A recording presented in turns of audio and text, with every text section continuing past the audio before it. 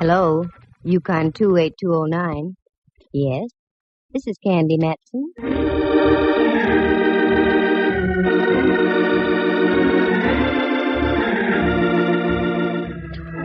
Do you have a little unsolved murder in your home? Got some blackmail you want to unload? Are you the victim of some vulgar extortionist? I know a girl you should meet. She may not be the greatest private eye in the world, so what if it does cost you $300 or $400? She sure is sweet.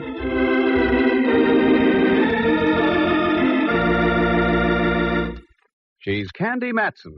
Like to meet her? Hello. Candy Matson? Well, I wasn't sure when I looked in the mirror this morning. Had a rough night, eh? Oh, there have been rougher ones. Look, voice, before you get caught with my receiver down, who are you and what do you want? As to who I am, you'll find out very shortly. What I want is you. How romantic, and over the phone yet. Let me finish. What I want is you to lay off that cable car business. Oh, that. Well, I'm afraid I can't. You see, I was sitting beside him when they discovered his transfer had been punched sort of permanently.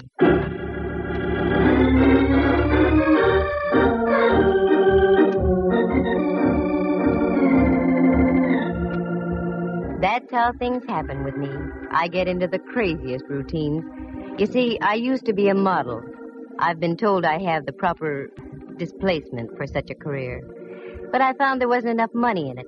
A girl has to maintain a nice apartment on Telegraph Hill, keep enough clothes to highlight the displacement I mentioned, and also eat, doesn't she? Sure. So I turned private eye.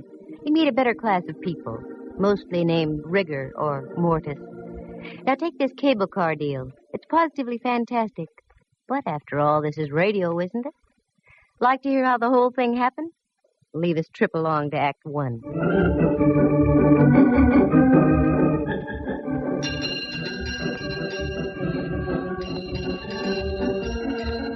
I wanted to get downtown that morning, but I couldn't take the F car on Stockton. They were ripping up about 87 streets, which is par for the course. So I walked down Telegraph Hill and up to Mason. That's where the Bay and Powell cable car stopped. All aboard! Come on, Lana, show that shapely ankle. We gotta make the Fairmont by Whitsuntide. The car was loaded, and so was the character next to me. I tried to budge into the seat between him and a fisherman's wharf dowager, but I couldn't quite make it. I'd forgotten my shoehorn. Say, pardon me, but would you mind reading your Wall Street Journal over that-a-way a bit? I'd like to sit in here. Oh, if you insist. A knight of old. He budged his hips a quarter of an inch, and I slipped in, ready for my rocket ride over the hill and down into town. The trip, as usual, was uneventful. 3 smashed fenders and several choice words I'd never heard before, but I wrote them down. By the time our prairie schooner reached the turntable at Market Street, the crowd on the car had thinned out. But Buster was still beside me, his head buried in common and preferred. Market Street. I started to get down. Hey, lady, take your boyfriend with you. We're heading back up the hill. Boyfriend? I'll sue. He looks like the advance man for Lewis and Clark. How do you like that? He fell asleep over his stocks and bonds. I looked again. Hipsy wasn't asleep. Hipsy was stone cold dead on Market.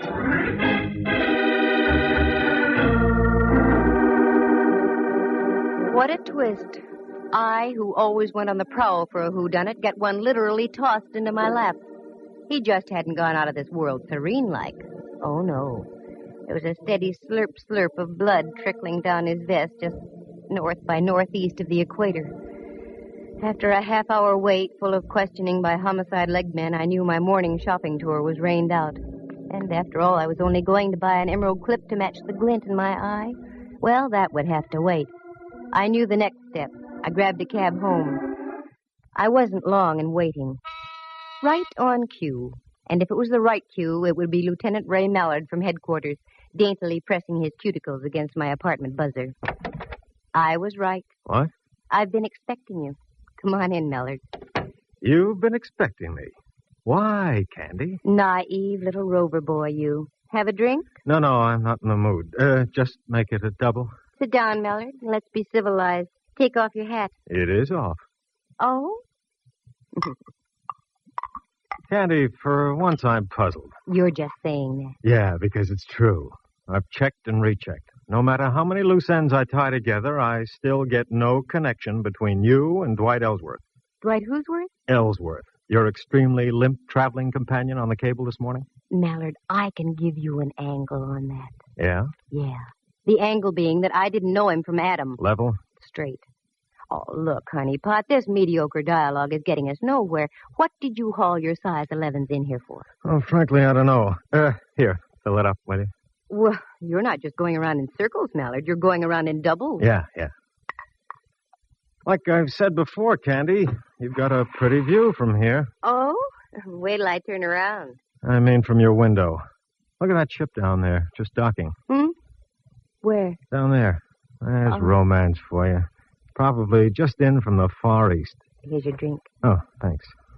You know, it is sort of romantic. Don't you think it'd be fun to jump on a tramp like that and whisk off to the South Seas? Hmm? On a honeymoon? No. That's what I thought. South Seas. Mallard. Don't call me Mallard. Why not? We're just playing for ducks, aren't we? Oh, very crisp. Playing for ducks. No, Candy, we aren't. Not in this case. We've got a dead man in our hands. Rudy Toot Toot shot right through the heart. And you were sitting next to him. Sure. Go on now. Get out of here. What? You heard me. Lift your hindquarters and get back to headquarters. Candy, I don't like that look. You've got something on your mind. Yeah, but you wouldn't recognize it if I told you about it. One word of warning. Don't dabble. You're in deep enough. Got it? Got it. Here's your hat. Grab it. So long, Mallard. See you around a jailhouse sometime. Fie-fo-fum. 'Twas then I smelled a big fat fee. That great, big, kind of attractive Mallard. He missed the boat. Oh, he saw it, but he missed it. It was that ship he saw docking. That was the first time I came out of the dark since my Tunerville ride down the hill in the morning. I needed help, so I called an old friend of mine, if you can call that help. Rembrandt Watson was his name. He was a photographer and other things. He spent most of his life in the darkroom dabbling with bottles. His negatives and prints were sharp. His thought processes, not quite. But he'd given me assistance in the past, so I called him. Rembrandt Watson speaking. Photography, portraits, and camera work. Yes, Rembrandt, I know. Also available for gardening, janitorial service, and babysitting. Rembrandt, it's Candy. Especially if they're over 21. Who? Candy? Now you're tuned in. How dare you, baggage. I was experimenting with a new type of formula. 90 proof for 100. 100. And Candy, it works beautifully. There's a delightful little pixie in a pink ballet skirt in my living room. Well, leave her there and get over here immediately to my place. Take a cab. I'll pay for it. I'd much rather have a handsome carriage with a brace of chestnuts. You've got 'em in your head. Now just do as I say and get over here.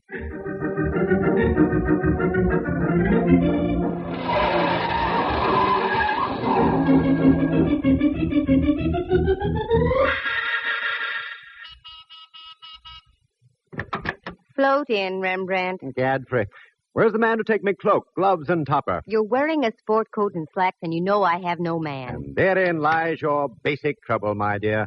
You have no man. Now, Rembrandt. Every man should have a woman. Every woman should have a man. It's the incontrovertible law of the universe. Candy, you should have a man. You? Sure. I'm no longer a man. I'm a sprite transcending the world. Well, stop transcending a moment and come down to earth. We've got a job to do. How poetic. How idyllic. We've got a job to do. For money? Eventually. Oh, one of those. Very well, my dear. Bring me up to date. Well, I don't really know if I can or not. Good. Then I shall leave and return to me formula. Oh, no. What I mean is, the whole story is so fantastic you'd never believe it. I might. Try me, Candy. Well, I get on a cable car and sit next to a character reading the Wall Street Journal. A strange coupling. A cable car and the Wall Street Journal. Yeah. And when we get to the end of the line, my friend next to me is dead. Probably the ride down the hill frightened him to death. Uh-uh. He looked like a used punch board. He had a neat little bullet hole through his heart. Candy, my little ballerina friend in the pink skirt is more believable than what you just told me. I told you it was fantastic, but none know how it happened. Now, sooner or later, Mallard is going to come out of his fog. And when he does, I'm going to be out of a fee. A fee that so far doesn't exist, my pretty. It will, if my hunch is right. Now, here's what I want you to do. Go down to the Chronicle and get all the back files you can on Southern Islands Steamship Company. The Chronicle? A pleasure. I have a few questionable companions. there who indulge in formulas. Stay away from those companions and just do as I ask. Very well, my dove. I go, but entirely against my will. And where will you be? Around town, Rembrandt. I've got to do some legwork. Let me assure you, Candy, you have just the right equipment for it, too.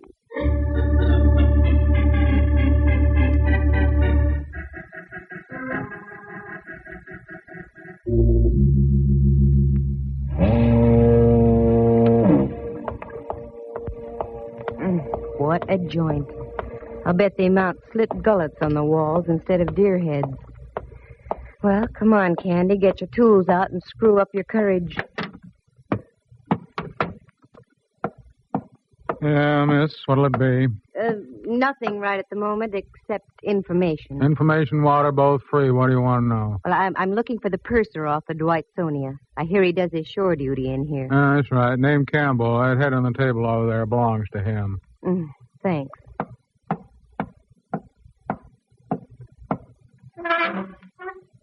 Hello, sailor. Hey, Campbell. Wake up. Leave me alone. Come on, snap out of it. Who are you? What do you want? My name is Candy Matson. I want to ask a question. I'm only drinking. Go away. Not until I find out what I want to know. Dwight Ellsworth was murdered this morning. What? I thought that would bring you to. Well, that's the nicest news I've heard since VJ Day. What do you want to know? Where did his brother live? That stooge. He's got about as much spine as a water eel. Never mind. I want to find him. He seems to keep his whereabouts as secret as an atomic stockpile. The whole family ought to be knocked off. He lives out in Seacliff, 25 Dashel Road. Good. Bartender, buy my friend a little reward. And one for yourself, too.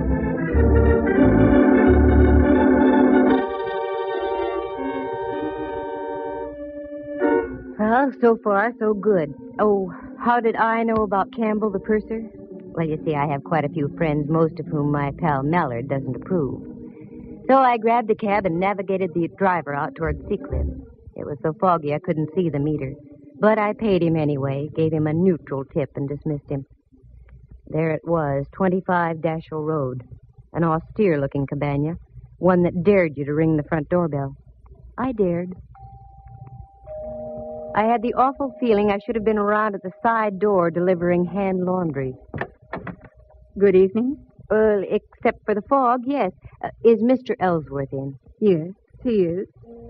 But I'm afraid I must ask you to leave. There's been a death in the family. I know. That's why I'm here. Come in, please. Thank you. Walk this way, please.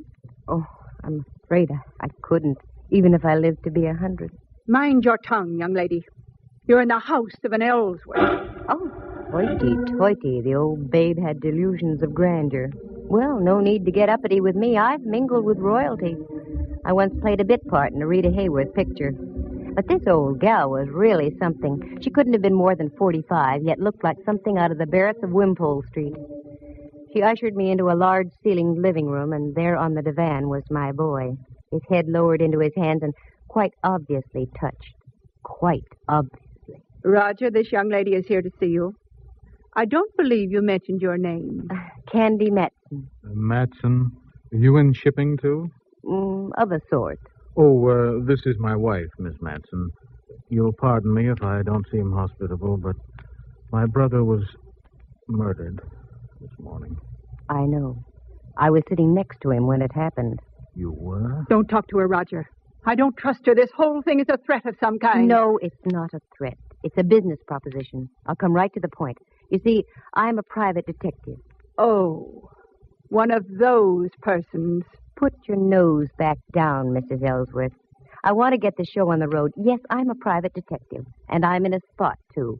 The police think I'm connected with the case in some way, so I'm here for a double purpose. I'm listening, Miss Matson. Roger, I forbid you to speak with this woman. Too late, Mrs. Ellsworth. Now, this is it. I'm in this business to make money. Give me a check now for $300, and I'll find out who killed your brother. And I'll also clear myself. Roger, I'm warning you. Naturally, you want to see the killer of your brother brought to justice, don't you, Mr. Ellsworth? Don't you? Yes. Here, I'll make a check out right now. Thank you. Just make it out to Candy Matson. Payable today. A lovely collection of guns you have, Mr. Ellsworth. You hunt much? Oh, yes. Yes, my wife and I are quite fond of shooting. She's an excellent shot. There you are. Thank you. I'll be in touch with you sometime tomorrow. Mr. Reed didn't say a word. She just stood there against the fireplace and shot sparks through me. After I waved the check in the air a few times to dry the ink, she showed me to the door. Very clever, aren't you? Taking advantage of a weak-willed man. I wonder who made him that way. Don't cash that check. I mean it. Don't cash that check. Mrs. Ellsworth, $300. I need the money, badly. I need some new rolls for my player piano.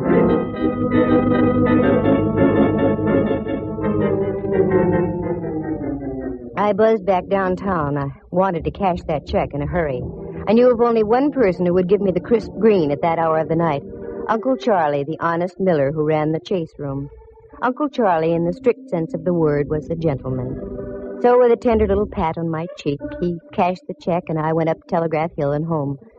All of a sudden, my eyes did a couple of inverted loops. Oh, my lights were on. Who's in here? All right, speak up. Oh, Candy, the light of my life. Come join our party. Oh, Rembrandt, you gave me a scare. You don't scare easy either, Candy. Got something on your mind? And Mallard. Well, how ducky, a midnight soiree. What goes on here? Well, that chicken you had in the icebox is delicious. Was delicious. Looks like you've done everything but eat the bone. Your vintage is superb, too, Candy. Have a little formula? No. Now, come on, what gives? That's my line, Candy. What gives? You're in on something, and I want to know about it. Oh, Mallard, believe me, it's nothing. I'm just trying to parlay a couple of hunches. Tall hunches. Look at all those clippings on the South Sea Island Steamship Company. What are they for? I meant to tell you, Candy, I had remarkable success down at the Chronicle. There's everything you want on that steamship line. Oh, Rembrandt, did you have to tell the whole world? Candy, you chide me unnecessarily. I merely had the clippings on the table when Hawkshaw here walks in on me. Okay, Candy, take it from there. I can't tell you yet, Mallard. Nothing makes sense yet. I've got about 4 loose ends that need tying off. If I'd only put 2 men to following you, I'd save myself a lot of grief. 2 days, that's all, Mallard. Just give me 2 days. I think I'll have it for you. All right. But don't forget, the boys down at Kearney Street headquarters don't love you the way I do. 2 days. No more or less. I gotta go. Thanks for the fowl, chicken. Very gay. Here, Rembrandt, here's $50 for you. 50? My word. What's all this talk about a recession? Go on and take it. Go someplace and stabilize the economy.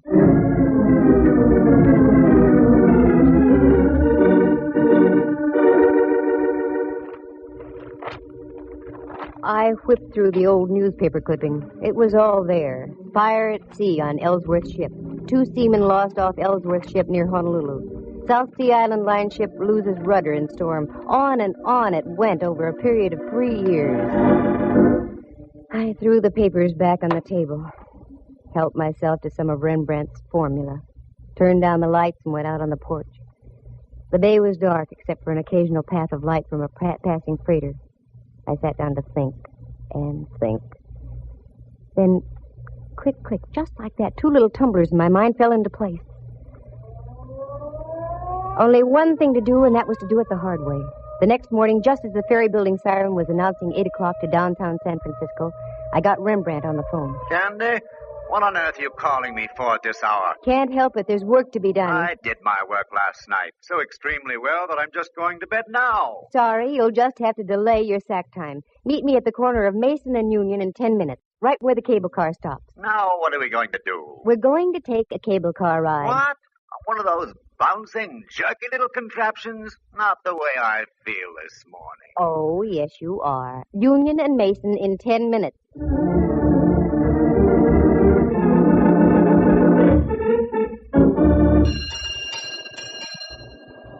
All right, Rembrandt, get on. This is the silliest thing you've ever done, Candy. Maybe. We'll see. Dwight Ellsworth was already on the car when I got on here. And alive. How could you tell? He mumbled something when I asked him to move over. Sounds logical. Although I once remember stumbling into a corpse who mumbled for hours after it had been liquidated. Rembrandt was in one of his rambling moods, so I let him alone. The car pulled over Mason Street, down Washington, and then swung on to Powell and up the hill. Now I watched the buildings and apartments carefully. There was a little red brick building, now a big apartment house, a woman's residence club, and so on. Then over the hill, more apartments, and the possibilities petered out at Bush. Well, only one thing to do. Canvass all those blocks between Washington and Bush. Okay, Rembrandt. Off the car. Strangest corpse I ever did see. What'd you say, Candy? Off the car. Come on. Now what? I just want to get to bed. Well, not for a long time, Boy Blue. Now, here's the pitch. You take this building, and I'll take the next. We'll alternate as we go along. Ask if a tall woman with a horsey face and dressed something like Queen Victoria ever lived around here. Oh, Candy. I know it sounds wild, but it's got to be done. A horse with a tall face and dressed something like... Oh, Rembrandt, look at me. Get that smoke out of your brain. A tall woman with a horsey face and dressed something like Queen Victoria. You got it? Got it. Okay, get going.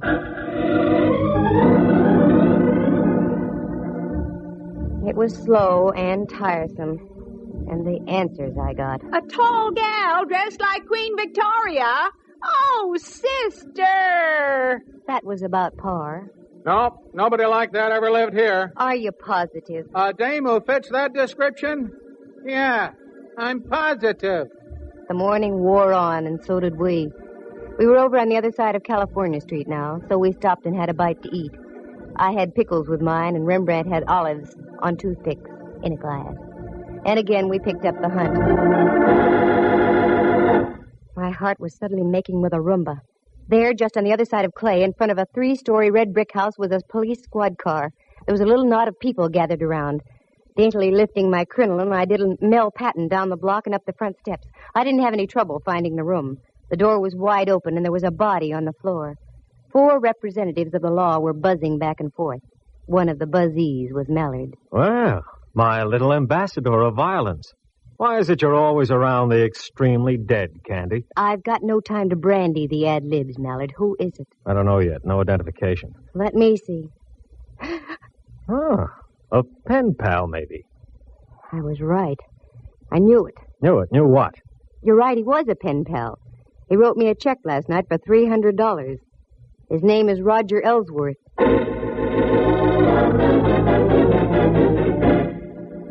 Very interesting. Must be open season on Ellsworth. Okay, Candy. Time you filled in the blanks. Start. Wait a minute.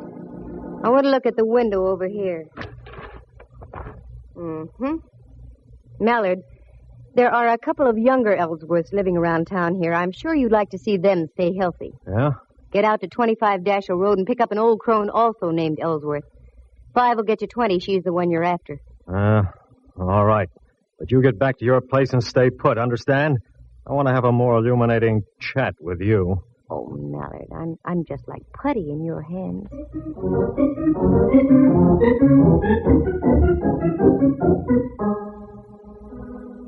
The moon was coming up over Diablo and spraying a path of silver on the bay. Still no Mallard.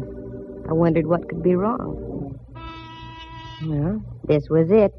This was the showdown. Have you seen a tall face with a horsey woman? Oh, Rembrandt. Candy, I'm so mad at you I could... Oh, what's the use? Now what's the matter? What's the matter, she says. I've been roving all over Powell Street ringing doorbells. Where did you go, you traitor? Oh, Rembrandt, I'm sorry. And in the excitement, I forgot all about you. What excitement? There's been another murder. In a moment, there's going to be another. I'm looking right at you, Candy. Oh, cool off. Have some formula and stop snorting steam. What was that? Your window, Candy. It just shattered. What? Oh, wait a minute. That window didn't shatter by itself. Quick, get the lights, Rembrandt. Now duck down here. What sort of a silly game are we playing now? This isn't a game, believe me. Candy! Candy, are you all right? Yikes, it's the gumshoe. Yes, I'm all right. Where are you, Mallard? Over here, 2 houses over. We've got your girlfriend trapped on the roof next to you. Don't move and stay covered. Okay. All right, Mrs. Ellsworth. Are you coming down peacefully, or do we have to play cops and robbers? I'm not coming down until I get that Candy Matson. She did it. She forced me to kill my own brother-in-law. Have it your own way. Okay, loosen her up a bit, boys. better than the 4th of July. Keep your head down, Rembrandt. Oh, is that what was up? Ready to come down, Mrs. Ellsworth? No, I'm not. That hateful woman. She's ruined my whole life. All my plans. Just because of her snooping and prying. She's going to die, I tell you.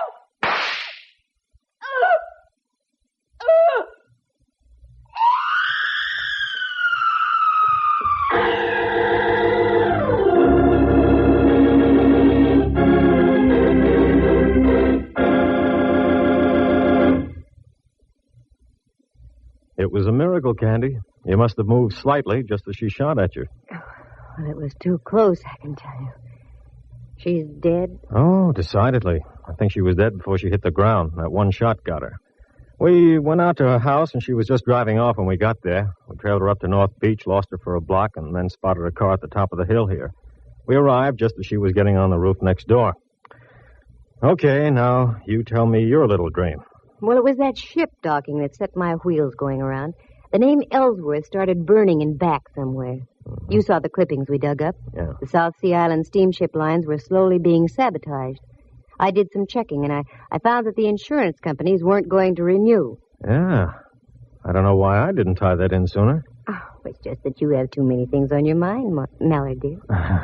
I went out to the place on Dashiell Road, and when I left, I was pretty sure the old girl had knocked off her brother-in-law. Why? Well, for several reasons. One, she was a venomous old witch.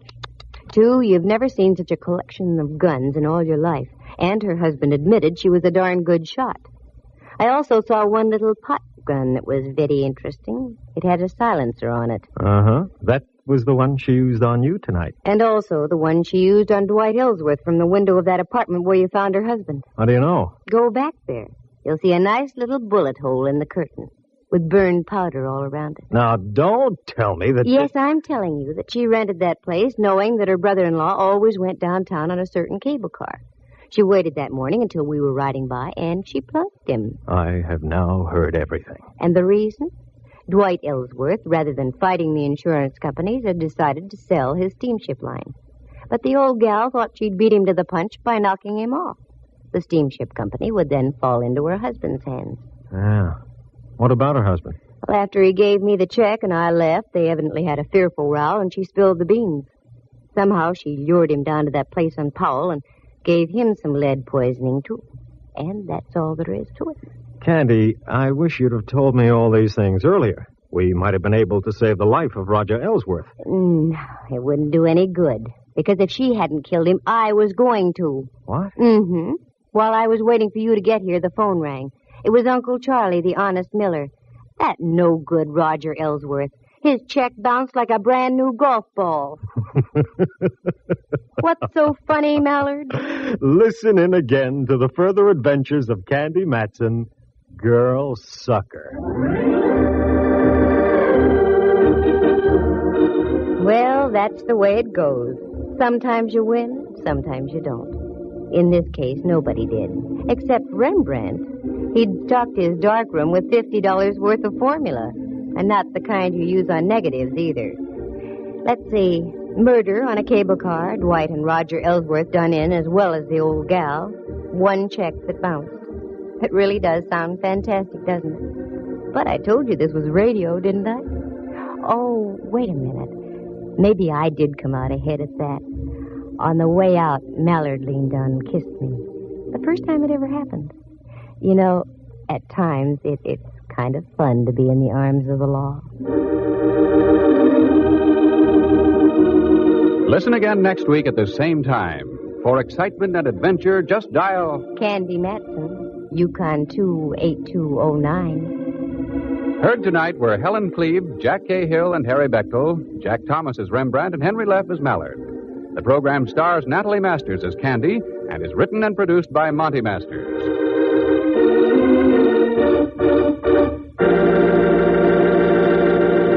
This has been a presentation of NBC, the National Broadcasting Company.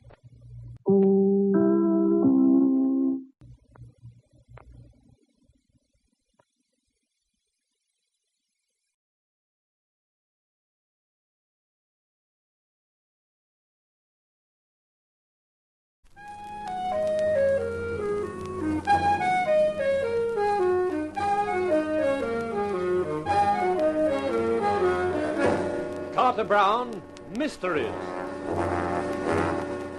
Adventures in excitement and suspense, based on the best-selling novels by the slick storytelling sensation, Carter Brown.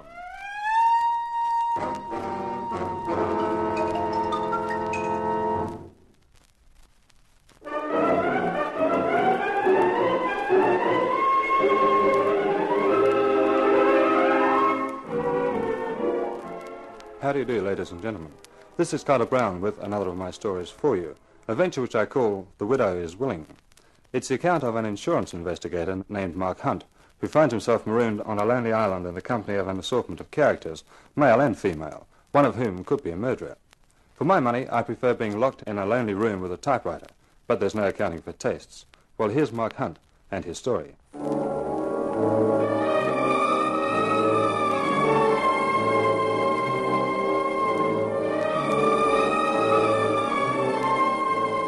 When you get to the edge of the world, there's a river, and in the middle of the river is an island. That's where the Goldbrights live. It was a raw night which made you think of vampires and things that go eek in the night. There was a moon with low clouds scudding across it. I'd given the old character who owned a boat $5 to row me across. He pulled at the oars, and I watched the solitary light on the island getting gradually larger.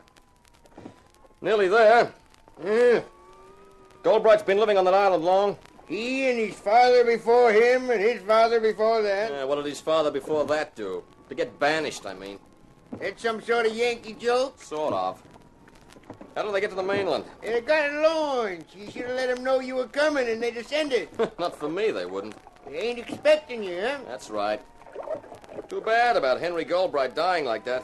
Uh-huh. Stepped over the balcony outside his bedroom and ended up on the stone jetty, 50 feet below, they say. Uh-huh. The Goldbrights get on all right? Together, I mean. Uh-huh. Yeah, talkative, aren't you? We're here. Yeah. You go up them steps and then on up to the house. Yeah. Well, thanks a lot. If I want to get back to the mainland again in maybe an hour's time, will you be around? Around World's End at night? You must be crazy, mister. Why? You stay here long enough, you find out. Not a place to be by yourself, not at night. That's your bag. Goodbye.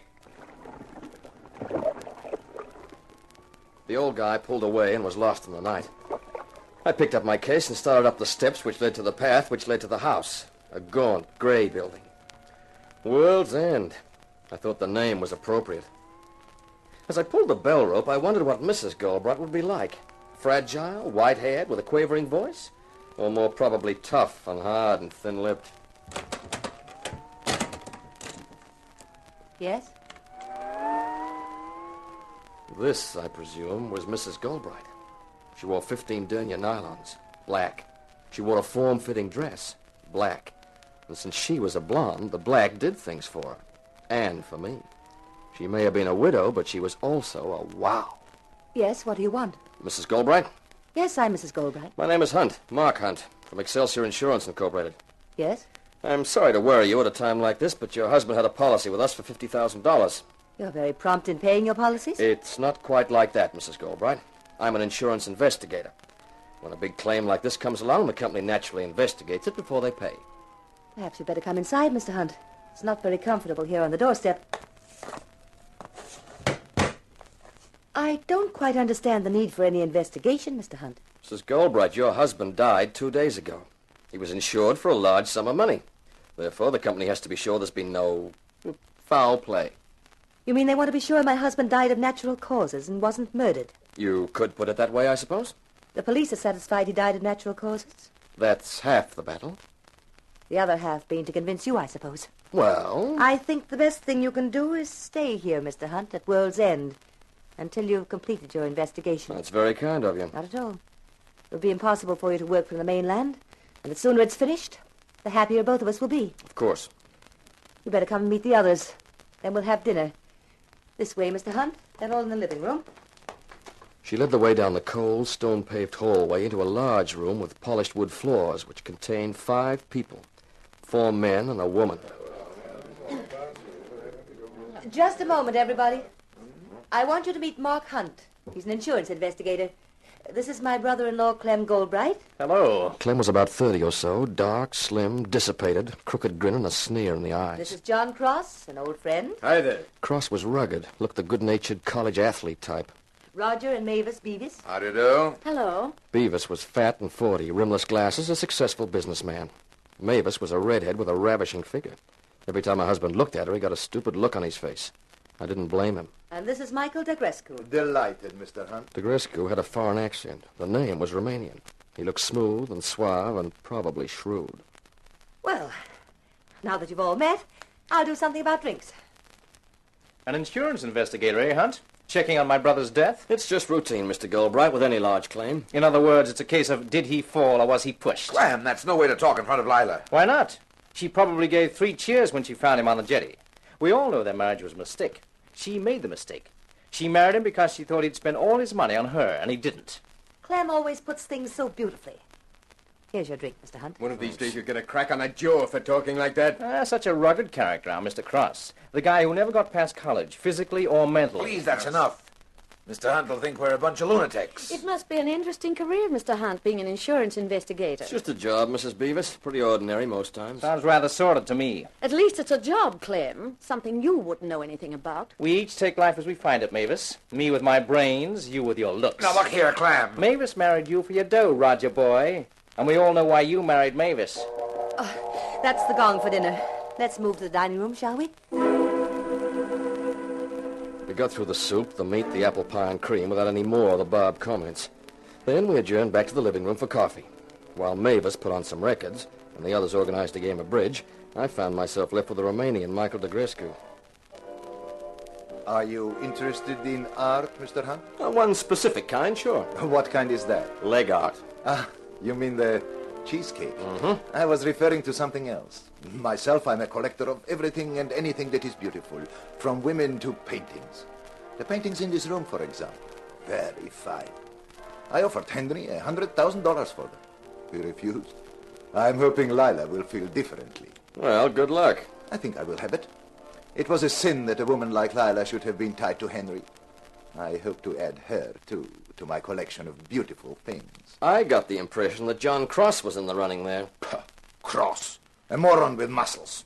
She will have more sense than that. What the... Mavis, please. Sorry, I didn't mean to put that on. I didn't know it was with the rest of the records. That was stupid. A bad faux pas. That was Henry's favorite music. Beethoven, the Coriolanus Overture. I don't like it myself. It was playing the other night when it happened. I think poor Lila associates it with Henry's death. That was careless of Mavis. Careless. Or deliberate.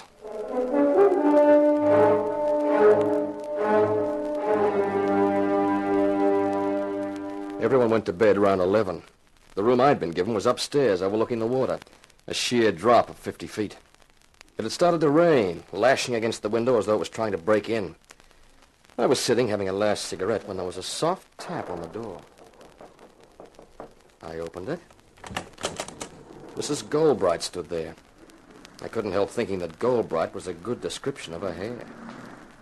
Could I talk to you for a moment, Mr. Hunt? Sure. Come in. Cigarette? Thank you.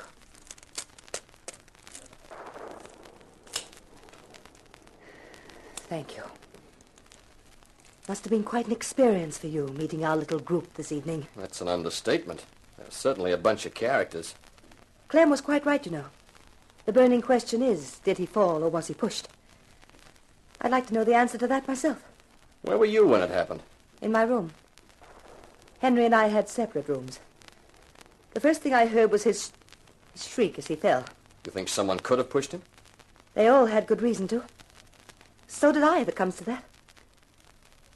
Henry was a good deal older than I am. He wasn't exactly a nice person. I'll be frank, I married him for exactly the reasons Clem stated. Clem himself has only a yearly allowance, but part of the estate reverts to him on Henry's death, so he had good reason to kill him. John Cross imagines he's in love with me. I've never encouraged his feelings, but he could have thought that with Henry out of the way, I might feel differently. Michael Degrescu explained himself to me tonight. What about the Beavis couple, Roger and Mavis? Roger's making a fortune marketing gadgets. He's the driving force, but Henry put up the money. Recently, Henry took a dislike to him because he married Mavis. I think Henry decided to withdraw his capital. Roger has staked everything he has on a new project. I know that at this juncture, the withdrawal of Henry's capital would ruin him. So everyone had a good reason for wanting to see Henry die. Yes, including me. I had no love for Henry, and with his death, I'll presumably inherit his money. I'll know tomorrow. The lawyer's coming to read the will. Why tell me all this, Mrs. Goldbright? I don't know. Just seems to help, having someone like you in the house, Mark. May I call you Mark? Surely, Mrs. Goldbright. Please call me Lila. And if you don't mind, I'll talk to you again. Might help me to keep sane. Anytime, Lila. Thanks, Mark. I think I'm going to like you. A lot.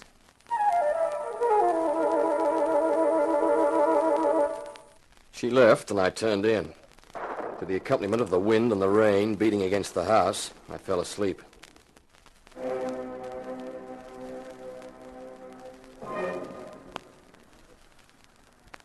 Suddenly, I was awake. Something coming from below, faintly from downstairs, had aroused me. The Beethoven music. It sounded eerie and terrifying in the night. There was something else, a voice, a whisper, weird and toneless in the room.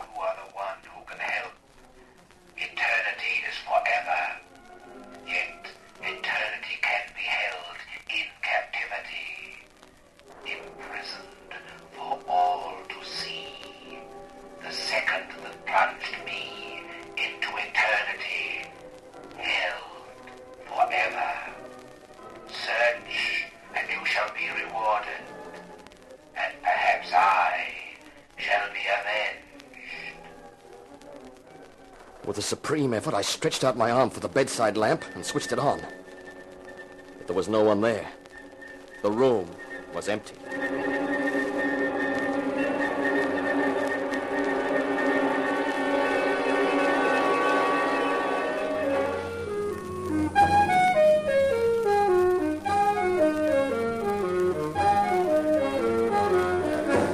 Carter Brown, Mysteries. Adventures in excitement and suspense, based on the best-selling novels by the slick storytelling sensation, Carter Brown.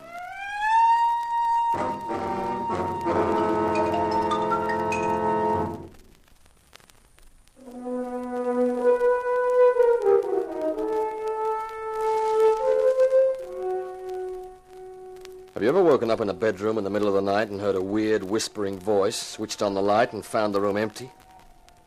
Around the office of Excelsior Insurance Incorporated, I was considered a pretty tough investigator. Mark Hunt, the guy with a marble heart. But I didn't get much sleep the rest of the night, in that empty room in the gaunt Goldbright house, with the rain sheets whipping viciously against the window and the wind whining outside the walls.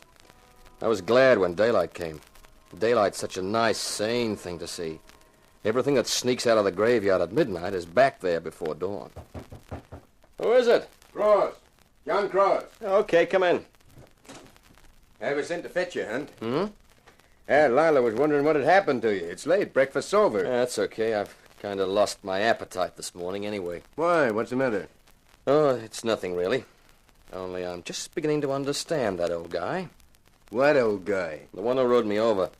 He made a couple of cryptic comments about this place. I'm beginning to see what he meant. You're not making sense, but that's not my business. I was told to get you. The lawyer's arrived. Lawyer? Sure, to read Henry Goldbright's will. They're all gathered in the living room, and Lila figured you ought to be there, seeing that you're investigating Henry's death. Oh, yeah, sure. I'll get dressed right away. Okay, I'll get back. If you time it right, you'll miss all the legal mumbo-jumbo and get there for the interesting part.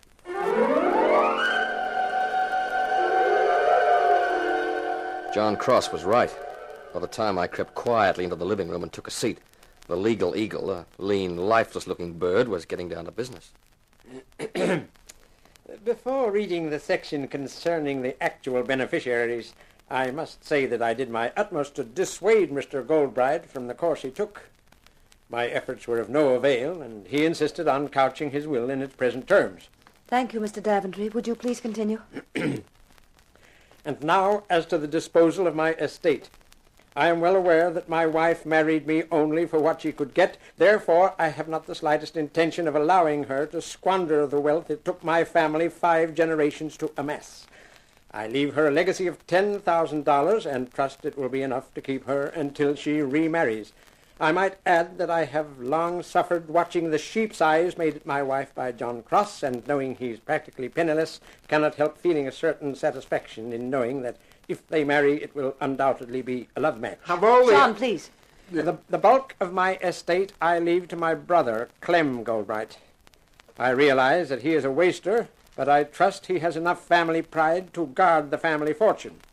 If my brother should die within 2 years of inheritance, my wife shall take over the whole estate.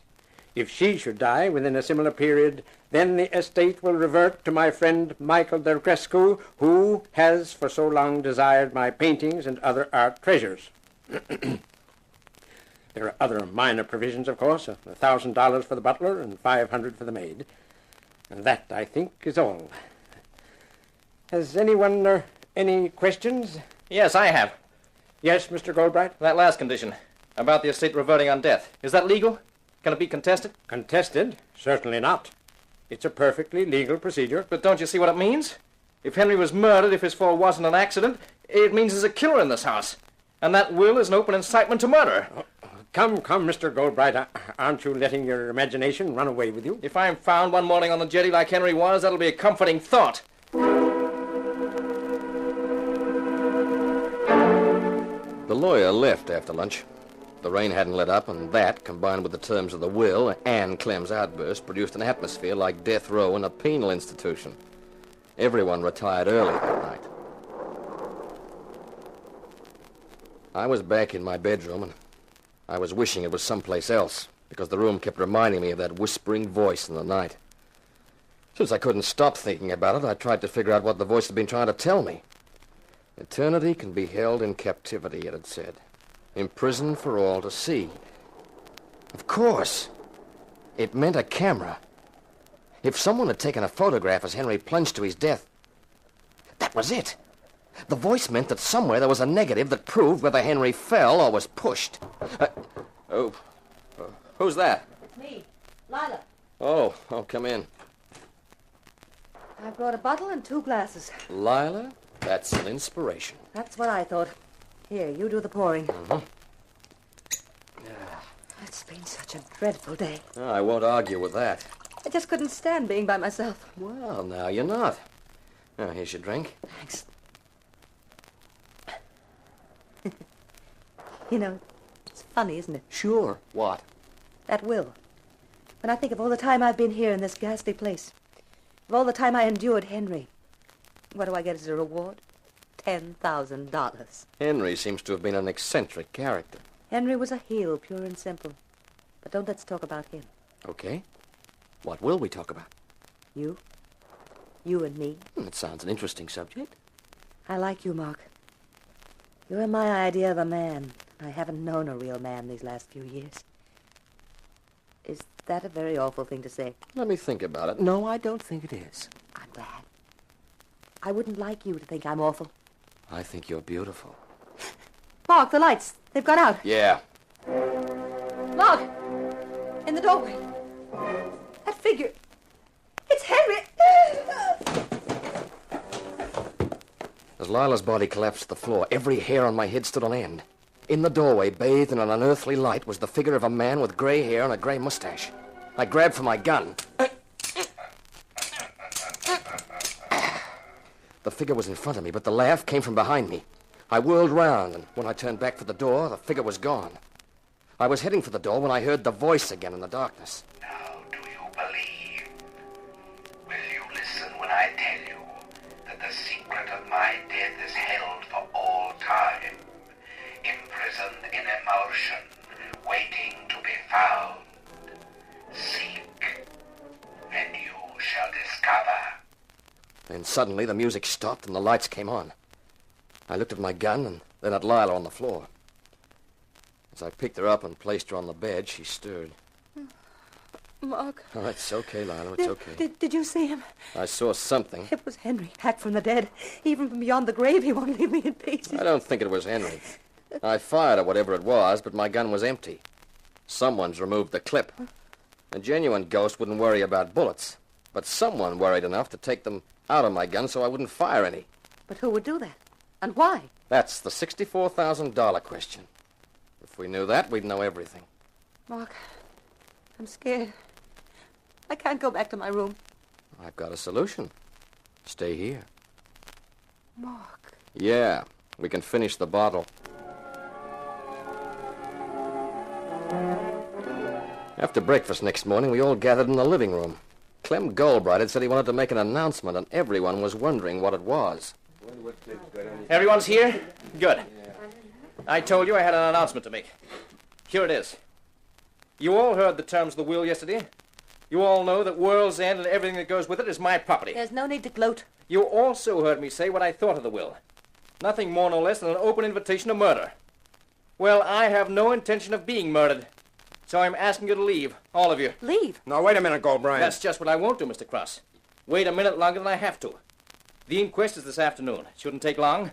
With no evidence, the verdict will be accidental death. And I'm asking you all to leave by tomorrow. The launch will be waiting for you at 10:30 in the morning. But, Clem, that doesn't give us much time to pack our things. I've got all my clothes. All the low-down nasty... You can call me all the names you like, Cross. You might have some consideration for Lila, even if not for the rest of it. The only person I'm considering is me. I'm sorry. 10:30 tomorrow morning. That's final.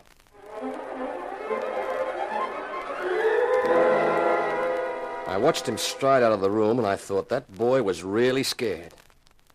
I got away from the rest of them and decided to take a walk around the island.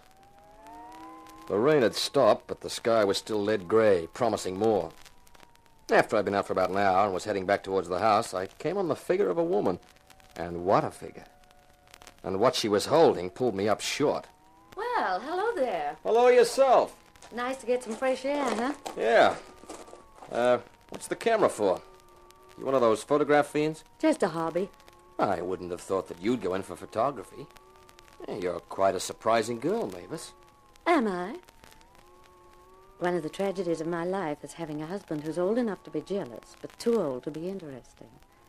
You look young enough to be interesting, Mark. Well, thanks. What did you do before you acquired your husband? Used to work in burlesque. You like it? Some of it. The time I worked with a magician, that was fun. Until his wife woke up to him. Tell me, Mavis, did you think Henry Goldbright was murdered? I wouldn't know and I wouldn't care. I never liked him and he never liked me. How much is the policy you'll have to pay on him? $50,000. Wow, that's a lot of hay. Sure is. And it depends whether he fell or whether he was pushed. That's right. Supposing someone gave you proof that he was pushed, would you pay them anything? Of course. 20%'s the usual rate. $10,000. That's not bad. Thinking of claiming it, Mavis? Maybe you've got some proof, like a photograph or something? A photograph of what? Henry coming down with a view of the balcony behind him and maybe somebody standing on the balcony? That's ridiculous. Is it? Whatever gave you an idea like that? It was just something that came to me in the night. The inquest, as Clem Goldbright had prophesied, was straightforward and to the point. Verdict, accidental death, which meant we'd have to pay on the policy. It was late by the time I got back to World's End, and after dinner everybody got busy with their packing in preparation for departure in the morning. I took some liquor up to my room and locked the door. I didn't want any visitors, supernatural or seductive. Half a bottle later, I was asleep. But I wasn't destined for an undisturbed night. I grabbed my gun and made for the door. Mark, did you hear it too? Hear it. It'll haunt my It dreams. sounded as though we're outside. The balcony. Come on. Oh, Mark, do you think... I don't know what I think. There's the balcony. Lila, don't come near. Cross, what is it? I heard the scream. I came out and looked down. Now, keep away, Lila. Why? Why, John? Because there's a body on the jetty. A body? Who is it, Cross? Take a look for yourself. Can you see? Yeah. The moonlight's shining full on it. That's Clem Goldbright.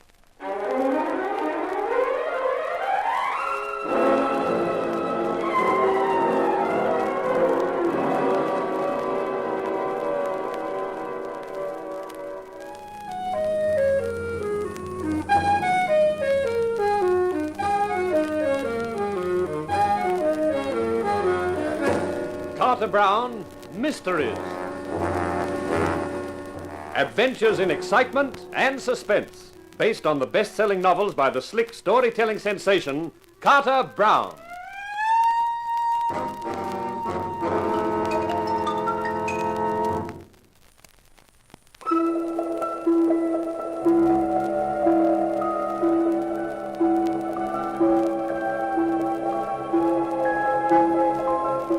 Have you ever sat in the living room with a group of people after an announcement that one of them was a murderer? It's not the most soothing sensation. To reassure myself, I reminded me that I was Mark Hunt, insurance investigator, and what else could I expect if I insisted on investigating insurance? But it didn't help much. The rest of them, Lila Goldbright, Roger Beavis and his wife Mavis, the Romanian Degrescu, and the hunk of beefcake, John Cross, sat in a silence that was louder than screaming. Finally, Degrescu got to his feet. It is no use sitting here like dummies. The police must be fetched. I shall get the launch and go. Now, wait a minute. Wait for what, Mr. Hunt? I thought we decided the butler should fetch the police. We did not decide. You did. Makes sense, doesn't it? If one of us goes, he or she might not come back. Do you insinuate that I'm insinuating nothing. I just think it's better that all of us stay on the island. I think he's right, Degrescu. But I do not cross. Who is he to order anyone around? Never mind that. The butler goes and you stay. I shall be back in about an hour. I'm sorry, pal. You won't be back because you're not leaving. Take your hand from my arm. I was expecting that. Oh, if you want a fight, I'm happy to oblige. Michael! Stop them, Roger! There's no need, Mavis. Just for good luck. Now, Beavis, would you like to get the butler and send him for the police? All right, Hunt. But I don't think you should have hit him. What else was I supposed to do? Stand still and make like a punching bag? Go on, Roger. Do as he says. Very well. We'd better get the police here before everything degenerates into a wholesale brawl. Lila, suppose you and Mavis do something about coffee. That's a good idea. Come on, Lila. All right, but what are you going to do about Michael? Let him sleep it off on the floor. That was quite a nice piece of work, Hunt. Where'd you learn to fight like that? Special Service Division. Yeah, so was I, 9th. Oh, Europe, huh? I was with the 12th, in the Pacific all the time. Yeah. Degrescu had it coming. Poor Clem was right. That will was a direct invite to murder. And the thing that worries me is Lila. Because of what she said, you mean? About being suspected of it? No. Because she'll be next on the list. Next on? Of course. She inherits, and that makes Degrescu suspect number 1. Oh. He's coming too. What? I will remember that, Hunt. Well, that's okay. Add it to your other treasures. The coffee's just about ready. Lila's bringing it in. Oh, great. Oh, I left my cigarettes in my room. Keep the coffee hot for me.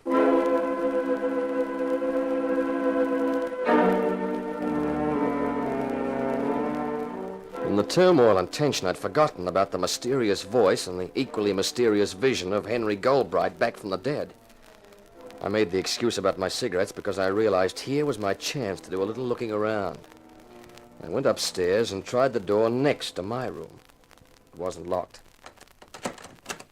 I stepped inside and shut it quietly. The first thing I looked for was there, a ventilator in the wall separating this room from mine. Then I started on the drawers and the wardrobe and finally the suitcases. In the third suitcase, I struck it lucky. Find what you were looking for? Yeah, Mavis, I did. A throat microphone, an amplifier, gray wig, gray mustache, spirit gum, and phosphorescent paint. The real little detective, aren't you? It was when you told me you'd worked in burlesque and once worked with a magician. Yeah, nifty gadgets, these throat mics. Fit them onto the throat, they amplify the vocal cords and produce that horrible whisper. And the wig and mustache, with a suit treated with a luminous paint, provided quite an effective ghost. I thought so. Of course, it was your husband, Roger, who did the talking and the appearance, with the amplifier and the ventilator. Oh, you must have been downstairs turning on the musical effects, that Beethoven record. That's right. Yeah, what I don't get was why. Why the elaborate setup to give me the idea of a photo of Henry's murder? What did you expect me to do? I hoped you'd mention it. I still don't get it. I was out there on the jetty when Henry came over the balcony. I had the camera with me. It was terrible. And you got a photograph? No, I didn't. I was so scared I didn't even look up. But afterwards it occurred to me that if Henry had been murdered, and if I had a photograph, it'd be worth a lot of money to the murderer. So? So I talked. I dropped hints to everyone about the camera and about Henry. Figuring that the murderer would know what you were talking about because he'd have seen you from the balcony. He or she, I wouldn't know. Then the next morning there was a note under our door addressed to me. It said if I left the negative in an envelope in the second drawer of the bureau, I'd be paid $20,000. What did you do? I left a note there saying that I wanted the cash first. In the morning, the note was gone, but there was no answer. Then, when you arrived... You hit on this weird and wonderful way of giving me the idea that a photo existed. Yes. I wanted you to talk about it, but you didn't. Yeah, so then you dreamed up the gag of Roger playing ghost, taking the precaution of removing the clip from my gun first. Yes. Neither Roger nor I figured on Lila being with you. Fortunately, he had the throat mic and used it to distract your attention and get away. Yeah, but why go to all that trouble in the first place? Why invent a photograph that doesn't exist? You could have got yourself murdered, you know. We needed the money. Henry withdrew his backing for Roger's factory, and we've got a big project underway. But it won't be ready for market for another 3 months. We'll go bankrupt if we don't get some money to see us through. Seems a heck of a risky way of getting it. Well, I'll shut this case. We better get downstairs, back to the others. You're going to tell them? No, I don't think so. You've been a big enough dope to deserve it, but I don't see how it's going to help anybody. Besides, that gag about the photograph might prove useful yet.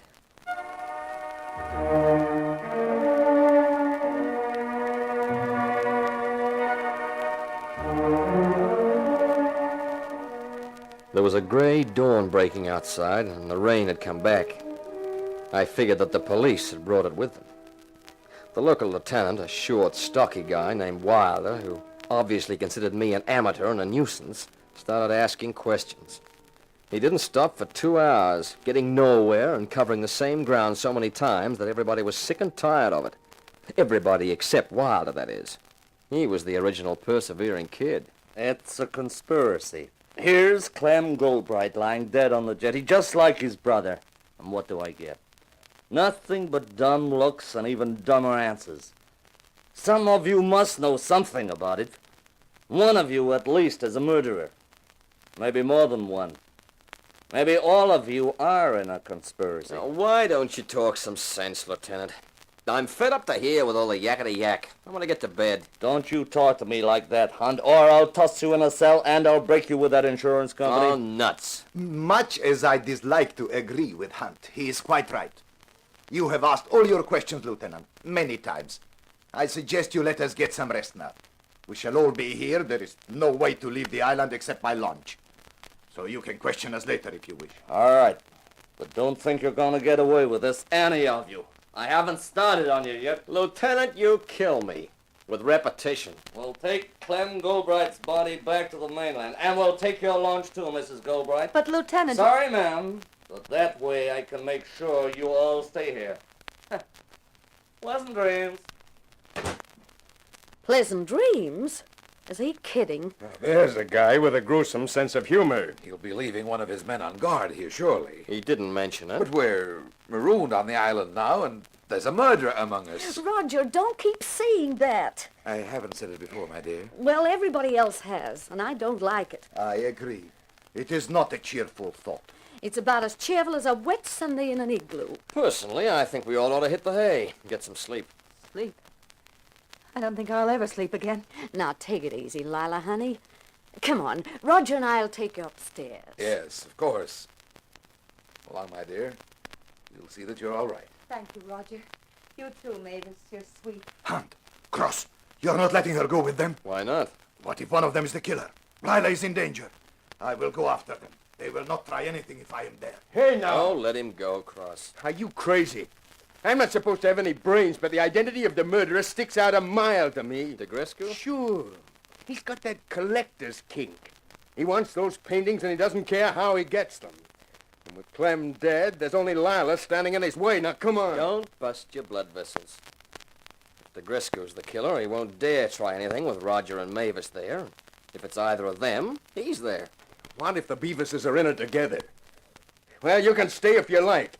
But if I catch that DeGrescu anywhere near Lila's room, I won't be responsible for what happens to him. I was left alone in the living room. I had a last cigarette and a last drink and listened for any uproar from upstairs. But there wasn't a sound. I figured everyone's nerves had probably calmed down and they were all safely in bed. I finished my drink and decided to follow their example. It was pretty comfortable under the blankets with the weather whining outside. I was just dropping off to sleep when a stray thought slid into my mind. A thought so obvious that I could have kicked myself for not remembering it before. It concerned the non-existent photograph that the Beaverses had dreamed up. Only Roger and Mavis and I really knew that the photograph didn't exist. As far as the others were concerned, it could be real. I turned over on my back and reached for a cigarette and started to think of what use I could make of that when something was added to the music of the weather. It was the Beethoven music. I leapt out of bed, grabbed my gun, and had just reached the door when the sounds came. I yanked the door open, charged into the corridor, and cannoned into Cross. Lila. That was Lila. She was the next on the list, and the killers got her.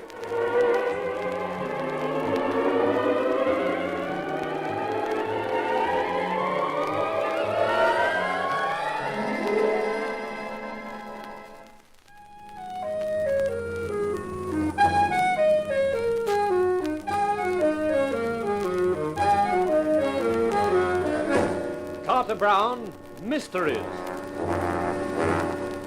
Adventures in excitement and suspense, based on the best-selling novels by the slick storytelling sensation, Carter Brown.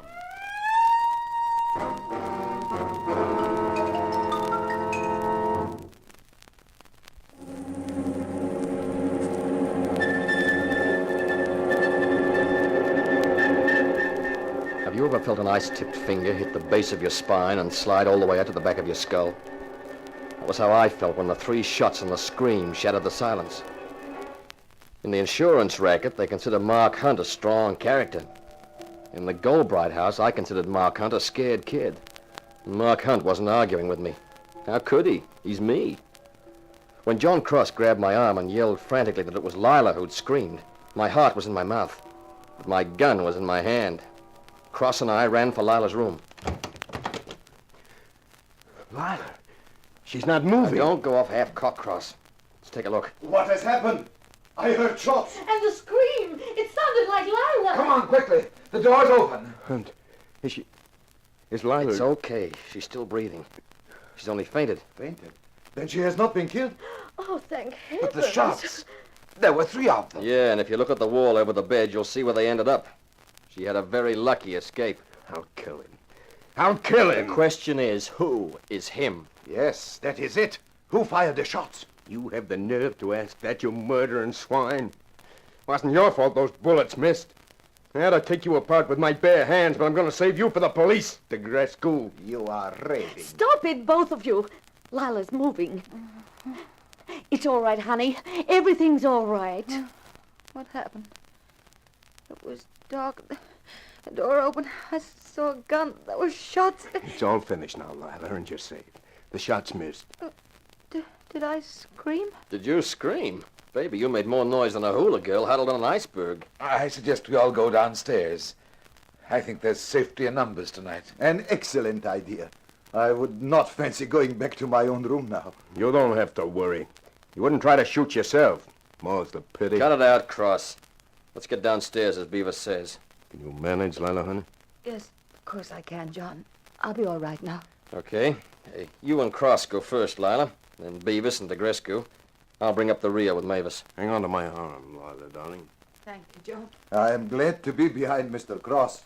With his crazy notions, I would rather not be in front of him. Well, it's no use looking to me for protection. I've Never been the physical type. You can say that again, kid. Never mind your disappointments, Mavis. Listen to me. What, Mark? When we get downstairs, anything I say about the photograph, you back me up. Why? What are you going to do? Set a little snare for the killer, that's all.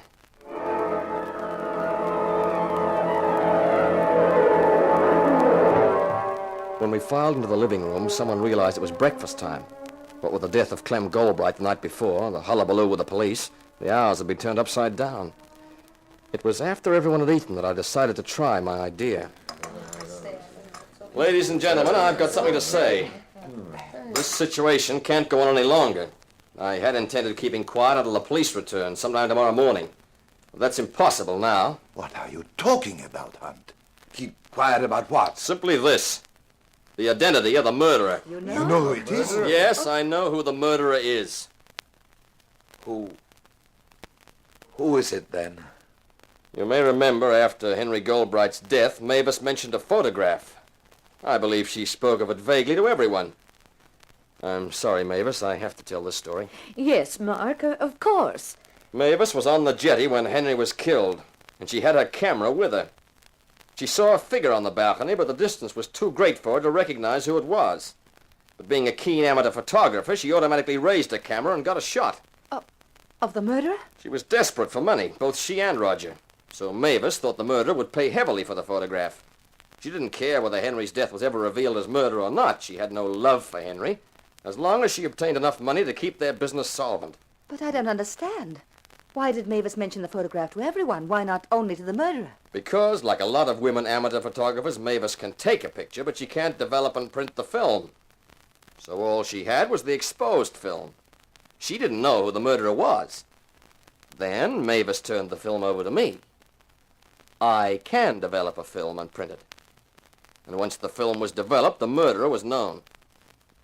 Who is it? I think it better for everyone's sake if I don't tell you that. That must wait until Lieutenant Wilder and his men return in the morning. In the meantime, I'm going to my room. I shall stay there until the police arrive. I just want to add that I have a gun and I have no intention of sleeping. That's all.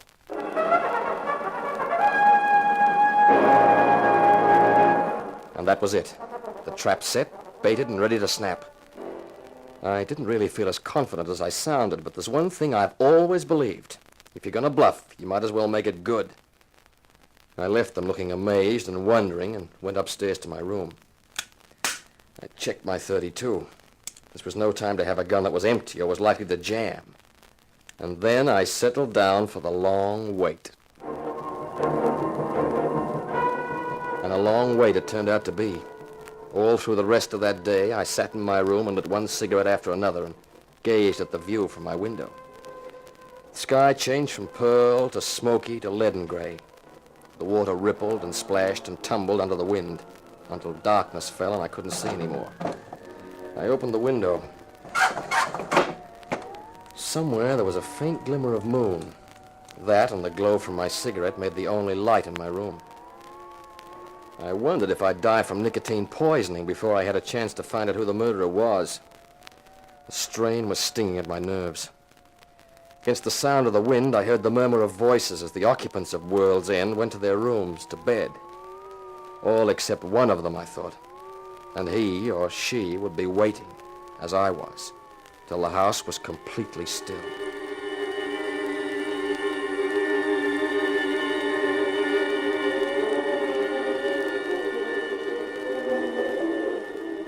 The wind had changed its note. I looked at my watch in the darkness. Its luminous hands pointed to 1:30 a.m. My eyes felt as though 2-pound lead weights were hanging from their lids. I'd had no sleep for about 36 hours, and it was as much as I could do to keep them open. And then, from behind me, from the window which I'd left open, I heard a small sound. Someone was coming in. Don't try anything foolish, like grabbing for your gun. I'll pull the trigger before you can hope to get it. Okay. The film, the negative, where is it? This is strictly for laughs. It doesn't exist. Don't stall. Where is it? I told you it never existed. Sure, Mavis was there and she had a camera, but she never took the picture. You're lying. It was a bait, and you swallowed it. If it doesn't exist, then that's all I want to know. That puts me right in the clear. Dispense with you, and no one can pin it on me. You certainly put on a good act. A dumb college boy who never grew up. Grief and outrage when poor Lila was nearly killed. Only you never intended to hit her with those bullets, did you, Cross? You just wanted to make it look as black as possible for the Grisco. Of course. Rather clever of me, I thought. I'll marry Lila and get all the dough I want. And neither you nor anyone else is going to stop me, Hunt. Maybe. No maybe about it. That fool Beavis girl had me worried. Those notes we exchanged, I thought you really had got a photo. I would have paid for it, too, but where was I going to get the money from? That's why I ignored her last note. I hoped her greed would keep her mouth shut. I thought she knew who I was and had realized that I'd have to wait to get the money. That will of Henry's must have upset your calculations a little when you realized Lila wasn't getting all the money. Keep your voice down.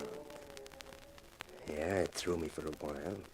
Then I realized that once I got rid of Clem, the whole estate would be Lila's. So it didn't matter very much. You don't think you'll get away with it, do you? But I will.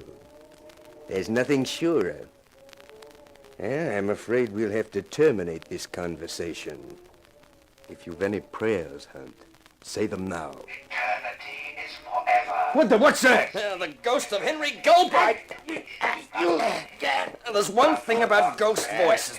Their timing's terrific. It's a trick and you won't get away with it. There's one advantage about sitting in a room all day. You get to know it so well that it doesn't matter when it gets dark. I'll get you. Yeah, that was your one chance. Too bad you missed. The window. I'll take you with me. Not if I can help it. That's right. Are you all right? We heard your voices, Mark. Yeah, I'm fine. Yeah, it was nice work, Roger. You timed it beautifully. I didn't know what to do for the best. We weren't asleep. That is, I would have been, but Mavis kept me awake. When we knew the murderer was there, she thought of the ghost voice trick. Well, it worked like a charm. In fact, I hate to think where I'd be without it. In eternity, probably. Oh, I don't know what I'm laughing for. And believe me, I wasn't laughing at the time. There's nothing funny about fighting for your life in the dark with a killer. Mark, what's been going on? Mavis, Roger, what... Calm down, Lila. It's all over. Huh? The guy who murdered your husband and your brother-in-law is down taking a drink. A drink? Yeah, in about 15 fathoms of water. That scream was Mr. John Cross diving out the window. He was the murderer? John? Mm-hmm. I can't believe it. I'll never trust another man as long as I live. Who wants to be trusted? I got different ideas. Like what? Like a trip back to New York, preferably with a detour through Mexico. Alone? Not exactly. I was thinking of asking a certain widow along for company. I'm just wondering what she'd say. I know what she'd say.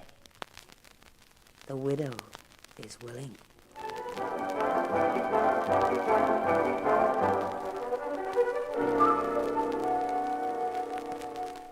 This is Carter Brown.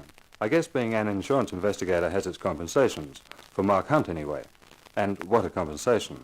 A beautiful blonde, and with money. There's a blonde in my next book, too, a story called Meet a Body, but it's not the blondes. It belongs to a little guy named Jacob Finney, and the character who meets it is my hero, Sebastian Shaw, a private detective. So this is Carter Brown saying, so long for now. Be seeing you.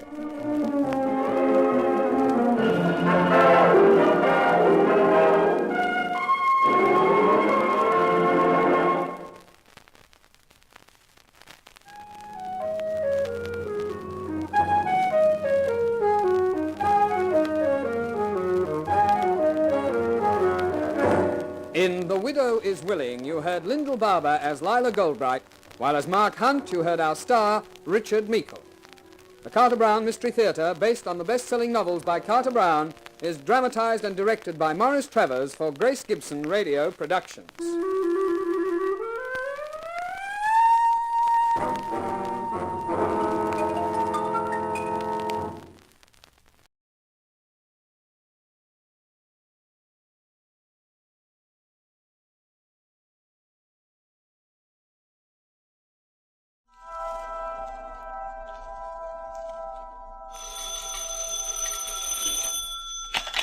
Hello, Yukon 28209. Yes, this is Candy Matson.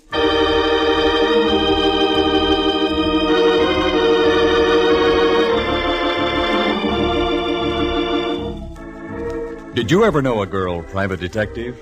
Perhaps not. They're pretty rare. Well, we've got one. Candy Matson is the name. And she's both pretty and rare.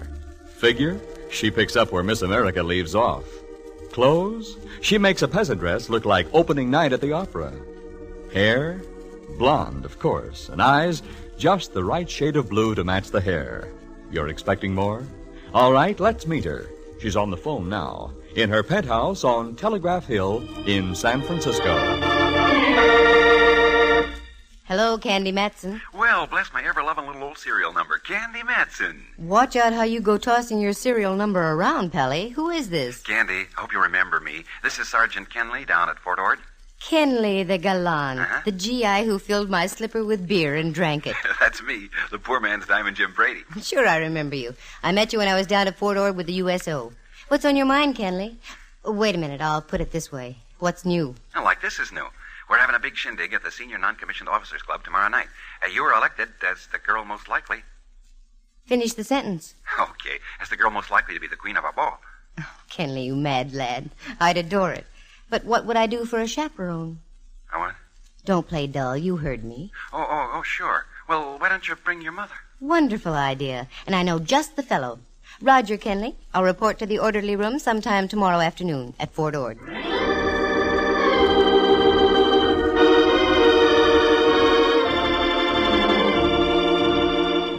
That's the way things happen with me, so casually. I'm at home on Telegraph Hill overlooking San Francisco Bay, polishing a few old sapphires, when the phone rings. Sounds innocent, doesn't it? But I ran into 2 rather grisly murders in Monterey. Want some details? Listen. When I told the sergeant I knew just the fellow to be my mother, I met my old pal Rembrandt Watson. In former days, Rembrandt, an A1 photographer now that he doesn't imbibe, used to see double by noon, triple by 4, and complete darkness by 8. One night the darkness became too dense and he suddenly saw the light. That's when he threw all his bottles out the window. Of course, he was arrested for disturbing the peace, but he hasn't touched a drop since. And when I mentioned Rembrandt as my chaperone, I wasn't fooling. He's been like a mother to me many, many times. He was just back from his vacation, so I got in my car and drove over Powell and down California Street.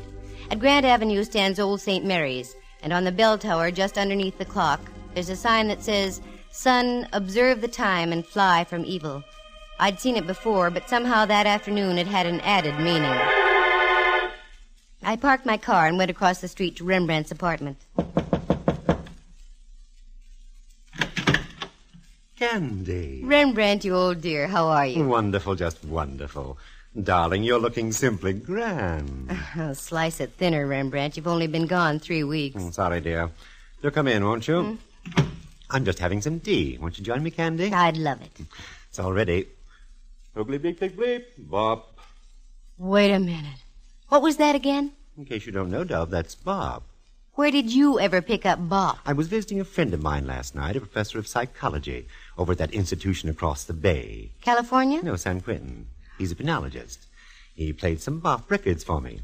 Well, what do you think of bop, Rembrandt? They say it's the latest thing. Why, girl, I can remember when they were playing bop back in 1926. You can? Certainly. Only in those days they called it Vo-do-do-de-o, Vo-do-do-de-o-do. Here's your tea, Dove. It's warm. Thanks. What brings you by this afternoon, Candy, dear? You. I've got an invite to a ball for both of us. How delightful. I'll get my Grand Marshal's uniform out of me trunk. It's not that kind of a ball, Ducky. It's just a dance for soldiers at Fort Ord. Fort Ord? That's down in Monterey. That's right. And I want you to go along as my chaperone. Candy, I'd really love it. Good. I'll pick you up at noon tomorrow. Oh, I'm sorry. I have an appointment at 2. You run along, and I'll get the Del Monte special. Okay, and I'll pick you up at the station in Monterey. Splendid, splendid. Oh, by the way, dear, I'm just a little... Oh, sure. Here, take 20. Oh, no, not that much, Candy. No. Yourself, I insist. Oh, I'm so glad you're firm about these things. Thanks ever so much. Not at all. Thanks for the tea, Rembrandt. I'll see you in Monterey.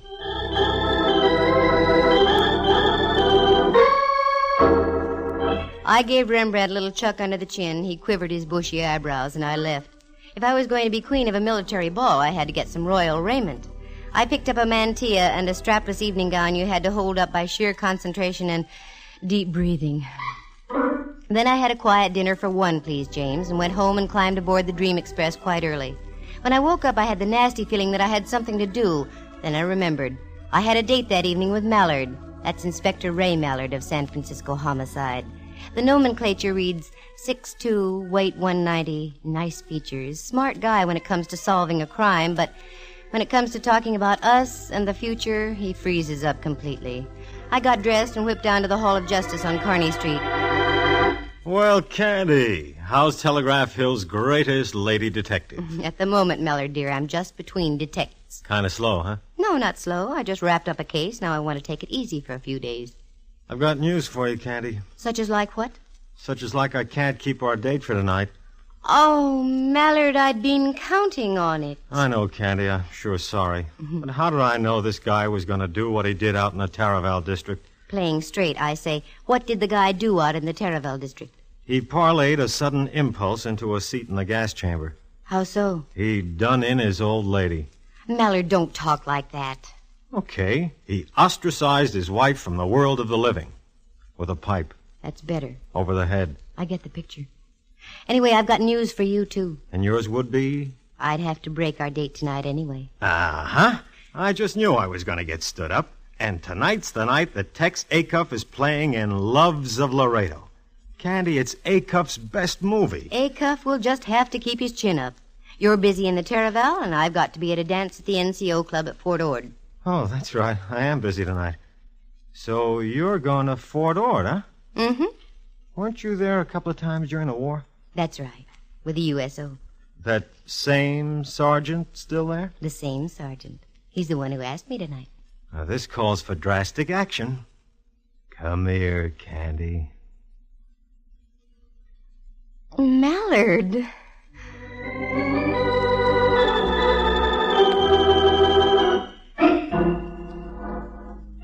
It was one of those rare moments. Mallard kissed me. Part of me floated out of his office. Then part of me floated back in and picked up the rest of me. Then all of me floated out again. Then I realized I'd forgotten my hat. I went back and got it. Then I saw I didn't have my purse. I went back and got that. Keep this up and you won't even get past Market Street, let alone to Fort Ord.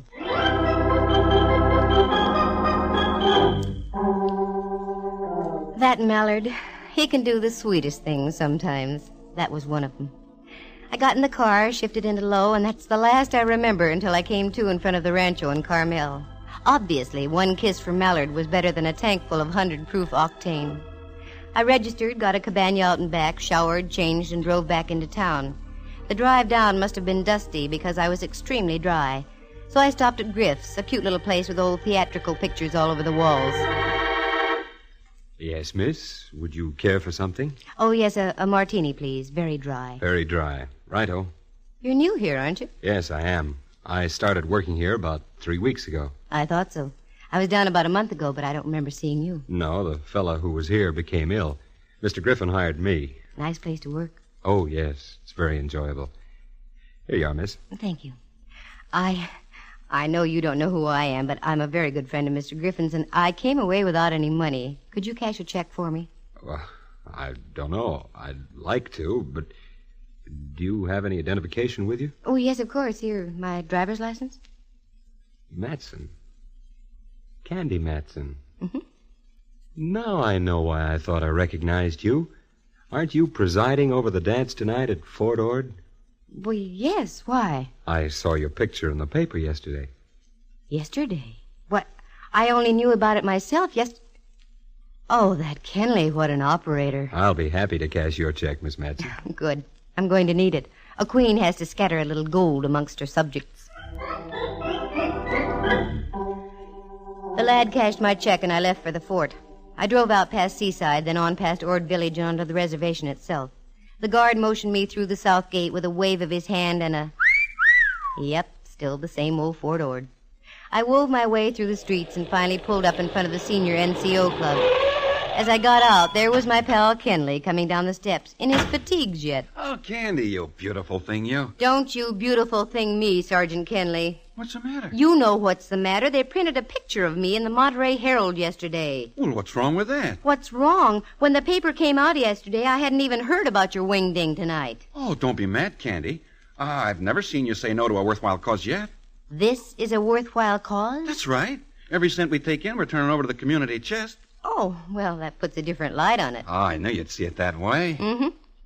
Wait a minute. You don't charge for these NCO dances. How are you getting any proceeds out of it? Oh, I didn't tell you, did I? Every half hour we're having a raffle. The highest bidder gets a free dance. With you. Oh, that Kenley. Well, it was getting dark, and the Del Monte special with Rembrandt aboard would soon be pulling in. So I went back to Monterey. All of a sudden, I decided to play games. About a mile from town, the train stops at Del Monte itself. I thought it might be cute if I went back, got on the train there, and met Rembrandt that way.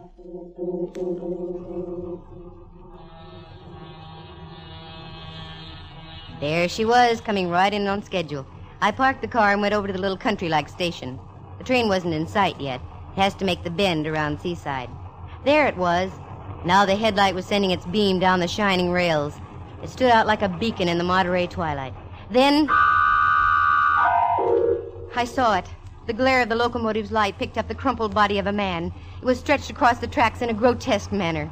Suddenly my mind flashes signaled my feet and I moved. It was a man, all right. The train was getting closer. I grabbed him by his lead-like shoulders and tugged. He wouldn't budge. I tried again, but still no luck. I looked down in desperation. That's when I saw that one of his feet was jammed between the rail and a tie. I gave a yank and the foot came free. Then I grabbed him by the shoulders again. He must have weighed over 200, but little by little I was getting his body over the rails and off under the shoulder. Finally I made it, just as the Del Monte rolled by.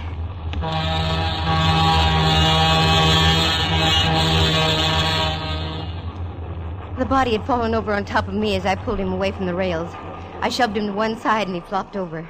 As he did so, I realized my companion was very cold, very limp, and very dead. A card fell out of his pocket, and I did the natural thing and picked it up. By that time, the train was pulling out.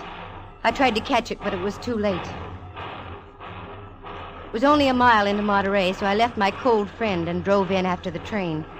I got snarled in a traffic jam just before I made the right turn into the station, so Rembrandt was waiting for me as I drove up.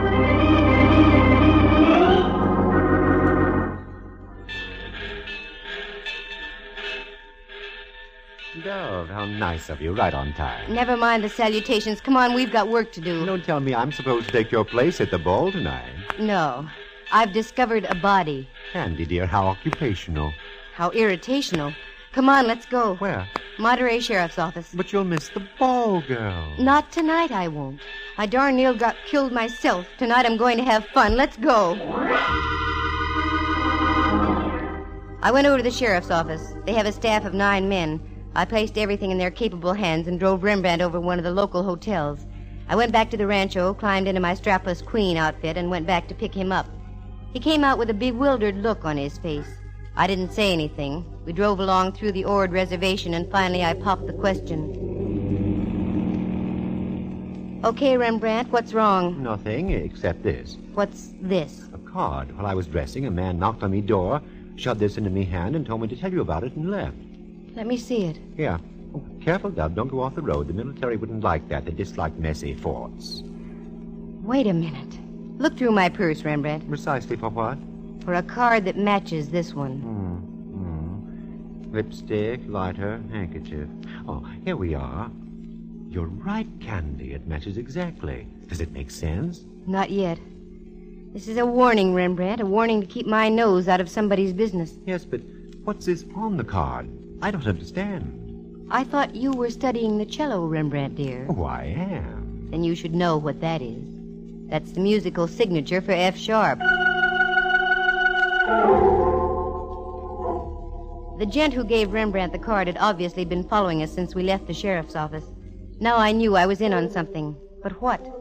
That body didn't crawl on the tracks all by itself. It was placed there deliberately in hopes the train would mangle all evidence. I'd have to worry about that later. I had a date to keep, and I was going to keep it. Once again, I pulled up in front of the Senior Non-Commissioned Officers Club. Rembrandt helped me out, and we went in. The joint was really jumping. As we went in, dear old Sergeant Kenley was there to greet us. Oh, Candy. Oh, glad you're here. I was getting worried. Ha, ha, ha. He's worried. Yes. Ha, ha, ha. Ha, ha, ha. I don't get it. That's all right, Sergeant. Kenley, I want you to know Rembrandt Watson, my chaperone this evening. You're... glad to know you, sir. You needn't talk down to me, Sergeant. I have campaign ribbons for just such battles as this. Okay, Kenley. When do we start the raffle? Right now. Come on, Candy. If ever a girl gave her all for the Army, that was I. I danced until my insteps had insteps. Going on toward midnight, they started another raffle. A dark-looking sergeant bid $6, and I was to dance with him. Rembrandt was fighting the Boxer Rebellion all over again with some top kick, so I was stuck, but good. Miss Matson, that was my last $6. You shouldn't have done it, Sergeant. Ah, it was worth it. But if you don't mind, I'd rather not dance. Sergeant, for those kind words, I make you a lieutenant. No, thanks. I'd rather be a sergeant. But would you mind walking outside on the terrace? It's awfully stuffy in here. Sergeant, it would be a pleasure, believe me. We went outside. The night was strictly Monterey-ish, sparkling with stars, not warm, not cold, and a slight smell of sardines in the air. That's good. That meant the canneries were working. But speaking of the smell of fish... Let's go this way, shall we? Why? There's a beautiful view of the entire bay from over here. Look, Sergeant, I only came down here to dance... I said come with me. What? You're hurting my arm. Now, wait just a minute, Sergeant. No, you wait, Candy Matson. I know who you are. You had to come down here where you weren't wanted. You don't seem to understand that I was... You had to go find a body on the tracks, and you ended up with 2 cards that were identical, didn't you? Give me those 2 cards. I haven't got them. Don't give me that. Where are they? I don't know what you're talking about. I haven't got any cards. Okay, sister, you asked for it.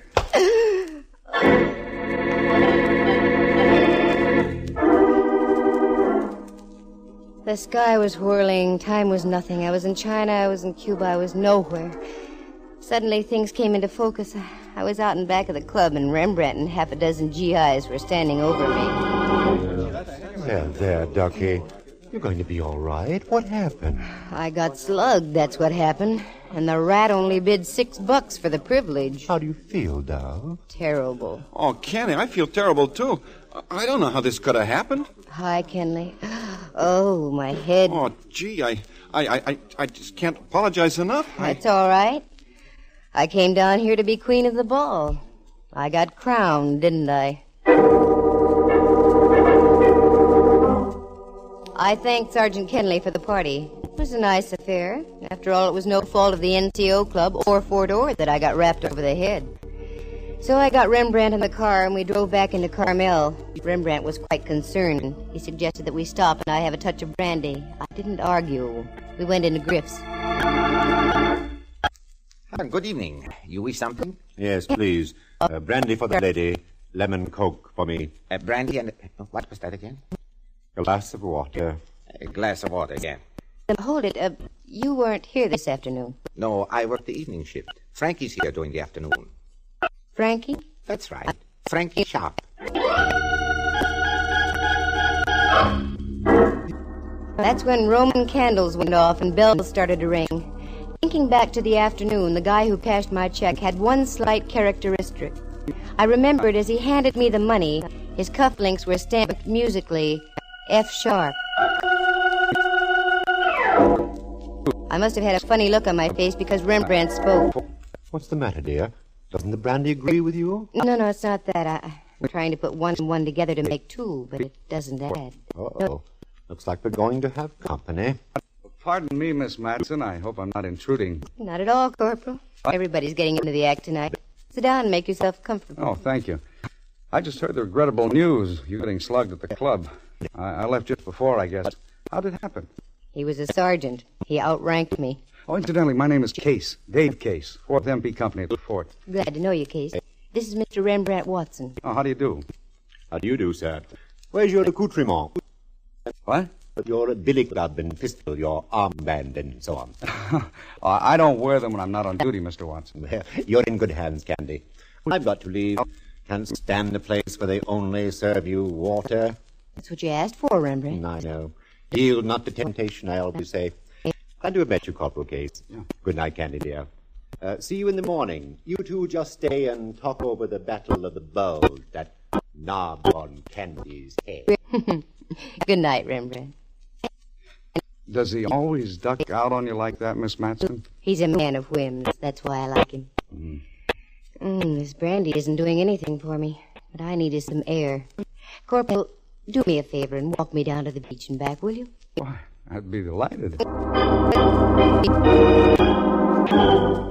We left Griff's and walked down Ocean Avenue to the beach.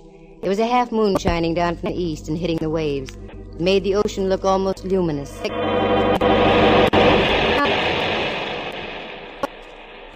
Feel a little better, Miss Matson? Yes. I wonder what that character hit me with. Come on, Corporal. Let's go along the beach a little way. Aren't you cold? No, this is fine. Wait. Wait a minute, Case. What? Down there. Right at the water's edge. Looks like the body of a man. Why, you're right. Let's go.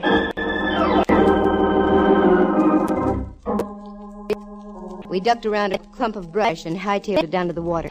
Sure enough, it was the sprawled figure of a man. Every time a wave came in, the body would change position, setting new patterns of crumpled legs and oddly shaped arms. Give me a hand, Case. Help me roll him over. Okay. There. Hey, look at this. What, Miss Matson? Do you know who this joker is? This is the lad who flattened my skull at the dance tonight. Yeah, I'll bet he's awfully sorry he did it now. He's quite dead. The corporal and I pulled and tugged and finally got the boy high and dry up on the beach. Then we ran up to my cabin. Operator, they must have closed the switchboard for tonight. Well, you wait here, Miss Matson. I'll run up into town. There's usually a prowl car there at this hour. Okay, but hurry, Corporal. Case slammed out the door and I was left alone. I walked over to the cabinet, got a cigarette and lit it. Thoughts were going through my head like a roulette wheel, but none of the thoughts were dropping in the right slot. Then suddenly... Did you ever get the feeling you weren't alone? That a pair of eyes was watching your every move? I wheeled around. There he was, standing over by the closet door. Good evening. My bartender friend of the afternoon. Enjoying your cigarette, Miss Matson? Yes. Yes, I am, Mr. Sharp. Fine. Drag on it. Drag deeply. The last drag always tastes the best. What's on your mind? You've been on my mind ever since you pulled that body off the tracks this evening. Was that one of your jobs? Oh, yes. Hadn't you surmised by my musical signature? Wasn't that being rather dramatic? I don't think so. All great artists sign their work. Why shouldn't I? I came here to paint. But they only laughed at me, jeered. So I decided to paint in a different manner. It was beginning to pay dividends, too. But you and the others, you had to spoil it. I could have been big. Do you understand? I could have owned this whole country. Oh, no, Frankie. You leave too many of your cards around. Recognition. There has to be recognition for everything done in this world. Look. Here. I've got another F-sharp card, Miss Matson. So I see. I made it especially for you. About an hour ago. Is that when you held your pal's head under the surf down there on the beach? Shortly after, yes. And now I shall have to work fast, won't I? Your corporal friend with the muscles will be returning with the police. Over there against the wall, Miss Matson. You can't get away with this, Frankie. I think I can. You see, everything I touch must either live or die. In your case, it's too late for the former. So die you must. Corporal! Get back, Miss Matson. This guy's nuts. Looks like I'll have to add another. Oh, Corporal, you all right? just got me on the shoulder. All right, Mac, try this. Hang on to his gun arm, Case. I'll try to get him with this lamp. Never mind that. He's going to drop that gun right now. Oh! Quick, Corporal, down the hall. You'd better hold it sharp. I'm warning you. Okay, you asked for it. Oh.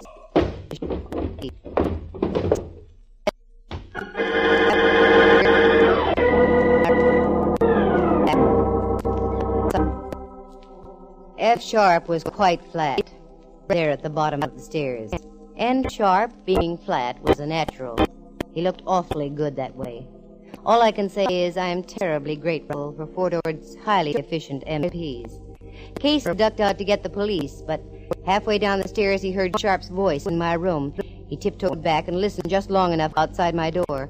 Just as Frankie had leveled his pistol at my head, Case broke through and wrestled the gun out of Sharp's hand. Oh, the rest of the facts? Well, I've got the discern data right here. Frankie Sharp was a wise boy. He was dishonorably discharged from the Army in 1946. He came to the Monterey area with a complete load of Army uniforms, fatigues, and general equipment. He set up a little ring of other ex-GIs with bad records, all dishonorably discharged also, all professional gamblers. On Army paydays, he'd rig his mob out with GI uniforms. Then they'd gang up on the boys from the camp and take them for all their dough with marked cards and loaded dice. The gang was familiar with Army routine, so it was easy for them to make like real soldiers. But Frankie Sharp was keeping too much of the loot for himself, so he decided to set up a new gang. One by one, he had his boys marked for sudden and violent death. The first was the guy I pulled off the tracks. Sharp and the fake sergeant who slugged me were parked up on the highway watching to see the Del Monte special put on the finishing touches. When the gag misfired, they followed me, found out where Rembrandt was staying, slipped in one of their business cards as a warning for me to stay out.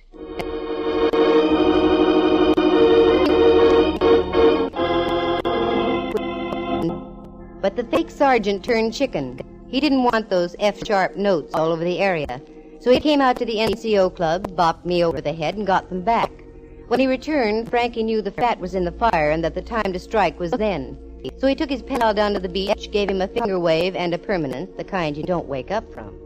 Then he went back to my cottage to wait for me. Sharp was his own undoing. The poor guy was a megalomaniac and insisted on signing his works of art. His greatest masterpiece, though, was one he autographed. It was called Picture of a Corpse at the Bottom of a Stairway. Because when we went down to look at his body, he still had his own F-sharp card clutched in his rigid fingers. Corporal Case? Good boy. He's been studying criminology with the United States Armed Forces Institute. He was discharged about a month later, and because of his considerable amount of gray matter, was promised the first opening with the Monterey Sheriff's Office. Ah, me, it's beautiful around Monterey and Carmel. The soft ocean, the gently rising knolls, especially the one on my head. That's the last time I'm going to be queen of a ball.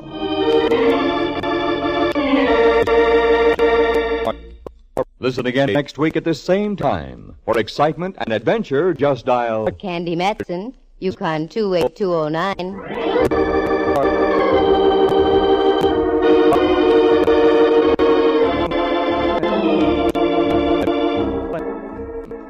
Heard tonight were John Grover as Sergeant Kenley, Lou Tobin as the pseudo-sergeant, Kurt Martell as Corporal David Case, and Jerry Walter as Frankie Sharp. Henry Leff is Inspector Ray Mallard, and Jack Thomas portrays the role of Rembrandt. The program stars Natalie Masters as Candy and is written and produced by Monty Masters. Eloise Rowan was at the organ, and sound effects were created by Bill Brownell and Jay Rendon. Corporal David C. Case is an actual person. Any resemblance to other people in tonight's play is purely coincidental. The program came to you from San Francisco. This is Dudley Manlove speaking.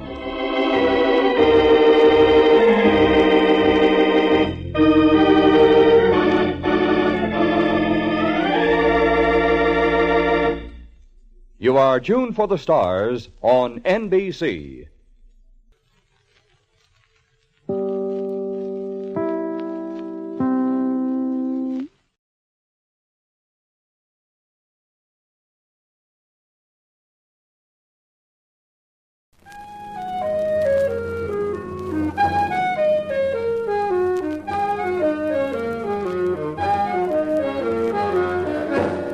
Carter Brown, Mysteries. Adventures in excitement and suspense, based on the best-selling novels by the slick storytelling sensation, Carter Brown.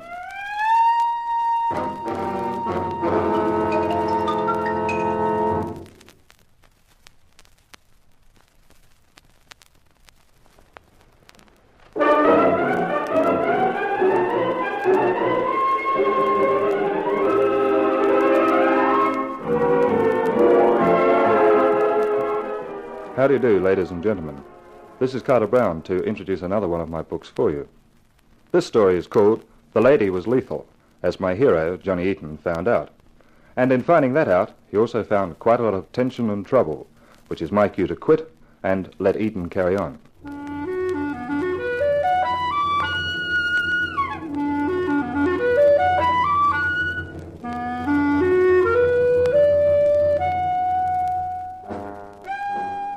I always hated the place. The business had taken me there more than once. Now it had taken me there again. It was large, high, and cold. But then, death is always cold. I hated the hollow ring your steps made on the floor, and the way your voice ricocheted off the walls. The shape which lay shrouded on the table drew my eyes, and there was a dry sensation at the back of my throat as Lieutenant Jorgensen flipped the sheet away. There he is. Yeah. That's Hank Williams, all right. That's all you got to say? What do you want me to say? Happy birthday? He was your partner, wasn't he? He was my partner. You're a tough guy, aren't you? Johnny Eaton, the man with the poker face. I show you your partner's body and you react like it was a guy you'd never seen before. You want me to bust out crying? What good would that do Hank? You guys have been in partnership for the last 5 years. Always acted like you were the best of pals. You were away in Detroit for 3 weeks on a job. You come back, I tell you Williams is dead. So? So I'm wondering, Johnny. Wondering whether you're really tough or just plain scared. What's that crack supposed to mean? Let's get out of here and I'll tell you. Well? I'm wondering how much you know about why Williams was knocked out. Maybe you're acting like a clam because you figure you'll stay alive that way. You think I'd be wasting my time, Lieutenant, listening to your yakety-yak if I knew who killed Hank? Could be. I'll have to keep an eye on you, Johnny. After all, we don't want to lose the other half of the best private eye partnership in town, do we? No, we don't. That's your jalopy? Uh-huh. New model Buick. Business must be looking up. We get by. I guess I should say I get by. Williams didn't have any family. A sister in Kentucky someplace. She'll have to be told. What happens to his share of the business? I get it. His sister gets the rest. The dough in the bank, etc. You should do all right out of the business. We both made a will. Whoever went first left his share of the business to the other. And by good luck, Williams went first. Jorgensen, there are times when I dislike you more than normally. This is one of those times. As I drove back to the office, the night sky was studded with star points, but their silver twinkle was rivaled by the gleam of garish neon stabbing above the streets. I let myself into the office, started going through Hank's desk, but I knew it was a forlorn hope. There was one thing I hadn't told Lieutenant Jorgensen. I'd come back from Detroit in answer to an urgent wire from Hank. It said he'd cracked something really big and needed my help. The trouble was that Hank was the sort of private dick who never kept notes. He kept everything inside his skull, and that skull was now silent.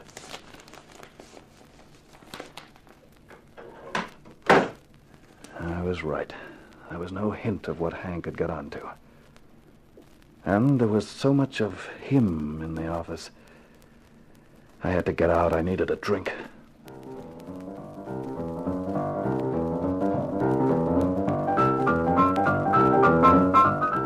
It was a honky-tonk. I wasn't feeling like the black tie nightclubs. This dive had a sign outside which spelled the world's most beautiful girls. Inside, the world's most beautiful girls were dancing with sailors, small-time hoods, and suckers. They all looked bored, and most of them chewed gum while they danced. Romantic. Your drink, bud. Thanks. Hey, you look kind of gloomy, kiddo. Why don't you cheer up and have a dance? 50 cents a ticket. Go away. Oh, you don't have to be rude. If you don't want to have any fun, well, okay. Go but... splash in the sea. Oh, now look, there ain't no call to be... Beat it, babe. What? I said beat it. Oh, well, okay. There's no need to get tough about it. Dames. Mind if I park? Suit yourself. If you can find a glass, you can even have a drink. No, thanks. Cigar? No, thanks.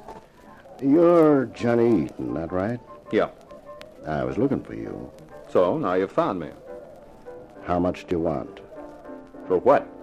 You know what. How much? I don't know what you're talking about. Quit stalling, Seamus. Name a price. Look, let's play a little game. Let's pretend I really don't know what you're talking about. So you tell me, and then if I've got it and it's for sale, I'll name a price. Okay. I'm talking about the thing your partner, Hank Williams, had. He didn't have it this afternoon, and it wasn't in your office. So he either sent it to you or he parked it someplace and told you where. Now, put a tag on it, Buster. I ain't got all night. You mean Hank was murdered for this thing, but you couldn't find it? Sure. Why, you Don't dirty... start anything. You can't finish, Buster. I've got company. That little punk propping up the jukebox? Plenty of good guys have been perforated by a punk. That's a point. So, how much?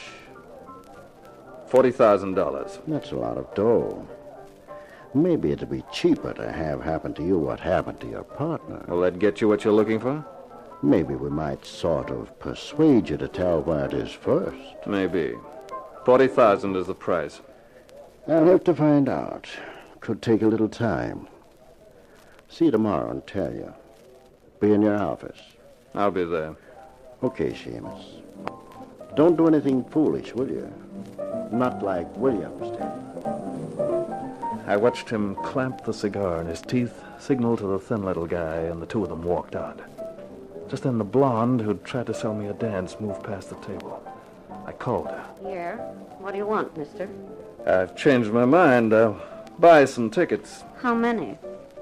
$10 worth. Oh, atta boy. Now you're getting hip. Sit down, have a drink. Sure. Hey, buddy, another glass. Here, Blondie. The $10. Oh, thanks. Here's your tickets. Keep 'em. What's the big idea? You've got the $10 and the tickets. So you've just made a $10 profit, right? Yeah, but... A glass. Thanks. Remind me to endorse your Emily Post diploma sometime. Here. Give your stomach a shock. Oh, thanks. Now, that $10 you just made, that's for information. Oh, what do you want to know, honey? The big guy who said scram and you scrammed, who is he? Mister, I think I'd better give you back your $10. You sound like trouble to me. No, not trouble. I'm just curious. I've been out of town. I don't know anymore who runs with who. Oh, well, he's Tiny Laban. I don't know who he works for, but he hangs out in the blues club. Yeah, that's what the name says, all blues and stuff. Who was the other guy with him? Oh, he was on his own. No, it was a little pasty-faced guy by the jukebox. Oh, that's Babyface Brill. He's a main character. Well, mister, that get me $10? Sure does, and thanks. Sure you wouldn't like to dance? I'll give you a dance for free. Some other time. I gotta be moving. You know, business? If business means trouble with Tiny Laban, you won't tell him who told you. Over my dead body. With Tiny Laban, that could be easy. The Blues Club. A high-class dive. Cloths on the tables. No taxi dances. A floor show. 6 girls were just finishing a routine as I sat down and ordered a drink. They wobbled off the floor and the lights dimmed down to a single spot as a compere breathed one word into the mic. Chilly. I thought he was talking about the weather, until a dame appeared in the spot. And what a dame. A tall brunette with a figure dreamed up by a perfectionist and then improved on. Your eyes of blue, your kisses too, I never knew what they could do. Can't believe that you're in love with me. I listened to her low, husky voice and started to remember things like that Hank was like me. He could be a sucker for a dame. And if Tiny Laven was tied in with this place, and Hank had something Laven wanted, then it wasn't impossible that Hank had met Chili. Always placed you far above me. As I watched her, I decided it was more than probable that Hank knew her. Chili was the last thing a guy would feel next to Chili. And Hank liked to keep warm more than most guys. Believe that you're in love. I can't believe that you're in love with me.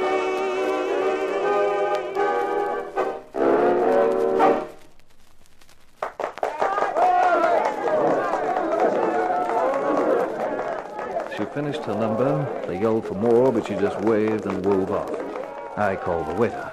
Yes, sir? I'd like to talk to Chili.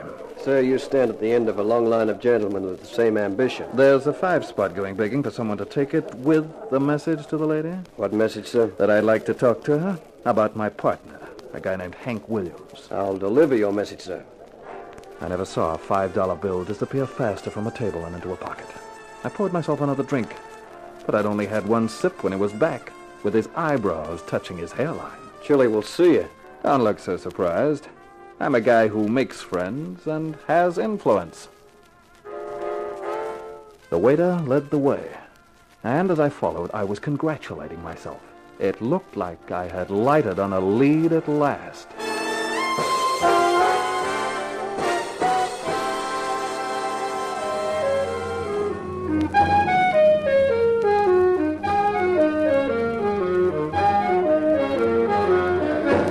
Carter Brown, Mysteries.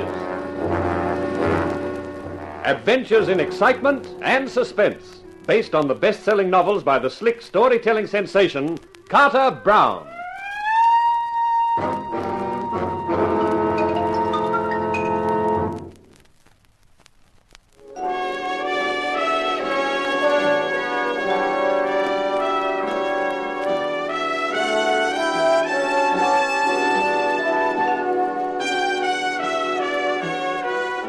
Any person in the private eye profession runs the risk of sudden death.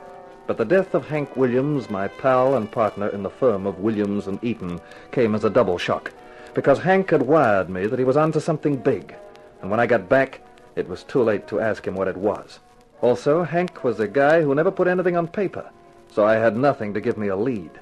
But I found that it involved a muscular male named Tiny Laven and a mean mobster called Babyface Brill. It also seemed to involve the singer at the blues club, a girl named Chili, who was anything but.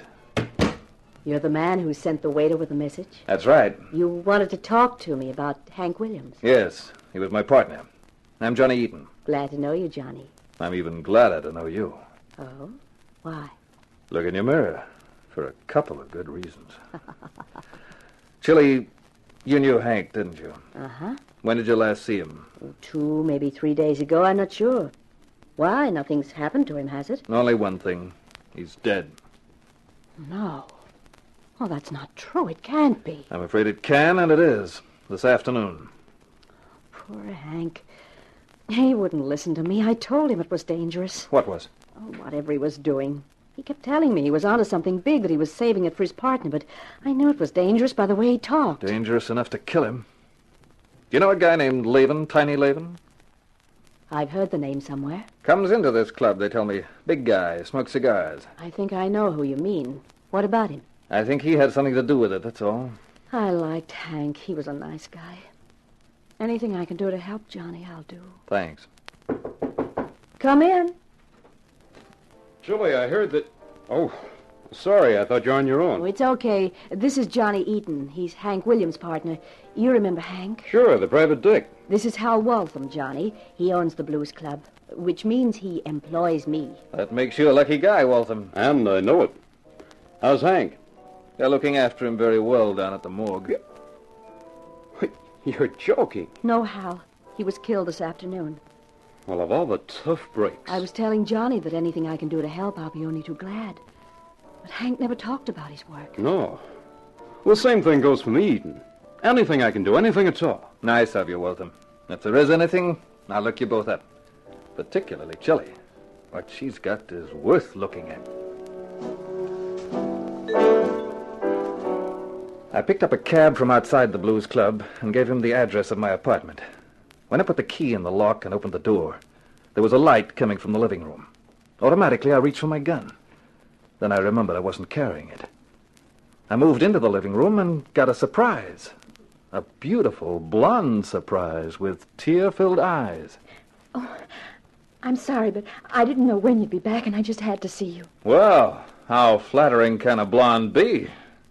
You are Johnny Eaton, aren't you? Unless I've changed in the last 10 minutes. The superintendent of the building let me in here. I'm Helen Williams. Hank's sister. But you're in Kentucky. I wired you about Hank. That's why I came up. Got in an hour ago. The caretaker at Hank's apartment house sent me to the police.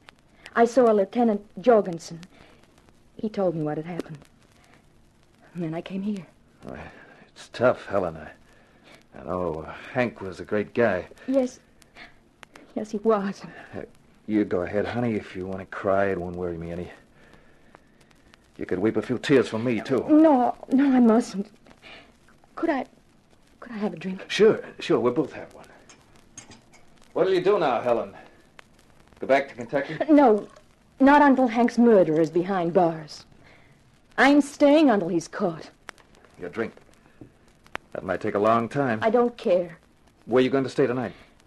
I hadn't thought about it. I couldn't go back to Hank's apartment.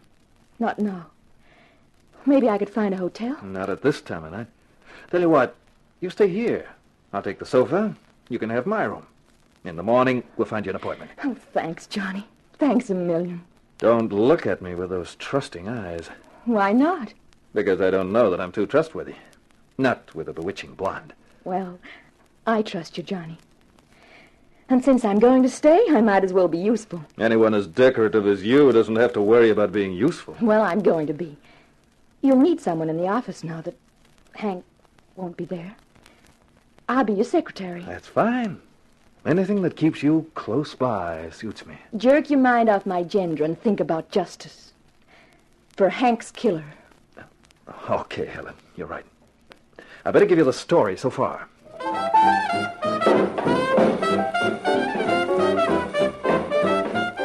The next morning, while Helen was out arranging for Hank's funeral and then seeing about an apartment, I sat in my office waiting for the promised visit from Tiny Laven and Babyface Brill. My desk drawer was open, and the gun in it had the safety catch off. You're here, huh, Seamus? I said I would be, Mr. Laven. That's smart of you, Eaton. Real smart. Thanks. A compliment from Babyface Brill is really something. You know our names, huh? I get around. Well, here it is, Seamus. $40,000 is too high. 25 grand is the most the boss will pay. And who is the boss? Are you kidding? Okay. Sorry, Laven, the price stays where it is. Otherwise, it's no sale. You don't want to talk like that, Eden. No. You might wake up dead. Bumping me off still doesn't get you what you want. You won't find out where the stuff is from a corpse. Like I said before, we might be able to persuade you to tell us before you kick off. You know what the recipe for fried chicken says? First catch your bird. You won't be hard to take. Why don't we do it now? I get tired of listening to its voice. Just try it, Babyface. Me and this 38 are waiting. All ready for us, are you? Your partner Williams figured he was tough, too. We'll give you 24 hours to change your mind, Eaton. After that... Don't slam the door on your way out, boys. You fresh punk. Calm down, Babyface. You'll have plenty of time to devote to Mr. Eaton 24 hours from now, if he doesn't wise up. Yeah. Take a tip, Eaton. Change your mind. Otherwise, I'll have fun changing your face.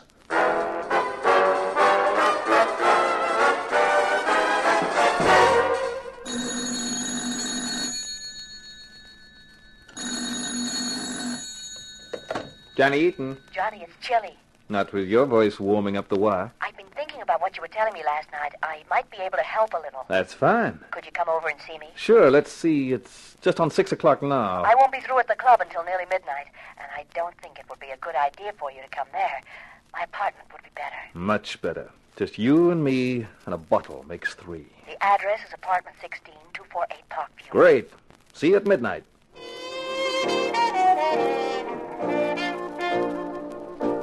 Midnight is the witching hour, they say. And Chili at midnight was one wow of a witch.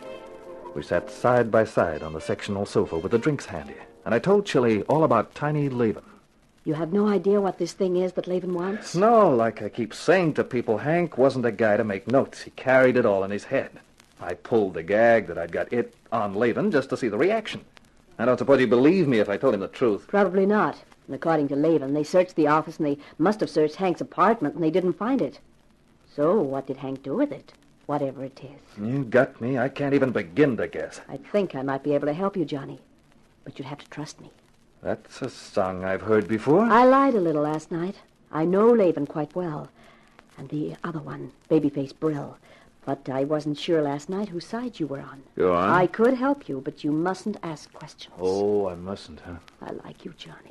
I want to help you, but I can't help liking you as well, can I? It's the fatal Eaton charm. And every time a dame tells me it's working, I find I've lost my wallet later on. You're a cynical character. I've been around a long time. But not around me. Still cynical, Johnny? I'm not sure how you describe the feeling, but I don't think cynical is the word.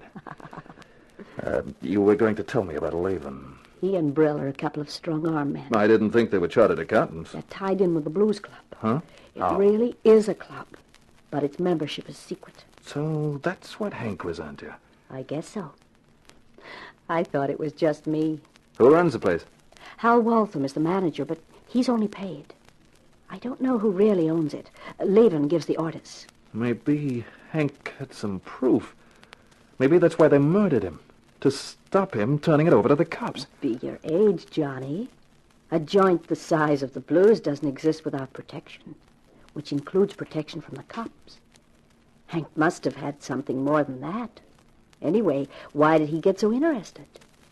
Why would he stick his nose into a tough setup like the Blues? Yeah, that's right. Sometimes I'm so dumb I can hardly believe it myself. Of course he had a client. Sure. So find his client, and you might get some idea of what he had that they want so badly. Yeah, it's a bright thought. The only thing is how do I find him? You should know. You're the detective. Who could that be at this hour? Well, it's not opportunity. That only knocks once. Oh, I guess I'd better go and find out. As she walked out of the room, I thought that with things as they were, I'd be happier safe than sorry. So I eased the gun out of my shoulder holster and stood behind the door so that I was hidden from anyone coming into the room. What's the idea? Inside Chili like a good kid. Sorry about this, but it's nothing personal. Just orders. Whose orders? Just orders. I'll give it to you nice and quick. You won't know a thing about it, honest. Like you gave it to Hank Williams? I wouldn't know anything about that. But I can't stand your yabbering. And it won't do your nerves any good either. So long, Chili. Nothing personal, you understand? Sure, she understands. What? Oh, Johnny, am I glad you were here. I believe you're as tough as they say. Babyface didn't seem to like you. Brill neither likes nor dislikes anybody. It's just a job as far as he's concerned. A job he's paid to do. The interesting thing is, who's paid him to rub you out? I don't know. Well, whoever it is, it's a sign they're getting scared, which means they might make a mistake. And when they do, I'll be right there.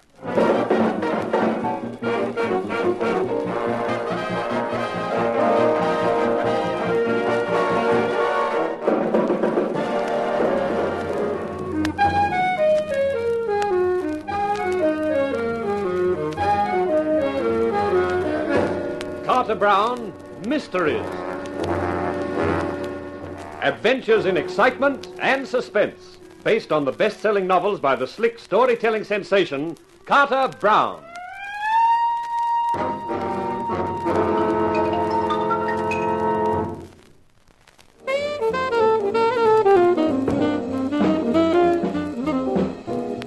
I was working in the dark, and I wished someone would turn on some light.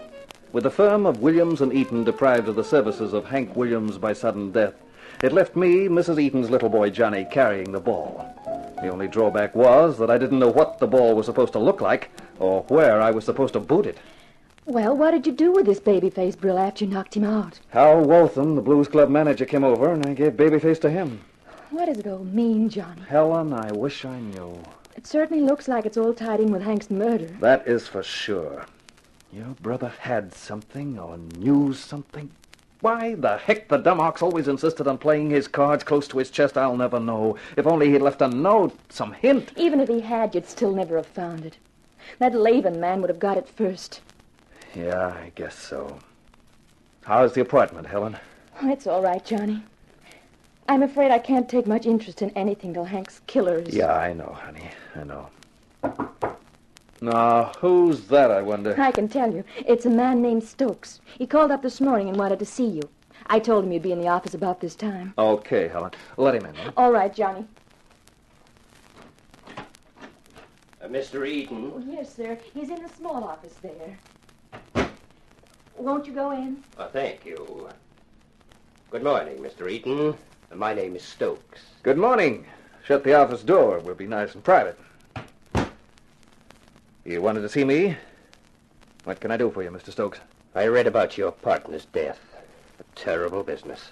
His sister and I agree with you. I have his murder on my conscience, Mr. Eaton. You see, I am the man responsible. You mean you?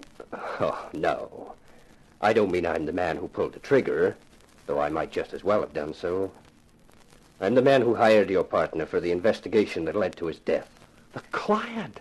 Hank's client? Yes. I hired Mr. Williams to investigate the Blues Club and give me proof of the bribery and corruption which came from it. Can I ask why, Mr. Stokes? I'm a rich man, Mr. Eaton. I had a daughter. She went to the Blues Club a few times. I suppose she thought it was exciting that they knew her, knew where she came from, knew that there was money behind her. Go on, Mr. Stokes. You know the story, Mr. Eaton. It's an old story. Not even a very exciting story, except to the people directly concerned. She spent her allowance, she sold her jewelry, her clothes, she stole things from the house. And then finally she couldn't stand it any longer. I'm sorry. I can understand how you feel. I think perhaps you can, Mr. Eaton. I know how your partner felt about you, and I imagine you felt the same way about him. I wanted him to get me proof of the Blues Club's activities, and proof that it was allowed to exist by a number of people holding positions of public trust. And I think he had it. Yeah, I've got reason to think that, too. The morning of the day he was killed, he called me. Said he had something really big, and that he was sending you an urgent wire to come back and help him with it. The next thing I knew was the notice of his death in the papers. You're going to ask me if I have that proof, Mr. Stokes. I haven't. But I know the people concerned haven't got it either. He hid it somewhere, and we don't know just where. But it must turn up sooner or later. I can only pray that it does, Mr. Eaton. I came here this morning to ask you to take over where Mr. Williams left off. Well, I'm doing that in any case. Of course. But I should like you to consider this check as bringing the retainer up to date. $2,000? That's a lot of hay. I told you. My feed bag is well filled. Here's my card. You can reach me at that phone number or address. Right, Mr. Stokes. I'll keep you informed. You may believe me, Mr. Eaton, when I say that once I get my hands on whatever Williams unearthed, I shall know the best quarters in which to make use of it. Good morning, Mr. Eaton, and good luck. Goodbye, young lady. Goodbye, sir. Well, who was he, Johnny? He was your brother's client. Johnny? Then you know what it's all about? I've got an idea, and tonight I'm going to make sure. Tonight, I'm paying the Blues Club another visit.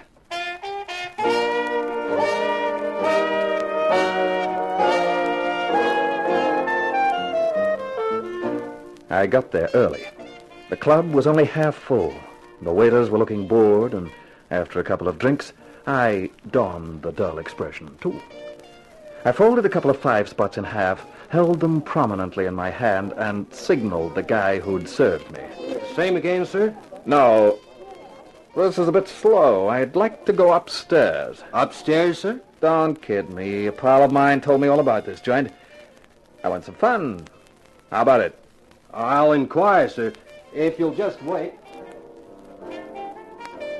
I waited, with my fingers crossed and my eye on the entrance in case the hefty hunk that was Tiny Laban showed up. Then the waiter was back. If you'll follow me, sir. Sure.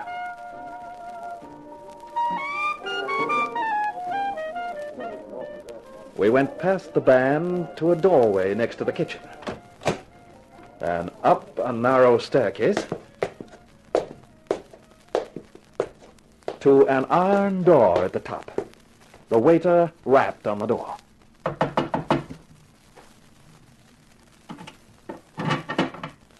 Yeah?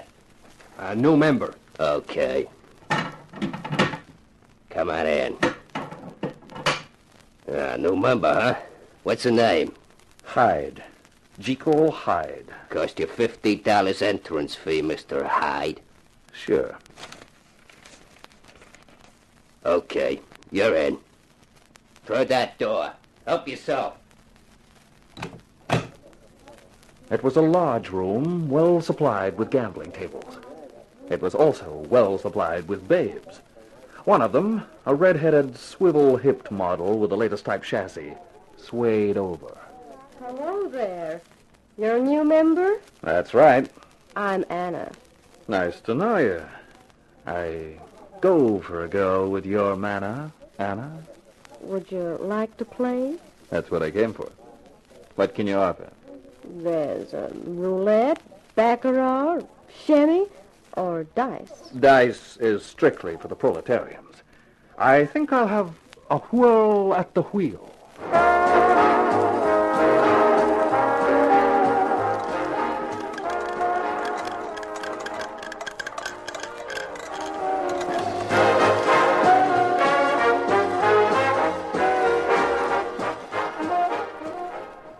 Have some more champagne, honey? No. Like the man in the song, I get no kick from champagne. Try one of the other tables. What for? I dropped $400 on the roulette. What makes you think I'll be any luckier at the others? Say, you're really down, aren't you, Sugar? Right down. Down where you can't get no downer. I want something exciting, something new, something with a real lift in it. Maybe I could do something about that. Come with me.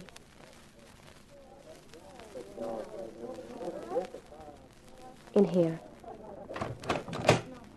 Give me $200 and I'll get it for you. Okay. Just wait here. I lit a cigarette and waited. I thought I was getting closer. Closer to finding out what Hank had found out. Then I remembered he'd got killed for it. Here you are, honey. Just 2 pellets?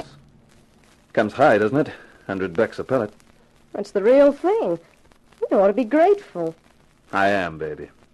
And I'm going to demonstrate my gratitude to you. You are, Sugar? How? Like this. Oh! Sorry, Anna, but it's time I was going. And I wouldn't want you to stop me.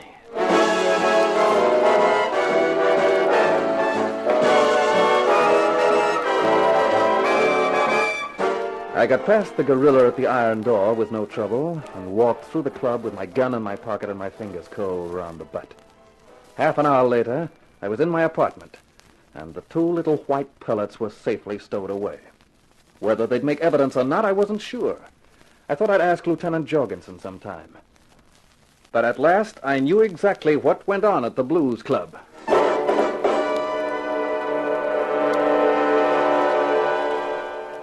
Good morning, Johnny. Do you always get into the office this early? Sure, Helen, when I'm breaking in a new secretary. You can't call me new. I've been working here for 3 days now. Did you get anywhere at the Blues Club last night? Yep, I got into their private rooms. And you found out? A few interesting items. Well, here's another interesting item. This letter and package arrived here. Uh-huh. Addressed to you in Kentucky and forwarded on. Yes. The day after I came here, I wired back leaving your office as my forwarding address. Here, read the letter first. That's Hank's handwriting. Dear Helen, this is terribly urgent, or I wouldn't be bothering you. Enclosed is a package. It is vitally important. Please put it in your safe deposit till I send for it. Johnny Eaton is on his way back from Detroit, so I can't send it to him, and I daren't carry it around with me. When I get some time, I'll tell you all about it. When are you coming over for that holiday? Rob, Hank. When am I coming over for that holiday? No, take it easy now, sweetheart. See, let's take a look at that package. It's a notebook. Hey. What is it? Wait a minute. Well, I'll be...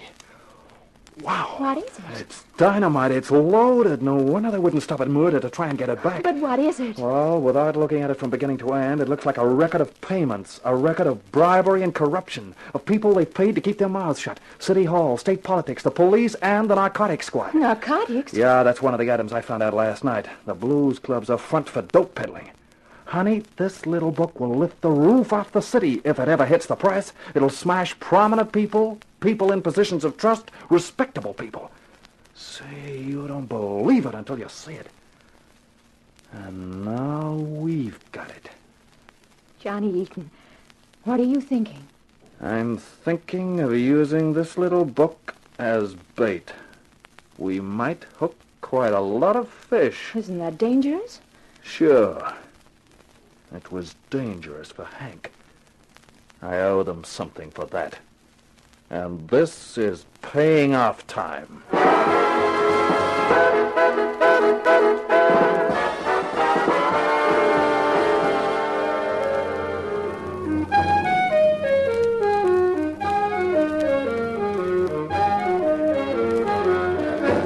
Carter Brown, Mysteries.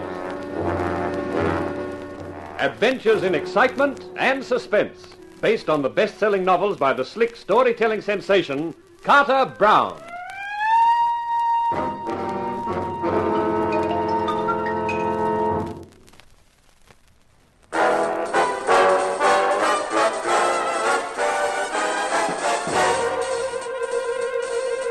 The light had broken. The motive for the murder of my partner, Hank Williams, was clear, contained in the notebook he'd sent his sister, and which now lay on the desk between us in my office. I stared at the notebook, and my thoughts turned to the past, to when Hank Williams and Johnny Eaton were a team, a first-rate private detective team. And now there was only Eaton left. Well, they were going to pay for it.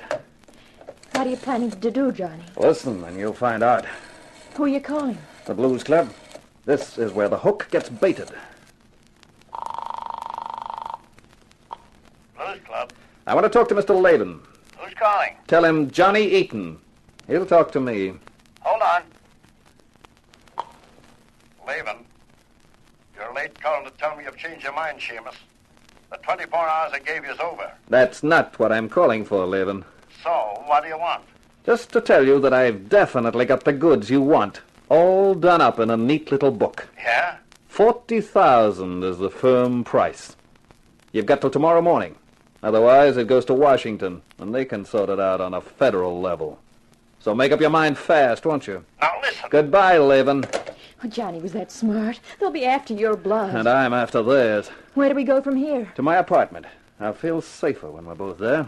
The only way in is through the front door. The windows look out on a sheer drop of 7 floors, and the fire people are always complaining because we've got no fire escapes. So long as we watch the door, we're set. Once we got to the apartment, Helen headed for the kitchen to rustle up coffee. I set about a little work. I found a piece of oil silk, carefully wrapped the notebook and my gun in it, and tied a piece of wire around it. I went downstairs to my car, took off the petrol filler cap, and carefully slid the package into the petrol tank, attaching the wire to the screw thread on the cap. It was as good a hiding place as I could think of. Johnny? Yeah, it's me, honey. Coffee's ready. Here you are. Thanks, honey. Say, what have you done to yourself suddenly? Nothing. Why? I don't know. You look a different girl somehow. I'm the same girl, only now you're beginning to notice me. Johnny. Okay, I'll go. Who is it? Me, Jorgensen. What's the matter with you? Nothing. Come in, Lieutenant. Thanks. Who is it, Johnny? Lieutenant Jorgensen. Pour him a cup of coffee. Let's go in the living room, Lieutenant. Okay, but I haven't got time for coffee. You know Helen Williams, Lieutenant. Hello, Lieutenant. Hello, Miss Williams. Sure you want to have coffee? No, thanks. You don't look happy, Sleuth. What's your trouble? You know a dame called Chili? Real name Elsie Kuchenheimer? I know Chili. I never met Elsie. You never will. Now. Someone shot her about an hour back, 3 times. That's tough. But why tell me? Because I've got to take you in, Johnny. Captain's orders. Take me in for what? To be held as a material witness. You're kidding, Jorgensen. No, this is on the level. The captain wants to talk to you. We'll see about that. I'm calling my lawyer. No, Johnny. Why, the artillery, Jorgensen. The captain wants to talk to you without any lawyers. You carrying a gun? If you are, you better let me have it. I'm not healed. Okay, then let's go. Helen, I won't be long. Remember what I told you about the door? All right, Johnny. Come on, let's move.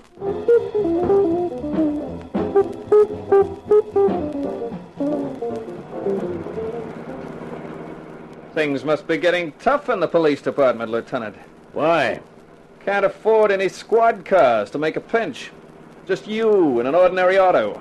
No other cops. The captain wants it done the quiet way. Hey, this isn't the road to the precinct. The captain's over 23rd. Oh.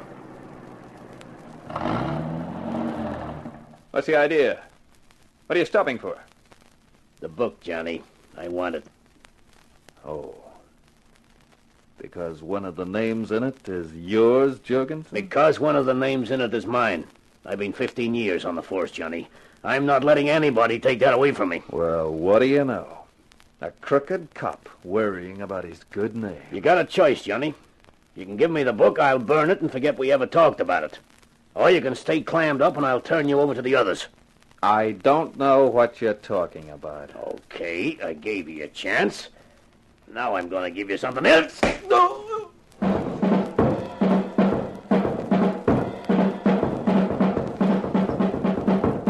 Oh. He's coming too. I'm glad. I wouldn't want that sock you gave him to kill him, Jorgensen. I just tapped him. Shut up, all of you. He's conscious. Yeah, I'm conscious. And I wish I weren't. Looking at a prize collection of rats is not my idea of entertainment. Waltham, Latham, Babyface, and Jorgensen. What a quartet. All right, Eden, you've said your piece. Now, there's only one thing for you to add. The whereabouts of the book. He's definitely got it because he knew my name was in it. Why, that dumb dame ever had to keep a book? She had to keep one, or everyone else would have thought she was shortchanging us. Where Chili was dumb was that she could never resist a good-looking guy. So, when Williams came along and made like he knew everything, she started confiding in him. After him, Eaton. That's why she got dangerous. I hope he plays it tough. I'll enjoy breaking him down. I think I'll be getting along. When you get that book, burn the thing. What do you think we're going to do? Frame it? Okay. I'll beat it then. So long, Lieutenant. Don't forget to polish the badge. All right, now, Eden, you can make things easy for yourself. Tell us where the book is. Go fry a couple of dozen eggs. Okay. Babyface, go get the surprise we have for Mr. Eaton. Sure thing. You'll like this, Seamus. You got company. See? Helen. They came, Johnny. They grabbed me. But don't worry. I can't tell them where the book is because you never told me where you hid it. But you're going to tell us where, Eaton. Otherwise, we start on Miss Williams. Oh, don't tell them, Johnny. It doesn't matter about me, but don't tell them. Don't make the mistake of thinking we're bluffing about working the girl over, Eaton. We're not. You know how much that book means. Yeah. Okay, I'll give it to you. Johnny! Where is it? You wouldn't find it yourself. I'll have to come with you. Where to? My apartment. It's not in your apartment. We looked. That's right. But my car is outside the apartment. And that's where it is.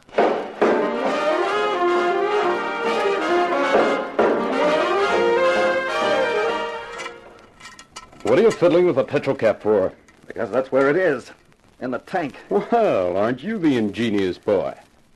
What are you doing? Trying to get it out. The necks of these tanks are narrow.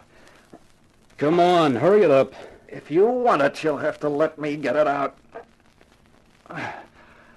Okay. There it is. Give it to me. Well, that's in the right hands at last. Let's go. Back to my car. You got it? Right here. You gotta burn it now? Burn it? Don't be a dope, Tiny. But Jorgensen said... Jorgensen. That dumb cop? Why, this book is the best insurance we've got. If any of them feel like getting difficult, all we've got to do is remind them of the pages in here. Yeah. I didn't think of that. Where to now? I'm going back to the club. That's what you think. Oh! He's got the gun! That's right, duck him!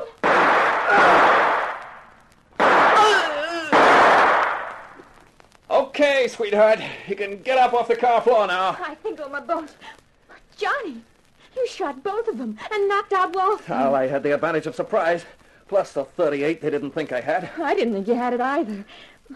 Where did you get it from? Out of my petrol tank. I got it out while I was bending over for the book. And it's the finest fuel my tank's ever held.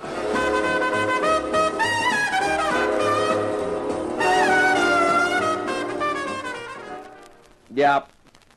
Okay, Dick. Yeah, sure. Yeah, I got the book. I'll hold it till you and your boys get here.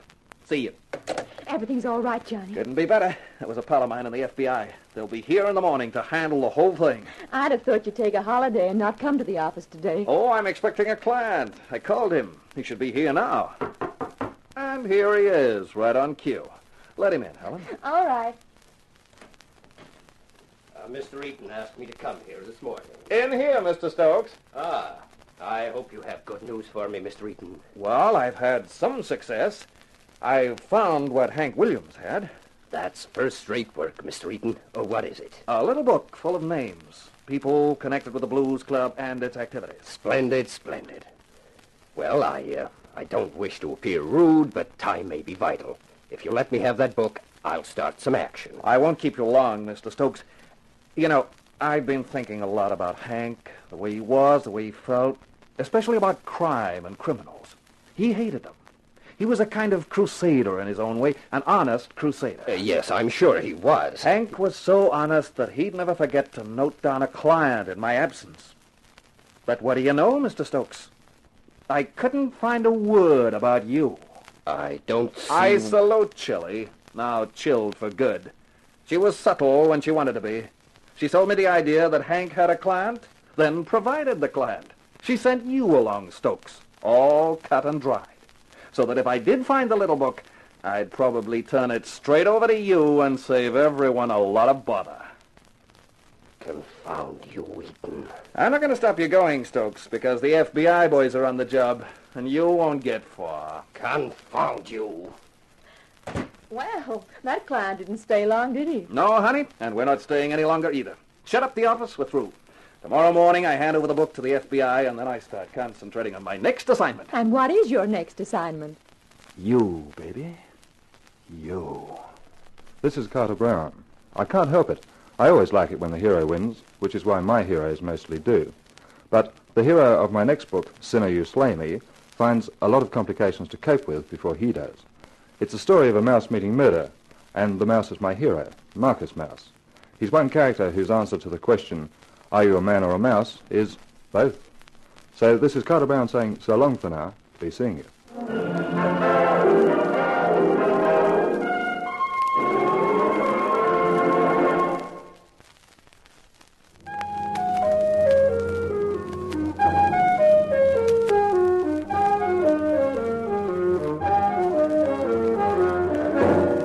In The Lady Was Lethal, you heard our star James Condon as Johnny Eaton.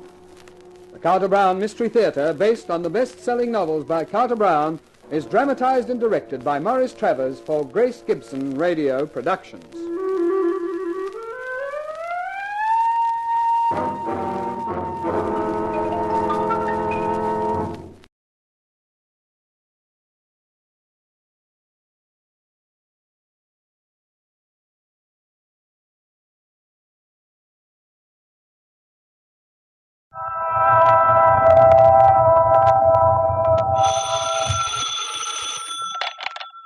Hello, Yukon 28209. Yes, this is Candy Matson. The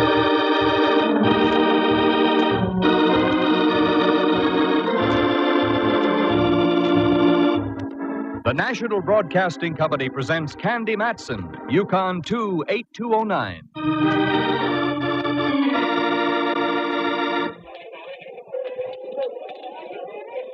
Candy, over here. What?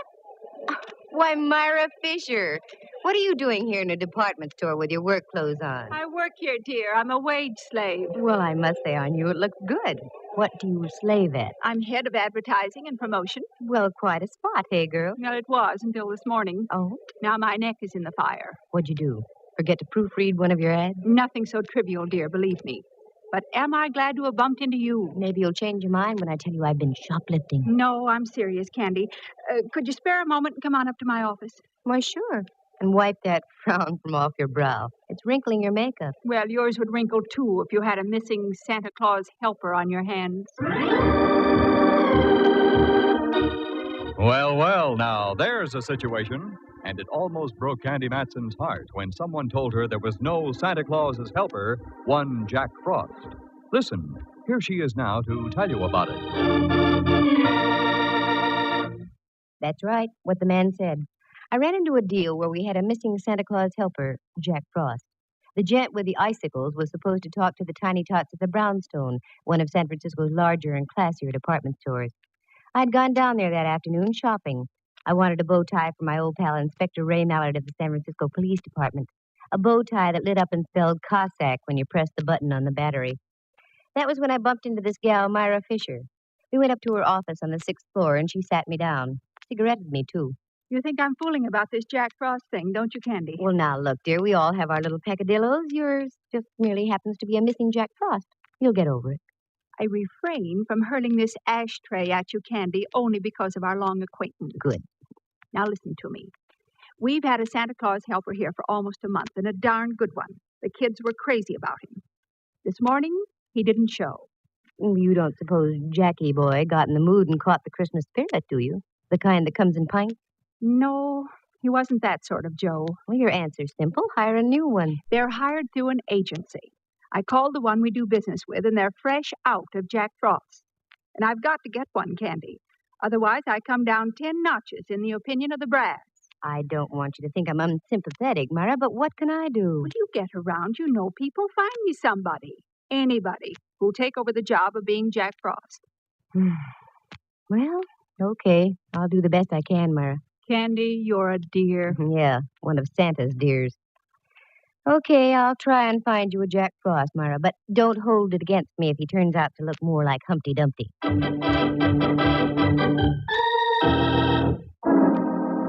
I went home and looked up the Webster definition of soft. It said soft, easily yielding to pressure. That was me, Candy Matson, girl dope.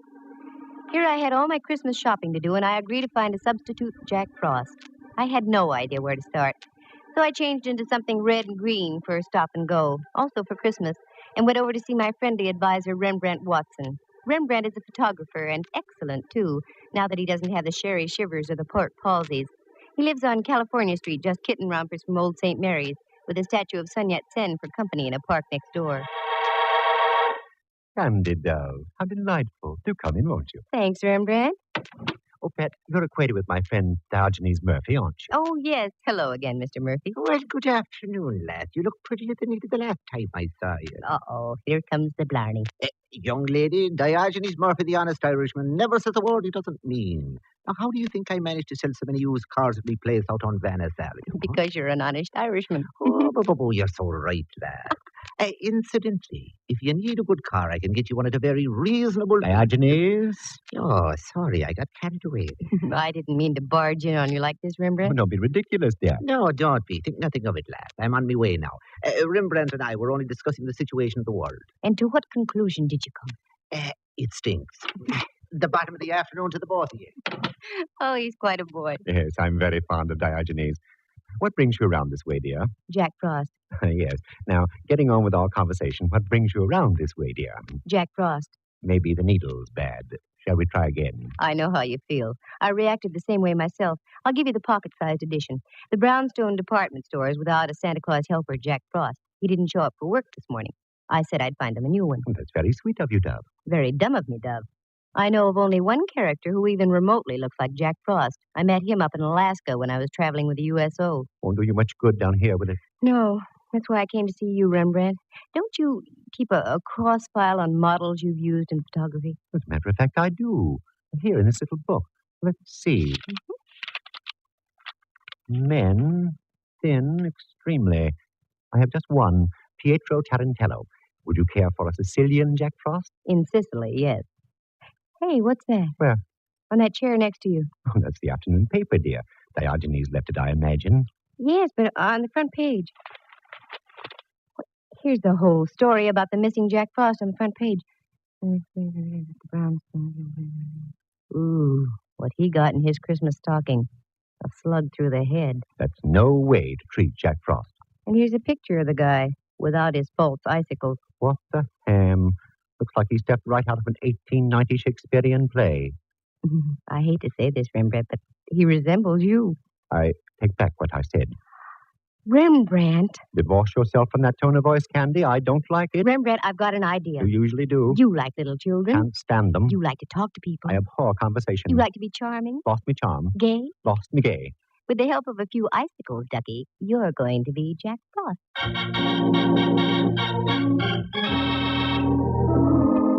Rembrandt fought, he argued, he paced the floor, he had the vapors, he fainted. I brought him to. I won the argument. I got my friend Myra Fisher on the phone and informed her that one R. Watson would assume the role of Jolly Jack Frost on the morrow. She was delighted. I couldn't say the same for Rembrandt. Then I went home. I was greeted by a sound very much like that of a phone ringing. Using my keen instincts, I figured it was the phone. It was. Hello, Candy Matson. How do you do, Miss Matson? Allow me to introduce myself. Allowed. My name is Burke, Prentice Burke. I'm the first assistant vice president of the Brownstone. Brownstone. Oh, yes, that's a store of some kind, isn't it? Yes. Now, the reason for my call. There has been, shall I say, a rather unfortunate occurrence in our store today. So I read. I need the help of a professional sleuth. You were highly recommended by the head of our advertising department, Miss Myra Fisher. Aha, the thick cotton. I beg your pardon. Oh, no need to. You didn't do anything. Okay, care to talk to me now, Mr. Burke? I'd much rather have you come down to my office, Miss Matson. This matter is of an extremely confidential nature. I'm your girl, then, figuratively speaking. How long will you be there? As long as necessary. That's up to you. Very well, I'll be there in half an hour if I can find a place to park. I only had time for a fast change, so I made it from Andescray to Taboo. I sniffed at it and felt I was on the right scent. Then I climbed in my car, drove down Kearney Street, waved a crisp single under the nose of a hotel doorman, and had my car taken care of. Then into the brownstone and up to Mr. Prentice Burke's office. I flipped a hip past the girl's secretary and walked on in. Burke was waiting for me. That was obvious. I could tell by the expression on his face. It was worried look number 12B. How do you do, Mr. Burke? I'm Candy Matson. Sit down, won't you? Thank you. Now, our subject is what? A man named Jordan. That's on another network. I beg your pardon? Oh, that's all right. Now about this Jordan. Yes, Ralph Jordan, to be exact. Well, that's a relief. For a moment, I thought you wanted to talk about Jack Frost. That's just it. He was Jack Frost. Oh, me and my big mouth. He was working here up until yesterday afternoon. Maybe you read about it. He was found shot today. Yes, I read about it. That's the reason I've called you. Why didn't you have your own store detectives take over, Mr. Burke? No. That would never do. I want no one in the store to know what's going on. Intrigue. Quite possibly. I have reason to suspect that Jordan was killed by someone in our employ. I want to find out who that someone was before the police do and get it splashed all over the front pages. Publicity conscious, eh? Business has been off all year, and any bad breaks in the press would hurt us that much more. Maybe you've got a point there, I don't know. I know I have. Okay, I'll take the job. You say you have a suspicion. What is it? Well, nothing tangible. It's just a feeling I have. Oh, that's a big help. Well, I'll mush around and see what I can pick up. I'll bill you tomorrow for my first day's work. It's much easier to sustain a friendship on a daily basis. I left Burke looking as though someone had just called his store a bazaar. It was closing time, so I hefted my way through the crush and retrieved my car from the doorman. The Hall of Justice is right on my way home, so I decided to drop in on my old pal Mallard, Inspector Ray Mallard of San Francisco Homicide. A nice guy to serve coffee to on Sunday mornings if you could ever lasso him. I never could get strong enough rope. Candy, what brings you around here? I hate to have my Christmas ruined so early. What about that Jack Frost character? Oh, yeah. Poor guy got it good. Where'd you find him? In his apartment over on 17th. He lived near Seal Stadium. Why so interested, Candy? Rembrandt's a dead ringer for the guy. I still don't get the gal who's head of advertising for the Brownstone was going out of her head for another Jack Frost. I talked Rembrandt into taking the job. Does sound funny, doesn't it? Bring me up to date, Mallard. Did you get any dope on the killing? Nothing but a .45 slug out of the guy's wall. Ballistics is checking it now. Nothing else? If I did, I should tell you. No, I guess not. This goes beyond just a normal curiosity, Candy. What are you drilling for? Oh, it's only that I'm worried about Rembrandt. I got him the job. I'm responsible. I wouldn't want anything to happen to him. Ask a silly question, Mallard, and you get a silly answer. Okay, let's forget it. How's about dinner tonight? I've fought this thing long enough. Okay. Candy. Yes, Mallard. We've known each other a good long time, haven't we? That's right. Ever since the fair on Treasure Island. We've had our little quarrels, little misunderstandings. Oh, but they never seem to last long, though, do they? No. That's why I feel I have every right to ask you a question. Wait, yes, I'd say you do, Mallard. Maybe I'll ask you tonight. No, go ahead. Now's as good a time as any. Perhaps it is, Candy. You get around a lot. You meet people. Do you know where I can get a couple of tickets to the Rose Bowl game?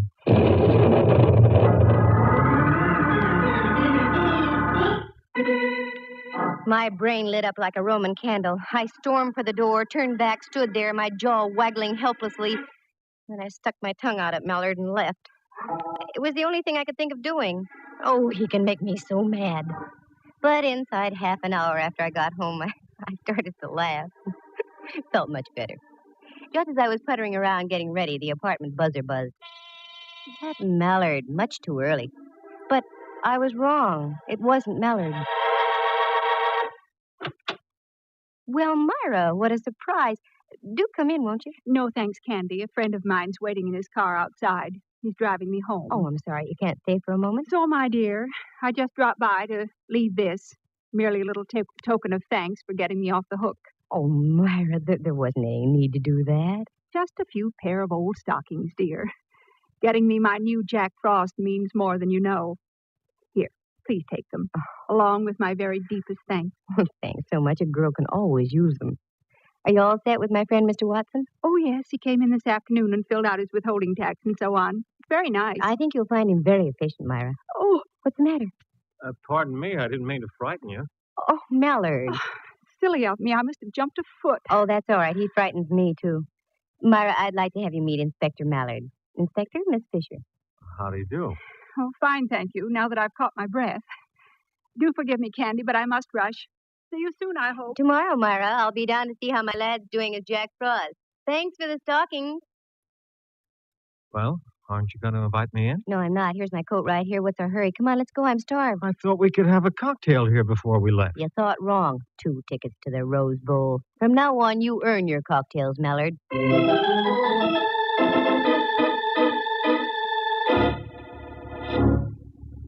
We went downstairs, and as I locked the front door, a car was just driving off. It was Myra, and she waved. And driving, if these tired old eyes hadn't deceived me, was Mr. Prentice Burke, vice president of the Brownstone. Well. Oh, well. Mallard and I climbed into our car and drove out to the Cliff House. It was that kind of an evening. We had dinner, and after, I suggested we walk a bit. The night was crisp and clear, and the evening star was hanging out above the dark waters of the Pacific like an iridescent Japanese lantern.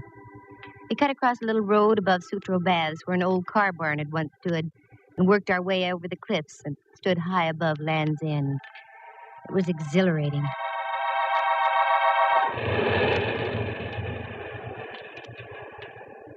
Penny for your thoughts, Candy. Inflation is still here. All right, make it 2 pennies.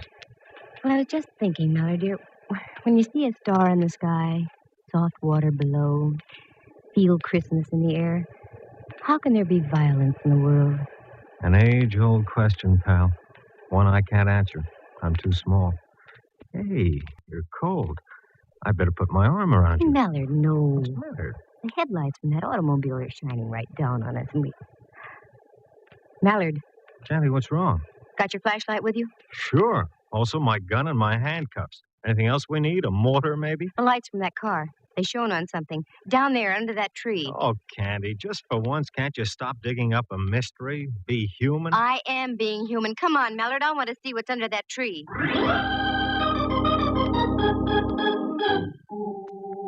We scrambled around through the brush, slipped into some sliding sand, and rode the crest down to the tree. It wasn't easy to get around some of those brambles, but get there I fully intended doing because what I saw was red, bright red.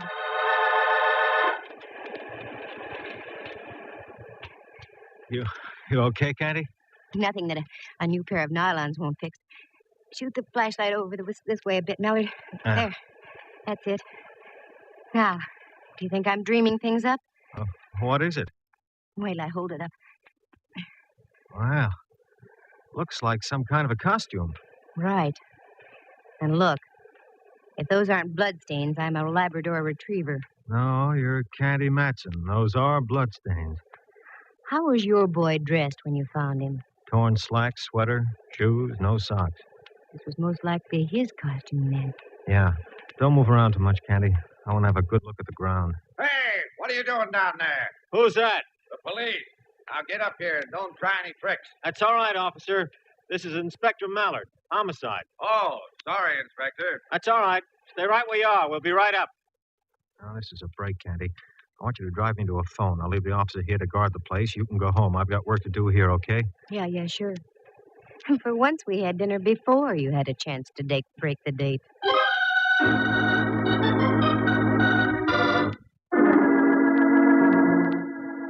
This baby was hard to reconstruct. Was the guy knocked off out there at Land's End, or was he bumped off at his apartment? The killer driving way out to the beach and hiding the costume. Only time would tell. I went home, climbed into bed, and logged about 8 hours, enough to give me fuel for the next day. In the morning, I went down to the brownstone. The shoppers were already swarming through the place. I spotted a floor walker and strolled over to him.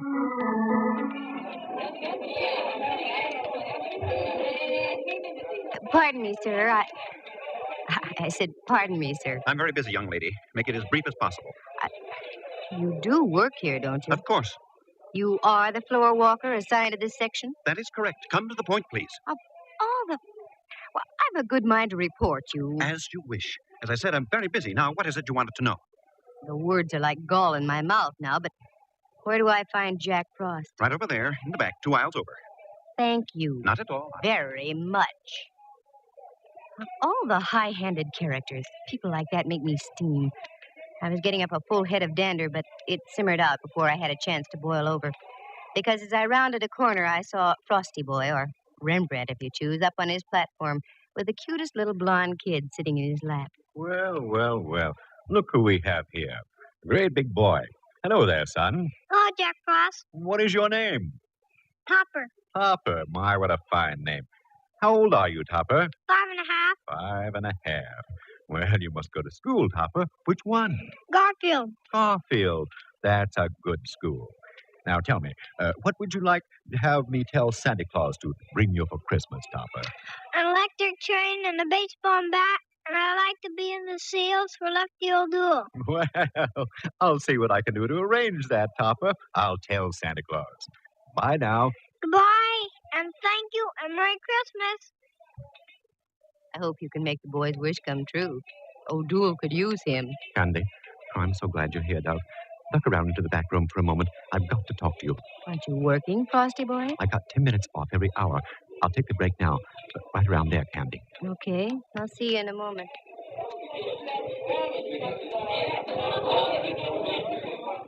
What's the matter, Rembrandt? Even under those icicles, you look warm under the collar. Here, look at this.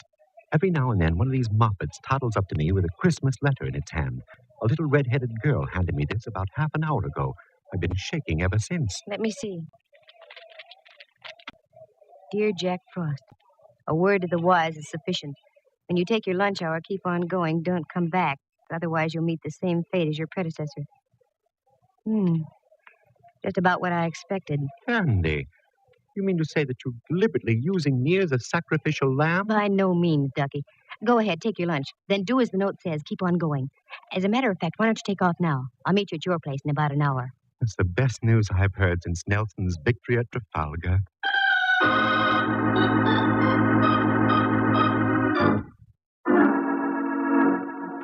I whipped upstairs, reported to Prentice Burke, got my first day's check, and on my way out told his secretary she'd better get Burke some smelling salt. Then I went back down on the floor again. Sure enough, there was my boy, the floor walker. I wanted to have a few more words with him. Oh, you again. If you don't mind. I was just up to see Miss Myra Fisher. She wasn't in. Have you seen her down here? No, and what's more, I won't see her all day. She phoned saying she was feeling ill. Most inconsiderate, I must say, during the holiday rush. Yes, I must say. Could you give me her address? She's a friend of mine. I've got to see her. Her address? Why, yes. I write it down here on one of my cards for you. Myra Fisher, 227F, Union Street. There. Thank you. You're so kind.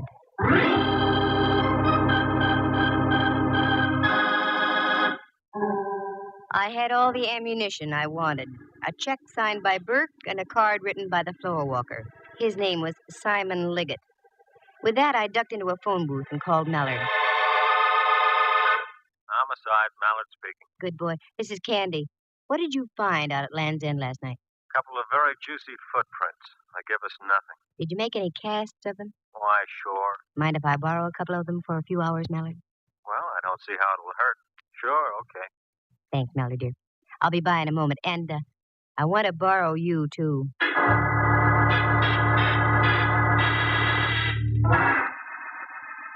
I stopped by the Hall of Justice, got the cast of the footprints, shoved Mallard into the car, and then picked up Rembrandt. The thing was only a hunch, but my hunches have paid off, so I never ignore them. First, we went out to an address on 5th Avenue near Clement. We got in the back door and went to work. Nothing made sense there. So we drove over to Reseda Way in the marina. Again, we got in and did some sleuthing. This time, we hit the jackpot. A pair of shoes in the closet matched the casts we had brought with us. Rembrandt, go out in the kitchen and see if this place has any ketchup. I'm not hungry, Dub, but look. What are you up to, Candy? We've got enough to swing a case here. I'm working for a voluntary confession, Mallard. Tell me, what was the position that the Jack Frost was in when you found him dead? In a chair, like that one. His head slumped down on his chest. Good. Here's the concept, Dove. When are you putting it on? You. What? Without the bun or relish, Ducky. Sit down there, will you, Rembrandt? Now, just go limp and let your head hang down. That's it. Now for a little seasoning. Oh, Candy, you're smearing me with this sticky stuff. All for the sake of art. Hold still. There. How does he look, Mallard? Why, Candy, it looks like the same guy, the real thing. Good. Now, Rembrandt, you just sit like that. Don't move. Mallard, you duck into that closet over there, and I'll hide in here. We've got a good view of the front door from both places. Okay? Okay. There are times, Candy, when I admit I admire your genius. Genius, schmenius. Come on, let's hide.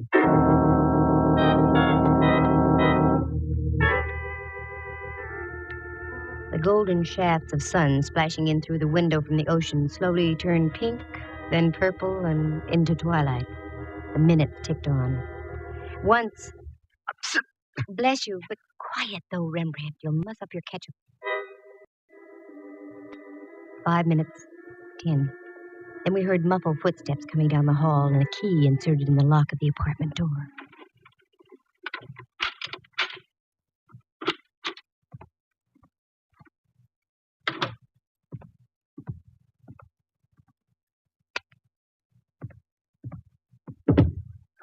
No! Oh, no! It can't be. The old fool I killed. No! Okay, buddy, that'll be about enough. Oh, no. You... Get him, Mallard. He's ducking. I'll get him. Oh, no. Nice tackle, Mallard. All right, Mac. You're going to remain peaceful, or do I have to give you a little tap? No. I'll be quiet. You got me. I did it. I did it to the both of them. I killed them. I killed them. I killed both of them. Both of them? Yeah. Look behind the sofa. The sofa. The girl. Jack Frost. The sofa. The sofa. Right behind the sofa. Wait a minute, Mallard. I had to do it. I couldn't. Oh. But they were going to do it. Oh, Mallard. More trouble, Candy? I killed both of them. I'm glad I did. Yes. An old friend of mine. The late Myra Fisher.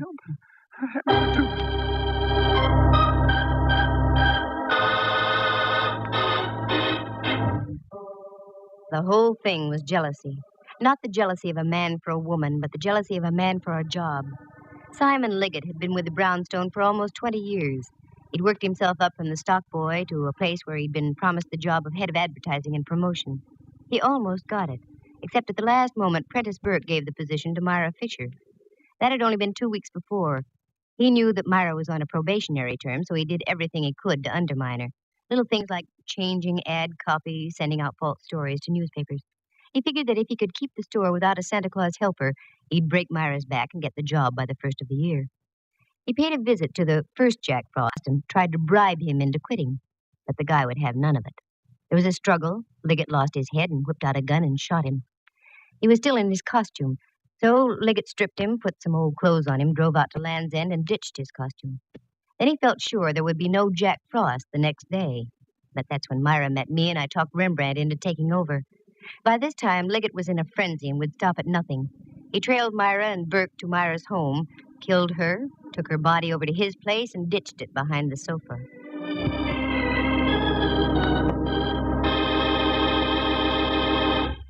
The next morning, he wrote a note to Rembrandt and gave it to one of the little girls waiting in line to see him. Fear and envy were taking their toll on the poor guy's mind. I wanted to compare the handwriting, so I had Burke write me a check and Liggett write Myra's address on a card. Also, we had the footprint cast.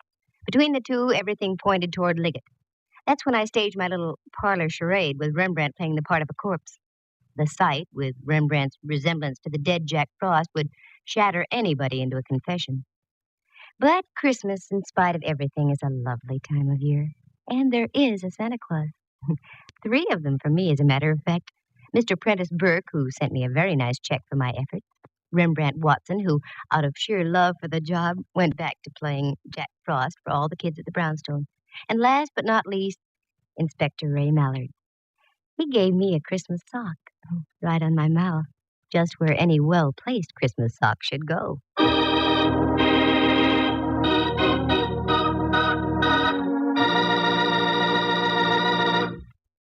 Listen again next week at this same time. For excitement and adventure, just dial Candy Matson, and a Merry Christmas to you all. Yukon 28209.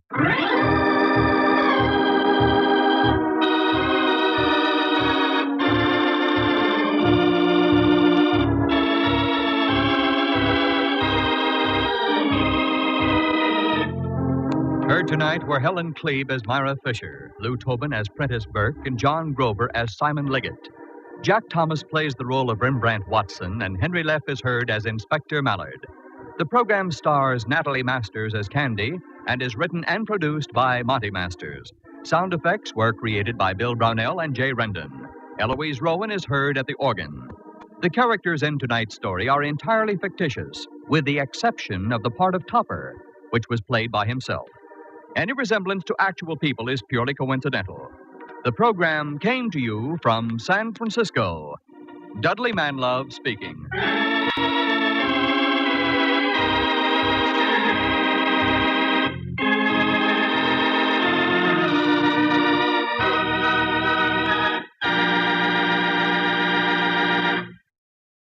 You are tuned for the stars on NBC.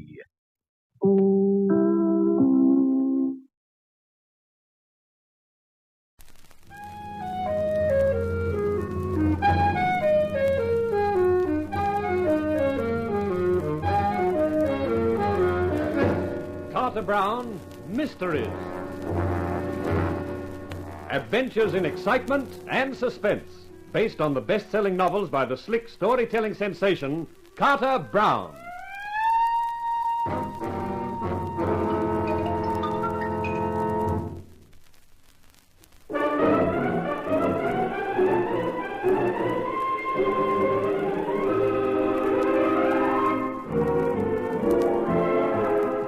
How do you do, ladies and gentlemen? This is Carter Brown to bring you another of my stories.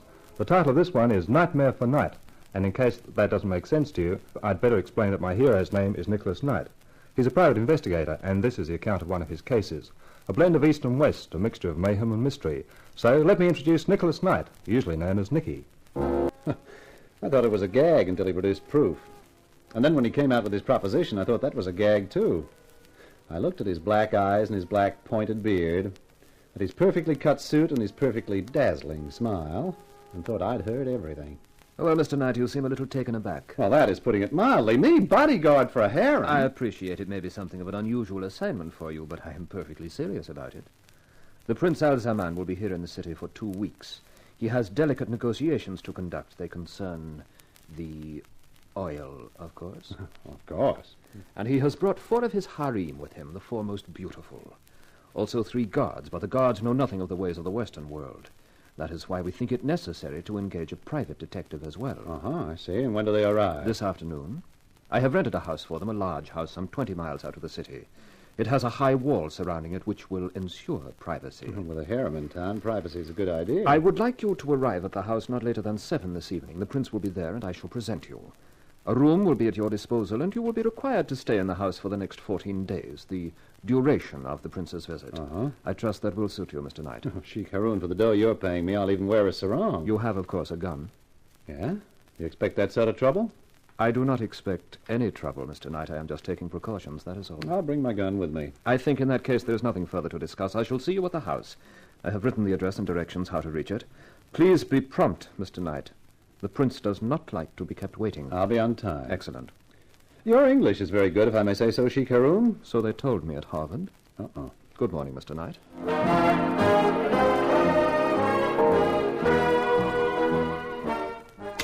Oh, now. What the heck does a guy pack to go looking after 4 harem beauties? Well, let's see now. Shirts. Visitors yet. Okay, don't bust your G-string. Yep. Mr. Knight. In person. May I see you for a moment? It is urgent. Yeah, sure. Come in. Park your hat and follow me. Now, park yourself. There's a good chair. Thank you. Oh, what's so urgent? It is a rather delicate mission, Mr. Knight. I'm not sure where to start. Well, make it fast, pal. I haven't got much time. And, of course, how rude of me. I shall have to be blunt. You are hurrying now to undertake an assignment for Prince Al-Zaman. Am I? You are discreet, Mr. Knight. But you don't know much about Prince Al-Zaman. He's not a very pleasant person, I assure you. In his own country, he is absolute dictator and acts as such. Life and death are his to command, and no woman is safe from his harem. The prince's word is absolute. Well, what do you want me to do? Start a crusade? There was one woman. She was beautiful and not one of his subjects. She was a French girl named Marie Desprez. He met her on the Riviera. He made her many offers, even marriage. Then she disappeared. And by the time her disappearance was discovered, the prince's yacht had sailed. Marie Desprez has not been seen since. How do you know all this? I am her brother, Louis Desprez. Oh. Now, I know it would have been suicide for me to try and enter Al-Zaman's own country, so I have waited for him to leave it. This is the first time he has done so since last summer. He has brought some of his harem with him. I know that. What I do not know is whether Marie is one of them. You are the one man who can help me, who will be in a position to find out if he has my sister. Yeah, but it's not as simple as that. You mean money? Mr. Knight, I will pay you $5,000 to find out if... It's not a question of dough. I've got a reputation in this town as an honest investigator. I've been employed by Prince Al-Zaman. Now you want me to spy on him. I see. There's no more to be said, then. I only ask that you forget we have ever met, ever had this conversation. I shall spend my life looking for Marie. But if Al-Zaman learns of it, my chances will not be worth a snap of the fingers. Oh, look, now, if I want to contact you, where do I find you? The Hotel Arcadia. Mr. Knight, does that mean you will do it? I don't know. I'll have to think about it. Monsieur, if you do, you will have the undying gratitude of a desperate man. I shall wait anxiously at the hotel for a word from you. Well, don't bank on it. I know a man when I see one. Au revoir, Monsieur Knight.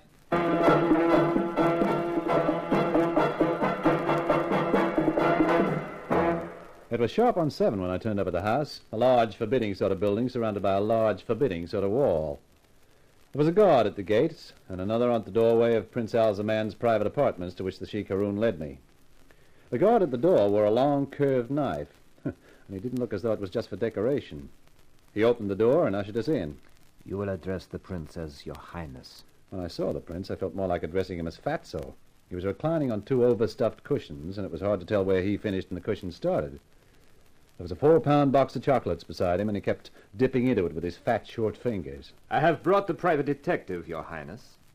You are knight? I am, Your Highness. These are excellent chocolates, Haroun. You honor me, my prince. Knight. Yeah? Your Highness. Your Highness? You understand I shall be away for some days from tomorrow morning. It is essential for my women to be well guarded. My guards have orders to kill any intruder. What? Your orders are exactly the same. Pah! A hard center. Hey, now, wait a minute. This is the United States. This business about killing you can't do... Are you questioning me? I guess not, Your Highness. That is better. You need not fear any consequences, Knight. My influence with your country is considerable. The women's apartments are directly above here. I have given orders that no one enters on pain of death. No one. Yeah, I get it. I understand, Your Highness. Should you need any assistance, you have only to call. My guards all speak English. In my own country, I find that has certain advantages. I can give orders which will not be understood by eavesdroppers. Yeah, I guess that would be a help in your country. I think that is everything. Haroun will give you any other information you require. Retire from the prince's presence backwards. What? Oh, sure. The first layer is finished already. The box will not last out the night. Abdul, the audience is over. Yeah, Sidi. Mr. Knight, let me introduce you to Abdul. He will be upstairs most of the time guarding the harem. Good evening. Well, I'll be with you. Come along now, Mr. Knight, and I will show you your room. Oh, thanks. I think you found the prince a little startling. Yeah, a little. It is understandable from the Western point of view, but in our country you must remember he is the absolute ruler. And you get carved by one of those knives if you feed him the wrong sort of chocolates. It is not advisable to joke about the prince, Mr. Knight. Here is your room. I trust you will be comfortable. I have left you a bottle of your American rye. Oh, say, that's really thoughtful of you. How about we open it now? We do not drink alcohol, Mr. Knight, but if you care to do so, open it by all means. Tomorrow morning, the prince leaves to conduct his negotiations, and I go with him. As the prince told you, the 4 women are upstairs. There is also Fatima, who looks after them. She prepares all the meals and will serve yours. Then there is Abdul, whom you have met, Hassan, an Arab, and Blanc, the guard on the gate. Well, it sounds nice and cozy. Cheers. What in thunder is that? That is the prince going to make his nightly inspection of the harem. The gong is a warning that he is coming. Yeah, I can see how that'd be needed. Is that another joke, Mr. Knight? Oh, no, Sheik. Any way you look at it, it's no joke.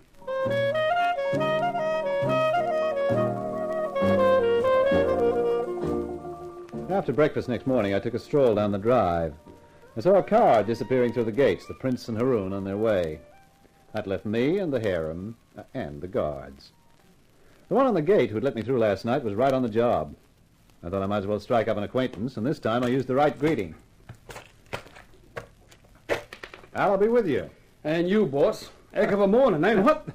Hey, you don't sound like you come from the prince's country. Well, only been there about 3 years, boss. Between you and me, I was a seaman on a tanker, but I ran into a little bother in tunas and skipped the ship. Then I wound up on this job. You like it? It's sure better than jail, boss. Here comes trouble. What do you mean, that little guy coming towards us? Who's that? That's Hassan. He's pure poison, boss. Yes, sir, pure poison. Good morning. Good morning. Oh, you are Mr. Knight. I am Hassan. Oh, yeah, Haroun mentioned you, Hassan. Being a guard is dull work, don't you think, Mr. Knight? So little excitement. It is always more exciting to attack than defend. And more dangerous. Life is nothing without danger.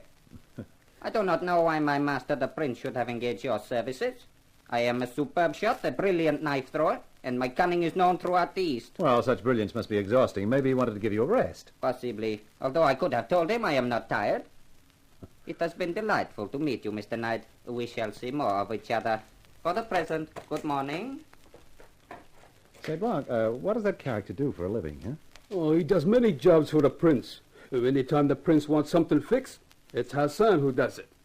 Sheik may be obvious about his share of the oil, then Hassan goes to see him. Oh. After Hassan sees him, the sheik makes no more noise, ever. Yeah, I get the point.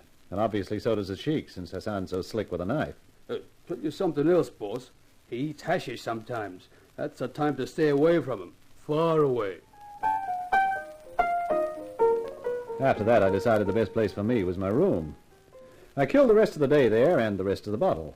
Fortunately, I'd taken the precaution of bringing a quart of my own. By midnight, I'd made fair inroads into that, too. And then suddenly I heard a sound. Yeah? Well, what do you know? Straight out of the Arabian Nights, yashmak, silk trousers and all. Well, I'll be with you. Shut the door, you dope. You're an American. Well, I didn't come here to sing the Star-Spangled Banner. Now shut that door, quick.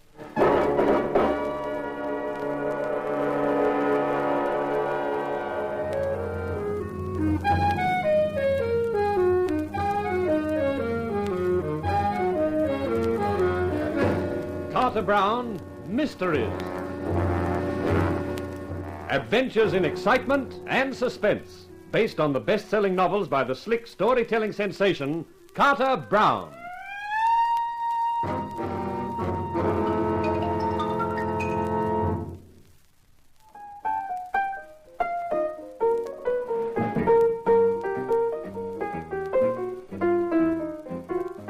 This was really one for the books, the story books. Nicky Knight, the private eye, bodyguarding the harem of an Eastern prince in an isolated house made even more isolated by a high stone wall. But instead of Knight coming to the harem had come to Knight. In the person of this black-haired babe with a veil over her face and the silk jacket and silk trousers trying hard to hide her how-do-you-do figure, and not succeeding. I said shut the door. That fool Abdul might wake up any minute. Abdul? Oh, yeah, sure. He's on guard upstairs, isn't he? I thought he was going to wake up just as I went past him. Boy, was I scared. I don't get it. You came from the harem, but you're American. All the way from Texas. Well, then what are you doing in a harem? Oh, it was just one of those things. I was dancing in the East, and my agent took a powder with all the dough. Some of it was the management, so they tossed me out on my ear. Well, it's not exactly pleasant being broke in those countries. But Al's a man had seen me dance and made me an offer, so here I am. And you don't mind it? Oh, he sticks $300 into an account for me every month. Living doesn't cost me anything. Only it's so darn boring. Boring? Sure.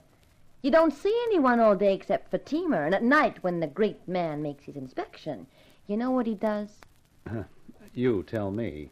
He just sits there eating those concerned chocolates. What? That's right. Then he goes to bed, and we go to bed. I tell you, I have never been so bored. That's why I took a chance tonight. The sneaking out? Yep. Fatima told us about you. You sounded interesting, so I thought I'd take a look. Look your fill, lady. Not bad. Not bad at all. What's your name? Knight, Nick Knight. Nicky. Ah, I like that.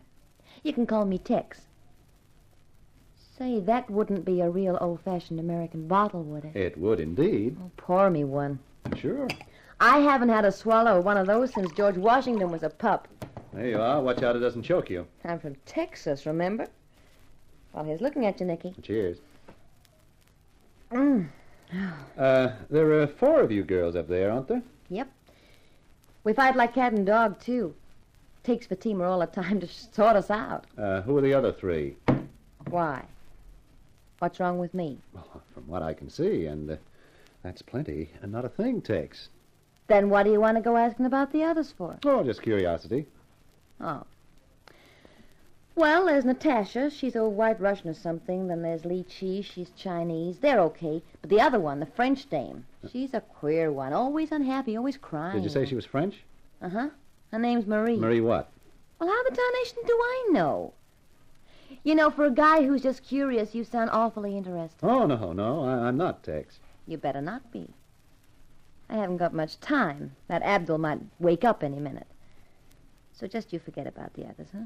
And concentrate on me. Honey, you've come to the right boy. I can concentrate better than a short-sighted accountant looking for a missing dollar. So, Hassan! So you would betray my master? Now, take it easy, Hassan. You know the penalty. Death. Listen, pal, don't let that hashish you've been feeding yourself give you any nutty ideas. I have told you, Knight, of my skill with the knife. You may witness it now. Down on the floor, Fitz! I'm not bad with a good old American bottle myself. And then there's the good old American rabbit punch, too. Whew. How's that for a guy who's a little out of practice? Nicky, you're going to have to do better. I think someone's coming, and my guess is Abdul. I can take care of him, too. Little Hassan won't want his gun any longer. That's it. You stay put, Tex. I'll get behind the door. What is this? Hassan? Dead? Hey, you! Woman! Where is the American? Right here! Oh, Nicky, you're colossal. Oh, so's he. If he'd hit that floor any harder, he'd gone right through it. Well, what do we do now? To coin a phrase, let's get out of here. But, Nicky, how? There's a guard on the gates, and if he sees But me... he won't, baby, if you're lying flat on the floor in the back. And with a gun poking at him, I don't think he'll argue with me.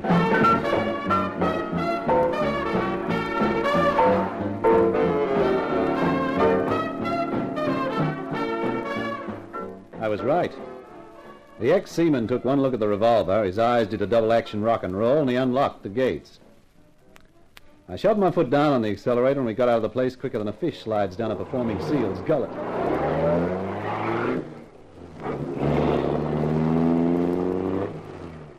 I didn't slow down until about 15 minutes later. Whew. Well, that's better. The way you were pushing this bus along, I thought we'd end up in a ditch any minute. Honey, I used to drive a Jeep in the Army. After that, this is kid stuff. Where are you heading? Home, my apartment. Oh. And what about me? Where am I heading? Home, my apartment. Nicky, you're a right guy. And first thing in the morning, I'll have to get you some clothes. Some decent clothes. If a cop pulled us up now with you in that outfit... You'll have to tell him we've been to a fancy dress ball. And if he believes that, he'll believe anything. Hey, of all the dumb... What's the matter? I've just realized what a dope I am. We could have brought that girl Marie with us. What's that French dame got that fascinates you? You haven't even seen her. It's not what she's got, it's what her brother's got. His name's Louis Desprez, and he offered me 5,000 greenbacks for letting him know whether his sister's in that place or not.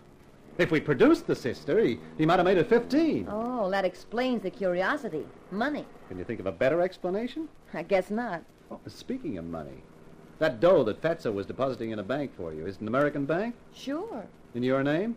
That's right. Well, then he can't touch it. It's safe. But I don't know that I am. His Highness Prince Alzaman will never forget that I have insulted his honor by leaving. He'll hunt me down, Nicky. That's the way he is. I'll let you into a secret. If what Louis Desprez says is true, his sister was kidnapped.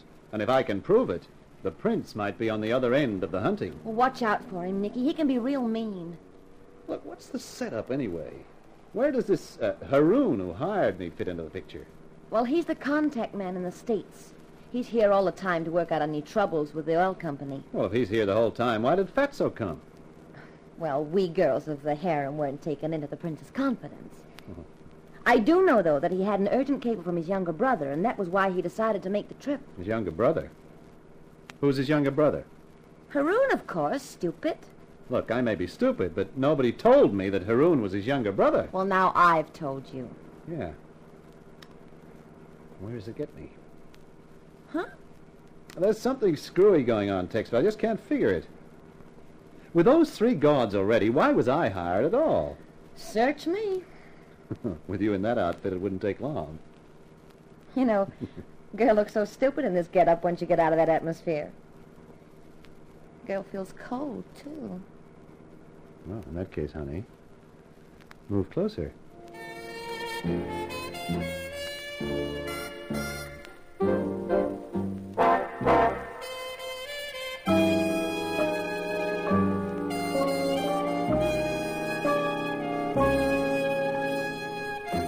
We got into my apartment without being seen, which was just as well. First thing next morning, I called Louis Desprez at the Arcadia and arranged to meet him in the lounge. Then I went shopping for Tex. With a list of stuff she gave me, I was only just in time for my talk with Desprez.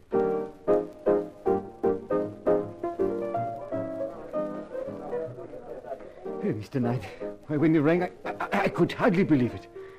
Well? Don't we get to order a drink first? Now, please, Mr. Knight, you know how important this is to me. Yeah, I guess I do. She's there, Desprez. She is? Is she all right? As far as I know, I didn't see her, but I have it on good authority that she's okay, but unhappy. Oh, Marie. My poor little Marie. Is there anything else you found out? One thing, that my conscience doesn't worry me anymore, not after meeting the prince. In fact, it would be a distinct pleasure to feed him some hot lead instead of chocolates. Me, I feel the same way. But what are you doing away from the house? Order me a drink and I'll tell you.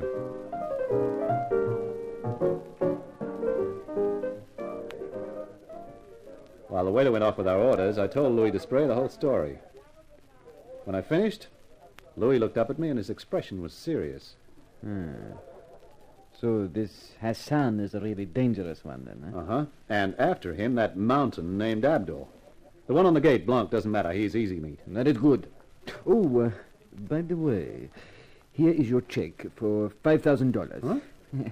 I've had it already, just in case. Well, thanks. And that keeps my promise to you for finding out whether Marie is there or not. Now I would ask you something more. How would you like to earn a further $5,000? I'd like. What do I have to do? Break into that house with me and rescue Marie. Say, the more I think about that, the more it appeals to me. Excellent. I told you, monsieur, when we first met, that I knew a man when I saw one. When do you propose doing it? We should not wait too long, I think. They may become panicky and do something drastic to my little sister. Well, when do you think? What do you say to tomorrow night? Suits me. I shall call for you just before midnight. By the time we get to the house, everyone should be asleep.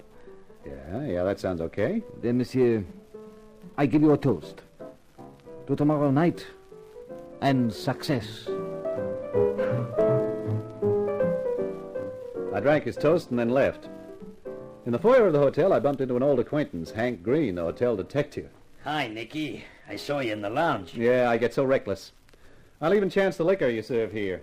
You get reckless, all right, with the company you keep. Huh? What's that? The guy you were drinking with. Louis Desprez? Oh, is that what he calls himself now? Well, how do you mean now? I know him as Louis Katz. A nasty taste in the mouth from way back. He dodged a murder rep in France in 1948 and came to the States. He's lucky. His parents were holidaying here when he was born. So he's got U.S. nationality and can't be kept out of the country. He's pulled everything from selling the Brooklyn Bridge to a sucker to murder. He's tough and he's clever. Also about as safe company as a Death Adder. Oh, brother. You're sure you're not mixing him up with someone else? Oh, not me, not little Louis. I don't sleep nights while he's staying in the hotel. You're not paid to sleep nights. Well, thanks, pal. I'll do something for you one day. Just take my advice, Nicky. If he's made you any proposition, don't take it. On the contrary, Hank, that's just what I'm going to do.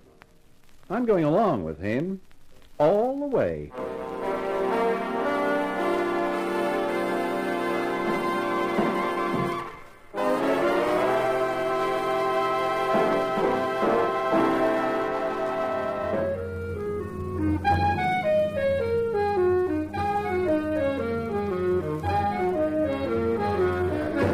Carter Brown, Mysteries. Adventures in excitement and suspense, based on the best-selling novels by the slick storytelling sensation, Carter Brown.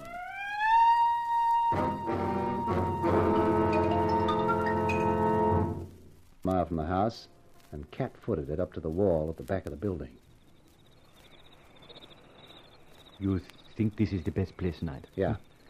The way I figure it, there's an even chance that Blanc, the guard on the gate, sleeps in the little gatehouse. Yes, that is reasonable. So if we get over the wall here, we got a chance of getting away with it. I'll go first. You give me a push-up, and then I'll give you a pull. Very well. Ready? Yes. Okay, go!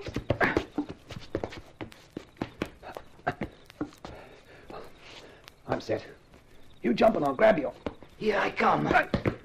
Grab my arm. That's it. Up.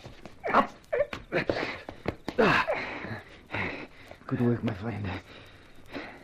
Now down to the garden, eh? Yeah. Let's go. Now, quiet now. Where are we going? Back door. What if it is locked? Oh, I got a little gadget with me that's pretty useful for this sort of emergency. You have your gun ready? Of course. Why that Hassan flicks a knife about, I'm not taking risks. I, too. Hold it. We are here. Uh-huh. You will unpick the lock now, eh? No. Lesson 1 in the private eye manual. Always test the door before trying to pick it. You never know, it might be open.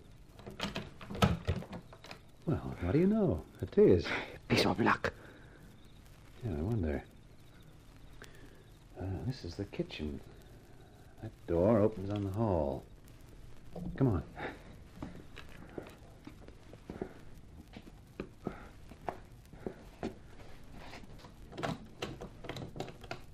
The light. There is a light under that door ahead. Yeah. Who lives in there? The prince when he's home. Perhaps he has returned. Let us go and see. Huh? Don't be crazy. It's a girl we're after. But I am also after the prince. Louis! What? Who dares to disturb me? Who are you? Your executioner.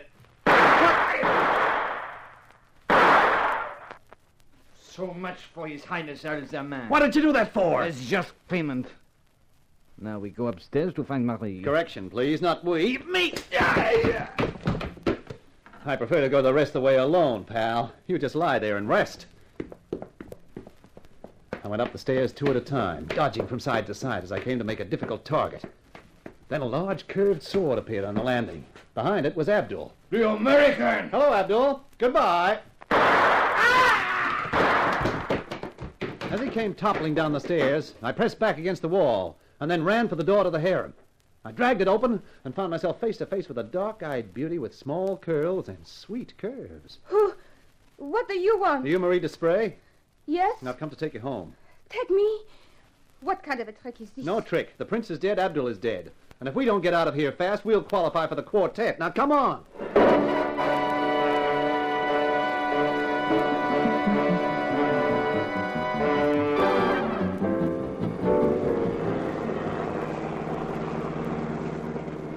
Well, how do you feel now? I do not quite know. I'm still dizzy from the haste. Oh, I'm sorry about that, Marie. About the rough treatment getting over the wall, but a skinned knee is better than a punctured hide. Oh, I do not mind. I am more than grateful. I kept waiting for Hassan to come yelling after us. You know, that's a funny thing. What? There was no sign of Hassan, and he's the toughest of the lot. Where was he? And where was Haroun? If the prince was back, he should have been, too. Oh, surely, Nicky, the one thing that matters is that we have got away. Yeah, that's true enough. I just can't help wondering. Where are you taking me? To my apartment first. Tex is there. Tex? Oh, that's wonderful. I would like to see her again. She was kind. After that, I'm not sure. The police, probably. You were kidnapped, weren't you? Oui. On the Riviera last summer. I met Prince Al-Zaman there. I thought he was horrible from the first. I had proof of it afterwards. Uh-huh. Have you got a brother named Louis? No. I'm an only child. Oh. Does the name Louis Katz mean anything to you? Oh, the only Louis I ever knew was Louis Melbert. The wretch who tricked me so that I was kidnapped. Is he tall, dark, gray eyes, and slightly crooked mouth? Oh, but yes. Yes, that he is. We're talking about the same Louis. I don't understand. Well, it's a long story, honey. And this is no time to tell it. Car? Stops? Yeah, for one very good reason, out of gas. You know, that's strange. This is Louis's car, and there's not enough gas for a two-way trip. What will you do now? Well, I'll leave you here and go look for a phone. I'll call Tex, and she can bring my car out here and pick us up. You will leave me... You will leave me alone? You can have my gun for company. I won't be long. Oh, please don't be. I'm frightened. There's no need. You just sit tight. I'll be back as fast as I can.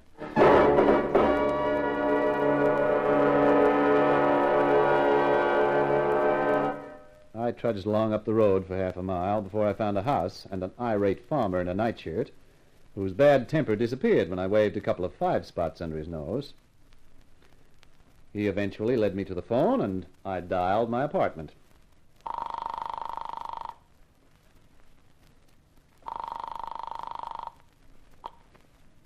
Hello? Tex? Oh, Nicky. Relax, honey. Everything's okay. Oh, thank heaven.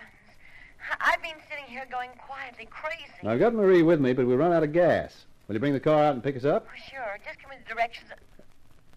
Tex, what's the matter? Nicky, the door's opening. There's somebody coming inside the apartment. Tex, are you all right? No, Tex! Tex! Hello! Hello! Hello! Hello! Hello, Mr. Knight. Who's that? This is Haroun. We have your American girl. She is quite safe at the moment. She may have a headache when she wakes up, but it will pass. If you hurt her... Calm, Mr. Knight. No one will be hurt so long as you are sensible. What do you mean by that? It is quite simple. You have a girl, we have a girl. You want the one we have. We want the one you have. I don't get it. I think you do. We want Marie Desprez back. If you want to see your friend Tex alive, you will return to us the French girl. If not, Hassan is very anxious to practice some of his peculiar talents. Hello? Mr. Knight, are you still there? Yeah. I'm still here. The exchange will be made at 9 tonight. You have my word that the American girl will not be harmed in any way before then. We will meet you at the crossroads on the main highway 10 miles north of the house. Is that clear? It's clear. Till 9, then, Mr. Knight. I put the receiver down and just stood looking at it. I felt as though I'd been kicked in the stomach by a specially vicious mule. The thought of Tex and that dagger-happy Hassan was the stuff that nightmares were made of. Then I went back to the old farmer and found he had some spare petrol. Bought it from him, and half an hour later the car was ready to move again. Then I told Marie what had happened. She sat staring ahead of her for a few minutes, then turned to me. Of course, Nicky. You must take me back. No. There must be another way. But they are very thorough. There will be no other way. I tell you there must be. We can't just... Have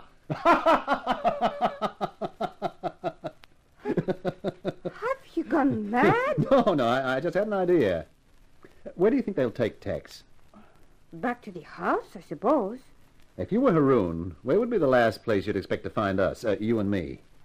Why, what do you mean? Go back to the house? No? Why not? There's only Louis and Blanc, the guy from the gate.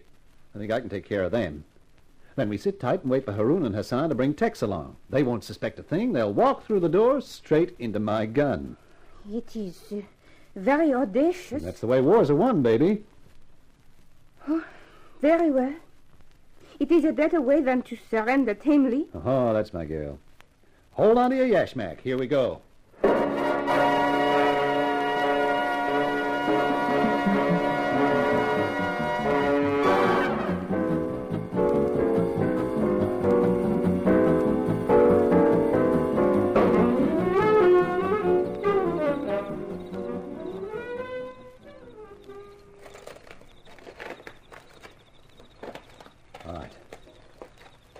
Keep beside me, Marie. I'm trying, but my knee... Oh, cats. Yeah, sure. If I ever have to get into this place again, I'm not going over that wall. I'll bring a couple of sticks of dynamite and blow it down. Oh, it's very quiet. Not a sound from the house.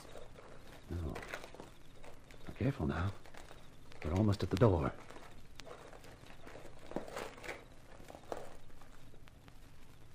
Still open. Is that not strange? Yeah. Come on, quiet as you can. Welcome back, Mr. Knight. Don't move, Knight. When the girl gets a bullet. Switch the light on, Blanc. Well, looks like we got a reception committee. Exactly, Mr. Knight. Drop your gun, please. Thank you. We counted on your being a clever man, Mr. Knight. If you had not been, we might have been in trouble. But we had to have a clever man, one who would react the right way, and we got you. React the right way? So the whole thing was a plant, huh? Yes, Mr. Knight, the whole thing. A perfectly planned trap. A chess game in excelsis. with you as the pawn. What's the next move? The next move is to wait, Mr. Knight, for the prince to arrive. The prince? But of course, Haroun is the prince now. Precisely. And he will hand you over to the police for the murder of his brother.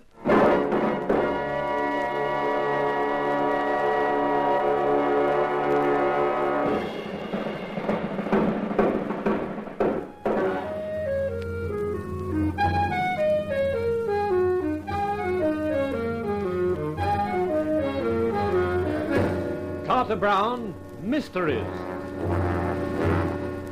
Adventures in excitement and suspense, based on the best-selling novels by the slick storytelling sensation, Carter Brown.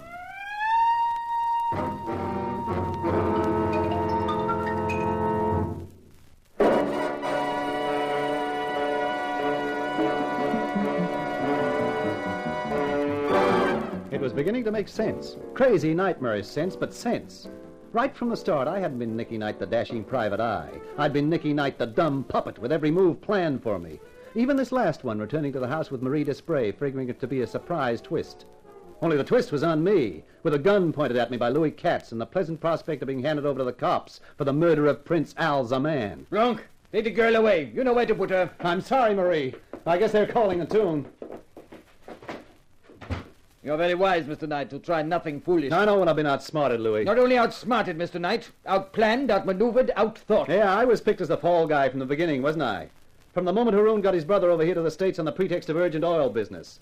Haroun, who's your boss, of course, was getting tired of playing second fiddle to Al Zaman and planned to get rid of him. Get rid of him here in the States instead of on his own home ground. Correct. So Haroun engages me to protect a harem that's already protected. And then you come around with a story about your sister. Even when I beat it out of the house with Tex, you and Haroun weren't worried. You knew I'd have found out from Tex that Marie was in the house and that I'd come straight to you. Which you did, Mr. Knight. Yeah, and played right into your hands for the murder of Al Zaman. Back I come with you, and Fatso gets it, with me all set to take the rap. The only slip-up was with you, Louis. You couldn't know that I'd been tipped off about you by the house stick at the hotel. But I hadn't figured it all then. I was just suspicious of you. That's why I tapped you on the skull and beat it with Marie. But you have come back, Mr. Knight. Yeah, I even worked that out right. While I was getting Marie out of the way, Haroun and Hassan were carefully collecting Tex. Hassan is Haroun's man, too, like you. And then after the phone call proposing the quid pro quo, or more accurately, the girl for girl, you figured I'd come straight back here, hoping to surprise you. You waited for me, and here I am. Like a good little pawn, going from square to square, exactly as anticipated. Yeah, the perfect pawn. Which is about to be taken. You heard that car? That will be His Highness Haroun, the new prince, with the police. Goodbye, Mr. Knight. It's been fun playing with you.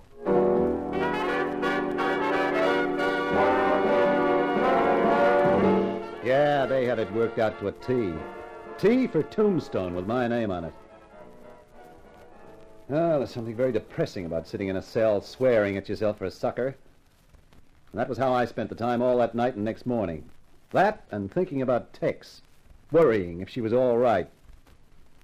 And then round about midday, I was taken out of the cell and driven to a downtown office, where a gray-haired guy sat behind a desk with a slim, efficient-looking character next to him. Take a chair, Mr. Knight. And what is this? Who are you? My name doesn't matter. This gentleman is Mr. Wilde. Hello. First of all, please accept my apologies for having kept you in that cell so long, but when your statement came to us, we had to investigate, and that takes time. I don't get it. You will when I tell you that we checked your story about Marie Desprez and found it to be true. Oh, you did, huh? That's nice. Don't play tough, Knight.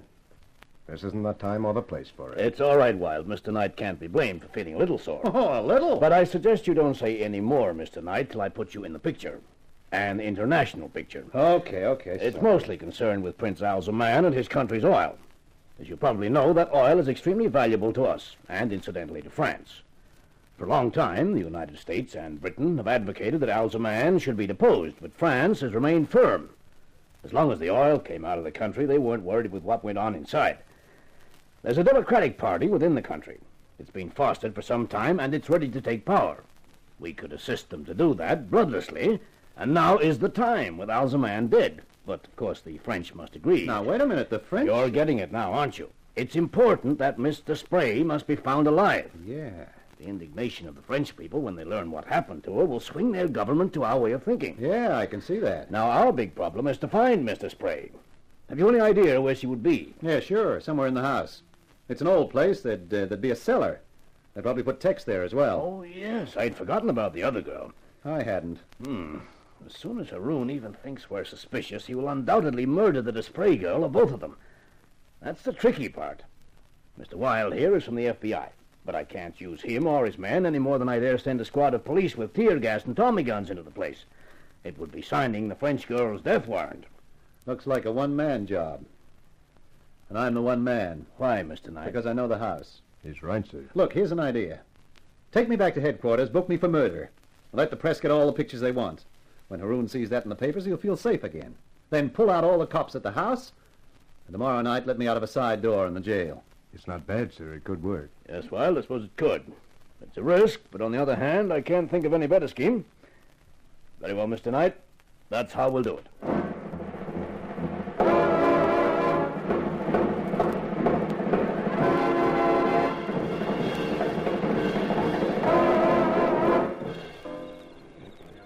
Okay, you guys, keep it quiet. All right, now we got over the wall. Nicky, this is where you're on your own. Yeah, me and my .32. I've got another gun for you. Here. Hey, what's this, a 6-inch howitzer? It's a rocket gun. You've got an emergency, you point it out the window and you pull the trigger. We'll see the rocket, all right. Uh-huh. All right, thanks. The best place to carry it is in your sock. Oh, okay, right. Just hope it doesn't go off and leave me minus 3 toes. We'll fan out and watch for your signal. If it doesn't come within 20 minutes, we'll come in anyway. Good luck, kid. Well, thanks again. So long. For the 3rd time now, I crept up to the back door. For the 3rd time now, it was unlocked. These characters obviously didn't believe in guarding their rear. I was halfway across the kitchen when I heard voices. Yes, Your Highness. I looked around for a place to hide. There was a broom cupboard built into the wall. I got in with the brooms and pulled the door to, leaving just a crack to see through. A second later, the light was switched on, and Haroun and my old pal Louis came in. So, in a week, Louis, we shall leave the United States. I return home to take up my rightful position. While Mr. Knight remains to die for the murder of your brother. A sacrifice in honor of the new prince, eh? What about the 2 young ladies? Well, I'm about to take their food to them, Highness. The team has prepared the tray. Good food, I see. Excellent. I don't like thin women. Return to me in the library, Louis, when you have finished. We have other plans to make. I watched Louis pick up the tray and disappear through a door I'd never seen before. It looked like part of the paneling when it was closed. I gave him a minute or so and then headed after him. The door opened on a flight of steps leading down. I'd been right about the cellar.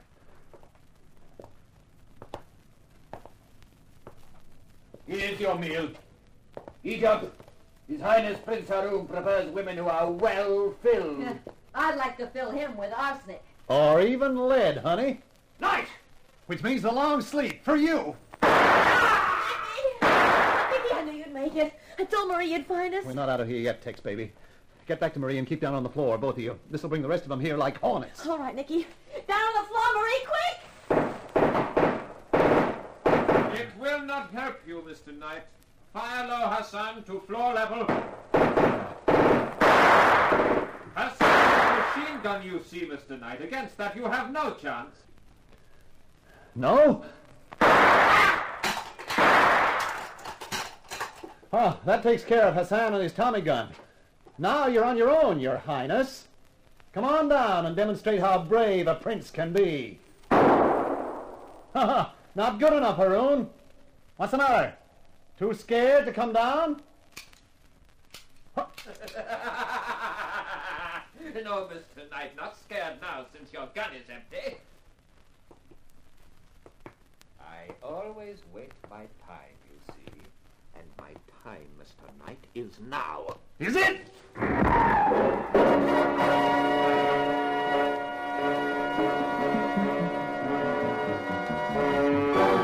As he came down the steps, I remembered the rocket gun in my sock.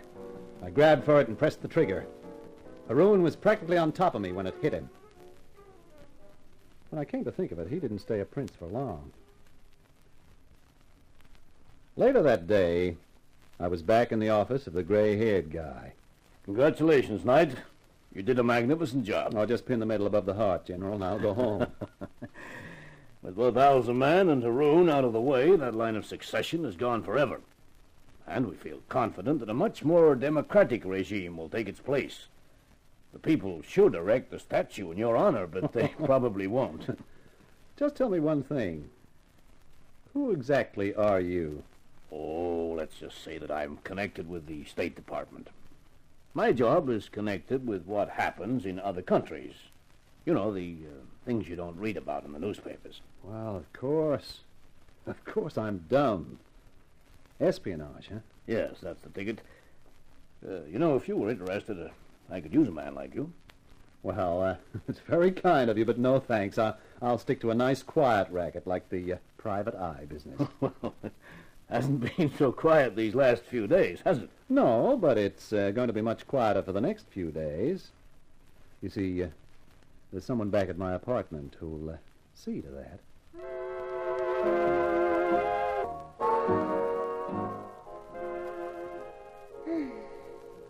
You know, Nicky? Yeah? There were times when I just couldn't believe I'd ever sit in an American apartment again and hear some real American music again.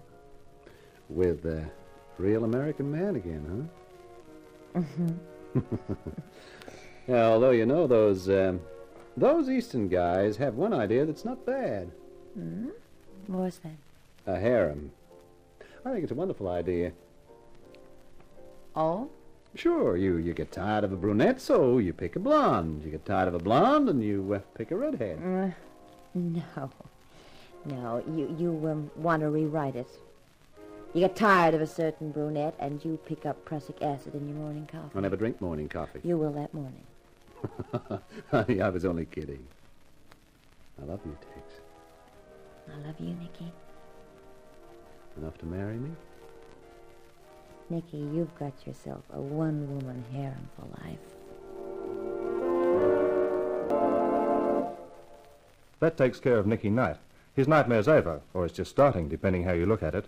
Well, I'll be back to bring you another of my books. The next one's called Destiny, Danger, the story of an English undercover man who didn't stay undercover enough. So this is Carter Brown saying so long for now. Be seeing you.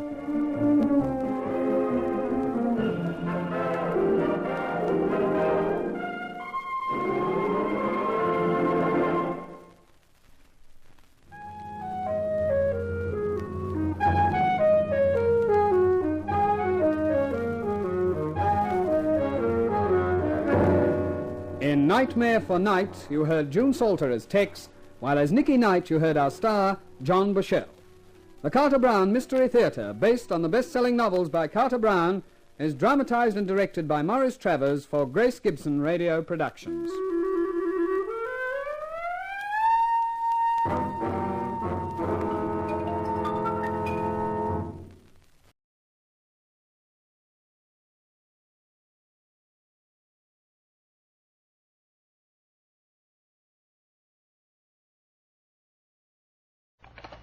Hello, Candy Matson. I understand you've been hired to find out who knocked off Donna Dunham. Abrupt and right to the point.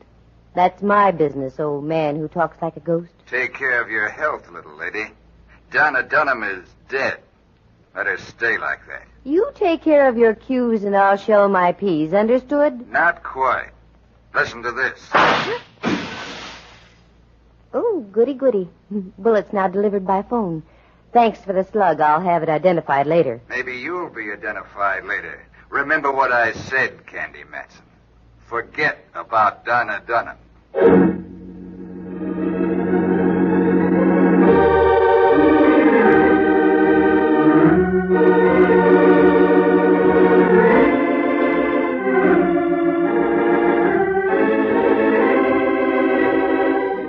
My name is Candy Matson. I like money, lots of it. That's why I became a private eye. And, too, you meet such interesting people. Mostly dead. But getting back to the cash angle, that's why I took on the Donna Dunham case. I knew it was full of dynamite. But a girl has to eat now and then, maintain a penthouse on Telegraph Hill, and keep the moths out of a few mink coats, doesn't she? Sure.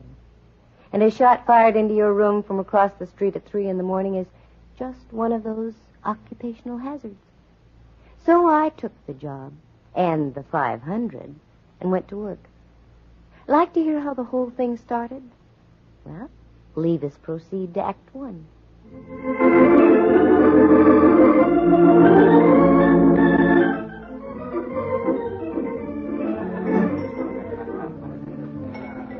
I'd had a hard day at the office, sleeping all day, and I needed a bit of a tonic to pick me up. So the natural thing to do was to ground loop into the marigold room and see what could be done. As I sank down onto one of the padded stools, the dispenser approached. Make it a martini, my good man, very dry. So dry it comes out like a blotter. Look, lady, nothing would give me more pleasure, but I can't serve you here unless you have an escort. What? Oh, I'm waiting for someone. That's what they all say. But he'll be here very soon. I know. It never fails. Why, you low-minded cronk. For 2 cents I'd knock your... I arrived just in time. Save your 2 cents, my dear. Huh? You heard what the lady said? A martini. Make it 2. Yeah. Sure. I thought it was just another one of those, 2 martinis. Well, saved from a fate worse than death, Miss Matson. Who are you? A natural question. And I'd like a natural answer. Roberts is my name. Warren Roberts. Oh. I own a few steamships hither and yon about the world. Oh, yes, I know. I took a trip on one of your scows once. The food was a nightmare's nightmare. How do you think I came to be a millionaire? Aha, I see your point. How did you know my name, and what do you want? I have a business proposition to make to you, Miss Matson. You're sure it's business, Mr. Roberts? Strictly business, Miss Matson. Call me Candy. You tell me the details, and I'll tell you what it'll cost you. Fair enough. But don't faint. You can always make it back on your food. Well, I can hardly tell you here. Suppose we drop over to my place. But I want that martini. My man will make us a batch over there.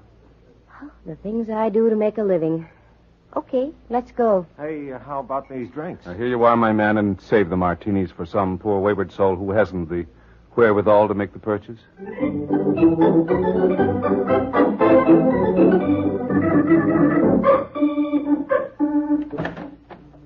Oh, good evening, Mr. Roberts. I didn't know you were expecting company so soon after... Take Miss Matson's things, Montgomery, and bring us some martinis. They're all made, sir. Good. Let's go into the drawing room, shall we? Mm-hmm. Modest little mousetrap, isn't it?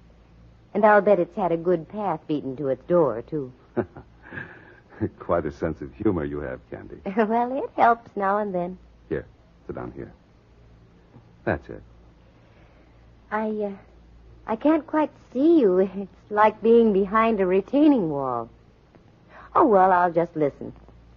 What's the topic of conversation? A young lady named Donna Dunham. The female element. What is your connection? Much strictly that of a patron. Oh? Miss Dunham was a hat-check girl over at the Scarlet Dawn.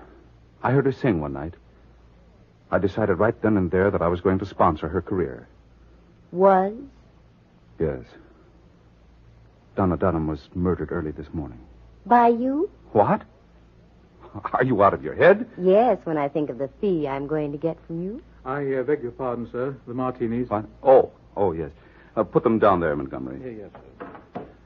Very good, Montgomery. I won't need anything else tonight. Thank you, sir. Good night, miss. Good night. Don't sleep too tight. May I? You certainly may.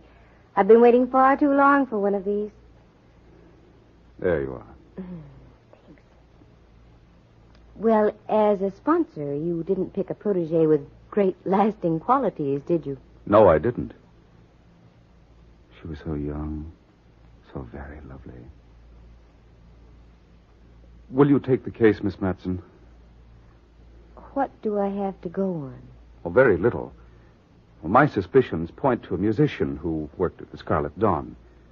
He seemed to resent very strongly my stepping into the picture. Were they going to get it? Off and on. Until I started to back Donna's career. A very interesting triangle.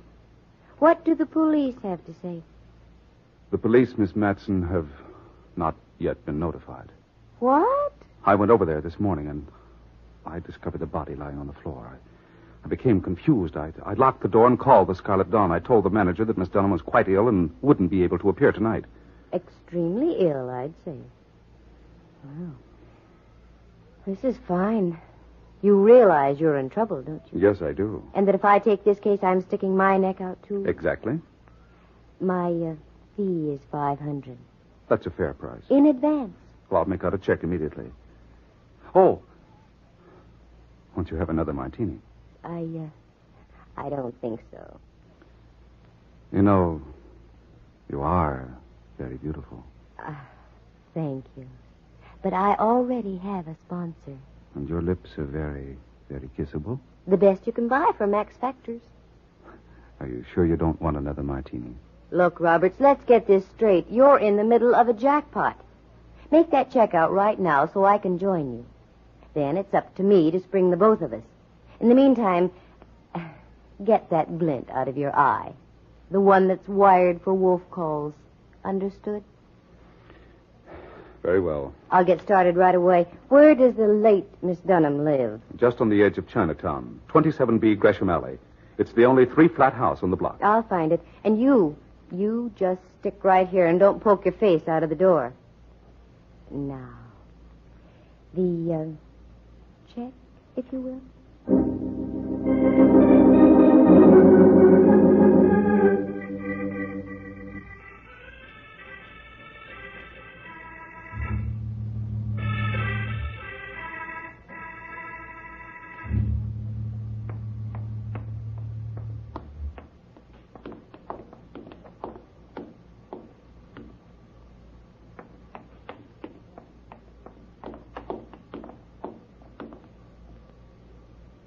Now listen, you, if you think you're going to get...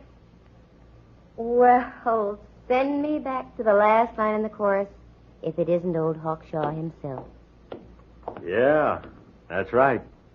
Hiya, Candy. Mallard, how you ever got to be a police detective, I'll never know. I heard you trailing me for the last 2 blocks. Maybe I wanted you to hear me. What are you doing over in Chinatown, Candy? I like tomato chow yuck. Uh-huh. Something up? Not with you around, there isn't. Look, Candy, just a little word of caution. We're laying for you. Oh. The chief isn't very happy about you busting up that Newton case last month. Somebody had to.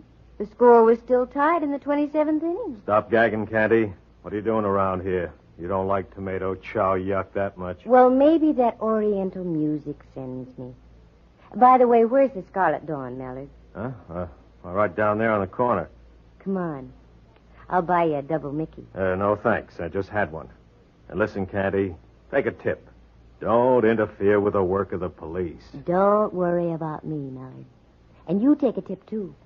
Next time you trail somebody, get yourself a pair of tennis shoes.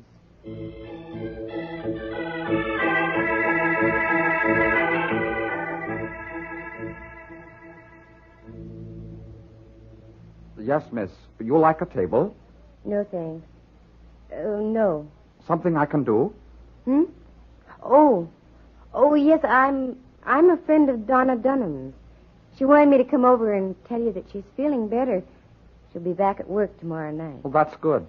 Business at the hot chick stand no good without her. Yeah. Yes, she's a great girl. By the way, I don't see her boyfriend tonight. Boyfriend? You know, the fellow who plays in the band. Oh, Donnie Andrini. No, he got night off. Oh, too bad. She wanted me to tell him, too. Yep, too bad. Oh, maybe you'll find him at the Lotus Hotel. He lived there. Oh, sure. The Lotus. Yes, I'll check there, and thank you very much.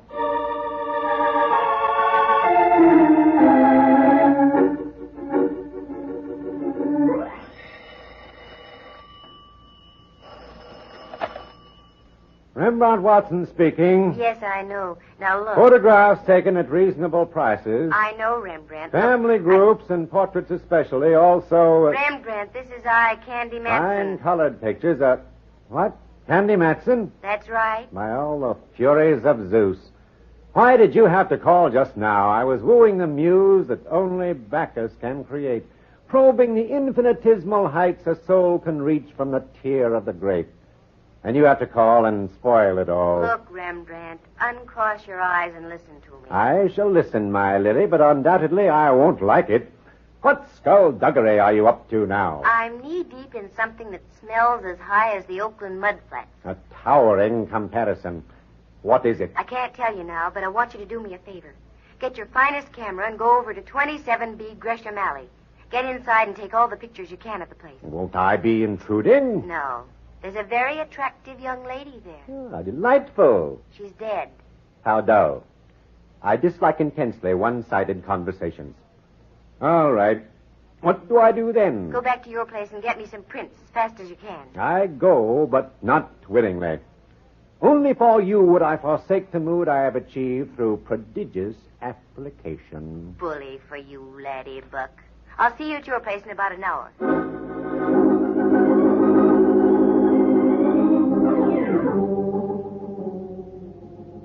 Pardon me. Are you the night clerk? I ain't sitting bull. Yes, we have no rooms. I'm not here for a room. Oh? Well, maybe there's something I can do for you. Yes. Could you tell me if Mr. Danny Andrini is in? No, he isn't. As a matter of fact, I haven't seen him all day. Yes, I know. There's a reason. We had to take him to the hospital this morning. What? Yes. He's under observation for appendicitis. Oh, I'm sorry to hear that. So, I was wondering if you'd let me have his key. Huh? He wants me to bring him his portable radio. Oh, does he have one? Why, sir, did you ever know a musician who didn't own a portable radio? Well, I know, come to think of it. Yeah, here's the key. It's room 418. Thank you. You're very kind. Not at all. Not at all.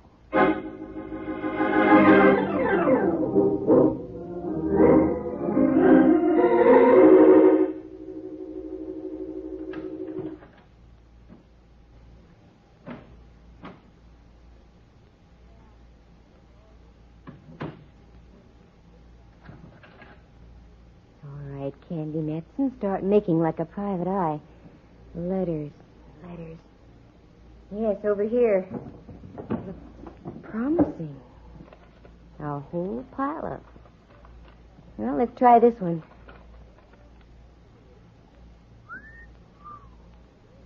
Dear Danny, I don't know how to start this, but your accusations last night need some sort of answering.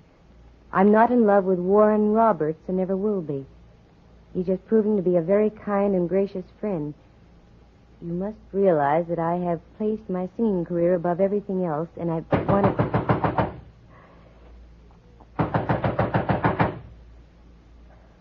Well, leave us confront the issue, Candy.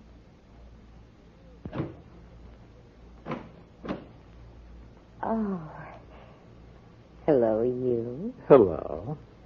I was wondering if I could be of any assistance. Oh, no, it seems Mr. Andrini was out of his head. Oh. I mean, he doesn't seem to have a portable radio. Oh. I'll just be on my way. Oh, now what's the rush? You don't have to leave right away. Wouldn't you like a drink or something? No, not right now. I am pressed for time. Oh. I tell you what, though. Huh? I'll be back later. How's that? Sure. Fine. When? Let's make it next Whitsuntide, huh? Goodbye.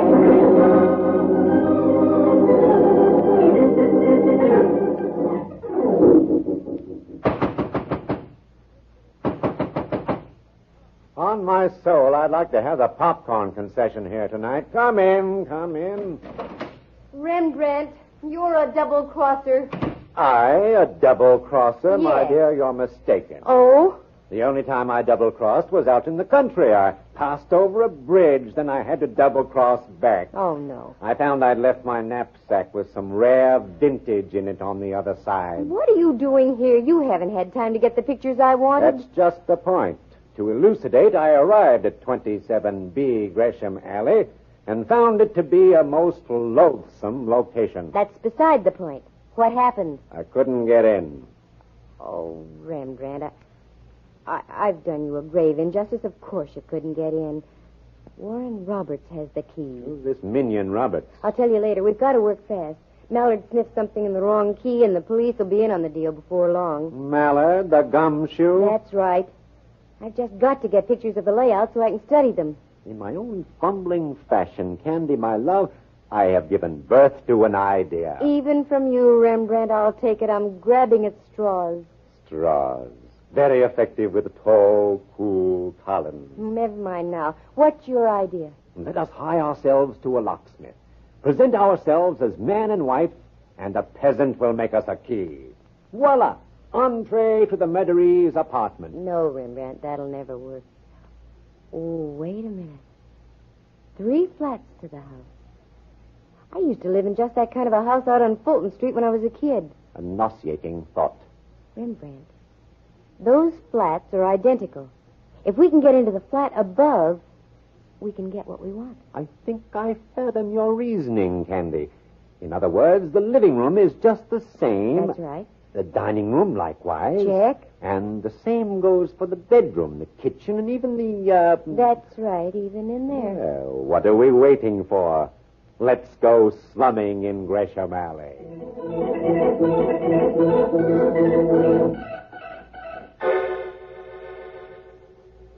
Go ahead, Rembrandt. Ring the bell. Always I must do the labor. Oh, pooh. Well, I hope we don't disturb the dead in the middle flat. You won't. From what I hear, she was done in sort of permanently. Oh, appears there's no one at home. Come on, Candy. Let's return and see what Bacchus has to offer. No, wait. I thought I heard something. There, you see? Got all your flash bulbs? As they say in the old country, have I lost my marbles? Open the door. Beauty before age, my dear. Thank you, Remby.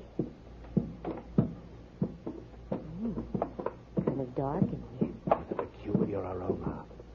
Definitely smacks of the far east. Yes. Something you folks wanted? Choke up, Candy. It's your cue. Why, yes, may we come up? What do you want? Well, we're with a magazine, The House Lovely. We want to take a few photographs of your place. At this hour? The working press is never shackled by the hands on a clock, sir. Sounds phony to me, but come on up. What do you want to take pictures of this beat-up joint for? Well, you see, it's comparison. The old and the new. We've already taken pictures of a flat similar to this, only it's been remodeled. This is perfect for the contrast. I guess it's all right. Go ahead. Start with the hall, Rembrandt. Roger, my pretty. Let's see. This should be just about right. Mm-hmm. Now the bedroom. That should be off the hall here. Oh, yes. Shoot from the door, Rembrandt. Did you get the entire room? Not quite, but most of it. That'll do. Just a moment. Ah. There we are. You cats work fast. What was that? I said you work fast. Yes. Now, in the bathroom, do you have a tub or a shower? Why don't you see for yourself? No. On second thought, I think that's about all we need. But Candy, you said that we Come along, Rembrandt. And thank you very much. That's okay. And don't slam the door.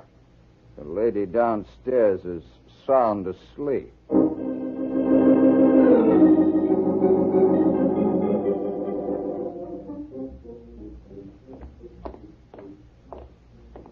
Rembrandt, I think I've got this thing licked. Are you referring to this case or my desire to return to the arms of Bacchus?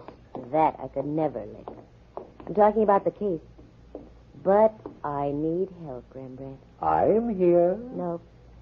That's not enough. I need the big, strong arm of the law. Oh, no. Candy, you traitor. I hate to admit it, but I need somebody like Mallard. Am I being paid? Oh, no. It's the wicked genie. Yoicks, it's the gumshoe. Yep. In person. Mallard, how did you get here? I took your advice and bought some tennis shoes. All right, spill. What goes on? Been following you around till I'm punchy. Start talking, Candy. Okay, so you heard me. I do need your help, Mallard. Badly. There was a young girl murdered yesterday at 27B Gresham Alley. Is that the place you just came from? That's right. Why don't we ever hear of these things? Oh, I get exclusive rights. Anyway, I think I have the whole deal figured out. You can have full credit, Mallard, but you've got to take my advice. It hurts, but go ahead. Now go back to 27C Gresham Alley. That's the top flat. Mm-hmm. You'll find a character there named Danny Andrini. Take him. Then get out to 5711 Pacific Street as fast as you can. All right, I'll do it. But Candy, so help me, if this is a foul-up, on you the new look with stripes is going to be very fashionable. She knows what she's doing, Mallard. When you get back to Gresham Alley, just tell Mr. Andrini that you're from House Lovely. He'll adore you.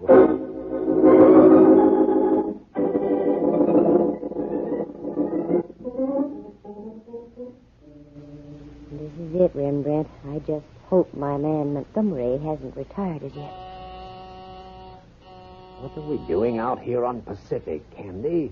This is out of our league. All of a sudden, I've become socially conscious. Come on, Montgomery, answer the door. Ah, right on cue. I beg your pardon. Did you ring? No, Montgomery. We crossed the moat and used a battering ram. I'm sorry, young lady. Mr. Roberts doesn't wish to be disturbed. Look, Montgomery, remember me? I was here earlier this evening. Mr. Roberts and I had a martini together. Martinis? Well, it was worth a safari out here after all. Oh, I'm sorry, miss. I didn't recognize you at first. Yes, do come in, won't you? The light dawned. If you'll just wait in the drawing room, miss, I'll inform Mr. Roberts of your presence. Thank you very much, Montgomery. I used to know a chap like that in the British Army. By continual groveling and studied abjectedness, he worked his way up to the rank of a private.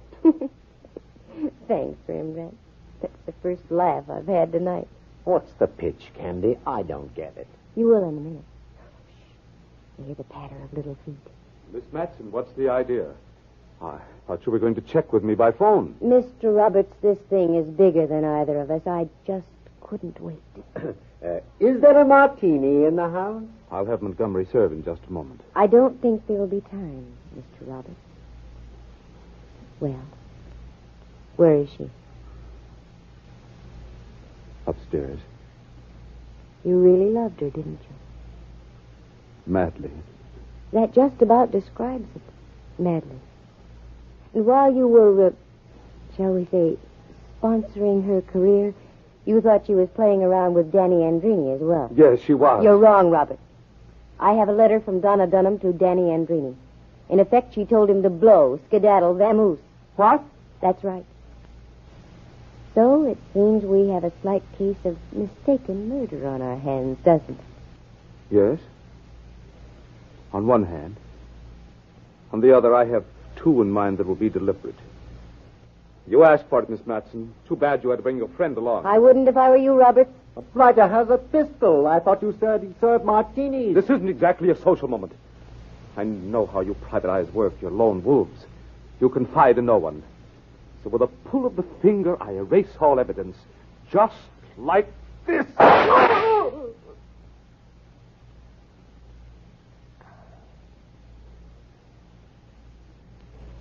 He's dead. Oh, I'm really grateful to you, but where on earth did you come from? Like I say, Candy, you just can't beat these tennis shoes. Well, that clears everything up except for one thing. Where do we go now for the martinis?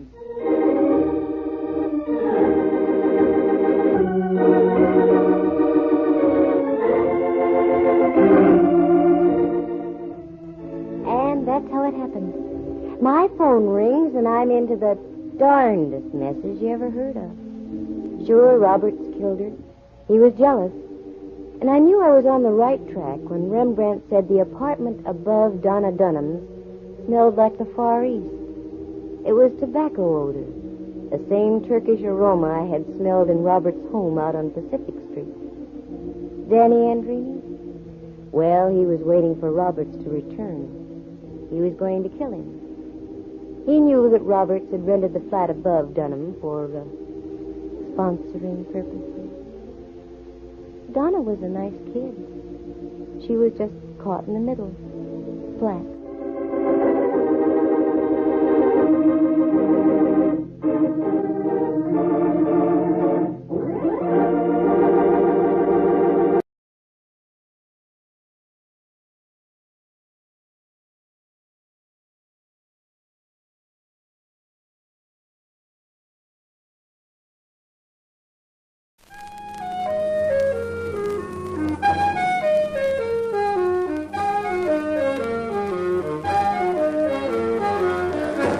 Carter Brown, Mysteries.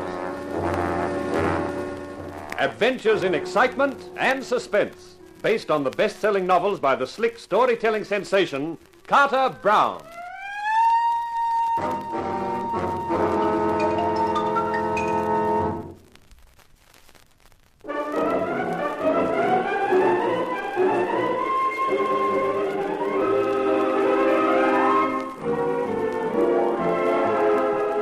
How do you do, ladies and gentlemen? This is Carter Brown with another of my books for you. A story I've called Belladonna Was Poison.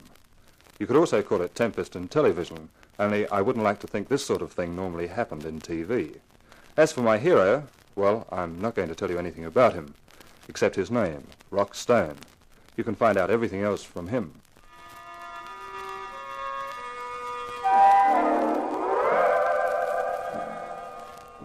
In the glare of the bright lights, the woman backed away from me, her beautiful features contorted in fear and dismay. One elegant hand crept up to her mouth, and the tense posture of her body indicated the tumult of her racing thoughts. I stared at her, impassive, implacable, with just the faintest trace of a smile on my lips. Her voice, when it came, was husky and low. You know. I know, Mrs. West. I knew from the time you failed to identify your husband's body as your husband. I knew you were not Mrs. Adele West at all, but her twin sister, Adeline. You impersonated your sister in the hope of stealing the West diamonds. You devil. You murdered your sister so that you could take her place. What you didn't know, Adeline, was that only 3 hours before she had murdered her husband to prevent him discovering that she had pawned the West diamonds to pay her gambling debts. I guess it's hopeless trying to fool you, Inspector Stone. You can't fool the homicide squad. And don't bother to open your purse and grab for that gun inside. I took the precaution of emptying it 10 minutes ago. You... Okay, Sergeant. Take her away. It's like I always say, folks. There's no future in murder.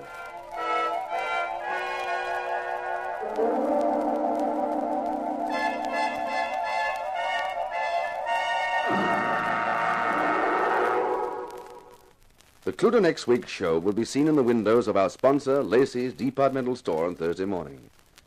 Make sure you take a good look, friends. A clue in itself can be a small thing, but it can lead to the electric chair. So, till next week, this is Inspector Rockstone bidding you good night.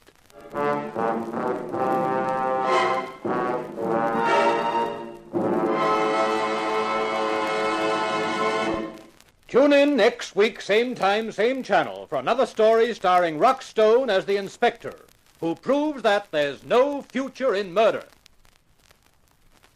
Well, wraps it up for the night. All right, Fred, you can strike now.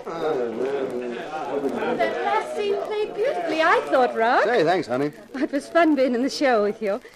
Do you think our producer was happy about it? Our producer, Miss Arlene Molden, is a woman, but definitely. And who can tell what a woman thinks, huh? Only another woman. So long, Rock. So long, honey. Well, that's another one over. It was a good show, Rock. Arlene, coming from you, that's really something. Why? Am I such a tyrant? No. But there are enough distractions for an actor working in TV without a producer who puts so much vitality into her vital statistics. You ought to pass snappy cracks like that on to Sam Long. You might be able to use them in next week's script. And speaking of which, what's the gimmick for Lacey's window display the next show? It's a Lulu. Let's walk over to your dressing room. I'll tell you all about it. Fine. This noise isn't doing my ulcer any good. You read Sam's script for the next show? Belladonna was poisoned, he's called it. I had a quick look at it. Well, we've had 2 dummies made. One of you and one of the girl who's murdered. The window dressers will set them up in the window, and on Thursday morning, when the blinds are lifted, the public will see you just entering the room with the girl's body slumped in a chair and an upturned glass on the table beside her. What's the vital clue? The upturned glass, stupid. Don't you remember in the script the girl is poisoned with belladonna? In her last moment, she turns the glass upside down. What for? It gives a clue to the poisoner. The butler did it. And the butler always keeps the glasses upside down in the liquor cabinet. Holy cow. Did Sam Long dream that up all by himself? You worry about your acting. I'll worry about the script. Well, there's something else I'm worried about. What? These stunts you pull every week to tie in with the show, like this gimmick in Lacey's window. You know, I think we should drop them. Not on your life. They're worth thousands of dollars in publicity. Look, I had a nasty phone call from a real inspector of homicide last week about that stunt of yours with a girl in her underwear being chased by a gunman down 5th Street.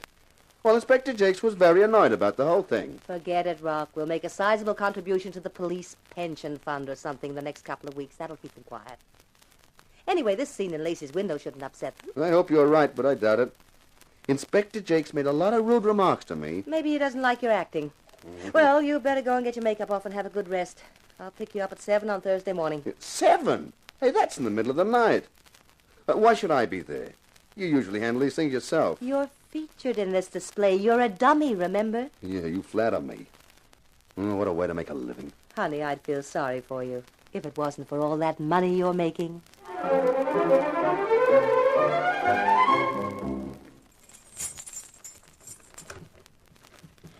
Mr. Stone, thank goodness you've come. Yeah? I've been waiting for you to come home.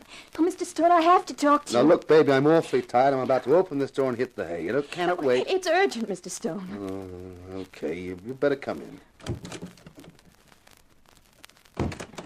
Yeah. Now then, what's all this about? My name is Hannah Vogue, Mr. Stone. I'm an actress. Oh, congratulations. I'm playing on one of your shows next week. Well, that's fine. I'm frightened, Mr. Stone. There's something wrong, terribly wrong. If it's as bad as that, I can probably get them to rewrite your part for you. I don't mean with my part or the show. I'm talking about real life. It affects you as well as me. It affects the whole show. I only found out by accident, and I'm scared, Mr. Stone. I don't know what to do. I'm afraid to go to the police because they won't believe me. And then he'll know, and I'll be... Hey, is this some elaborate kind of a gag? I knew it. You won't believe me either. You think I'm crazy before I've even told you what it's all about. Honey, can you blame me? But go on, I'll listen. No, what's the use? It's no good you won't believe me. No one will believe me. I must be dreaming. And I'm not even in bed.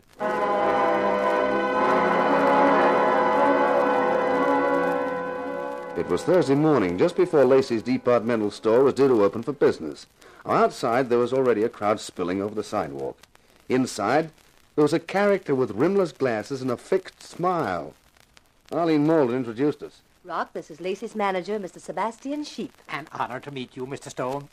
Or should I say Inspector? With a name like that and a line of dialogue like that, is he real? I beg your pardon? Oh, Mr. Stone likes his little joke. Remember Lacey's sponsor the show? Perhaps you'd like to take a look at the display before we lift the blinds. I think you'll be very pleased with it. We'd love to take a look, Mr. Sheep. Splendid. There we are. You can step right into the window. Just take care not to disturb anything. The dummies are remarkable, I think.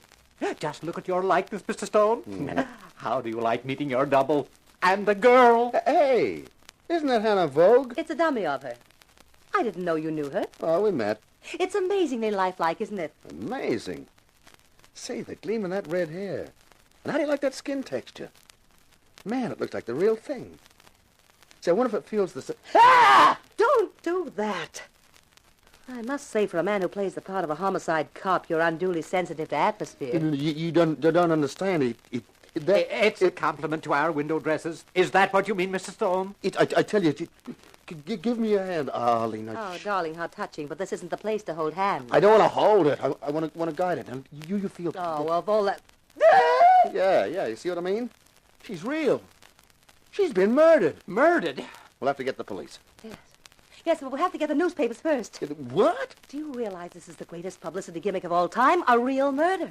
A real corpse taking the place of a dummy in a window display. I am thinking of it. And it's making my insides churn. I'll call the papers first. I want them to get pictures of the police coming in the window. Then I'll call homicide. Homicide. That means Inspector Jakes. I suppose so. Why? Goodbye. Where are you going? South America. Don't be stupid, Rock. Stupid? That Inspector Jakes was rude to me about a traffic block. What's he gonna be about a murder?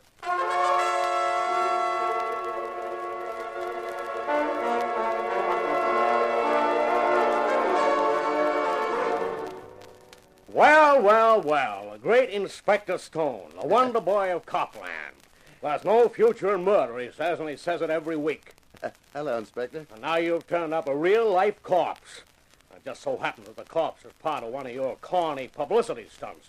Did she volunteer to die for you? I don't know a thing about it, Inspector Jakes, honest. By a remarkable coincidence, every newspaper in town gets to hear about the murder before homicide does.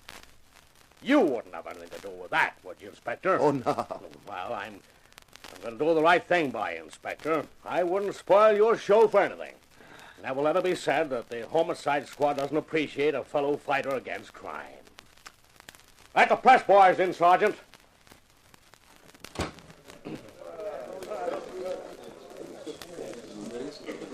Okay, quiet. That's better. Now I'm giving you boys a break. You can quote me on all of this. Hey, you feeling all right, Inspector? Yeah, I'm feeling fine. I'm never better. You boys know what's happened? The window was set for a publicity stunt for the TV show. There's no future in murder. Someone substituted a real corpse for the dummy. That's not telling us a thing worth quoting. I haven't finished. This is the bit that will interest you. I've just been talking to Inspector Rock Stone here, and he wants to go on record as saying that no one is going to get away with murder on his show. Oh, now, look, He says he personally pledges himself to bring the murderer to justice, to solve his crime. I didn't... And what's more, he doesn't wish for the cooperation of the homicide squad. He intends to handle it alone. Hey, is that right? That's a story for you. A real-life murderer turns Stone into a real-life cop. Who knows? Maybe he'll get himself murdered in the process. Boy, what a story. Okay, now you can blow. You get the story, and I hope you play it up big. I go on record as saying that the police department has the greatest respect for Inspector Stone's deductive powers, and they also know he has a hot lead which may well take him straight to the murderer.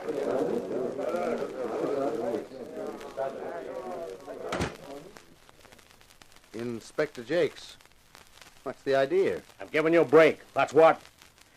Every Tuesday night, you're so smart with a script somebody's written for you. Let's see how smart you are without a script. But that crack about my having a hot lead. Supposing the murderer reads that. He might believe it. He probably will.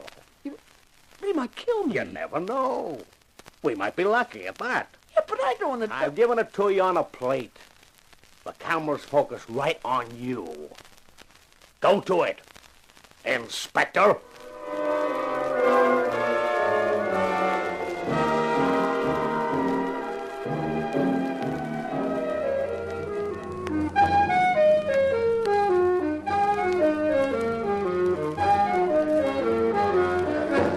Carter Brown, Mysteries. Adventures in excitement and suspense, based on the best-selling novels by the slick storytelling sensation, Carter Brown.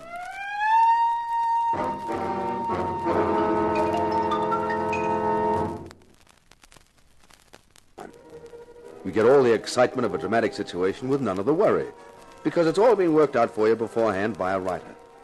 But the fun fizzles out when a real-life dramatic situation ups and smacks you in the face, and there's no script to rely on. Just because my name was Rock Stone, and they tacked the word inspector in front of it for my TV show, There's No Future in Murder, I was given star billing by Homicide Inspector Jakes when the actress Hannah Vogue was killed. Now, the inspector didn't like me, and this was his way of showing it. Rock, darling, this is the most wonderful publicity the show could ever have had. We look at things from different angles. You're the producer, Arlene. That's fine for you. I'm just an actor, and right now I wish I'd never gone to drama school. What a story. Front page in every paper. Inspector Rock Stone, TV's tech hunts for killer. There's no future in murder, says Stone, with a hot lead to prove it. Ah, this is terrific. This is terrible. Inspector Jakes may have shoved this onto you, Rock, but you'll have to go through with it. You'll have to find the murderer. This will catch the public's imagination. They'll expect it. You're crazy. How would I find who killed her? Deduction. You've been playing this show for over a year. Sam Long does a lot of research to make the scripts look authentic. You're a cop, Rock. Just play it the way you would in the show. But this is for real. Supposing I did find the murderer. That would be wonderful. Except that the murderer mightn't have the same script as I have. He might rewrite it with me as the corpse. Let's worry about that when you found him. Come on, Rock. Give. Start deducting. Well, okay, I guess I can try. Now, Hannah Vogue was to be on next week's show. You auditioned her for it, right? Correct, Inspector Stone? Well, how did you find her? Did she come from a casting agency? No, as a matter of fact, Sam introduced her to me. He said she'd had some theater experience and needed a break. It was only a small part, and she had the looks for it, so I gave it to her. Sam Long. Hey, maybe we're starting to get someplace. There you are. You see how easy this deduction is once you get going? Yeah. Where would I find Sam at this time of the day? No, that's easy. Harry's bar. Let's go. Come in. Glad you called. I was just going to leave a message at the studio that I wanted to see you. Oh? What about, Mr. Lacey? I've read the story in the papers, and, of course, my manager, she told me what had happened. Your statement about intending to solve the murder yourself is a magnificent gesture, Stone. I congratulate you on it. Thanks. It'll be a wonderful thing for the show, and for me as the sponsor, of course. You'll need all the help you can get. That's why I was going to send for you. Oh? You're a man of the world, Stone. You'll understand when I say I knew Hannah Vogue rather well. Oh, sure, Mr. Lacey. And I wanted to help her. She aspired to be an actress. I told Long to see she got a part in the show. I'm being quite frank about this, Stone. I trust you realize the necessity for discretion on your part. I'm a clam, Mr. Lacey. If anyone else got to know this, anyone like the police, well, it could be most embarrassing for a man in my position. Oh, naturally. I understand. Good, then that's that. Not quite, Mr. Lacey. No? What else is there? A couple of questions I'd like to ask. Oh? Have you any idea why she was murdered? None at all. When did you last see her? Well, it must have been Tuesday night. Yes, we watched the show at her apartment. I left about 9. Did she seem worried about anything? Not at all. She was her usual vivacious self. Oh, well, thanks, Mr. Lacey. Oh, just one other thing. Would you give me the address of her apartment? Yes, of course. I'll write it down for you. Yes, here you are. Thank you. You're planning to call him? Uh-huh. Well, in that case, perhaps I'd better give you the key, too. On my way to Hannah Vogue's apartment, I wondered about the strange contrast in the dead girl's behavior. According to Aldous Lacey, when he saw her on Tuesday night, she was her usual vivacious self. When I saw her, later that same Tuesday night, she was scared, almost incoherent.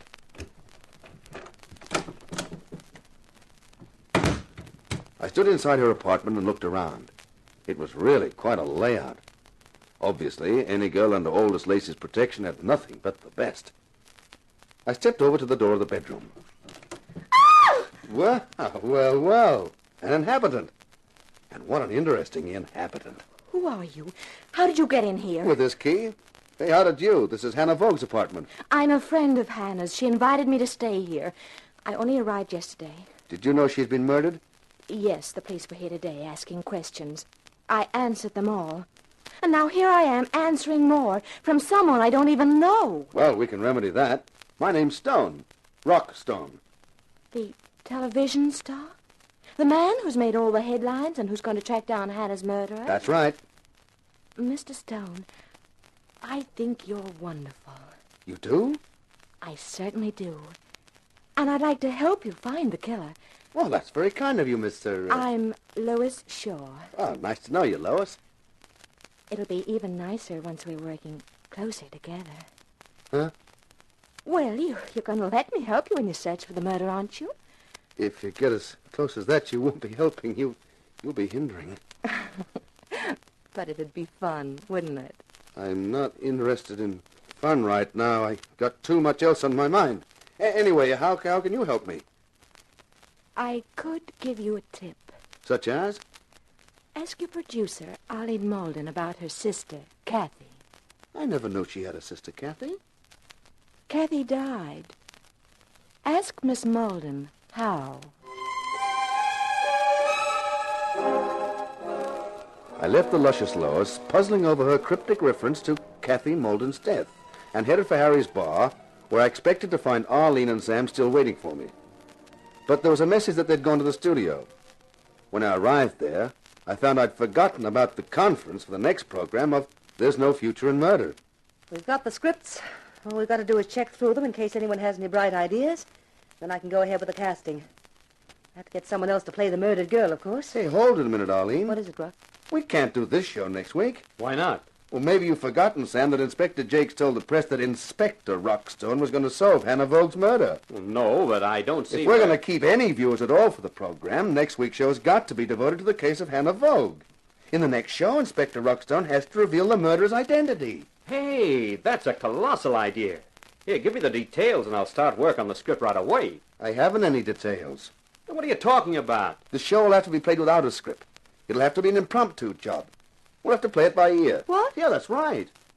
Aren't you overlooking one minor point? You have no more idea right now who killed her than I have, or Inspector Jakes has. Well, that doesn't matter. We do the show just as it happened. We can get photographs to use from the newspaper boys. We'll make sure everyone concerned appears in front of the cameras.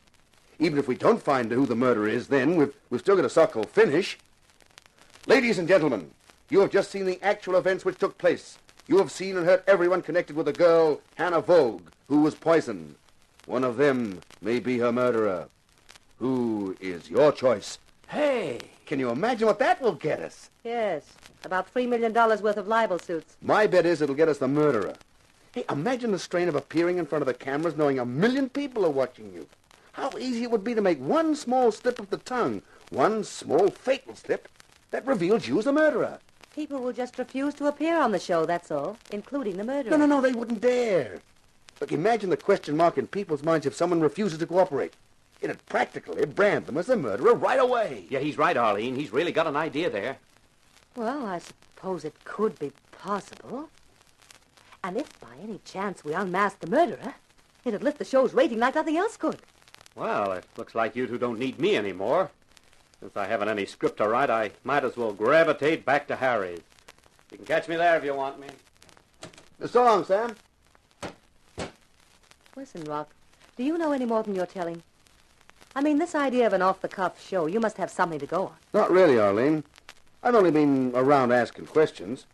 Oh, and there's one that was suggested I ask you. Oh? About your sister. Kathy. Yeah, in particular, about how she died. Who suggested you ask me? Well, the girl I found in Hannah Vogue's apartment. A girl called Lois Shore. Never heard of her. How on earth does she know anything about it? I don't know, but apparently she does. Oh, look, if you don't want to talk about it, Arlene. No, I guess you might as well know. Kathy was found in a swimsuit on the beach at San Antonio, drowned. Coroner's court brought in a verdict of accidental death. See, that's tough. It's even tougher than you know, Rock. Kathy was 5 years younger than me. She was always a wild kid. She was working as a model in L.A., and then I found she'd given that up, was living in San Antonio in a house that a man was renting. I wrote to her warning her. I said the man would get tired of her and throw her out. She wrote back and told me that would never happen because she knew too much about him. I didn't pay any attention to that at the time. Go on, Arlene. Then, some months later, I got another letter. What I'd prophesied had happened. Yeah, the guy had thrown her over. Yes, but she wasn't standing for it. She'd told him she wanted $100,000 compensation, or she'd give him $100,000 worth of publicity that would ruin him. I didn't get any letters after that because she died. Gee whiz. Well, is that all? Not quite, Rock, but I'm afraid I've overdone the build-up. The punchline will probably be a letdown. You see, the man was Aldous Lacey.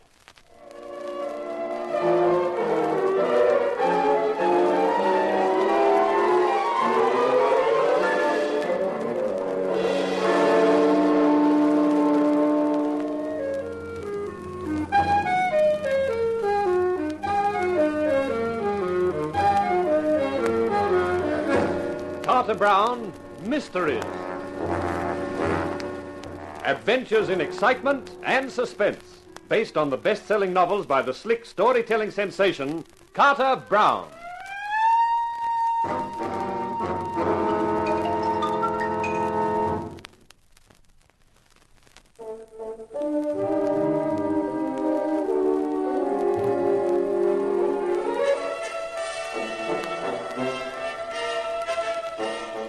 It was a great idea of mine to do an impromptu show devoted to the death of Hannah Vogue for the next TV presentation of There's No Future in Murder.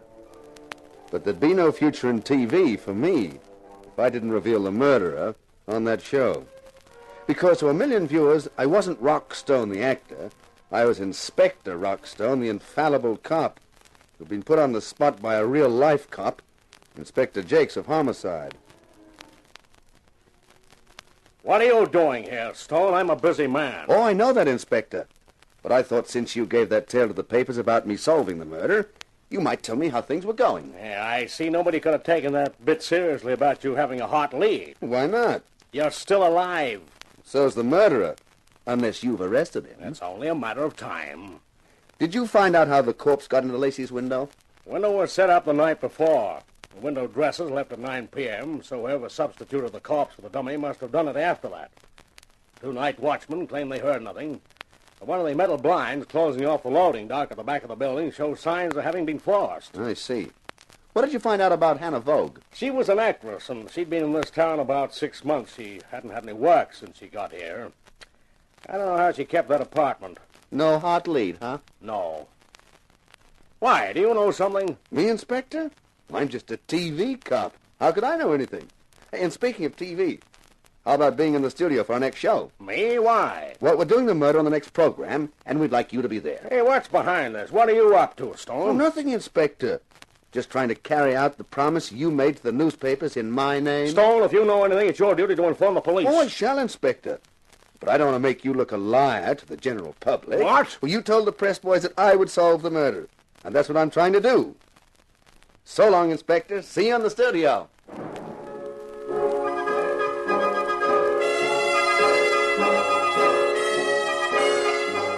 I think it's the most ridiculous idea I ever heard. I wouldn't allow it for one moment. To commercialize murder. It's unethical. But, Mr. Lacey... It's a crazy, preposterous idea. I won't hear another word about it, Stone. I'm sorry you feel that way, Mr. Lacey. That means I'll have to scrap the idea of you introducing the show. What? Well, me? Introduce it? Well, that's what I had in mind. I naturally figured that you as our sponsor would open the program. You wanted me to appear on the show? Sure. With a statement to our audience about how you stood foursquare for justice and how this program would bring a murderer to justice. Oh, no. Wait a minute. I hadn't thought of it quite like that before. That puts a different complexion on the matter. Oh, does it, Mr. Lacey? Of course. Now, this whole thing will have to be properly organized. We can't afford any slip-ups. That's right, sir. All right, get on to it, Stone. Of course, Mr. Lacey. Just one other thing. Yeah? We'd like your manager, Mr. Sheep, to come along, too. All right, I'll send him a memo about it. Why, thank you. You know, there's one thing that's had me wondering about Mr. Sheep. What's that? If he can't sleep at night, what does he count? People?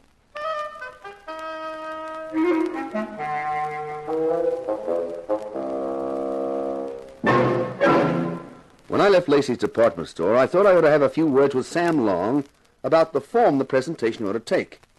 He wasn't to be seen at Harry's bar, so I headed for his apartment. I'd never been there before. Man, it was a shabby-looking building. I was surprised. Sam was making money. He could afford something better than that.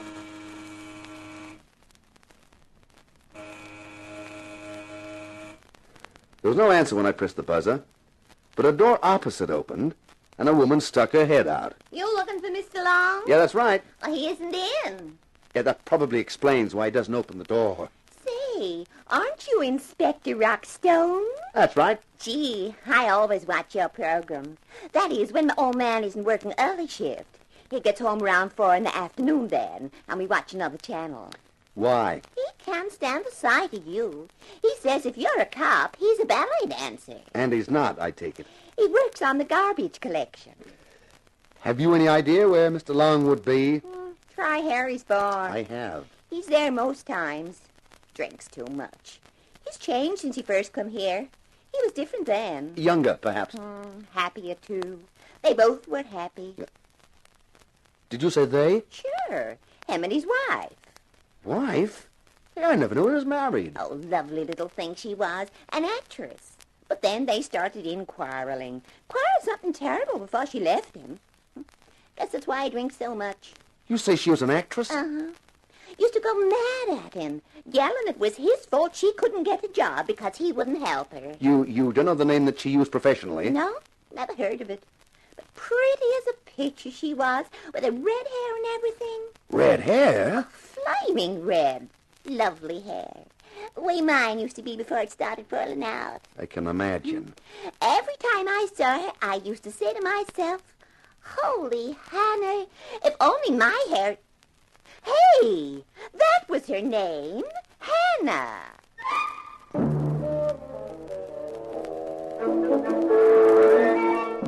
I left the talkative dame with my head reeling. Not only from her gabbling, but from the unexpected, astonishing information I'd stumbled on. Sam Long, married. And to a beautiful redhead actress named Hannah. And it was a beautiful redhead actress named Hannah who'd been found dead in Lacey's window. It looked as though Sam and I should have a long, confidential chat. But I ran into a complication with curves. A special set of curves called Lower Shore. Oh, there you are, Mr. Stone. Where else should I be, Miss Shore? This is the door to my apartment. I was about to open it and walk in. Not yet. We've got to go somewhere else first. The implication is that we can come back here afterwards? Why, Mr. Stone, we hardly know each other. A couple of hours of some low lights and lingering music could fix that. I'll think about it. But now we'd better be on our way. Well, where are we going? You'll see when we get there. Hey, why all the mystery? Because it's important to me that whoever murdered Hannah Vogue is found. And it's important to you, too, isn't it? Well, sure. But the trouble is that all I've got so far is a lot of questions with no answers. Come with me and I guarantee you one of the answers. Maybe the most significant one.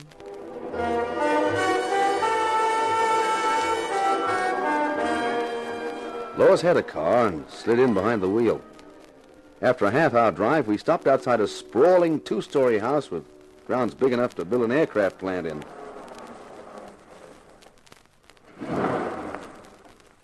You know who lives here? Nobody in my income bracket. The name is Tony Seguera. Should I know him? Tony Seguera is one of the 3 top syndicate men in the city. Then I shouldn't know him. I think you should. Let's go meet him. She led the way up to the front door, where a butler carefully patted me in case I was carrying a gun, then led us into a large, luxuriously furnished room, and then discreetly retired. From a spidery-looking and expensive chair rose a spidery-looking, expensive character. This is Rock Stone, Mr. Seguera. Glad to know you, Stone. Pick up your show regular. I'm pleased to hear it, Mr. Seguera. Say, do you like it? Sure. I'm glad the regular cops aren't as smart as you. I'd be out of business. But you are, aren't you, Tony? Oh, sure. Legitimate business I'm in now. Trucking. Tony's a sort of elder statesman for the syndicate in this area. Yeah, you could call me that.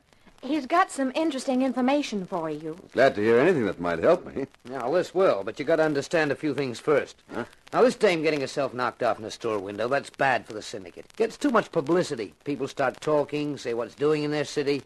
Next thing you know, there's a reform party starts up, and we got to buy to keep things as they are. It costs too much dough. Yeah, I can see that. So we got no interest in this thing. It don't concern us until it gets publicity, and then it does. I see. Now, you're going to do a real-life show next Tuesday. That's right. You find the guy who did it on your show, and everybody gets happy, says, what a fine city we got, huh? Makes sense? From your side of the fence, yeah. So we're in your corner on this one. Yeah, that's fine. Now, here's the facts. This Vogue dame is Aldous Lacey's dame, right? Right. She gets herself murdered. Why? Maybe because she found out something that Lacey don't want anybody else to know. Could be. Something like he's been spending more dough than he should have over the last couple of years, maybe. And he wants a quick investment with a large profit to get it back. So he puts $100,000 into the rackets when the syndicate can use the dough, and he collects 20% over 12 months. With due respect to Tony, you could say this was right from the horse's mouth. Now, the syndicate did the right thing by Lacey. We paid him his 20% a month ago and gave him back his $100,000. We're clean. But we don't want to get mixed up in this thing. Way we see it, the dame found out about it some way. Maybe she blackmailed Lacey, or maybe she threatened to talk to the cops. But that's why she was killed. We're sure of that. Thanks, Mr. Seguera. Thanks a lot. Oh, any time. Now, I just done you a favor. How about you do me one? Well, what is it? Well, you mention this in your show, that's okay with us. But just change it around a little. Not very much. Don't say he invested the dough in the rackets. Just say he invested in the syndicate through me. I'm okay. I'm clean. I've paid taxes on the dough I made on his dough. And make the point that Lacey got his dough back. We don't want people we do business with to doubt our honesty. Sure, Mr. Seguera. I'll do that. Fine. I look forward to seeing your show. I'm a real fan for your show. It's my second favorite TV show. Which is first? Hop along, Cassidy. He's a real nice guy, and so's his horse. And he keeps the kids on the straight and narrow. Lets them know that crime don't pay. You approve of that? Sure. You think we want the rackets to get overcrowded?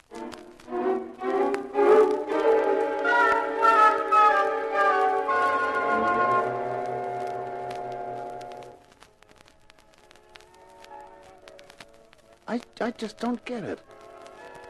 How come you found all this out, Lois? And you knew about Kathy Molden. Hey, where do you belong in this setup? I'm just a girl who knows a guy. The guy being Tony Sequeira. But right now I'm with another guy, and the lights are low, the music's lingering. I'm feeling languid. Didn't you say something about getting to know me better? Oh, sorry, honey. This isn't my night for concentrating on anything except murder, that is. You've just got a one-track mind. You know, I thought it was a pretty brilliant idea. This live TV show to unmask a killer. With me on the spot the whole time. Well? Well, it just occurred to me. If anything goes wrong, and I'm in front of the cameras every minute... Yes? I'll make an awfully easy target, won't I?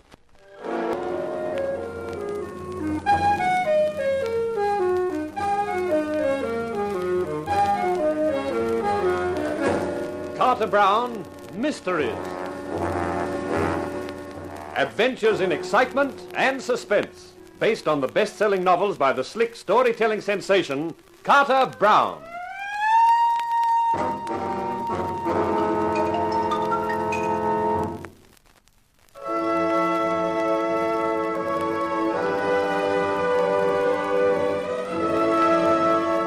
Any actor worth his salt is generally nervous before a performance is due to begin. But this performance was something extra special, and so were the butterflies in my stomach. Because this program of There's No Future in Murder, which starred me, Rockstone, as television's Inspector Rockstone, was going to be devoted to disclosing the murder of Hannah Vogue, I hoped. That was why only part of the show had been planned, the early part. The rest of it had to be an impromptu affair with me in charge and with music improvised from the orchestra whenever I gave the signal. The signal was to be each time I scratched my ear. I only hoped the viewers wouldn't think their favorite cop had suddenly gone deaf. 15 seconds. Everybody quiet. I watched our sponsor, Aldous Lacey, bracing himself as he faced number one camera. The orchestra leader stood with his baton raised as the seconds ticked away. And then, the show was underway.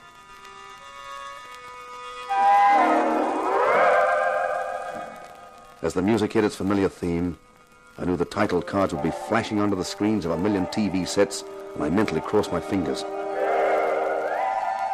My name is Aldous Lacey. I have the privilege tonight of introducing a special program of There's No Future in Murder. As sponsor of this series, Lacey's departmental store is proud to align itself with justice-loving people everywhere in an effort to solve a terrible crime, the murder of Hannah Vogue, whose body was found in our special display window last Thursday morning. From then on, things went smoothly. This was the part that had been planned, rehearsed. Photographs flashed onto the screen of the window with the body in it. I did my commentary, then hurried over to set one to reenact the finding of the body with Arlene Molden and Sheep, the store manager. Then I scratched my ear for the orchestra leader. While the orchestra added some grim, ominous music, I raced over to camera outside set 2, Inspector Rockstone's office, and faced it ready for the red light.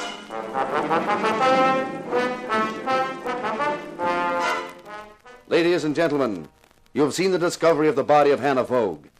In my office, which I shall enter in a moment, a group of people have been gathered. I shall interview them. You've seen me do this many times, but I ask you to remember that tonight I am not an actor playing a role. I am a man, a citizen, trying to solve the murder of a beautiful girl. I am really you, a part of you. I am a conscience, yours and mine. The conscience of a city raising its voice to demand that justice should be done and the evildoer brought to a reckoning. All right, ladies and gentlemen. You all know what has happened. I am going to question you about the murder of Hannah Vogue. I know I have already asked you many questions in the last few days, but this time I shall be asking them in an effort to build up a pattern, a picture of Hannah Vogue's life, and perhaps, because of that, a picture of her death, of why she had to die. Firstly, Mr. Lacey. Me? You are Aldous Lacey, managing director of Lacey's Departmental Store. Why, of course I am. You knew the deceased, Hannah Vogue? Yes, I knew her. How much were you paying a month for the rental of her apartment?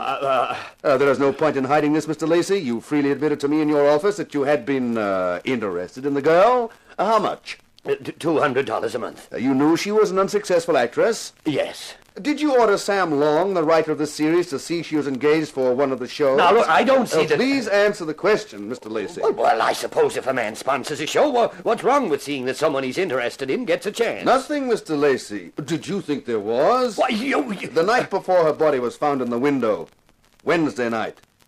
Did you see her that night? Oh, we had dinner, and then she had to leave. You didn't go with her? No. Thank you. Miss Shaw, please. Yes, Inspector Stone. Your name is Lois Shaw, and you were a friend of Hannah Vogue. That's correct. You were staying at her apartment the night before the murder. Yes, I was. When did you last see her alive? That evening. She left about 6:30. She said she was going to dinner. She never came back. Thank you, Miss Shaw. Mr. Lacey, this girl was living in an apartment rented by you. She knew you very well. Well enough to realize you had a secret. She found out that secret. When you discovered she'd found out... It's a lie. I had no secret. I had nothing to be ashamed of, to be kept hidden. Didn't you, Lacey? Suppose I were to remind you of an investment you made a year ago. Investment? A short-term investment with high return. An investment placed in the hands of Tony Seguera, advisor to a group of men commonly known as the Syndicate. An investment with no papers signed and paid back to you, capital and interest, only last month. Wasn't that what you wanted kept quiet? That a supposedly respectable businessman like you had invested money in the Syndicate? Well, why should I want to keep it quiet? Oh, come, Mr. Lacey. Even a child has some idea of what the name Syndicate means today. That was your secret, wasn't it? The secret Hannah Vogue discovered. The secret which cost her her life. I didn't kill her. I didn't kill her. Now, a few questions for Mr. Long. Okay. You are Sam Long, the writer of There's No Future in Murder. That's right. Wasn't Hannah Vogue the name your wife used as an actress? Yeah. But you and your wife quarreled, and she left you some time ago. Why? Because I wouldn't chisel her apart on this program, that's why. And then, some months later, Lacey ordered you to find her a part in the show. Yeah. Me, the guy she was married to who lost her because he wouldn't do just that. Did you ever see your wife again? Once. Last Tuesday night after last week's show. She came to see me. Told me she'd found out something about Lacey. But she was afraid he knew she'd found out. She asked me for advice, said she was scared, and what should she do? And what did you tell her to do? She was still my wife. She'd run out on me. She was living in an apartment paid for by another man. She'd got him to get her into the program, and then she came running back to me and asked me what she should do. I told her to get out of my apartment and never come back. That's what I told her to do. That was the last time I saw her alive. I see. Thank you. Now, Mr. Sheep. Yes, Inspector. You are the manager of Lacey's departmental store. Yes, that's right, Inspector. Mr. Sheep, when you helped Mr. Lacey carry the corpse into the store window, did you take the head or the feet? Well, Mr. Sheep? Oh, the shame of it. I've worked for the Lacys for 30 years. I've never had anything but respect and admiration and loyalty for them. He swore to me he hadn't killed her. But if the body were found in his apartment or his car, it would mean ruin for him, for the store, all the employees. I had to help him for their sake. So you broke open the steel shutter on one of the loading docks to get in? No, that was only to fool the police. We used my keys. I knew where the watchmen would be. It wasn't hard to avoid them. Oh, the shame of it. Yes, Mr. Sheep, the shame of it when honest citizens turn to crime. But I notice the shame is only felt when you're caught. I'd like to make a statement, if I may. Yes, Miss Shaw, go ahead. You must be wondering, Inspector Stone, just where I fit into all this. I have been puzzled by it, Miss Shaw.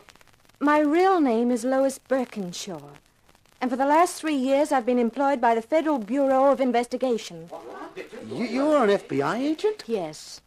The Bureau has long suspected that prominent businessmen all over the country were investing money in the local organizations of the syndicate. This practice was not only immoral, but near criminal, and was also defrauding the inland revenue of taxation on the profits.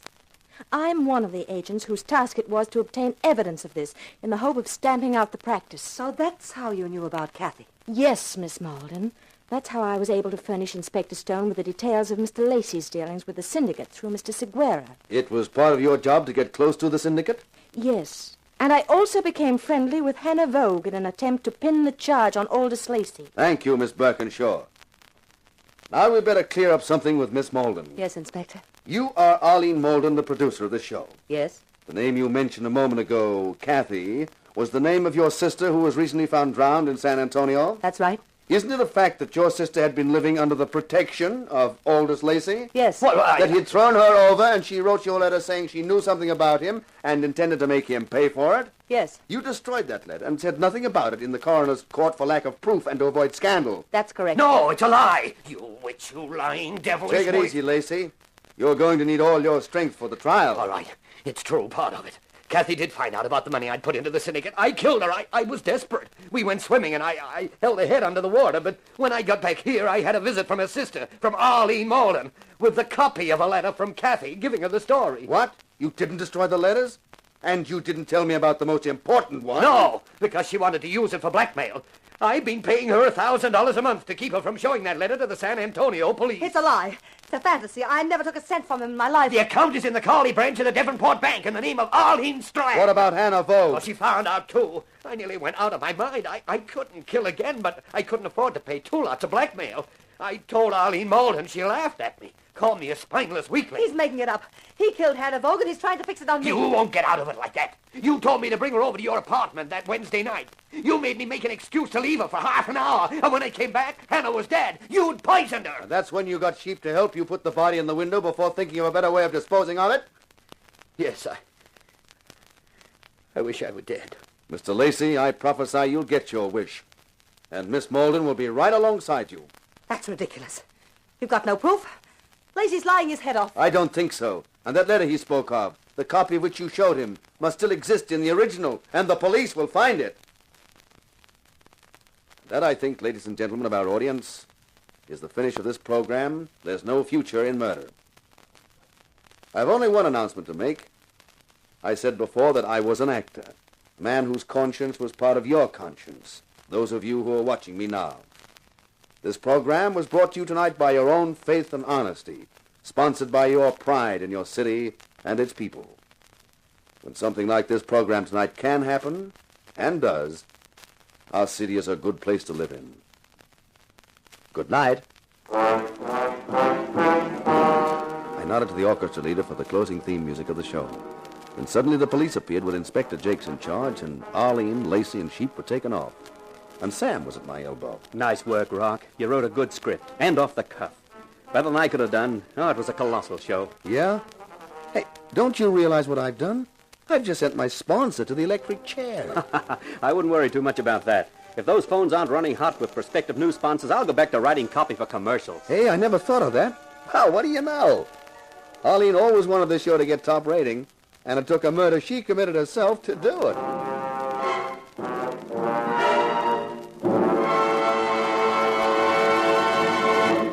This is Carter Brown.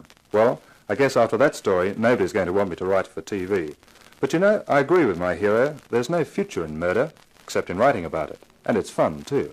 I'll be back again with another story for you, called Hazard in Hong Kong, and the hero's name is Tony Masters. Or at least, that's the name he finds himself settled with. If you're listening, you'll find out why. Meanwhile, this is Carter Brown saying so long for now. Be seeing you.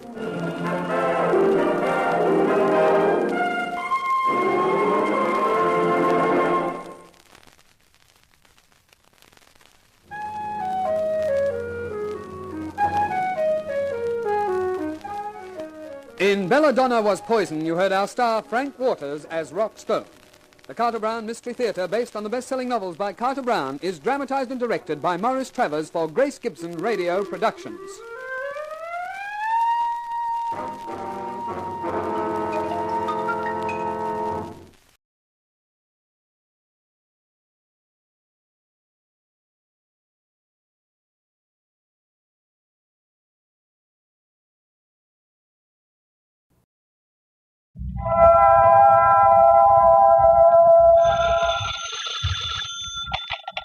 Hello, Yukon 28209. Yes, this is Candy Matson.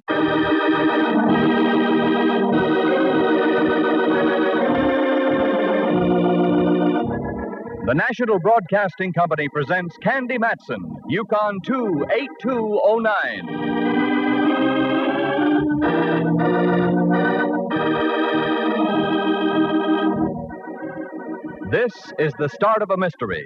Our main character is a San Francisco girl detective, Candy Matson. There are others in the show, too. An Inspector Mallard, a gent who calls himself Rembrandt Watson, a cowboy, a dude ranch owner, and a gal the casting agency assured us was a dowager, slightly boozy. There are a few other voices along the way, too. I think that has all the makings of a good mystery show, don't you? Well, let's go on from here and find out. So, here's Candy Matson. Like the man just said, this is the start of a mystery. Christmas had me completely tuckered out. No one had invited me to the Rose Bowl game or the East-West at Kezar, so I decided to make like a bear and hibernate over New Year's. It worked out perfectly because, as my old friend Rembrandt Watson put it, you wish to greet 1950 in some remote spot? Is that the idea, Dove? That's the idea, Ducky. I have the perfect place for you. A dude ranch, reasonable, just on the other side of Sonoma, in the Valley of the Moon. Valley of the Moon. New Year's Eve in the Valley of the Moon. Rembrandt, that sends me. Good. Maybe it can send us both. I have a commission to take some pictures up there for a brochure they're putting out. I have to be there tomorrow afternoon. Yes? I see you're nibbling at the bait. I shall be blunt. Why don't you drive me up? You've won your point. I'll pick you up tomorrow at what time? Let us be spectacular and say high noon. High noon. And do bring some cash, will you, girl? I'm a little short. I thought you were going up there on a commission. Yes, I am. But they have some simply divine one-arm devices. And there goes me commission. Naturally, a girl has to look right to welcome in the new year. That gave me the perfect excuse to squander a few hard-earned dollars and cents on some lovely clothes that didn't make sense but cost dollars. The afternoon was aging gracefully, a little gray here and a wrinkle or two there.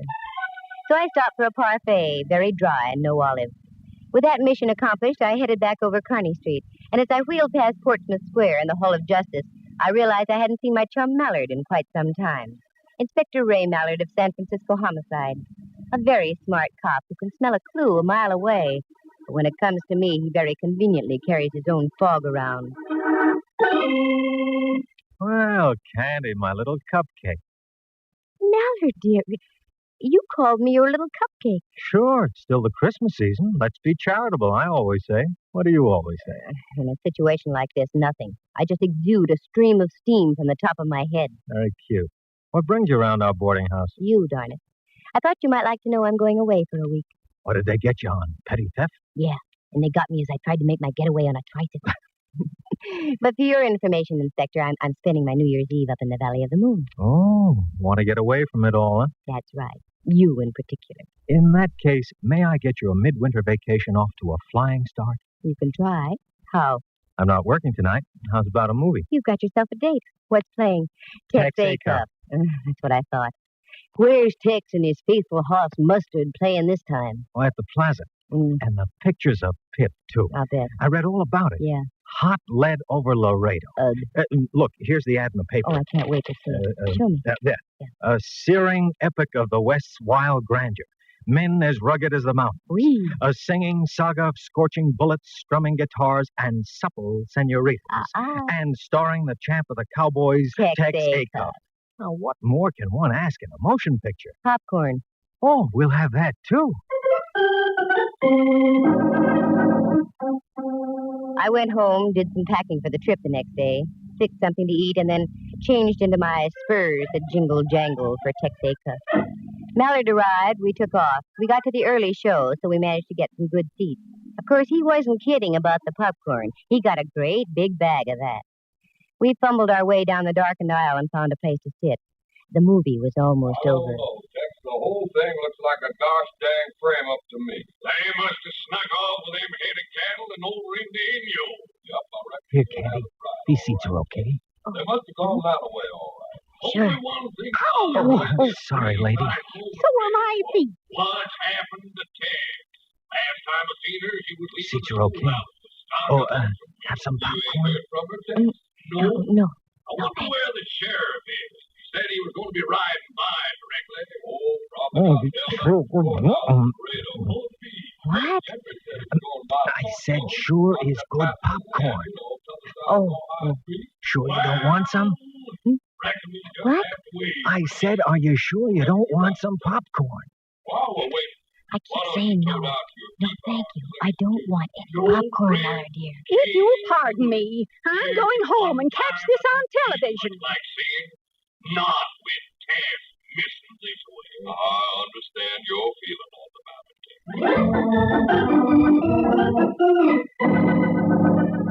After hot lead over Laredo, I suffered through 6 reels of a bouncy college picture. Freshmen looked like holdovers from the early days of the war. Then a newsreel, then a cartoon, then the trailers, then again Texaco. So we got out about midnight, and I drove Mallard back to the Hall of Justice. As he got out of the car... Well. Oh, now that's what I call sharp dialogue. On leaving the lady, all he can say is, oh, well. Oh, nothing personal, Candy. Now he laughed at me. Well, I was just thinking. You're going up to the Valley of the Moon for a rest. Is that the idea? Well, yes. That and trying to get away from Texaco. I know you too well, Candy. You're not going to have any rest. Look at the headline on that paper in the newsstand there. Man missing in Sonoma mystery. And Sonoma can have it. Mallard, dear, if I so much as step inside the Sonoma city limits, you can come and lead me away quietly. You know something? I'm going to remember that. Mallard waved goodbye and went inside. I didn't like the way he said that. But I had other things to think about, such as getting home and getting some sleep. So I did. And in the morning, I drove over to California Street, picked up Rembrandt. We headed out across the Golden Gate Bridge up toward Sonoma. The Valley of the Moon wasn't too far, a couple of hours of leisurely driving with time out for readjustment. And you're there. Then another 8 miles north and east, and there was the Dude Ranch.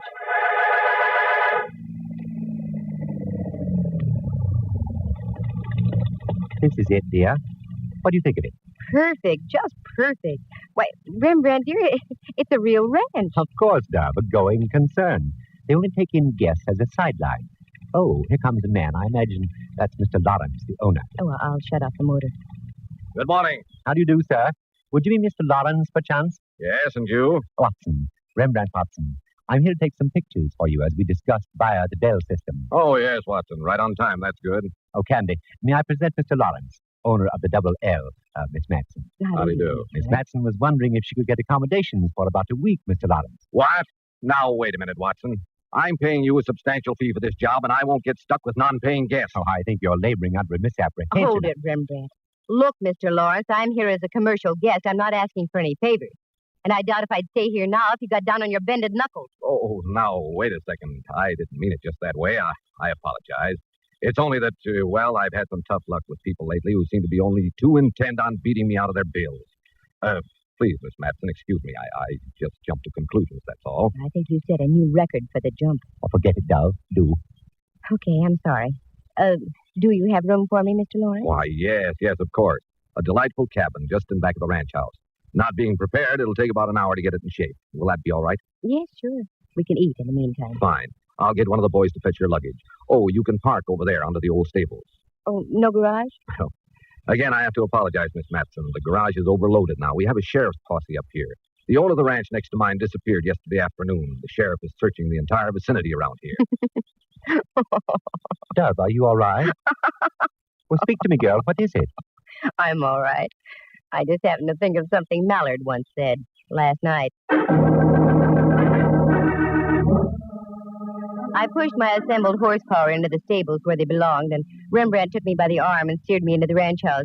It was a beautiful place, a tall cathedral-like living room with a crackling fireplace about the size of Dante's Inferno at one end. Off to this one side of the fireplace was a cozy little bar. The sun was just going over the yardarm, so I figured an old-fashioned would be quite in order. Old-fashioned was right. Behind the bar was the personification of an old-fashioned cowboy. Real chaps, a leathery face, and little squint wrinkles around his eyes. Well, howdy, Tex. It seems like as if I done saw you in a movie last night. Howdy yourself, ma'am. Nope. Must have been 2 other cowboys. I've been working here at the Double L for almost 5 years. My mistake, partner. Matson's the handle. What's yourn? Is that the way cowboys talk, ma'am? Yeah, Hollywood and Vine variety. I'm glad to know you. Call me Jeff, Miss Matson. Check.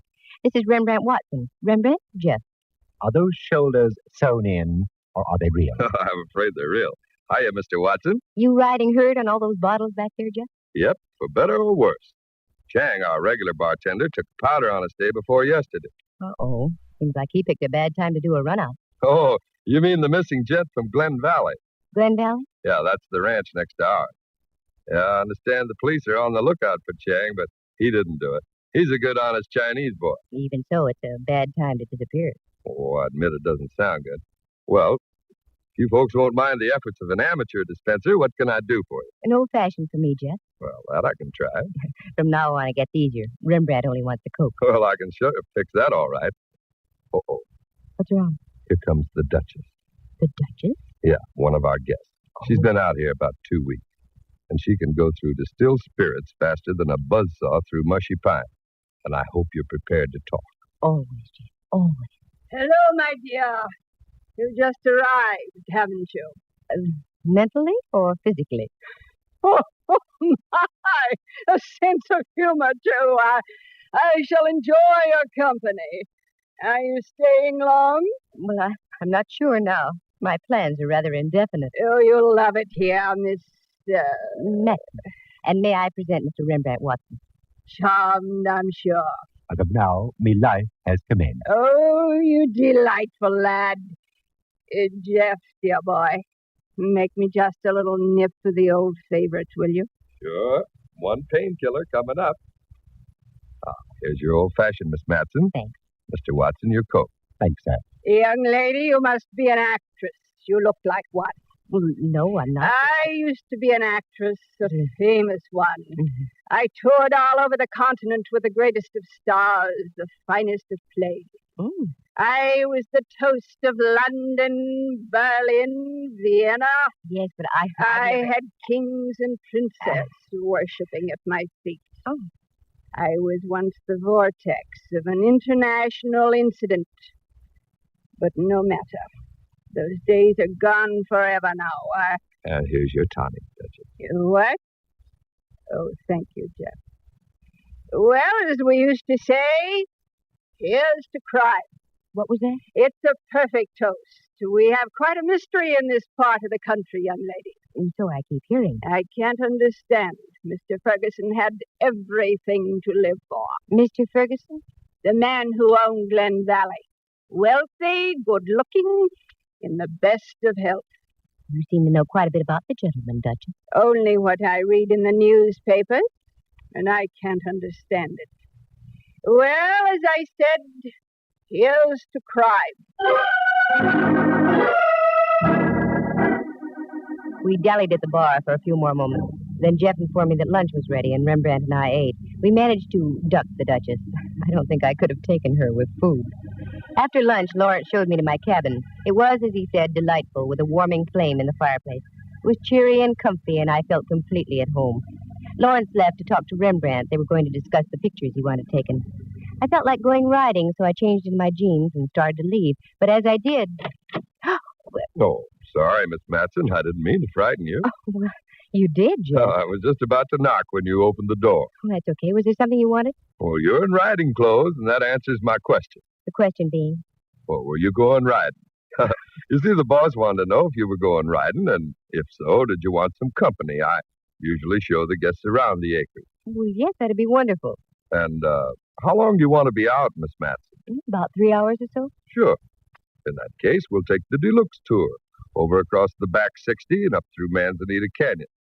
You know, when we get up to the top of Iron Mountain, you can see the whole Valley of the Moon. That's for me, Jeff. Let's hit the leather. Jeff was obviously born to the saddle and came into this world teething on a tether rein. You couldn't tell where the horse left off, and Jeff began, a real rider. We nosed out through the clump of ranch buildings and on into open space. I had a fine horse under me, and I really felt like I was living. We'd been riding about an hour when we came across a little stream. Jeff indicated we should stop and water the horses.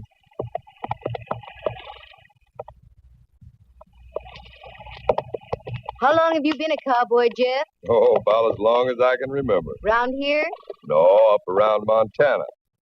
Then little by little, I gradually drifted further west. Hit upon the Valley of the Moon about 5 years ago. Fell in love with it. I've been here ever since. Reckon I'll stay here, too. No, I don't blame you. Excuse me if I seem to be full of questions, Jeff. Well, that's what I'm here for, ma'am. Good. Because I've got a couple more. What's up that little draw there on the other side of the creek? Nothing but a tangle of manzanita. Scrub oak and brush. Pretty hard to get through there, Hard. It's impossible. Well, I've seen chipmunks get fouled up in that draw. Uh-huh. Then how come those boot prints are going right up there? Boot prints? I don't see any. Well, hey, you're right. Either boot prints or the result of shoes with Cuban heels. Well, now, there's a strange one. Exactly what I thought, too. Say, you know, something just dawned on me. Matson. Didn't I see your pictures in the Frisco papers a couple of weeks back? San Francisco. Beg pardon? San Francisco. Oh, yeah, San Francisco. Excuse me. Well, sure. You know, the way you was asking those questions just now, it hit me. You're a detective. I'm afraid you got me, partner. Uh-oh, wait a minute, Miss Matson. Listen. Let's duck, Jeff. Too late now. What's that? Well, whoa there. What are you doing over this way, Jeff? Hi, boss. Well, say, you give us quite a little start. You haven't answered my question. Oh, we just stopped to water the horses, Mr. Lawrence. Miss Matson here's a mighty fine rider. She wanted to make the big circle of the ranch. Well, you certainly picked a fine time to do it. The sheriff's posse is out around this way. You're liable to get shot. Now get back to the ranch pronto. Just a moment, Mr. Lawrence. You've been uncivil ever since I got here, and I don't like to be dictated to. It's like being on board ship, Miss Matson. The captain is the law. I'm the owner of this property, and you'll do as I say. Now get moving, both of you. And if you don't like my attitude, you can leave any time you want. Leave? Now? Yes. Oh, no, Mr. Lawrence. I'm beginning to find your ranch extremely interesting.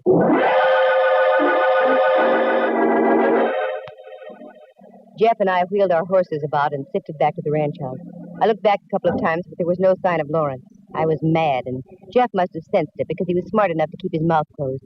As I dismounted at the stables and headed for the house, he waved me a forlorn adios and disappeared. Just as I went through the door, I was greeted by Rembrandt. Oh, there you are, Dove. I was about to institute a searching party for you. Oh, I was safe enough until I came to grips with a thing called my own temper. What have you been doing, Ducky? I've had a most delightful afternoon, Candy dear. I've been playing canasta with the Duchess. Canasta? Ooh, you don't know how to play canasta. Well, I know that, and you know it, but I don't think the Duchess does. She celebrated each hand with a hefty pull on her bitters. How'd you manage to make any sense out of the game? That has me puzzled, too. All I do is put down some cards, any cards, and she'd congratulate me. Maybe you've got a green thumb for the game. Incidentally, I thought you were going to be taking pictures this afternoon. Called off on account of the law. Mr. Lawrence had to ride out into the lone prairie and deliver a phone message to the sheriff. He's making like ghost riders in the sky out there. Do go and change, dear. You smell of horses. Yes, I know. Oh, and incidentally, we'll have a soiree this evening. 2 more guests arrived. The cook tells me there's to be a little entertainment after dinner. Good. Around here, anything will be an improvement. I didn't tell Rembrandt I was going to change, so it wasn't a fib when I stayed in my jeans. I went back to the stables, got the boy to rig me another horse, and headed out toward that creek again. I rode faster this time, because I'd noticed something else there besides the footprints. It was a battered 10-gallon hat on the far side of the creek with studded initials JF on the crown. But when I got there, the cupboard was bare, but good. Not only was the 10-gallon hat gone, but the boot prints had been completely obliterated. I stayed for another few minutes of study and frustration and then went back to the ranch. I changed, met Rembrandt, had dinner, and then we relaxed in the living room. Oh, Dove, I'm so full. This outdoor living makes me ravenous. Outdoors?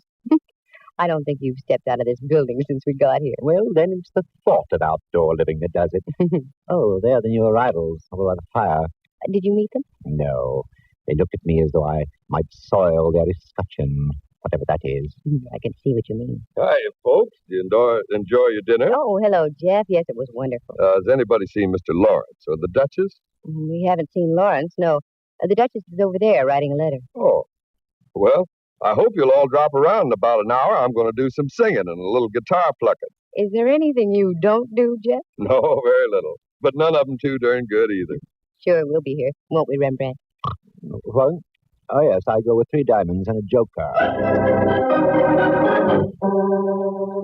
Jeff left, Rembrandt snoozed, and I threw a wrap around my shoulders and took a stroll around the patio. The air felt good.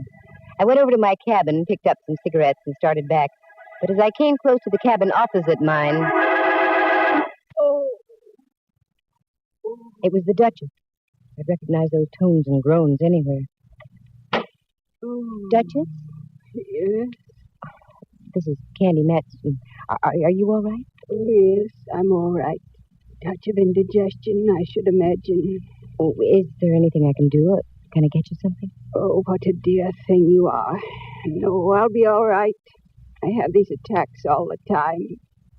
You run along and enjoy yourself. Jeff is going to sing. He's such a dear boy. But you're sure you'll be okay? Yes, dear. We'll go along. Oh, here. Now, let me put a blanket over you. Here, and take off your shoes. You'll be ever so much more comfortable. Oh, you're so sweet. So pretty. You remind me of myself when I was young. Thank you. Thank you so much. I tucked the old girl in and left her to dream of the past and went back to the ranch house. Jeff was just pulling up a chair in front of the fireplace. Now, you'll have to understand, folks, I'm not a singer. I don't pretend to be. I just warble along the way I feel. Now, is there any particular kind of cowboy tune you'd like to hear? No, Jeff. Why don't you just sing a favorite of yours? Good idea. Just do what comes naturally. Okay, you asked for it. Let's see. Here's one I think you might like.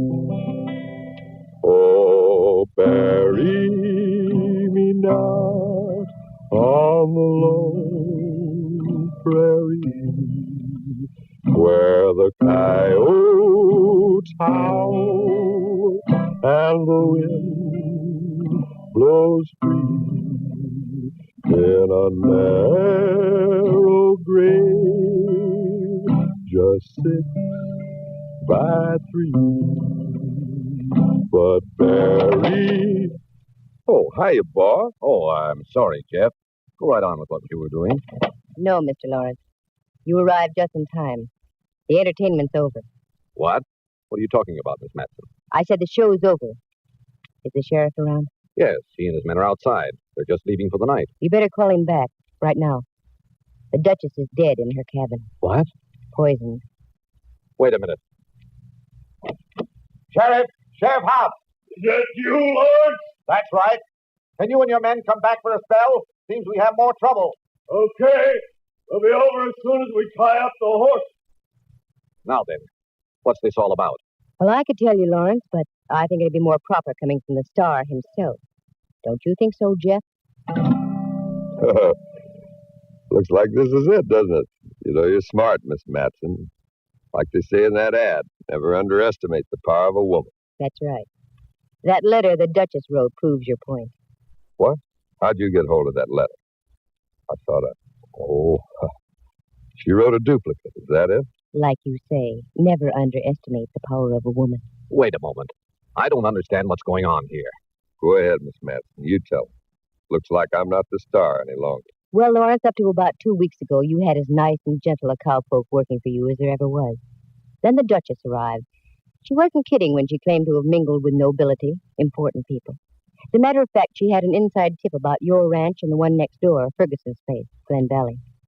Didn't you receive a fantastic offer for your property from a big wine company just recently, Lawrence? Why, yes, I did. So did Ferguson. They were going to merge the two places and make it one of the world's largest vineyards. I didn't know about that part of it. But the Duchess did. She wanted in on the ground floor. That's why she came out here. She tried to talk business with Ferguson, but he'd have none of it. So, in one of her boozy moments, she hit upon the idea of doing away with Ferguson. But she didn't have the nerve to go through with it. That's when she approached Jeff here and cut him in on the deal. Jeff was tired of the poor but honest cowboy routine, saw a chance to make some heavy sugar, and went along with the gag. Right, Jeff? She's got it straight so far, boss. Jeff, I can't believe my ears. Oh, that's nothing. Just wait a while. Jeff and the Duchess were out riding one afternoon when, by chance, Ferguson rode up, too, just where the boundaries of the two ranches meet. While the Duchess talked to Ferguson, Jeff sneaked around and back and bashed in his head. They hauled him up to that draw where you bumped into us this afternoon. I know now why you ordered us out of there. On the other side of that snarl of brush in Manzanita, there's a quicksand pit. That is now Ferguson's permanent residence. This is terrible. Terrible. In a hurry to dispose of your late neighbor, they left shoe prints along the bank of the creek. And they also overlooked Ferguson's hat with his initials on it. I'm mighty glad you came by when you did, Lawrence. After I had noticed the boot prints, I think Jeff was going to dump me into the quicksand, too. You're right again. After the boss sent us back in, I sort of figured to get to you tonight instead. And then, Lawrence, you were going to be next. Because in your will, you had named Jeff as your sole heir. Is that right? That's right. I love him like a son. Then the Duchess and Jeff could have swung a hard bargain with that wine outfit. All very smooth, except for one thing. One thing? I'm kind of curious about that one thing, Miss Matson. Alcohol, Jeff. It's not only lifting to begin with, but also acts as a depressing agent. The Duchess had been imbibing all day, and after dinner she arrived at that point of depression, realized what a horrible thing she had done, and she wrote the full story about the wine company and Jeff's duplicity, and made a copy. You were afraid of that yourself, Jeff. That's when you went out and slipped the old girl a lethal Mickey. I heard her groaning and went in to investigate. She said it was indigestion, but I knew differently. Her breath. And I knew, too, that she'd be dead within 5 minutes. Then I saw her shoes, Cuban heels with mud caked on the inner side of the arch. That's when I had a hunch the letter she was writing had a definite meaning. You overlooked it, Jeff. I found it. Where only a woman would think of looking. Tucked inside her bosom. I'm sorry, Lawrence. I had you figured wrong from the start. I was the one who was wrong. You aren't hard at all. You're soft as putty. Well, Jeff, here comes the sheriff. Yeah, so I see. Well, I'm ready for him. You can't beat a royal flush with a pair of deuces. Or should I say, dunces. Go. There won't be any fuss. And all of a sudden, it dawns on me. People should accept their lot. If you're born to be a cowboy, just stay a cowboy. And if you're born a millionaire, don't fight that either. Well, goodbye, Miss Matson. And I'm glad the boss happened along when he did, because I don't think quicksand would look good on me.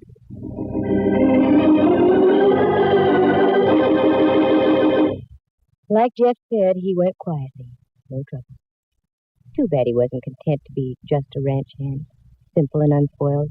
Because as Rembrandt had noticed, he did have wonderful shoulders. He played the guitar, he sang, and he made fine old fashions. All in all, a very nice guy, except for 2 vices, hitting from the behind and poisoning. The Valley of the Moon? Oh, I'll go back. It's lovely. After all, one man with a snarled brain can't undo the work of the original master painter. Listen again next week at this same time. For excitement and adventure, just dial Candy Matson, Yukon 28209.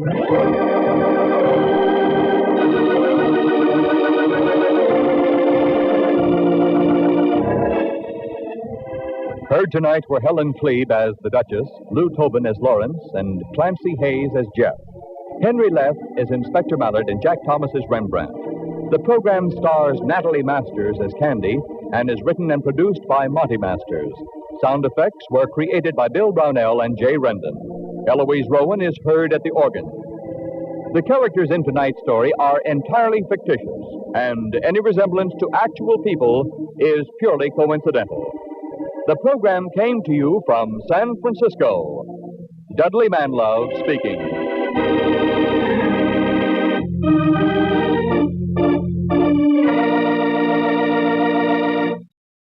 You are tuned for the stars on NBC.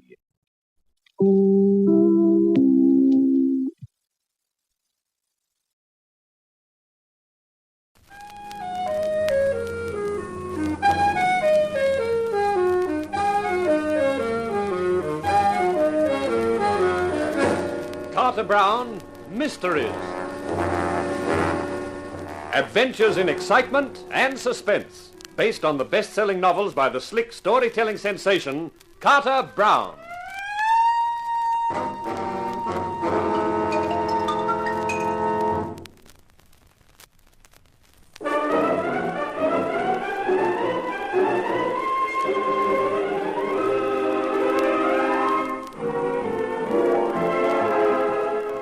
How do you do, ladies and gentlemen? This is Carter Brown to bring you another of my books. A story called Crime for a King, in which a private detective, Roger King, is embroiled in a batch of bewildering events. Normally a private eye knows all about his assignment, but in this case our hero is in the dark, which naturally enough makes it hard for him to see where he's going. But he can tell it better than I can, so I'll hand over to Roger King.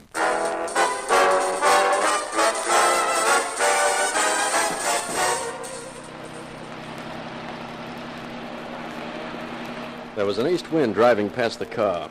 Behind the wheel of the Dodge, I had to pull up my coat collar. I lit another cigarette and kept my eyes on the road and the car in front of me. The car which contained Miss Elise St. Chris, whom it was my job to follow. About 3/4 of an hour out of town, the road swung round in a bend. When I came round it, I saw the Packard had pulled into the side of the concrete, and a hefty character in chauffeur's uniform waved me to a stop. I wound the window down as he approached. Good evening. Good evening. Miss St. Chris would like to speak to you. And who is Miss St. Chris? My dear sir, if you have not been following us for the last 25 miles, it must be my mistake. Just drive on and forget it. But if I am right, then you know who she is, and we can forget the pretenses. Okay, fair enough. I'll have a word with the lady.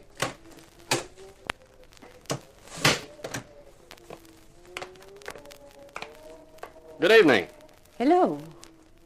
You are the private detective, I presume. Snooper is probably the word you're looking for. Who do you snoop for? Around this time of the year, Santa Claus. Now, what are you expecting in your stocking, apart from a luscious limb? Is wit a necessary accompaniment of your profession? Oh, not really. We throw it in as an extra. You have not answered my question. I have a client who pays good dough for me to trail you. Why should I tell you his name? Because I am curious. Because I don't like being followed around. That's too bad. I don't think I like your attitude. You look like becoming a nuisance. Oh, you'll get used to me after a while. Hey, let's ride in your car and save the juice in mine, huh? What do you say? I say that you begin to bore me.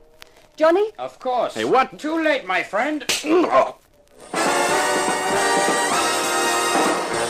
Something belonging to the chauffeur, probably his fist, came across my head, and I lost interest in the proceedings. When I came round, I was sitting behind the wheel of my car, with a headache and without the ignition key. The hulking chauffeur must have tossed it in the bushes. But I'd been caught that way before, and I kept a spare in the glove box.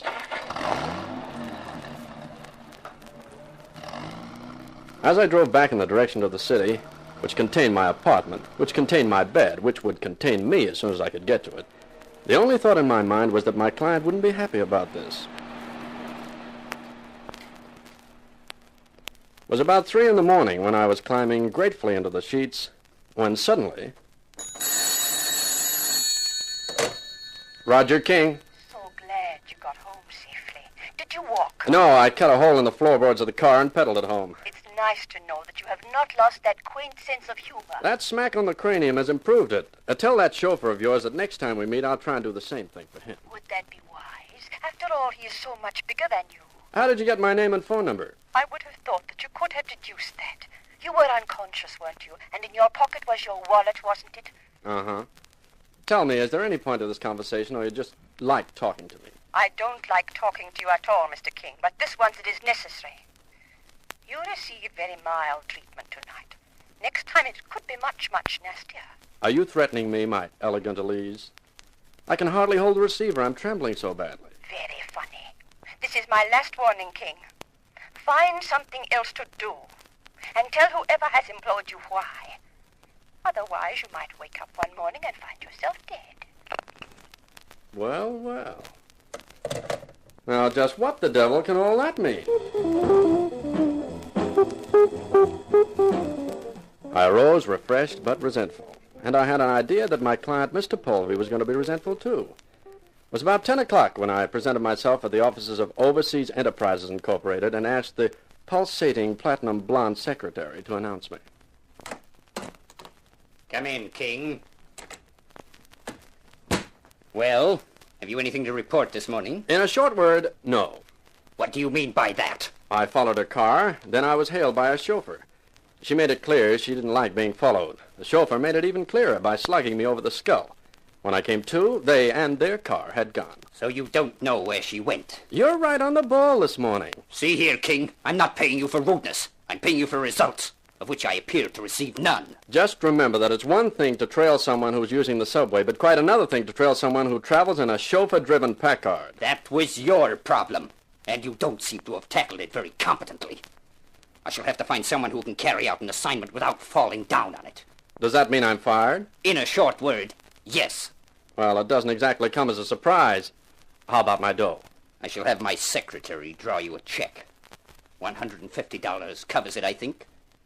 A lot of money to pay for nothing. But you're not paying me for nothing, Polvey. You're paying for the privilege of discharging me.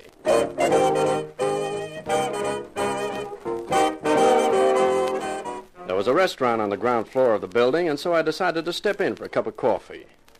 I'd hardly taken my first sip when a familiar, creamy voice fell on my ears. Do you mind if I share your table? Well, well, Miss St. Creets herself. And what are you doing here? Asking if I can share your table. Well, it's a free country, or so the rumor goes. How was Mr. Polvey this morning? Not very happy. He fired me. He thought private eyes should all have steel skulls, and because I hadn't got one, I must be masquerading under false pretenses. That's too bad, Mr. King. Oh, stop it. Your sympathy unmans me. In a minute, I'll be weeping salt tears into my good cup of coffee. I'm glad you didn't have to walk home. Oh, that's past history. Now, if I was still working for Polvey, I should be worried about letting you trail me to his office. But as I am now unemployed, I couldn't care less. I wonder why Polvey had me followed. Does that wad of dough you've just dropped casually on the table wonder, too? Yes, you could say it does. Much as I hate to pass up the chance of some folding money, I don't know. All I know is that Polvey hired me to follow you. He didn't tell me who you were or why he wanted tabs kept on you. All he told me was that you were going to that party last night and I was to take it from there. As you know, I didn't take it very far. In fact, my work for Polvey might be summed up in 3 words. Hired, tired, fired. Well, thank you for being honest anyway. You're not leaving the money lying there, are you? Honesty is so rare that it's for free. You misunderstand me. That money is a retainer. Retainer? For what? For watching Mr. Polvey. I am hiring you to find out as much as you can about him. Where do I report back to? I shall call at your office every morning at 10. Any other questions, Mr. King? Only one. Am I crazy or is everybody else? That is not what I am paying you to find out. You will start on your assignment immediately, of course. Well, not till around 5 this afternoon. Why not at once? Because the quickest, easiest, and best way to find out about Polvey is to trail his platinum blonde secretary. Oh, not to mention the fact that following her will give me something interesting to look at on the way.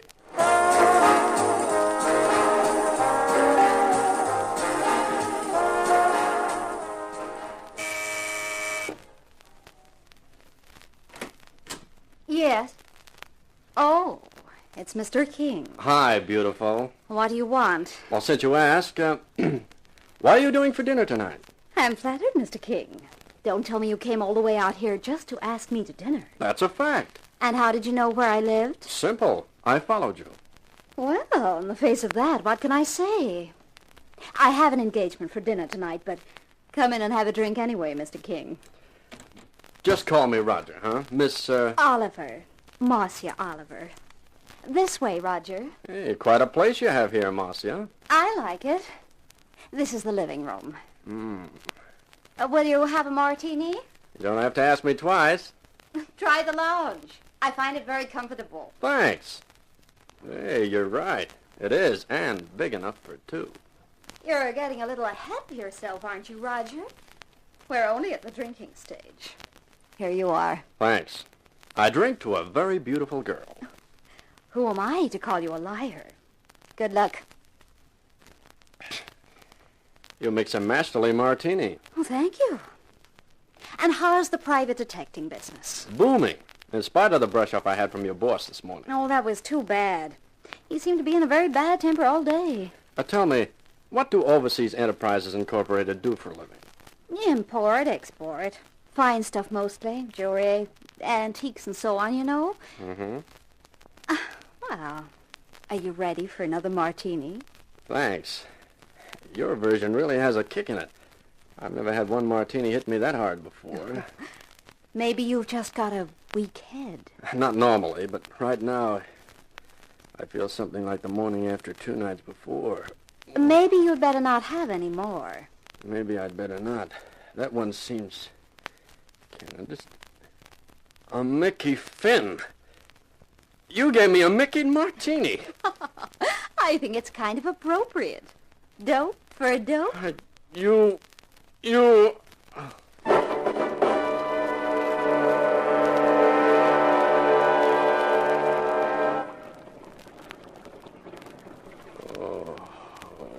Morning, Mr. King. How you feeling? Awful. Take those panel beaters out of my head. Hey, in this bed, it's moving. It's not a bed, Mr. King. It's a bunk. What? And the reason it's moving is because we're at sea. At sea? That's right, Mr. King. Hey, who are you? My name's Harris. I'm the skipper of this yacht. Shanghai. I'm being... taken for a little cruise to the Caribbean. Hey, now wait a minute, I'm Harris. afraid we can't, Mr. King. We've been underway now for some hours. Well, what's the idea? Simply that the owner of this yacht feels that 10 days in the Caribbean would do you a lot of good. Well, who's the owner? I'm not at liberty to tell you that, I'm afraid. Hey, but I don't want to spend 10 days in the Caribbean. I'm sorry about that. But you don't seem to have any choice, do you?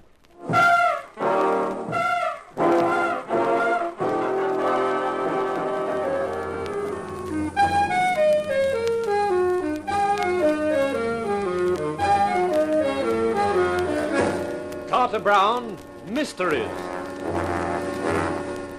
Adventures in excitement and suspense, based on the best-selling novels by the slick storytelling sensation, Carter Brown.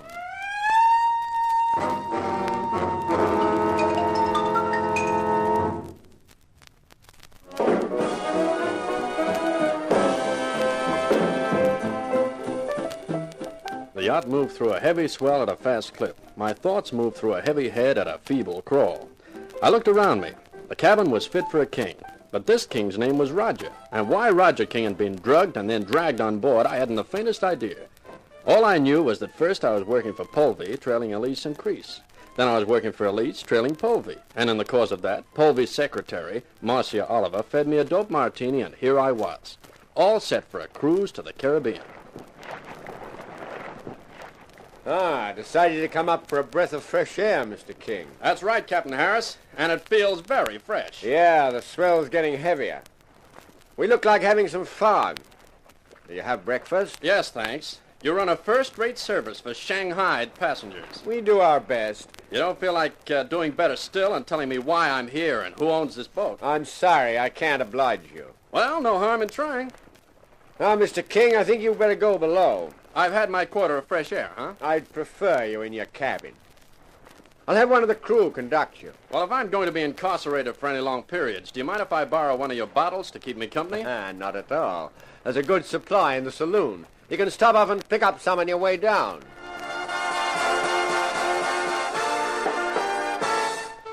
I didn't notice the rest of the day pass, due largely to the bottle, whose contents transferred from it to me made things seem less bewildering.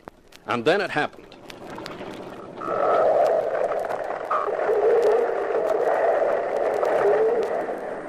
I was flung from the bunk to the floor, the empty bottle still in my hand. I picked myself up and tried the door. It was locked.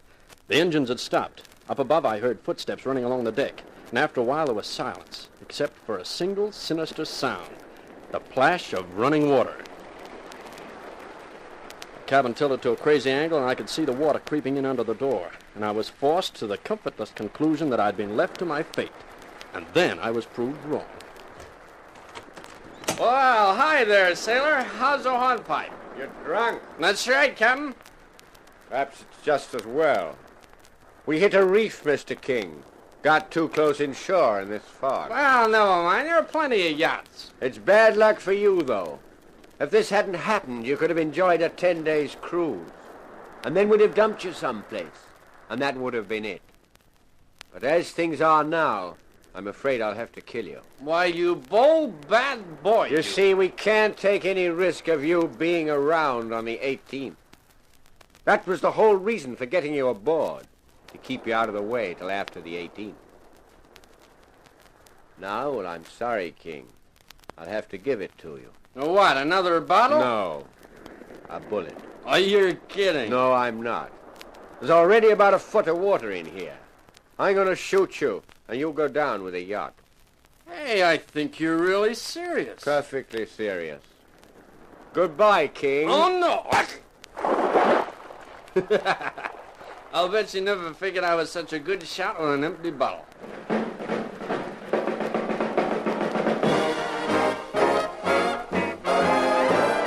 The bottle I had thrown in desperation had struck Harris just above the temple. If I'd been stone cold sober, I don't think I'd ever have done it. I left him lying there in the water, which was rapidly rising in the cabin, and made my way to the deck. I looked at the reef on which the yacht had struck, then at the waves now pounding hungrily against the sides of the vessel. Suddenly it lurched onto my feet. That told me as plainly as words that it was my time to get off. The reef below didn't look inviting, but it looked safer than the yacht. I swung out over the guardrail and let myself drop. I landed on the rock on all fours, and as I picked myself up and stumbled away from the yacht, there was a harsh, rending sound. I turned to see the yacht slowly turn sideways and disappear. Then I headed towards the end of the reef. I remember staggering across the slippery rock surface, and then the sudden shock of the ice-cold water, and nothing more.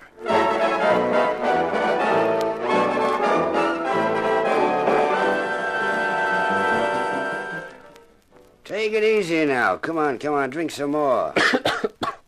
Not so fast now. Gently, Dusty. Yeah, what's this? A bed? Blankets?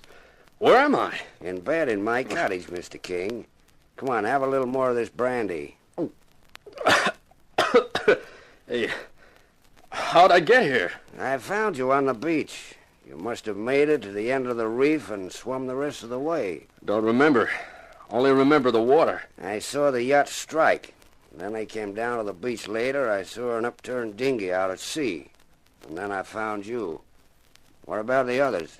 Don't know. Well, perhaps you'd better not talk anymore, Mr. King. You know my name. Well, when I stripped off your clothes, I took out your wallet. Naturally, I looked through it, but it's all safe, your license, your money, everything. My name is Wallace, by the way. Hugh Wallace. Well, Mr. Wallace, I guess I owe my life to you. That seems to entitle you to the whole story.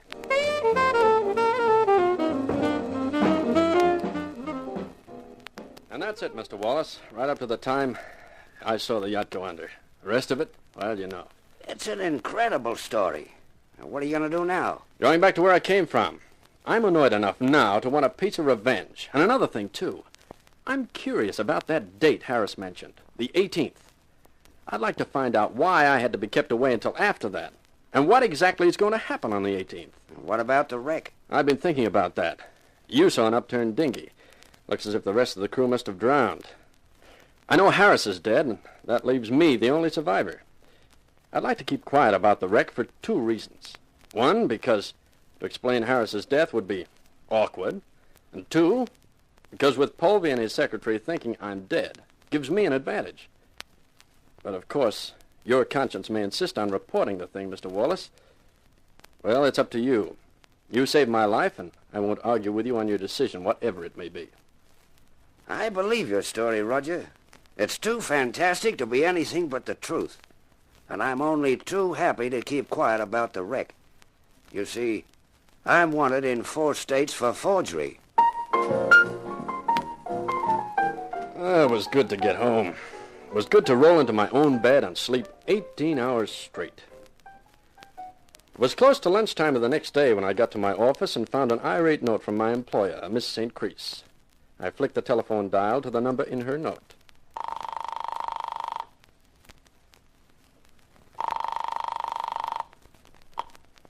Hello?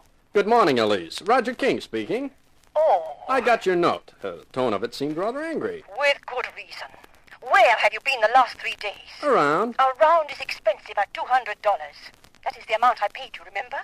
I want more than that. You'll get it. I've been busy. I couldn't wait around my office for you to call. This had better be good. Otherwise, I shall ask Johnny to call on you and convince you that it is better to produce results. Johnny? He was driving my car the other night, remember? Johnny bends iron bars before breakfast, simply because he has to work off his surplus energy. That ape. If he gets near me, I'm liable to forget I'm trying to be a gentleman and break a chair over his head. Oh, I'll tell him that. It will worry him for weeks. Now, look, leaving your playmate Johnny out of the picture for a while, I'm onto something really good. What is it? I can't tell you yet, not until I'm really sure. Mr. King, this begins to sound like stalling to me. Now, just give me 2 more days. After all, as long as you know before the 18th, it's all right, isn't it? Very well. I'm prepared to give you 2 more days. But if I don't hear from you by then, you will really be in trouble. That I can guarantee, Mr. King. So, the 18th means something to you too, baby. The question is, what? And I figure there's only one person who can tell me that.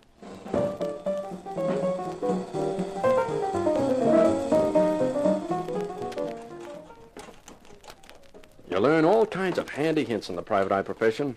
One of them is how to use a knife blade to open a window. I thought I had a good half hour before Marcia Oliver got home. More than enough time for a quick look around. The Platinum Blonde's wardrobe was full of clothes. And if those clothes had been bought out of her salary as a stenographer, then, brother, I was going to take up shorthand and typing. I looked around for a hiding place. The full-length drapes over the living room window seemed to be as good a place as any.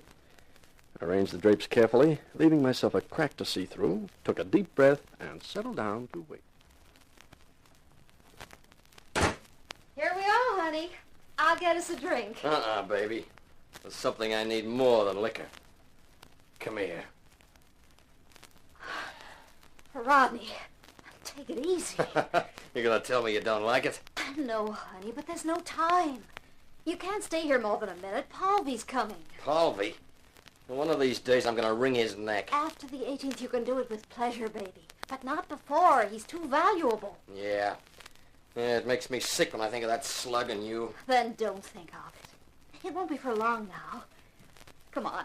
Let me give you a drink and get going. Skip the drink. I'll just have the same again. Now, you must get out of here, Rodney. Okay. But I won't be happy till the whole thing's over. That's the day I'm living for, too, lover. Goodbye, baby. Bye.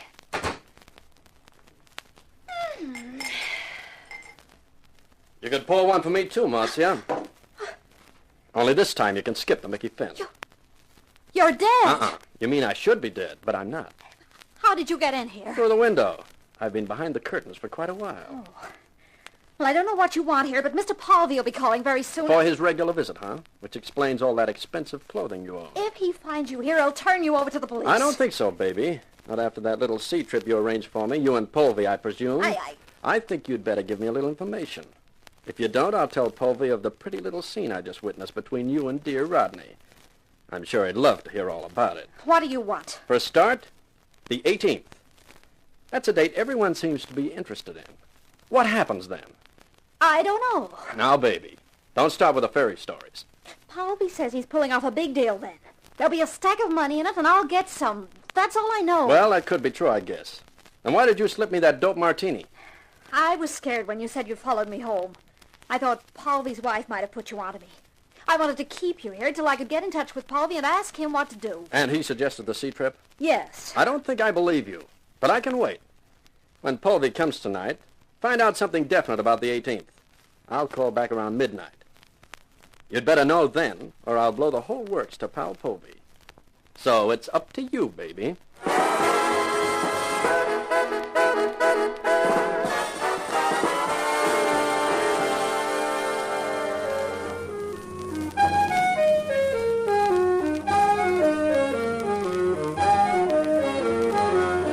Carter Brown Mysteries. Adventures in excitement and suspense, based on the best-selling novels by the slick storytelling sensation, Carter Brown.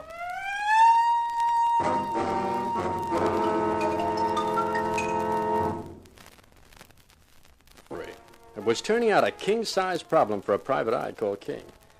My big bewilderment was concerned with the date, the 18th, on which something was supposed to happen, which everyone was worried about, in one way or another. But I figured I stood a fair chance of finding out what the 18th meant after the ultimatum I had delivered to Marcia Oliver. I was due to call on her at midnight, when I hoped all would be explained. Meantime, I headed for the precinct to pick up my car, which had been impounded from in front of Paulvy's office. After a long explanation to the police about sick relatives and a $20 fine, I got the Dodge back, and then it was close enough to midnight and Marcia.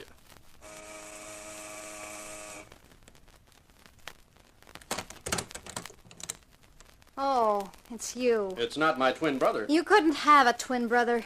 There couldn't be two mistakes like you. You know, Marcia, you're sweet, like cyanide candy. Cut the compliments and come in. You phrased the invitation so tenderly, I can't resist. I'm glad, pal. Just stand nice and still. This is a hair trigger and my finger's twitching. Shut the door, Marcia. Sure. We've been waiting for you, pal. Well, that's nice of you, Rodney. It's gonna be even nicer. I'm gonna relieve you of your gun. Then your coat will fit better. That's not my gun. It's my tailor. I'll have it anyway. I'd hate to put temptation in your path. Yeah, that's better. You know, Roger, I'm surprised you forgot about Rodney so quickly. Honey, I'm even more surprised. I must be slipping. That can happen when a guy gets close to his end. I've still got a way to go. Have you? Well, I thought I had, but I guess I could be wrong. You certainly could, pal. You know, you're a guy who keeps looking for trouble. It keeps looking for me. You should have kept moving south when you got off that yacht. A guy can't be that lucky twice. I suppose not. Yeah, you're a problem, pal. But not too big a one for a guy with brains. Where is he? I don't see him. Don't get smart, King. Sorry. You see, our problem with you is this. While you're still around, you're liable to tell Paulvy things we don't want him to know. He's got a nasty, suspicious mind. So, what are we going to do? Let's think it over for the next fortnight. Murder isn't a rap I'd care to risk. I'm glad to hear you say that. I'll bet you are. You haven't heard it all, pal. I'm listening. Tell me this. Where does Paulvy think you are now? Well, I guess he... That's right, pal. He thinks you're under the water with the rest of the boys who were on his yacht. So maybe you can figure the answer to our problem now, huh? If it's what I think it is. You get the prize, pal. All I have to do is put you back where you belong, under the water, and nobody's going to miss you.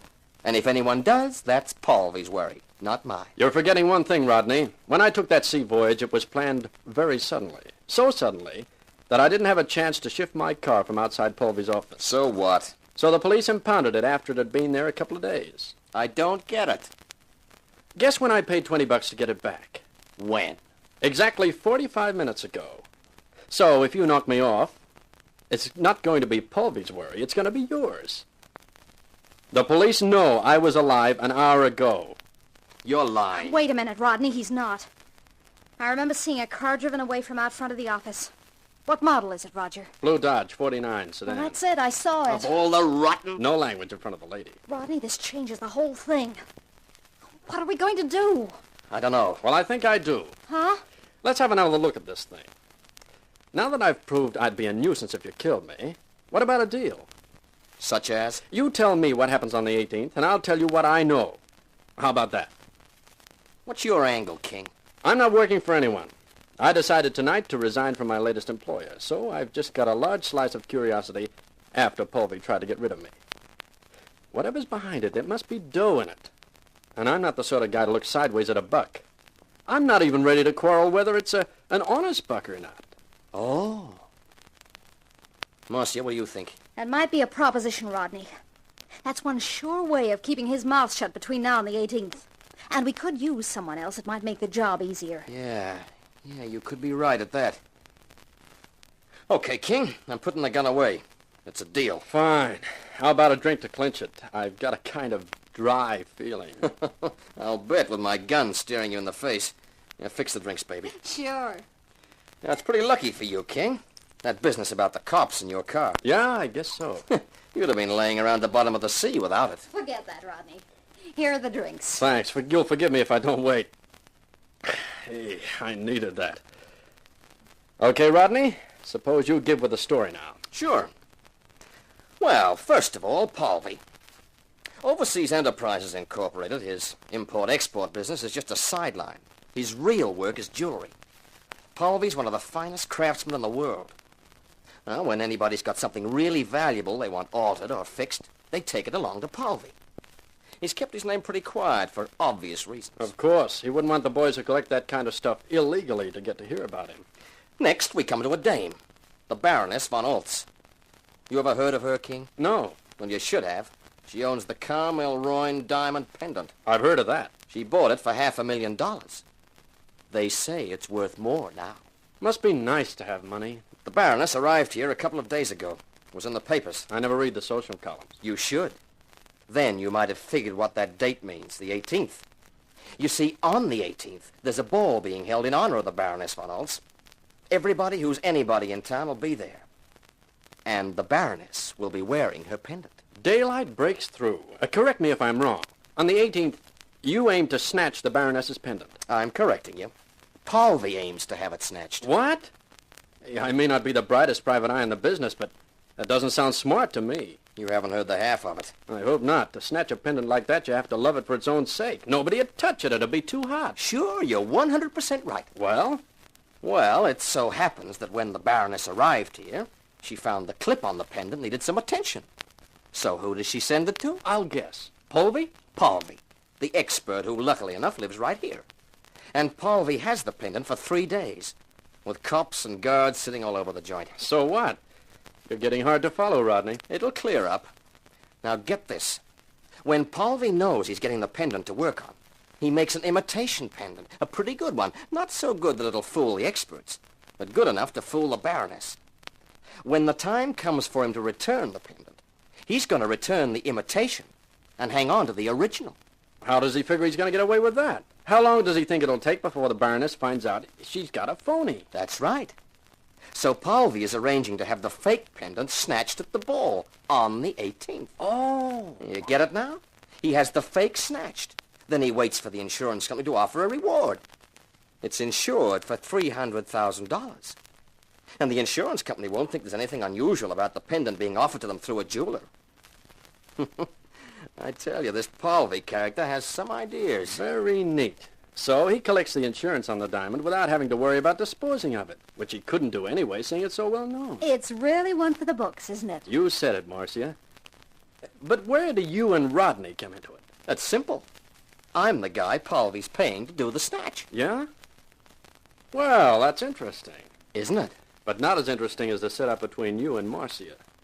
From what I overheard earlier tonight, neither of you exactly care for Palvy. You're going to say that again. So my brilliant mind leaps to the conclusion that maybe you two are planning a little piece of double-cross? Right on the button, pal. We got it planned rather cutely, even though I say it myself. You see, I'll be at the ball, and so will Palvy. But while we're busy there, Marcia will be paying Palvy's office a visit and collecting the real pendant. And then? Then we fade quietly into the wide blue yonder until we can collect from the insurance company. So that's it, Roger. Well, how do you like it? It doesn't sound a bad proposition. There's only one thing I don't understand, and that's Elise St. Chris and her boyfriend, Johnny.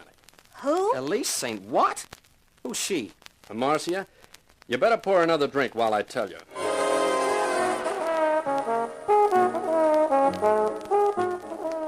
While they sipped their drinks, I went through the story from the beginning. How Palvy hired me to follow Elise, and how she hired me to follow him, with all the details, right up to where we are now. When I finished, Rodney looked at Marcia, and they both looked at me. I don't like the sound of that. This St. Chris dame and her sidekick must be after the pendant, too. You'll have to watch out for them, Rodney. Don't worry, I'm going to. We're all going to. What's the situation right now? Well, today's the 16th. Palvy's due to give the fake pendant to the Baroness tomorrow, the day before the ball. Uh-huh. So now we just wait till the day after tomorrow. Yeah. Well, it seems to me that this Elise St. Chris around, it might be a good idea if I went with Marcia when she collects the real pendant from Palvy's office. Yeah, it might be at that. I'll think about it and let you know. Fine. Now, if it's okay with you, I think I need some sleep. Sure. Oh, just one thing. Yeah? I sleep better with a gun under my pillow. Can I have mine back? Sure. I'll even hand it to you, but first. After all, we're partners now, aren't we?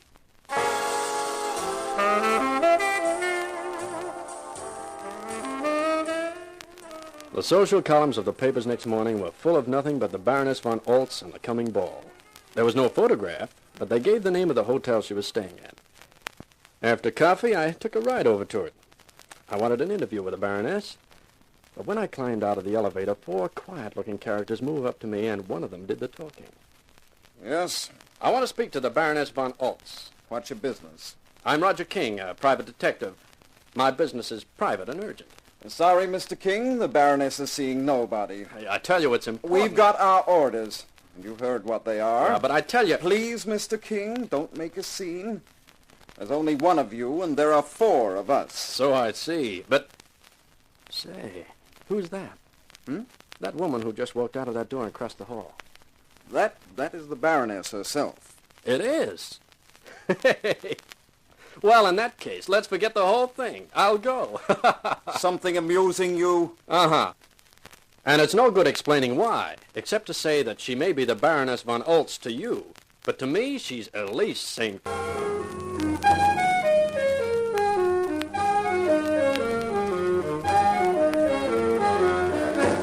Carter Brown, Mysteries. Adventures in excitement and suspense, based on the best-selling novels by the slick storytelling sensation, Carter Brown.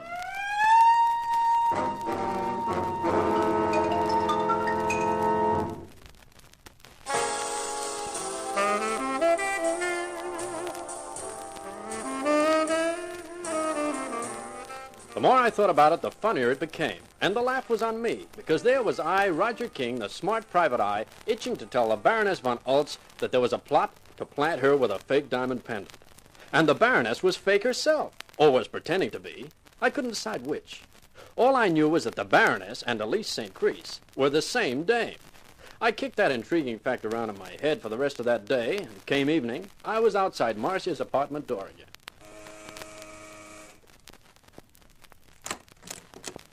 Hi. Hi yourself. Or are you? Not yet, but I've got the wherewithal waiting. Come on in. I kind of thought you'd be calling tonight. Well, that's nice. And so is this room. Cozy lights, warm fire.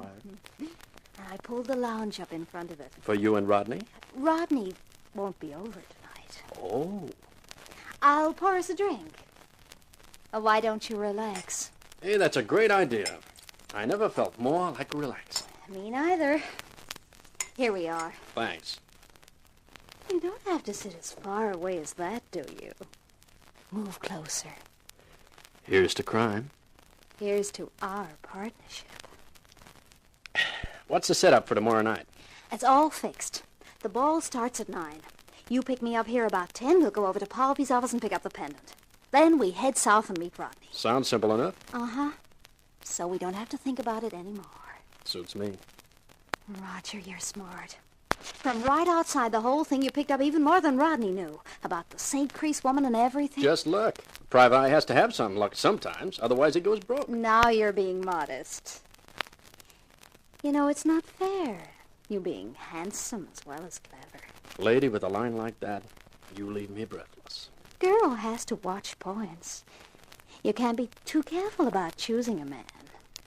I'm ditching Polvy only just in time. And there are moments when I find myself wondering whether Rodney's really smart enough to get by. Roundabout now, I think I could move even closer. I think you could, too.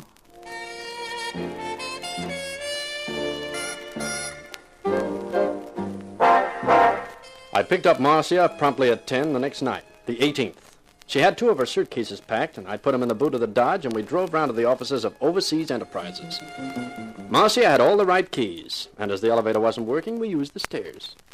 Hold the flashlight up while I find the key. Sure. It's nice that Polvy trusts you so much. Yeah, isn't it? Ah, this is it. Well, come on. Let's not waste any time. It's in his office. You can turn on the light now, I think. Okay. Where does he keep it? In the safe. I don't see any safe. It's a wall model. Behind that picture. Have you got the key to that? It's a combination lock. But don't worry. The picture slides up. Mm-hmm. Ah. 6. No. 6, 2, 7. That's it. There it is. Oh, look, Roger. The Carmel Royal pendant. Hey, it's really something, isn't it? Oh, it's beautiful. But not real. Polly! That's right, Mr. King. Just keep your hands by your sides. This gun and I aren't joking. Why aren't you at the ball? Because that pendant's a fake.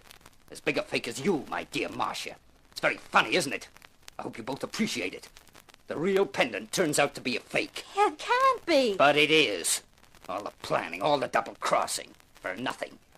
I took it out tonight for another look at it, and then I noticed something. Something only very few people would have the knowledge or experience to see. It's very pretty, very well made, and worth about $1,500. An expensive phony, but a phony. Who pulled the switch? The beautiful Elise St. Crete? I suppose so, though I don't know how she could have done it. Where does she fit into this picture anyway? I met her in Europe about 6 months ago. She talked to me in vague terms about the possibility of doing a deal. She didn't mention the name of the Baroness, but the plot was outlined to me. I told her I'd think it over. I did. And when I got back here, I decided there was no good reason for cutting her into the deal. I could handle the whole thing myself. Sure, why split profits if you don't have to? Exactly. When the Baroness arrived and I got the job of fixing the clip on the pendant, I realized the Baroness was who Elise St. Crete had been talking about. She called me a day or so later and told me she was over here and what about her deal. I said I wasn't interested. Then she threatened me. That was when I hired you to keep an eye on her. Uh-huh. The pieces fall into place. But I didn't think Marcia was planning to double-cross me. Well, you know how it is, Polvy. One good cross deserves another. She won't get the chance to try it again. I'm going to kill you, Marcia. And your private eye friend will join you next. Take it easy, Polvy. That won't get you anywhere. If you cool down, we can still make some dough out of this deal. What are you talking about? Did you ever see the Baroness von Holtz? No. I'll bet you didn't. She'd take care of that. You see, the Baroness and Elise St. Crete are one and the same. What? That's right. But why would she want to rob herself? I think I've figured that. Was a cunning caper.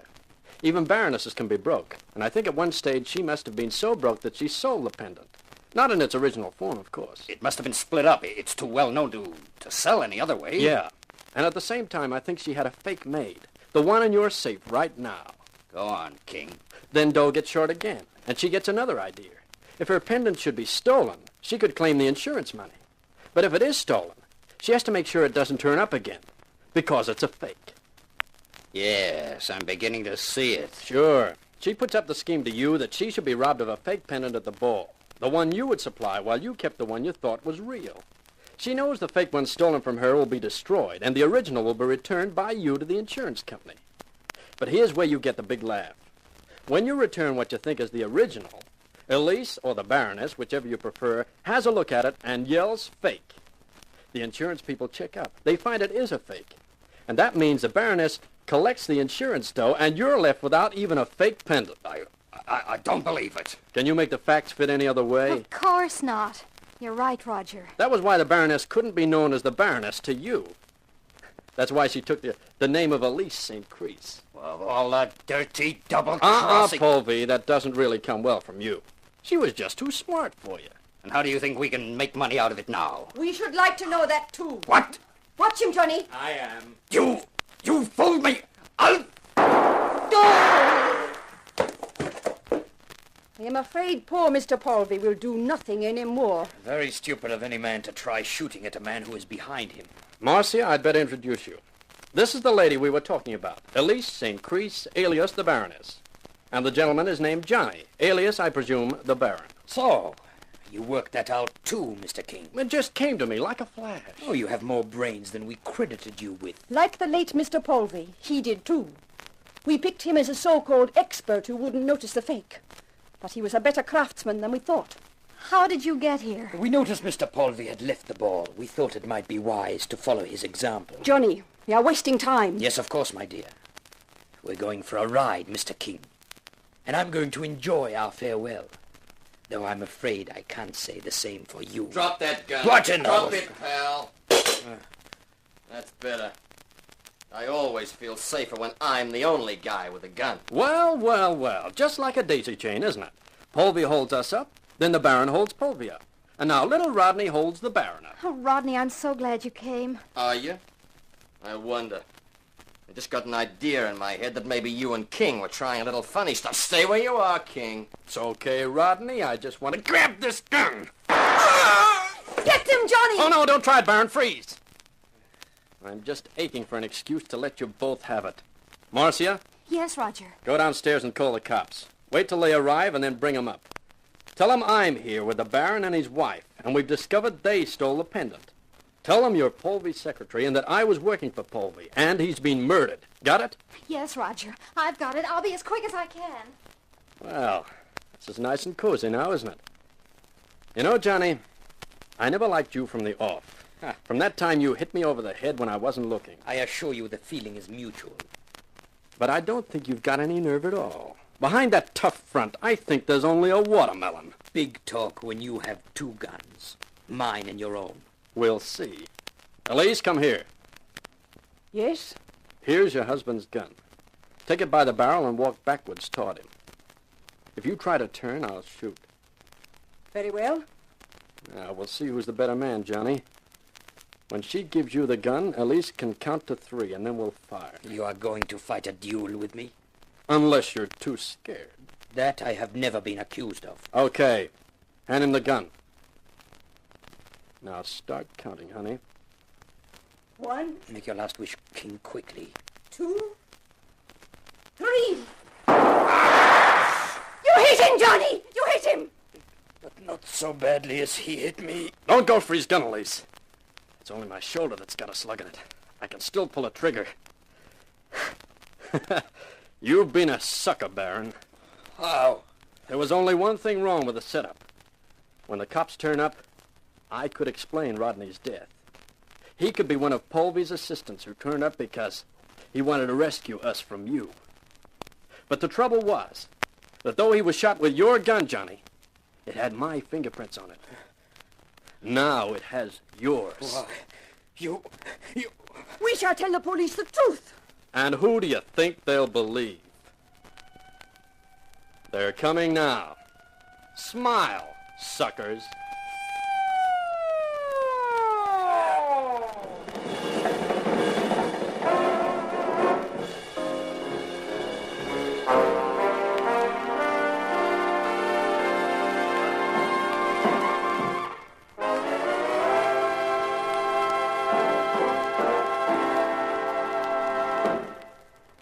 This is Carter Brown.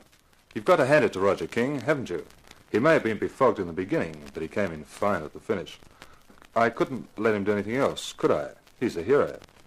My next book's got a different kind of leading character, Richard Van Bryden III. I've called his saga Malice for a Multimillionaire because that's what he is. So this is Carter Brown saying so long for now. Be seeing you.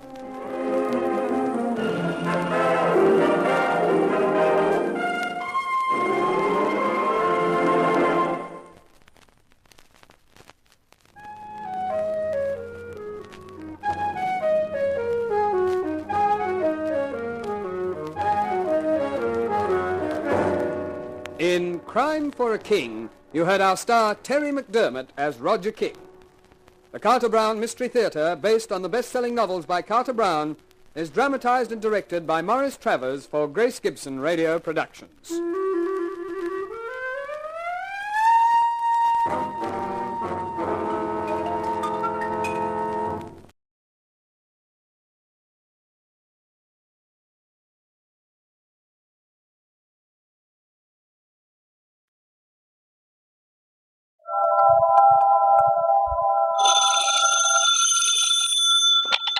Hello, Yukon 28209. Yes, this is Candy Matson.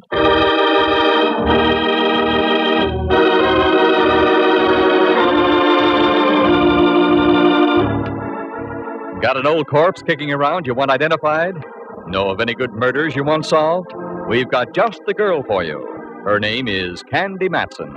Mighty cute, too. She fills out a size 12 suit to just the right proportions. Soft blonde hair, 2 sparkling blue eyes, and all in all, she looks as though she might have stepped right off a Varga calendar. And what's more, she's a private eye. You scoff? You ridicule? I'll let you see for yourselves. Listen, she's talking on the phone right now. Hello, Candy Matson. Hello, Miss Matson. I'm afraid you don't know me. That makes it even. You don't know me. Let's go from there. I've read about you in the papers, Miss Matson.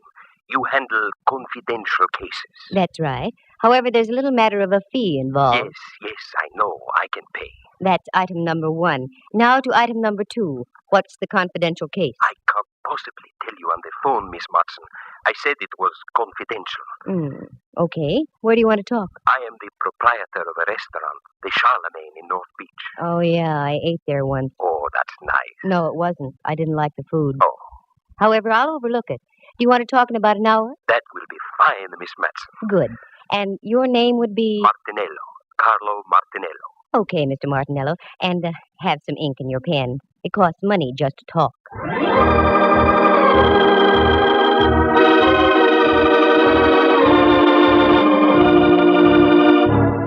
I probably sounded rough and commercial, but you have to be in this racket. Most people look on a private eye as a musician. They invite you to a party and expect you to bring your harp for free. But I learned the hard way a long time ago. So now they pay in advance and take their chances later. That's the way it was with this Martinello. I was at home in my penthouse on Telegraph Hill out on the porch taking a sunbath when the phone rings and it's this Carlo character. That part was all right because I can always use new customers. But what made me mad was the fact that I had to stop listening to the 49ers belt the bejabers out of the Cleveland Browns at Kezar Stadium. But I followed through and uncovered a couple of very done-in bodies along the way. Do you like the grotesque in your whodunits? Then follow me and we'll tiptoe lightly through the Tibbets, the Ponds, and the Baccalones, because part of the story unfolds at the Opera House. Reluctantly, I dressed into something Charlemagne-ish, turned off the 49ers Cleveland game, and went down to talk to Martinello. His place was typical, located on Powell Street, a garish neon sign, and as you walked in, the place was air-conditioned by eau de garlic. Yes, miss. You wish a table? I wish a table, yes. With the right party. I'm looking for the owner. I am the owner. I am Candy Matson. Oh, Miss Matson. Walk this way, please. If I could walk that way, I'd revive vaudeville. Pardon? Where's your office? Right over here. Allow me.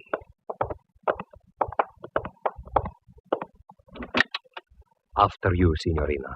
Thank you, Signor. Here, sit down, please. Thanks. Now, Martinello, what's on your mind? Always, all my life, I have run a very nice, respectable place. Mm-hmm. Until this morning. What's with this morning? I go down to the basement. My icebox is down there. That is where I keep all my meat. So, you wanted some ground round? Oh, no. Perhaps I'd better show you. Please, you will come with me. Martinello led the way out of his office and down a flight of stairs. A cold blast hit my face. A musty aroma smothered my nostrils, and if I had had a phobia about darkness, I'd have ducked out then. But I followed the guy, and we ended up in front of a refrigerator about the size of an inquisition chamber. He opened the door, and it was the usual restaurant icebox, choice legs of lamb hanging from hooks, potential fillets, and thick New York cuts. The box was cold, and I started to shiver. Not from the refrigeration, though, because over in the corner was a man. He looked like something out of a long-lost Arctic expedition. He had a long, flowing mustache, every bristle of which was coated with ice. He was quite frozen and quite dead.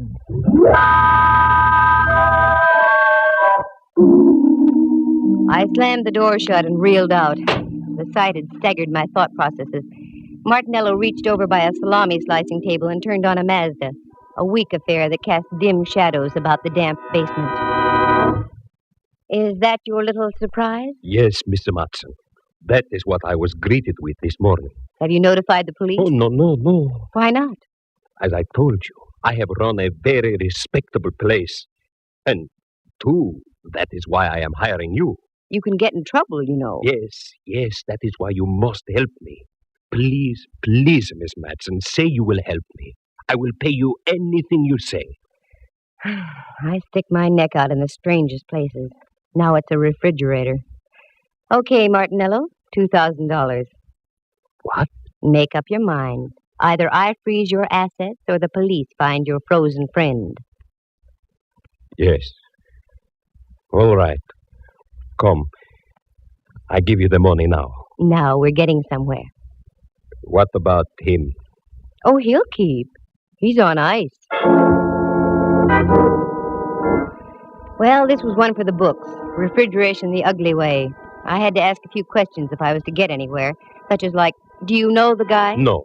Had you ever seen him before? No. Who was the last one to close the icebox last night? I was.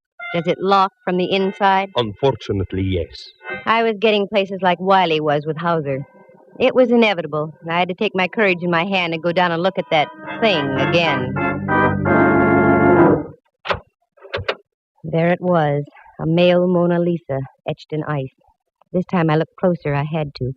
And as I did, I realized I wasn't going to get any identification because this guy was a study in crimson.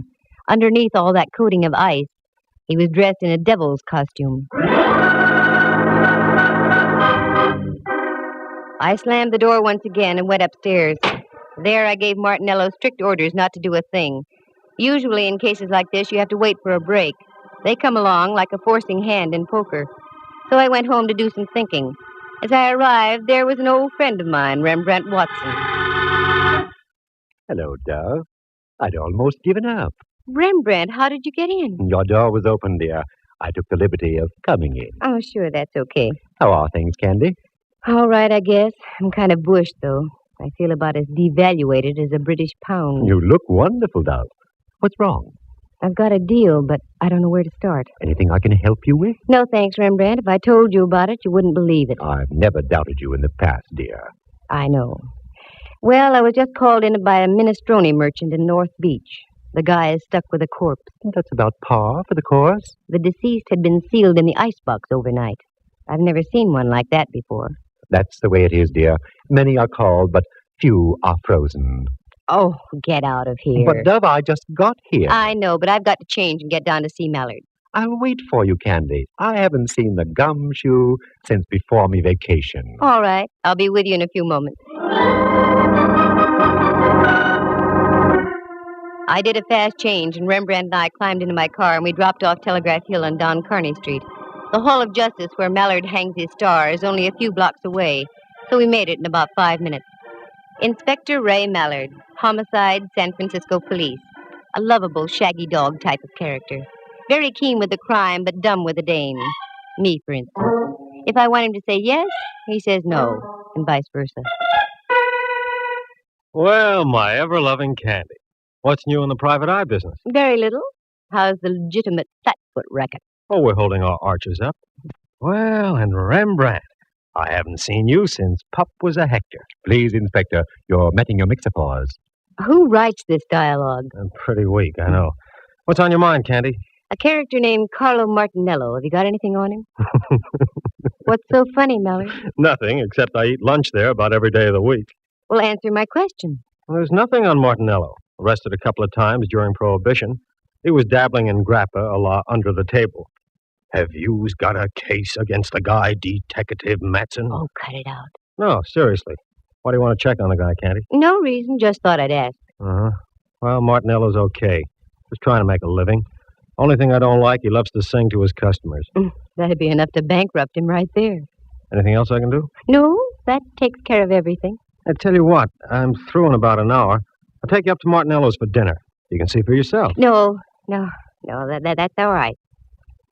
Okay, Candy. Give. Why, Mallard, dear, what on earth do you mean? You know something about something. I want in. Mallard, and I want you to believe this. I mean it sincerely. If I knew something, you'd be the last to know about it. He's got something there. Come now, believe us a while. I hate to do things like that to Mallard. He's been of great help to me in the past. More than once he's saved my life. But on a deal like this, you have to play it close. After all, a girl has to make a living. For the first time in a long time, I was completely baffled as to where to start. Something had to be done about that cadaver in the icebox, but what? While I was beetling my eyebrows, Rembrandt invited me up to his place for tea. He lives on California Street, just down away from Old St. Mary's, and only a bail bond broker's reach from the Hall of Justice. So I accepted. Do forgive the looks of the place, Candy, dear. I had a meeting my philatelist group last night. Philatelist? Stamp collectors, dear. Well, I know what they are, but I didn't think they could make such a mess. You don't know philatelists. Sit down, though. Make yourself comfortable. I shan't be a moment. That's all right. Candy, dear, why the wrinkles? I've got cause for wrinkles. This chap in the icebox, Rembrandt. There's something I didn't tell you. He was dressed in a devil's costume. There, dear. Your tea will ready in just a minute. You'll feel better. I know it sounds crazy, but it's true. What are you going to do, Candy? I don't know. I can't leave him in that refrigerator forever. We'll get him out, dear. I hate to think of a corpse catching pneumonia. Oh, excuse me, Candy. Help yourself to the tea. Mm-hmm. How do you do, Rembrandt Watson Enterprises? Quiet down. Who? Oh, hello, Templeton. How are all your steamships? Oh, that's good. What? Could I use to what? To the opera? Of course I could. Righto, I'll pick them up at your office. Thank you, Templeton. Goodbye. Candy, dear, do you like the opera? I can take it or leave it. Why? It suddenly develops that I have 2 tickets tomorrow night for Tales of Hoffman. Oh, Rembrandt, I don't think I can go. Come, Candy. It'll do you good. You've been working too hard. You need a little relaxation. Tales of Hoffman, Okay. Who's the pal who gave him to you? An old friend of mine, Templeton Woodruff. He runs a steamship to Java and other places Ezio Pinza sings about. I finished the tea and left. Right then, the only opera I could think of was the one going on in an icebox at Martinello's. I've always tried to play straight with Ray Mallard, so I decided to tell Martinello my plan. Miss Matson, I don't think it's such a good idea. Good evening, Carlo. I want to talk to you. That's what I mean. There's a gentleman here who... Oh, you've got a gentleman. That's fine. 3 more and you've got a crowd. What I want to talk to you about is this. You don't understand. The gentleman I'm talking about is from the police. The police? Yeah. Hello, Candy. Mallard. How about some scallopini? Well, up jumped the... Hello, Mallard, dear. I had an idea you'd like dinner here tonight. Do you know my boy, Carlo? Yes, we've met. How do you do? The signorina wish something to eat? No, thanks. I want to talk to you, though, Mallard. Sure. Come on into my booth. We'll share some salami. No, thanks. I want to see you downstairs. I don't think the food's as good down there. I agree, but it isn't the food. I'm talking about murder.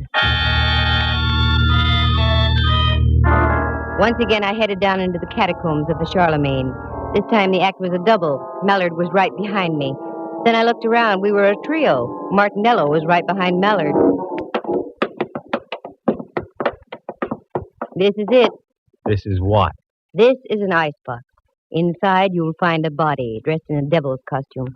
Okay, Carlo, let's humor the lady. Open the thing, will you? Yes, I'll open it.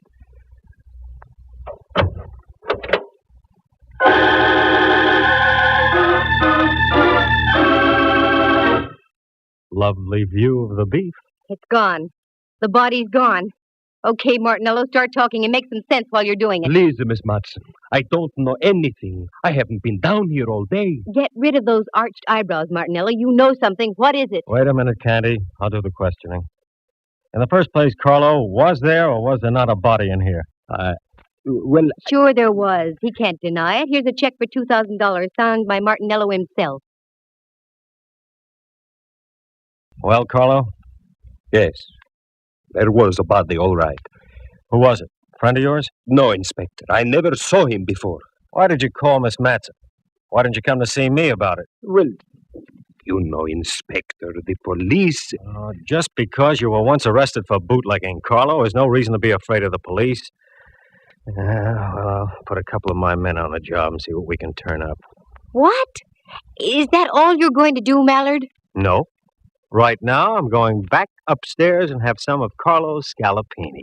Mallard, are you out of your head? Look, Candy, in order to have a murder case, you've got to have a body. Obviously, we're fresh out.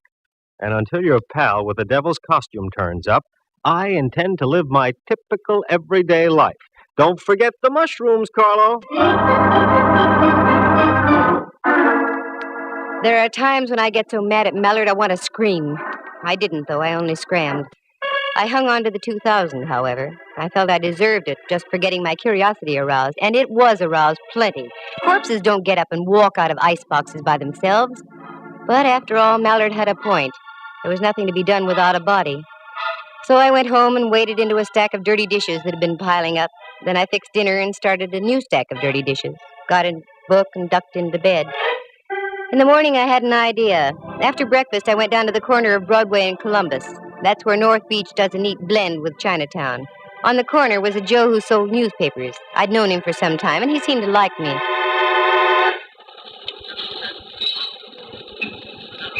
Hiya, Butch. Well, hello there, lady. How are you? Good, can't complain. Who won the football game yesterday? Yeah, funny thing. I got all the news right inside here for 7 cents. I get your point. Give me a chronicle, will you? Sure, here. Thanks. Who do you like in the feature at Bay Meadows? A goat named Candy. What did you say? There's a pig named Candy running in the 7th. Take it or leave it. What a tip. I don't get it. Well, what's really on your mind, lady? Here's a 20. You can play it on Candy all for yourself. Well. Do you know a gent named Martinello, Butch? He owns the Charlemagne down the block. Sure. What about him? That's what I'm asking you. What about him? Oh, he's all right. A little screwy, but he keeps his nose clean. Is that all? Yeah. Should there be more? I don't know. Thanks, Butch. I hope Candy pays off.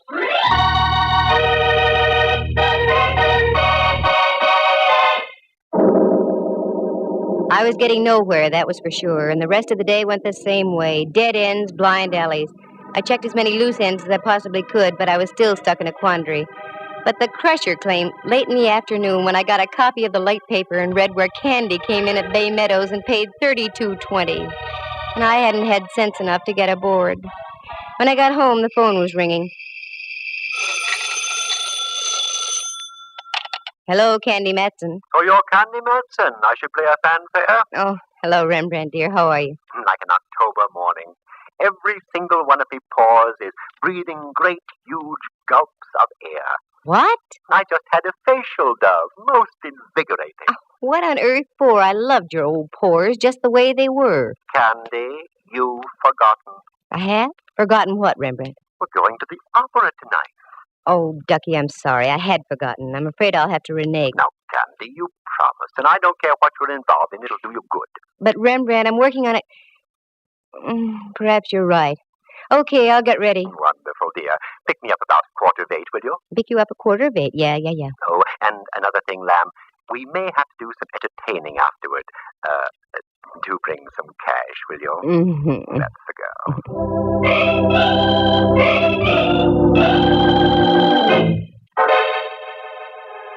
That Rembrandt, always stony broke. I guess photography isn't what it's cracked up to be. I didn't mind, though. He's been a friend to me on more than one occasion. Well, if I was going to the opera, I had to start thinking in operatic terms. I fished around in the closet and came up with something that would have done any woman's heart good. One of those strapless affairs that you can't stop breathing in for one moment, otherwise the opera is no longer the main attraction. I powdered, perfumed, pouted, and rouged and took off after Rembrandt. But just as I started to leave... Just a moment. Well, get a load of the Duchess. Mm-hmm. It won't be Halloween for another couple of weeks yet. Oh, very funny. Come on in, Millard. What are you decked out for, Candy? Something you wouldn't understand. I'm going to the opera. Oh, I love the opera. Any horse opera with Tex Acuff in it. That's what I thought. What's on your mind, Millard? I've got to pick up Rembrandt in 10 minutes. Well, I was just driving by, so I thought I'd stop and tell you the news. News? About what? We found El Diablo. The guy in the icebox? Yeah. Martinello identified him. He was floating in the water off Aquatic Park. Any lead on him? The best. He was Salavini, the second baritone with the opera company. That's all, Candy. I hope you enjoy the performance tonight. A baritone with the opera company. Well, that explained the costume, but it didn't explain a lot of other things. I walked down the stairs with Mallard. He got in his squad car, flicked on the flashing red light, and with a burst of his siren, rolled down the street. I'd have to speak to Mallard about that. All the neighbors had their heads out of their windows as I climbed into my car and followed. What an exit.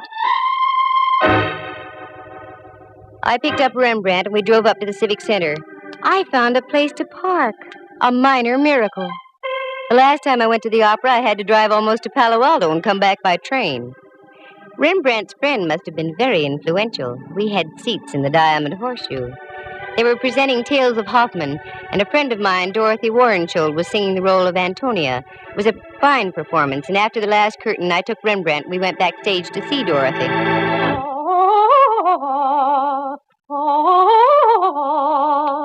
This is her dressing room, Rembrandt. Yes? Hello, Dorothy. This is Candy Matson. I have a friend with me. Oh, do come in, please, Candy. Candy, how are you? Couldn't be better. Dorothy, may I present Mr. Watson? Rembrandt, this is Miss Warrenshold. I'm delighted. You're in magnificent voice tonight, dear. Thank you. Sit down, won't you? I've only a moment. We're rehearsing some of the scenes in Faust tonight. Rehearsing after a full evening's performance? It has to be done, Candy. Our baritone disappeared. We've had to replace him with a new man. Yes, I know. By the way, Dorothy, I heard you on your Standard Hour broadcast a few weeks ago. It was a wonderful performance. I'm glad you liked it, Candy. I always look forward to those. What are your plans, Dorothy? Well, the season closes here, and then we open in Los Angeles. Oh, yes, of course. Excuse me. Come in. Oh, I'm sorry. I didn't know you had guests. That's all right. Oh, Candy, I'd like to introduce Rolf Herberts. This is Miss Matson and Mr. Watson. Nice to know you. Mr. Herberts is our new baritone. Oh, yes. That's why we're rehearsing tonight. I won't take any more of your time, Dorothy. I just thought we'd save a few moments of rehearsal if I told you that I don't move in that last scene. I sing upstage. That will leave you free to take as much stage as you like. Fine, Rolf. That will save time. Thanks. Oh, not at all. Glad to have met you, Miss Matson, Mr. Watson. Nice to have met you, sir. See you on stage, Dorothy. Yes, Rolf. Rolf has a wonderful voice, and he's a good actor, too. You know, I think he'll be even better than Salavini. I've seen him before. Oh, yes, he's been in pictures and on the concert stage, and in opera, too, but he's never really had a good break. This might be it. Uh-oh, that's it, Candy. I'm sorry, but I'll have to leave. Certainly, Dorothy. Say, why don't you stand in the wings? You can watch the rehearsal if you'd like. Oh, I'd love it. Come on, then. Follow me.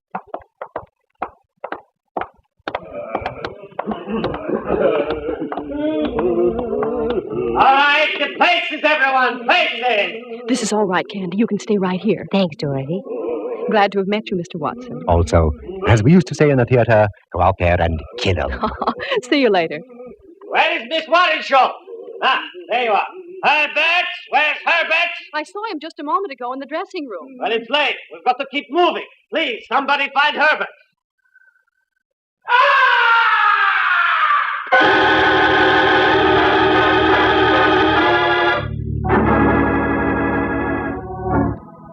From way up in the heights of the stage, the opera house was pierced with a blood-curdling scream. That was no ordinary scream. It was the scream of death. You wait here, Rembrandt. Keep your eyes open. I'm going up to have a look. That scream wasn't in the score of Faust.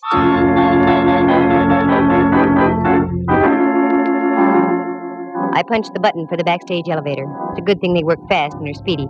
Once inside, I pressed the button for the fourth gallery. I got out. This was the top of the opera house. The place was loaded with old sets, props, papier-mâché alligators, gold goblets. Then, over on the other side of the catwalk, I saw it. The body of a man all crumpled and distorted. I hit the catwalk and ran over. It was 100 feet above the stage, and as I looked down, I could see a score of strained faces looking up through the darkness. I got on the other side and bent over the body. It was that of Rolf Herberts. Candy, down here. I think your man just dumped down underneath the stage. Again, I did a Mel Patton. The elevator shot me down to the stage level, and there was Rembrandt, wild-eyed. He came down the elevator on the other side, Candy. Then he cut across the stage and down those steps. Come on, Rembrandt, follow me. I may need help.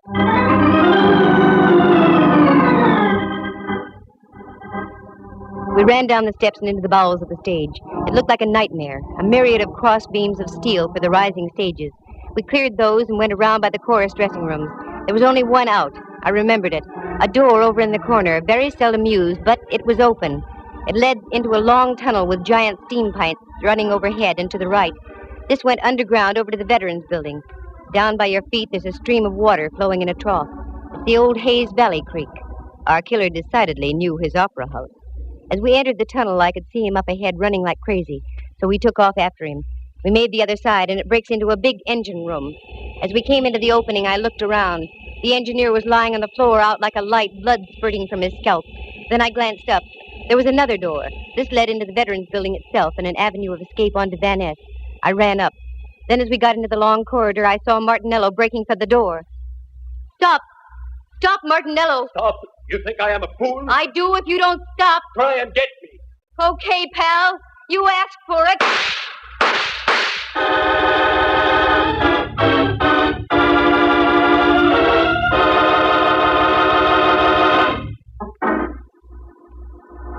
It was the first time I had ever shot a man. It didn't feel good. But he lived, and later the doctors of law gave him a little pill. The cyanide kind they dropped inside the gas chamber at San Quentin. Martinello paid his debt. Details? Sure, I'll fill him in now. Martinello loved to sing. Ray Mallard had told me that.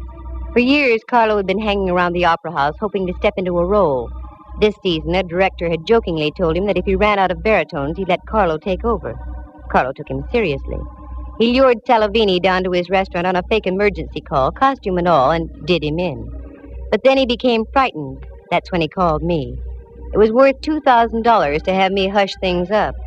But I don't operate like that. He had a hunch I was going to tip off Mallard. That's when he removed the body from the icebox and dumped him into the bay. Carlo had also been at the performance of Tales of Hoffman. That's when he learned that they'd wrestled up Rolf Herberts to sing in place of Salavini.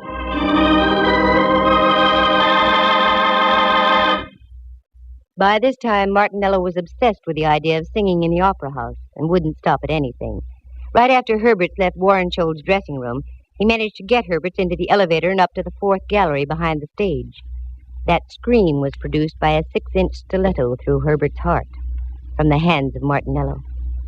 And that's when our chase began. I hope I never see that tunnel under the opera house again. That Mallard and his sentiments. It was he who gave me that gun just a week before, for my birthday. He said I needed protection. Well, darn it, I do. But I can't get Mallard to believe me. Instead, he just gives me guns.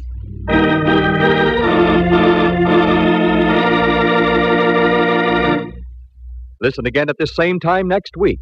For excitement and adventure, just dial Candy Matson, Yukon 28209.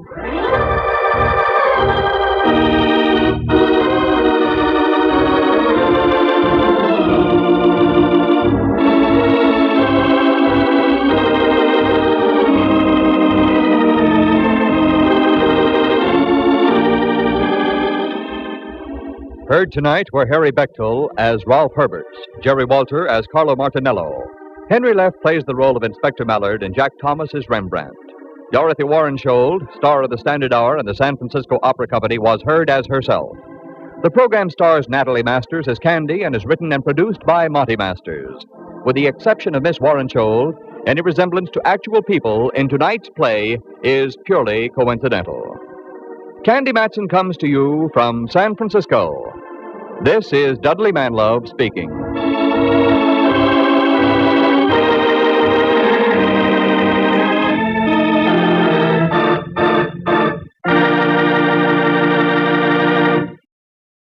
You are tuned for the stars on NBC.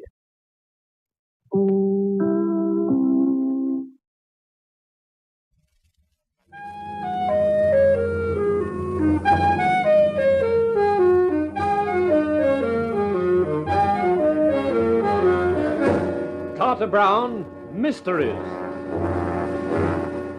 Adventures in excitement and suspense, based on the best-selling novels by the slick storytelling sensation, Carter Brown.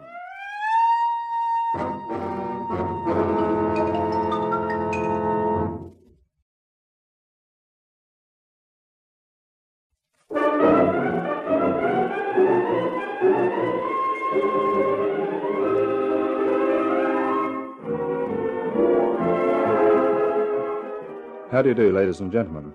This is Carter Brown with another of my books for you, a story called Kudos for Khan, and the Khan in this case is named Joe, a private eye in the best tradition. He's got an office, a pretty secretary, and no clients, until a luscious lady walks into his life, and from then on, complications call for Khan. Now, here he is, Joe Khan himself.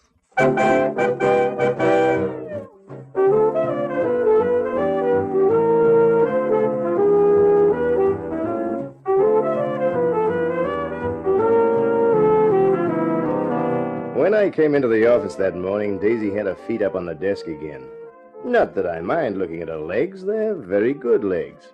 A lot of guys paid dough to see them when she was in show business. But I had a feeling that a secretary with her feet up isn't good for office routine. Not that my office had any routine. Good morning, boss. Daisy, put your legs down. Why? Have I got a ladder? They look all right to me. They look all right to me, too, but that's not the point. So what are you worrying about? An office is a place where you're supposed to work. All the secretaries show their legs to the boss. You're the only one who's not interested. I should be interested in your legs when we haven't had a client in 3 weeks. Why don't we take a holiday, Joe? Let's go to Miami and laze on the beach. Just you and me, huh? Get off that Miami beach before you get sunburned. Daisy, the phone. It's ringing. Oh. Hello? Oh, sure, you can see him anytime. He's not doing anything. 11 o'clock? Oh, that'll be fine. Bye. That's a fine way to impress anyone. You can see him any time. He's not doing anything. They'll think we're broke. Aren't we? That's not the point. Who was it? A dame. Her name's Diane Clutterbuck. She sounded fat with wrinkled stockings. What did she want? To see you. I can't think why. I don't know why I keep you. I should fire you. You'd never be able to pay my back salary. Promptly at 11, Diane Clutterbuck arrived. I took one look at her and thought of Daisy's description. Fat with wrinkled stockings. This dame looked like a Miss Universe winner taken in hand and tuned up by Vogue and Harper's Bazaar. She was a redhead with a swept-up hairdo and a figure that would have sent Cleopatra back down the Nile looking for a dietitian. Mr. Kahn. That's me.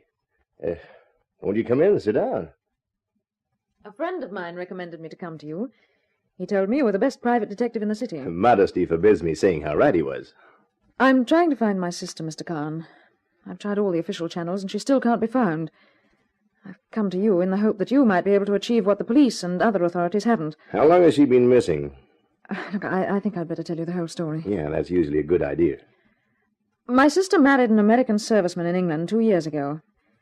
6 months after her marriage, she came with him to America, to this city.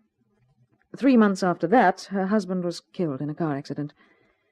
I had 1 or 2 letters after that. She wrote about coming home to England, and then said she'd got a job here and thought she'd stay a while.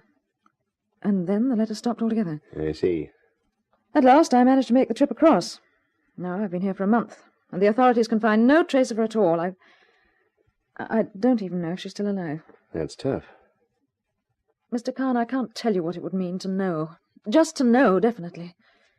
It's this frightening uncertainty. Even if I knew she was dead, I'd feel better. Yeah, I can understand that. What's your sister's name? Helen. Her married name was Duisberg. You got a last address? Of course, but the police checked there. Helen had left without giving any forwarding address. Where was she working? A nightclub called the Casbah. Doing what? Dancing, that was her profession. And what did they say? Practically the same thing. She left suddenly without telling them why or where she was going. So she could be anywhere in the United States, huh? Mr. Kahn, I realize that it sounds almost an impossible task, but I'm desperate. Okay, I'll try and find her for you. Oh, thank you, Mr. Kahn. A couple more things. When you went to the police, who did you see? A lieutenant named Harding. Where'd you find him? Well, I went to the Bureau of Missing Persons. They put me in touch with the lieutenant. He was from the homicide section, I think they called it. Homicide? Yes.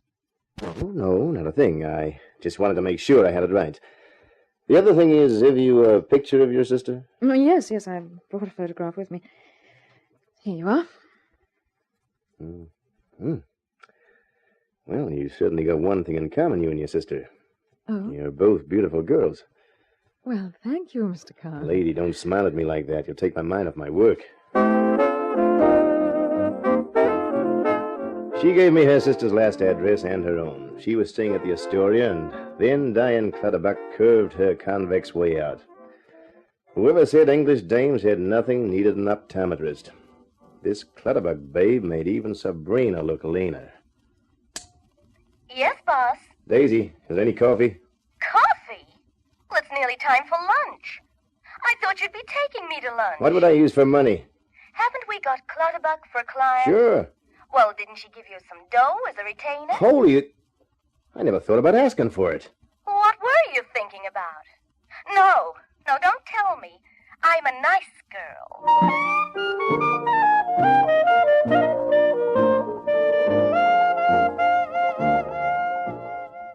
You wanted to see me? I'm Harding. I ask you to give me a time, Lieutenant. What do you want? I'm Joe Kahn, a private detective. I'm working for a lady by the name of Diane Clutterbuck. Yeah, the dame who came over from England looking for her sister? That's right, Helen Duisberg. Well? I hoped you might be able to tell me something. Now, she can tell you as much as I can. The sister's missing, disappeared, that's all I know. And the husband, Duisberg? Got himself killed in an accident 3 or 4 months ago. Was it an accident? What are you getting at, Kahn? You're a homicide, Lieutenant. You aren't interested in accidents or missing persons either, for that matter. The Clutterbuck girl went to missing persons, and they sent her to you. Why? Because you're tied up in the case. And the only way you could be tied up in it means that you're interested in finding Helen Duisberg because you're not satisfied that the husband died by accident. Kahn, let me give you some advice. Stay out of this. Tell the Clutterbuck woman you're sorry, but you can't do anything for her. Look, Lieutenant, she hires me to find her sister. That's all I care about. If you've got any leads, maybe I could help. Kahn, the department needs private eyes like it needs a hole in the head. Now stay clear of this gumshoe, or you're likely to find yourself minus a license. Joe,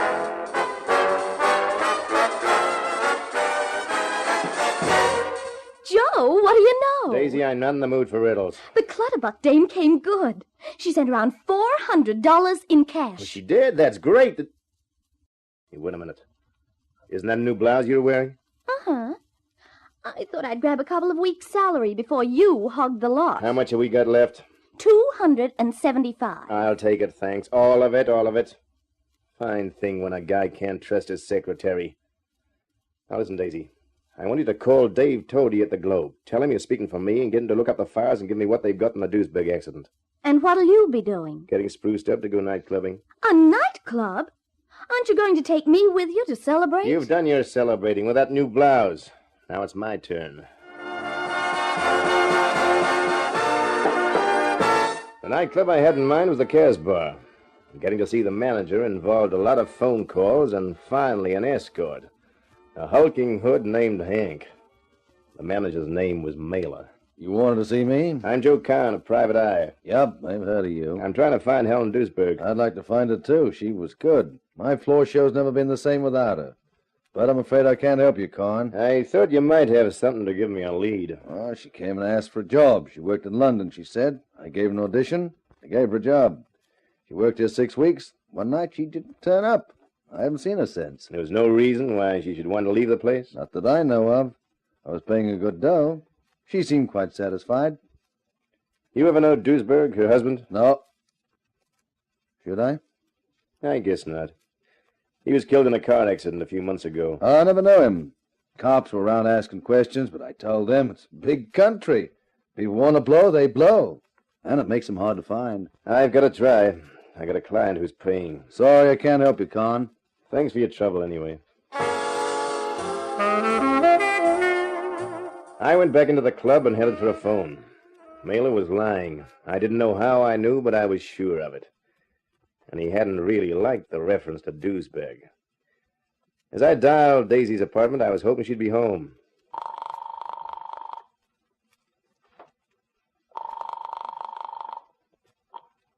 Hello? Daisy, this is Joe. Well, this is a surprise. What's the matter? Things kind of quiet at the Cares Never mind the Bar? comedy, kid. Did you call Dave Toady? Yes. All he could tell me was that Carl Duisberg was found in the gutter on Hope Street around 4 a.m. one morning. He must have been coming home from late shift, and he'd been hit by a truck. They never found any trace of the truck. Late shift. That means they know the firm he worked for. Sure. Glauben Chemicals. Thanks, Daisy. Oh, and don't expect me in the office too early tomorrow. Why? A heavy date with a dancing girl? No, a date with a personnel manager of Glauben Chemicals. First thing in the morning.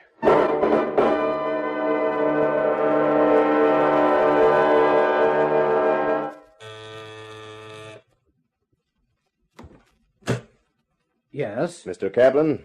Yes? My name's Joe Kahn. They gave me your name and address at Glauben Chemicals. Oh? It's about Carl Duisberg and his wife, Helen. I was told you were his best friend at the plant. Yes, that's right. You'd better come in. I've been expecting you to call. Carl said either his wife or a friend of hers would come for it. Yeah. Yeah, that's right. It's been a responsibility. My wife didn't like me keeping it. She said we should hand it over to the police, but I promised Carl faithfully that anything happened to him, I was to hold on to it until his wife sent for it. If you'll just wait a minute, Mr. Kahn, I'll go and get it. I stared blankly at his back as he moved away. Whatever else I'd expected, it wasn't this. But it looked like I was in luck. And there was a lead to Helen Duisberg coming up.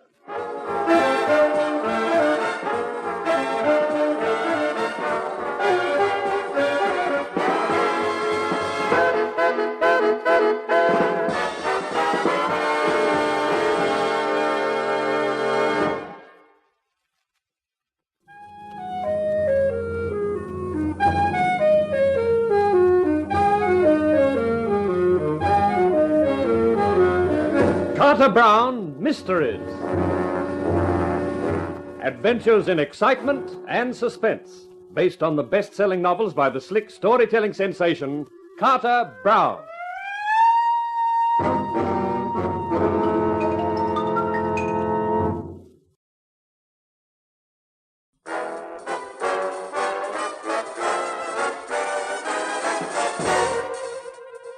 As I waited for the little guy Kaplan to come back, I couldn't help speculating on what it was that he'd promised to hold on to for the dead Carl Duisberg.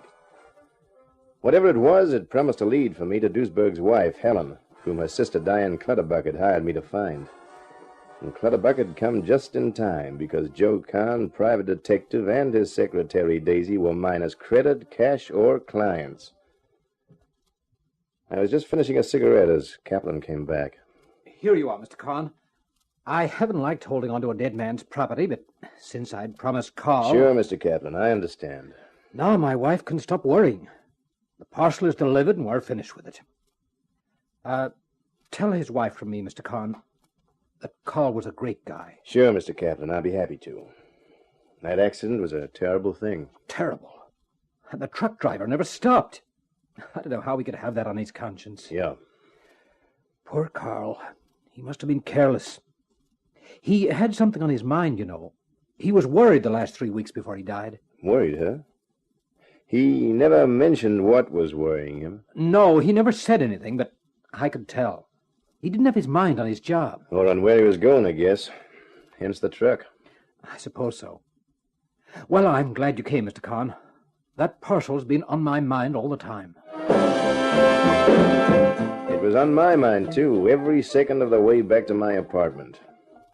When I got inside the door, I opened it. It contained a note and a silver box. I read the note first. Dear Helen, you won't be reading this unless the worst has happened.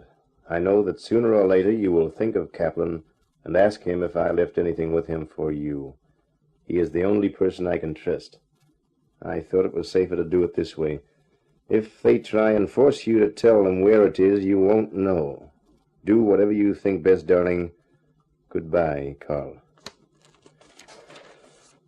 Then I opened the box and nearly fainted, because the box was brimful of dough, tightly wrapped wads of high-denomination notes. When I finished counting, I got another shock. There was just under $200,000. But where it had come from or what it meant was a mystery. I got rid of the wrapping paper and shoved the box in a drawer. Then I picked up the phone and dialed the office. Kahn Detective Agency. Daisy. Well, the boss himself. When are we going to be honored with your presence in the office? Later. First, I've got a proposition to make to you, Daisy. Oh, goody. I'd given up hope. Not that kind of proposition. How'd you like another job? You can't fire me till you've paid my back salary. I wasn't thinking of firing you. I want you to help me on this case. Oh, that's different. What do you want me to do? Get a job at that nightclub, the Casbah. What doing? Well, how do I know? But you're always busy displaying your legs around the office. Maybe the Casbah will pay you for doing it. Okay, I'll try. That's my girl. I wish I were. Now, let's stick to business. Speaking of which, anything new around the place? Well, there was a dame came in. but she didn't look exactly new to me. What did she want? To see you. There was a guy with her, lean Latin type. Did they say why they wanted me? No. But let me warn you, boss, in case she comes back. Oh? She looks like a lady to stay away from in the clinches. Thanks for the tip, Daisy. I'll keep it in mind.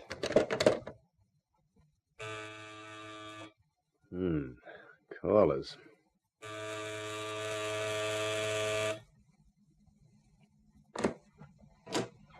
Yeah? Mr. Kahn? Forgive the intrusion, but it is important that we speak to you, if we may. Sure, come in. Permit me to introduce myself. I'm Earl Cortez, and this is my sister, Inez. Hi. How do you do, Mr. Kahn? We called at your office earlier, but your secretary, is it, told us you were not in? Oh, that was you, was it? So we thought we would try your apartment. You will be wondering about the purpose of our visit, Mr. Kahn, so perhaps it is best if I come straight to the point. You have been hired by Diane Clutterbuck to find a woman, Helen Duesberg, that is so? You're telling the story. I also particularly want to find this woman. She has something which belongs to me. Would you have any objection to accepting 2 clients? It's not exactly ethical. I will pay double the fees Diane Clutterbuck is paying you. Sorry, no dice. I may not look as though I go in for business ethics, but I do. I see. Perhaps Mr. Kahn might be more receptive to persuasion from me. Yes, that could be so. In any case, I have another appointment. If you will excuse me. Oh, please don't trouble. I shall let myself out. Well, can I offer you a drink, Miss Cortez, or is it too early in the day? No drink, thank you. And I hate formality. Why don't you call me Inez? Yeah, I'd like that. And your name? Joe. Exotic, isn't it? Joe. I like it. Come and sit over here, Joe. Close to me. Inez, I don't need asking twice. You know, Joe, my brother Earl is a big man, a wealthy man. If you take this job for him, there will be other jobs. He will do anything for his friends. But if he doesn't like people, he can be a dangerous enemy. How about you, Inez? Are you dangerous, too? I am like my brother. We are half Spanish, you know. I can be dangerous, Joe. I can also be nice to people I like. Very nice. And I like you, Joe. You're a hunk of man, Joe. Yeah. And I'm gonna prove it. Joe. Oh, baby. You will do this thing for Earl, won't you, Joe? No. What? I said no. Not after one kiss, not after 100. Oh, you! Oh. Hey, you wield quite a wallop, baby. It is a mistake to laugh at me, Mr. Kahn. You will find that out. Remember, I told you that I could be dangerous. She slammed the door nearly as hard as she'd slapped my face. I thought Inez wasn't kidding about being dangerous. And I thought it might be a good thing to try and find out a few things about her and her brother. Hotel Astoria. Miss Clutterbuck, please. One moment. Hello? Miss Clutterbuck, this is Joe Kahn. Mr. Kahn, you found Helen? Not yet, but I'd like to have a talk to you if it's convenient. Yes, of course. When? Say, quarter of an hour? Very well. I'll be waiting for you in the bar. On my way to the Astoria, I stopped up at my bank. I had the silver box with the $200,000 with me, and I hired a safe deposit box and left the money inside it. Then I mailed the safe deposit key to myself at the office by registered mail. An old gag, but effective. The bar of the Astoria had stools. On one of them, Diane Clutterbuck was seated. She had an old-fashioned drink in front of her and an old-fashioned look in her eyes. Well, Mr. Kahn, you've arrived at last. I've been waiting here exactly 30 minutes. Sorry I was delayed. I'll have whatever the lady's drinking, barman. Okay. What did you want to see me about? Just a little information, if you have it. What kind of information? He drinks it. Oh, thanks. Here, keep the change. Well, here's luck. Are you going to tell me now what you want, Mr. Kahn? Sure. I met some friends of yours a little while ago, Miss Clutterbuck. What friends of mine? Maybe they're just acquaintances.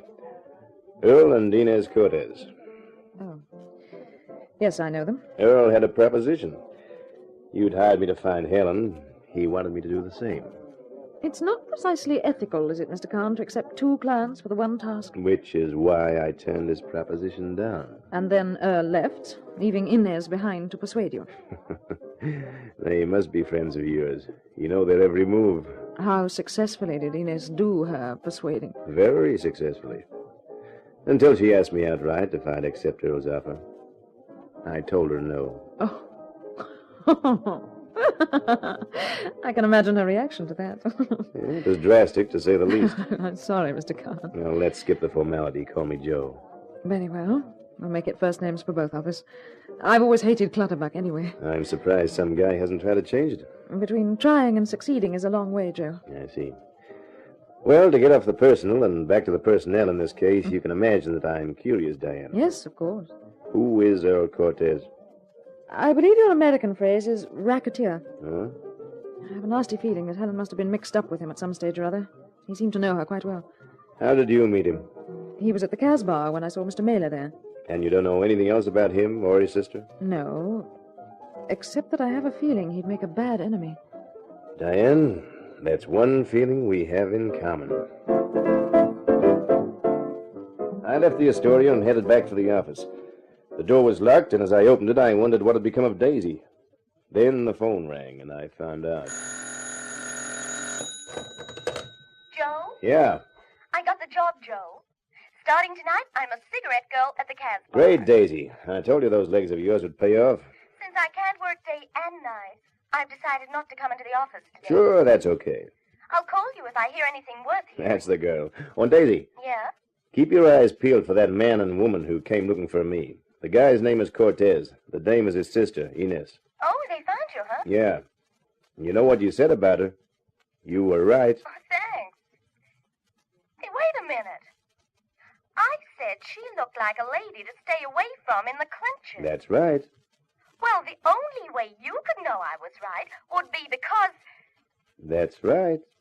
Why, you oversized apology for a wolf. Hey, now wait a minute. Here have I been trying all this time to clutch you in a clinch, and what do?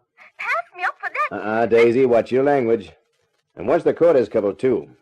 They're in this thing up to their teeth, and I got a feeling those teeth can be awful sharp.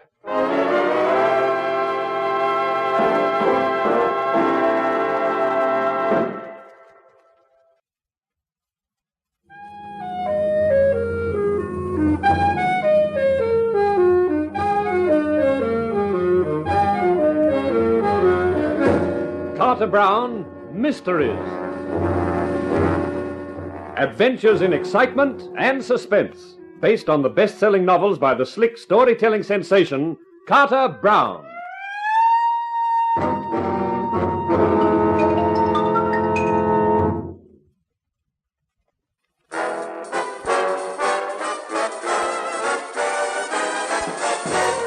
Well, it looked like your hero, Joe Karn, wasn't the only one searching for Helen Duisberg. But at least your hero knew why the dame was so popular. Because of the parcel given to me by her dead husband's pal, Kaplan. The parcel which contained $200,000 and which now nestled in my safe deposit box. Since I was sure that Mailer, the manager of the Casbah nightclub, was tied up in the thing, I'd had my secretary, Daisy, get herself a job there as cigarette girl. Then I sat tight and waited for something to break.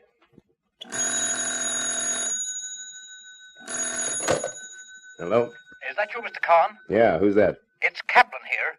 You remember me? Oh, sure. What can I do for you, Mr. Kaplan? You remember I gave you a parcel? Yep. Well, there seems to have been some sort of mistake. Mistake? Yes. Mrs. Duisberg is with me now. and she claims that she never gave you any authority to pick up that parcel for her. And she wants it right away. She's with you now? That's right, Mr. Kahn. Well, hold her there. I'll be right over.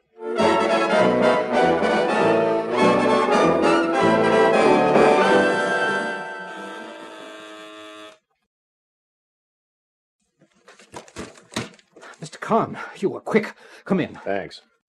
She's still here? Yes, she's waiting for you in the living room. This way. I'm glad you called me, Captain. Now, don't worry. I can straighten everything out. I hope so. Here we are. What? Don't be shy, Con. Come on in. Mailer. Hank? You're right, Con. That's a gun in your kidneys. Play it smart and you'll keep them. Get his gun, Hank.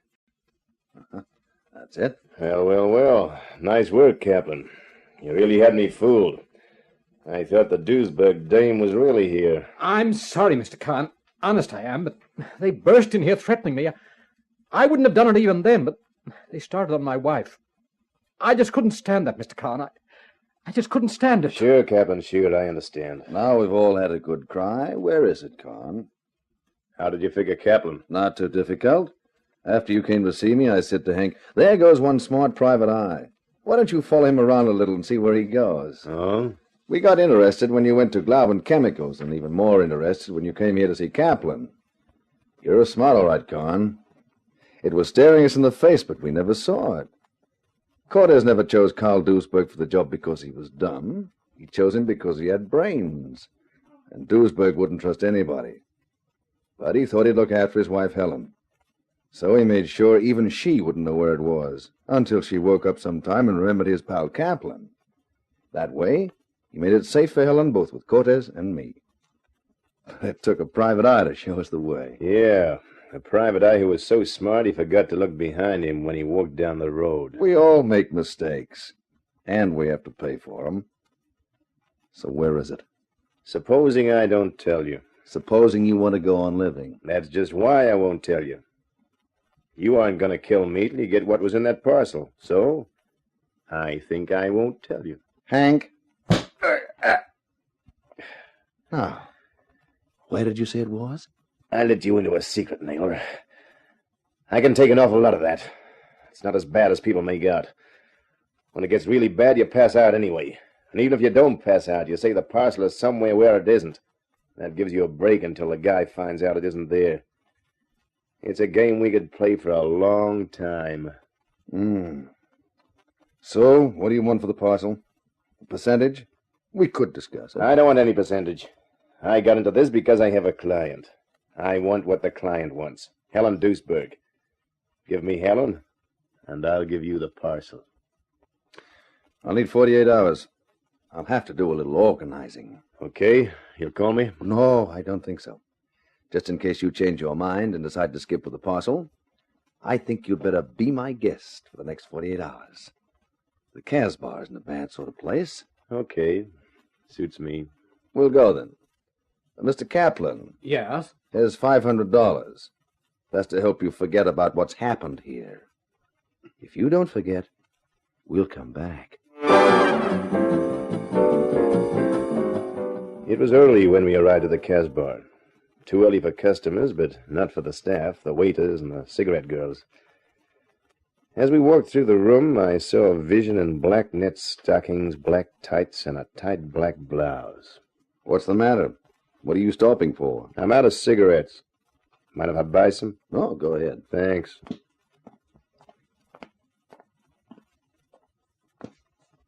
Cigarettes, sir? 2 packs of Camels. Daisy, they're going to keep me here. Find out which room. See if you can get the key. I got to get out, but fast. The things I do for a living. 2 packs of Camels, sir. Thanks. Keeps the change. I left Daisy, rejoined Mailer and Hank, and was led down a corridor past Mailer's office. They stopped at a door and opened it. I apologize for the smallness of the room, Con, but you'll be comfortable here, if a little restricted. Tomorrow we'll let you out and around for exercise. I'll have a meal sent up later. Thanks. Be seeing you, Con.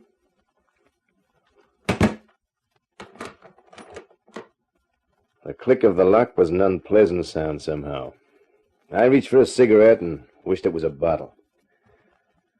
About an hour later, the door opened and Hank dumped a tray inside. The food was good, but it almost made me feel sleepy. 2 hours later, I was stretched on the bed when the key grated in the lock again. Joe. Daisy. Hurry up. Daisy, honey. How'd you do it? That ugly character called Hank had the key. Well, how'd you get it from him? I distracted him. But how? These legs you're always talking about. Oh, they're worth their weight in gold. Then what? Then I smacked him with a bottle. Daisy, you're a wonder. How do we get out of here? Straight down to the right. That's the back door. Come on, hurry before Hank comes round.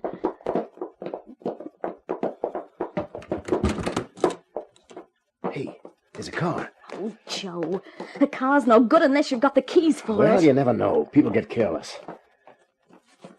Hey, we're in luck. Look, a Cadillac with keys. Oh. Here's where we ride in style, baby. Come on, climb in. Right.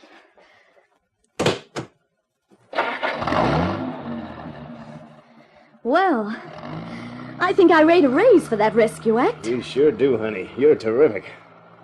There's only one thing I wish. What? If we'd had time to get back to Hank so I could have collected my gun. Well, keep your eyes straight ahead. Huh? Don't turn your head. Now, hold out your hand. Is that it? My gun? Daisy. I thought you might want a gun, so I took it. I'm glad to get rid of it. The darn thing was cold.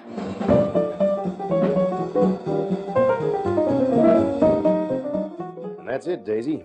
The whole story up to date. Gee, $200,000. That's enough to last for a lifetime. But it's probably hot money, honey. It'd keep me warm, for sure. Besides, think of all the taxes. Yes. That takes the dough out of my dreams. Back to being your secretary with no salary. At least they'd have paid me at the Casbah. It was a nice place. They run it in style. Yeah. But it's not as good as his place in Duluth, they tell me. A club called the Arabian Nights. They say it's super. Yeah. Hey, what was that? What's the matter? Did I say something? Did you ever? What was that about a place in Duluth? Well, they say it's better than the Casbah, that's all. All is right. But of course it's a natural. Mailer said it'd take him 48 hours to get her up here. If she's working at his Duluth joint, he'd need time to replace her. Daisy! Oh, don't yell like that. You startle me. Now, look, get on the phone and find out when the next plane leaves for Duluth. Book 2 seats. Then get back to your apartment, change and pack. I'll do the same. Then we go looking for some quiet hotel. What for? Just to keep out of Mailer's way till the plane goes. Now, go to it, honey.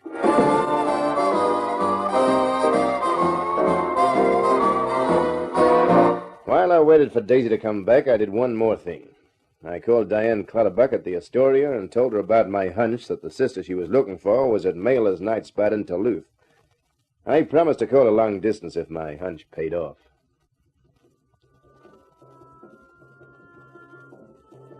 The next evening, Daisy and I were sitting at a table in the Arabian Nights in Duluth. Well, they were right about this place being better than the Casbah. Yeah. That's a first-rate floor show. Joe Kahn, keep that wolf in his kennel. I'm the girl you should be concentrating on, not those underdressed stains on the floor. But they're really something. Especially that black-haired babe. She can dance, too. It's not her dancing you're interested in. Well, that, too. I thought you said this Helen Duesberg would be doing her act here. She hasn't come on so far, and the floor show's nearly finished. Yeah, I've been worrying about that, too. Kahn, the great detective. Has it occurred to you we might have made the trip for nothing? Oh, not for nothing, honey. Just to catch those cuties is worth plenty. They're finishing, thank goodness.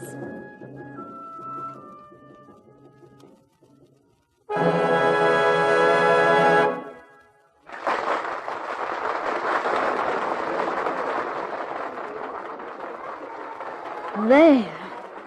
That raven-haired beauty you were feasting your eyes on is taking her bow, and... Well, I'll be... That black hair, it's a wig. She's taken it off. She's a blonde. She's not only a blonde, she is also Helen Duesberg. Joe! Yeah, we found her, Daisy. You stay here, honey. Where are you going? To say hello to Helen. Keep a candle in the window for me.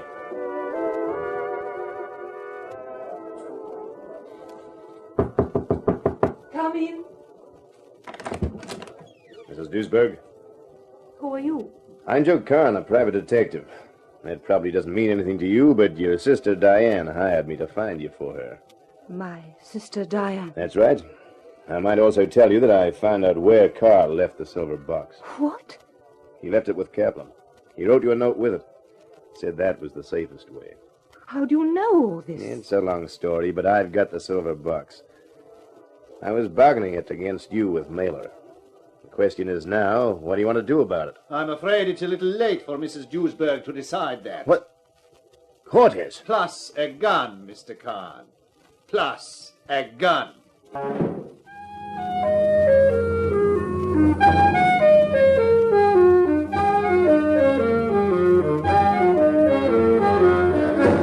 Carter Brown, Mysteries. Adventures in excitement and suspense, based on the best-selling novels by the slick storytelling sensation, Carter Brown.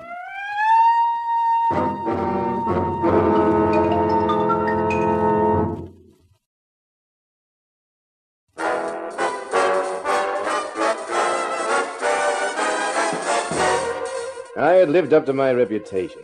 The smart private eye, Joe Kahn, the clever character. I'd found the girl I was hired to look for, Helen Duesberg. Daisy and I had come to Toulouse, the Mailers Club, the Arabian Nights. I figured that was where he was hiding Helen, and I was right. But what I hadn't figured on was someone else who was looking for Helen. A smooth guy called Earl Cortez, who appeared in the dressing room with a gun. Please do not make any trouble, Mr. Kahn. For one thing, I should have to shoot you, and for another, we have your girlfriend who was with you at the table, and her safety is dependent on your behavior. Okay, Cortez. Looks like it's all yours. It certainly is. Stand quite still, please, Mr. Kahn. You are probably carrying a gun, and I would feel safer if it were in my possession. That's better. Now what? Now we will wait in the corridor while Mrs. Duesberg here gets dressed. Then we will take a short journey. Please be quick, Mrs. Duesberg. That's right, Mr. Kahn. Just stand in front of me while we wait. Tell me something. How did you find out that Helen was here at the Arabian Nights? I have my sources of information, Mr. Kahn. Where's your sister, Inez? You will see her shortly. At the moment, she is taking care of your girlfriend. Oh? You don't sound very pleased about that. You are quite right. Inez can be rather unpleasant. Ah, you are ready, Mrs. Duesberg. Splendid. Now, we will go.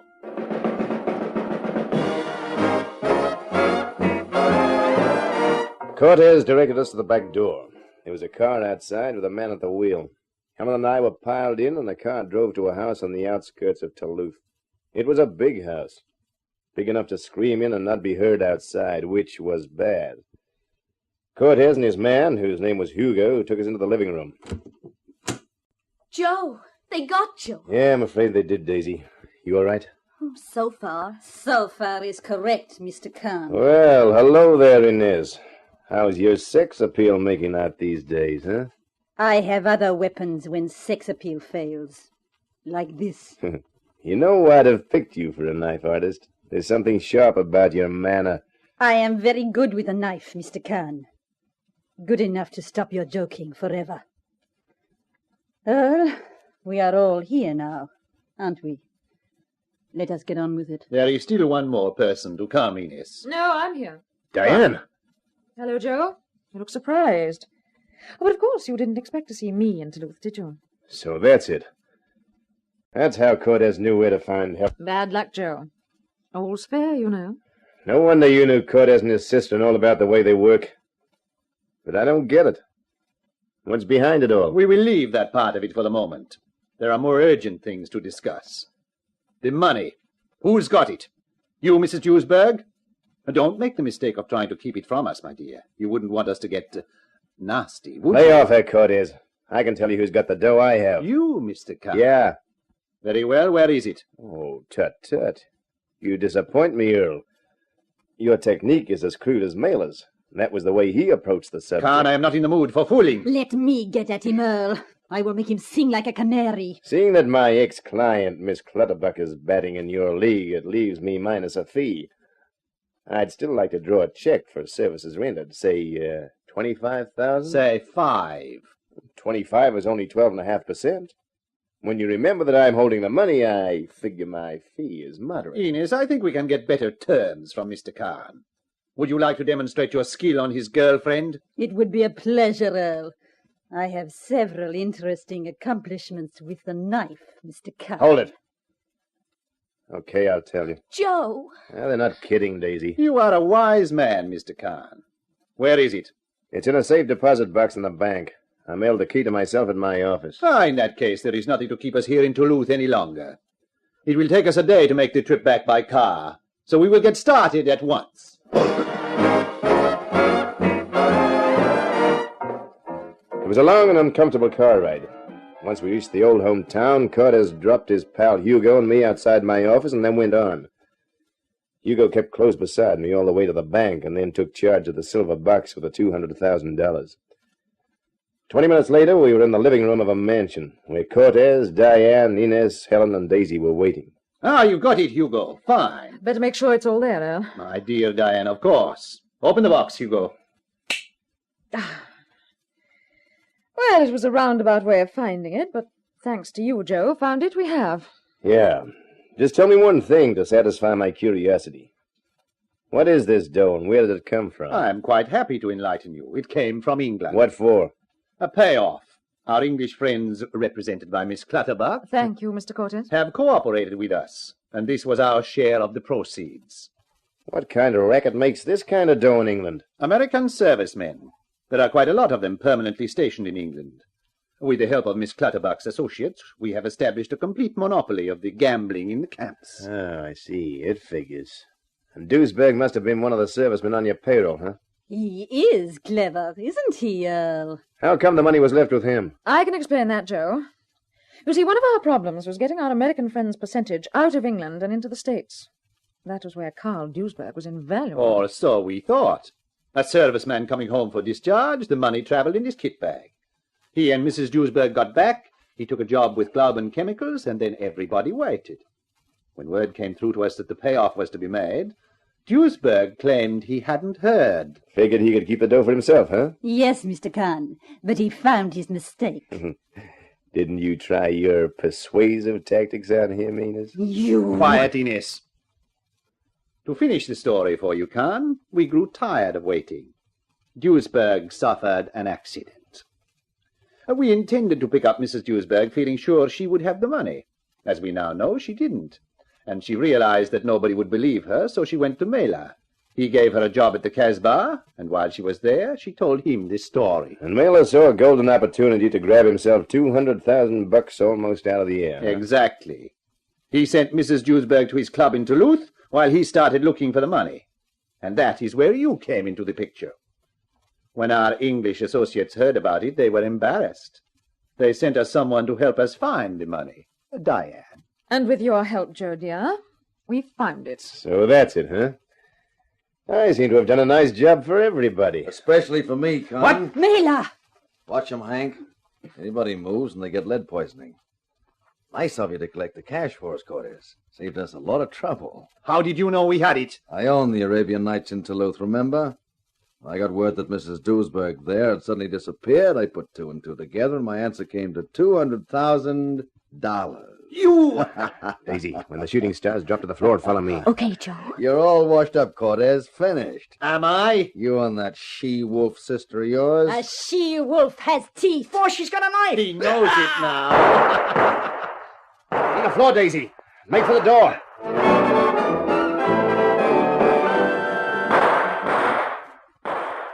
Joe, you think they saw us crawl out? I think they were too busy playing targets with each other. Daisy, head up those stairs. See if you can find a phone and call Harding at Homicide. Tell him to get out here fast. Now make it fast, honey. I figure the shooting's nearly over. All right, Joe, but take care of yourself. Don't worry. This is one time I'm not playing hero. Let them fight it out for themselves.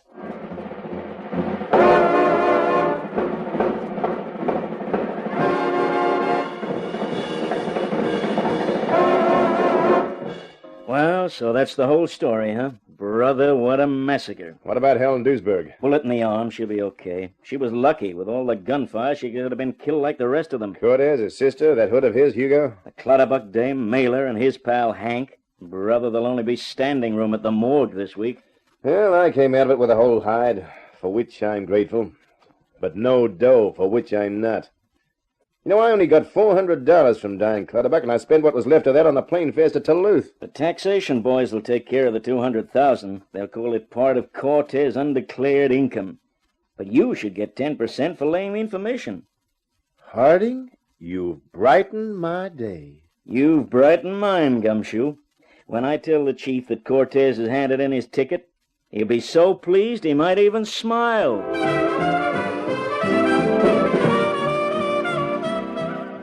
The homicide boys took statements from Daisy and me and then let us go. Daisy had a kind of predatory look in her eyes, so I made a quick excuse and headed home for my apartment. But I wasn't getting up so easily. Hello? You think you're getting away from me, Joe Kahn. But you'd better think again. Now, Daisy, I told you. Oh, no, you can't dodge me anymore.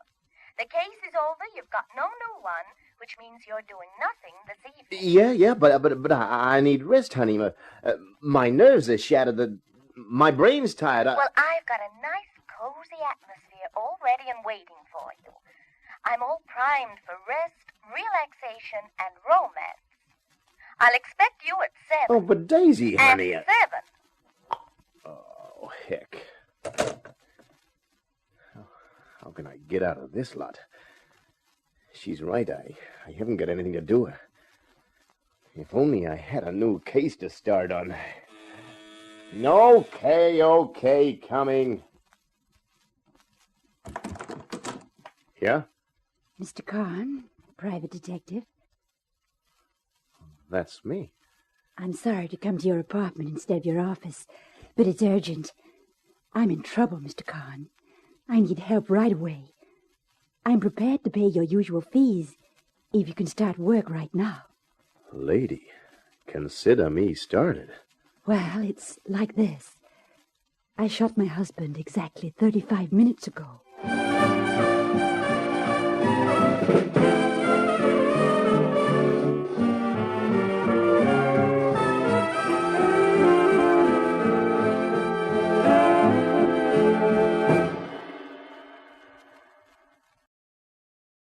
This is Carter Brown. Well, he wanted a new case to start on. I had to give him one.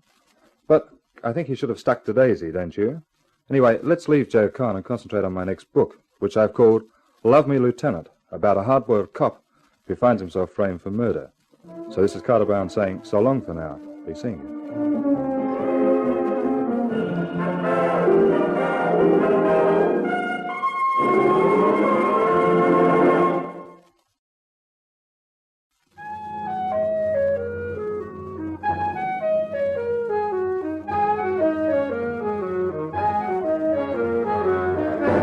In Kudos for Kahn, you heard our star Grant Taylor as Joe Kahn.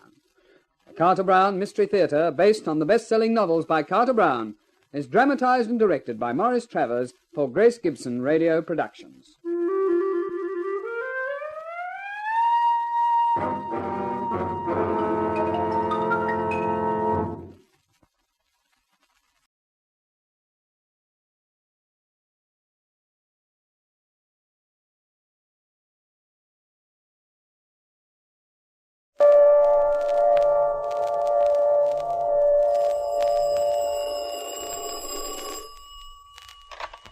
Hello, Yukon 28209.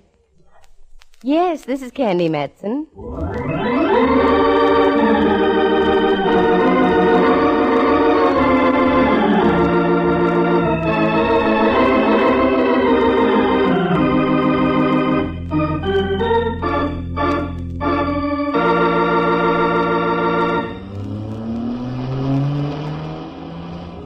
I do declare, Candy, this is a madder dash than the one made by Paul Revere.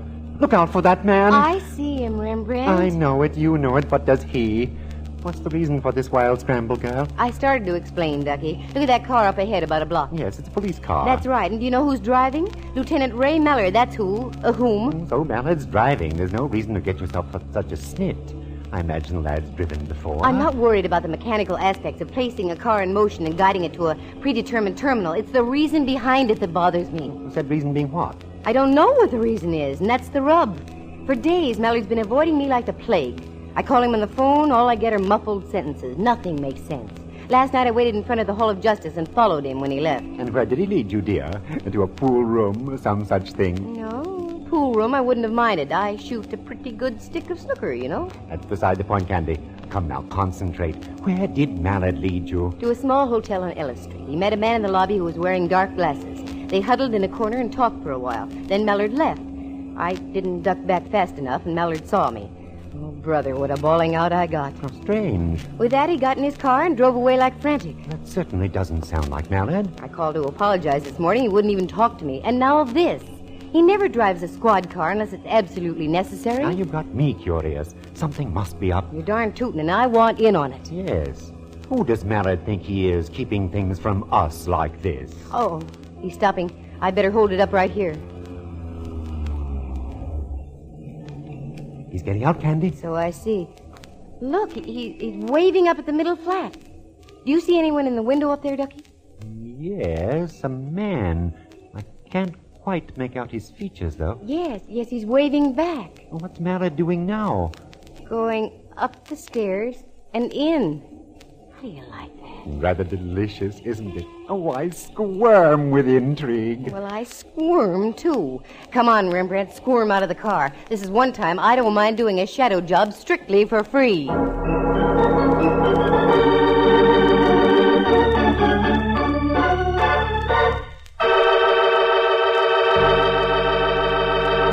From San Francisco, the National Broadcasting Company presents another yarn in the adventures of that attractive private eye, Candy Matson, Yukon 28209.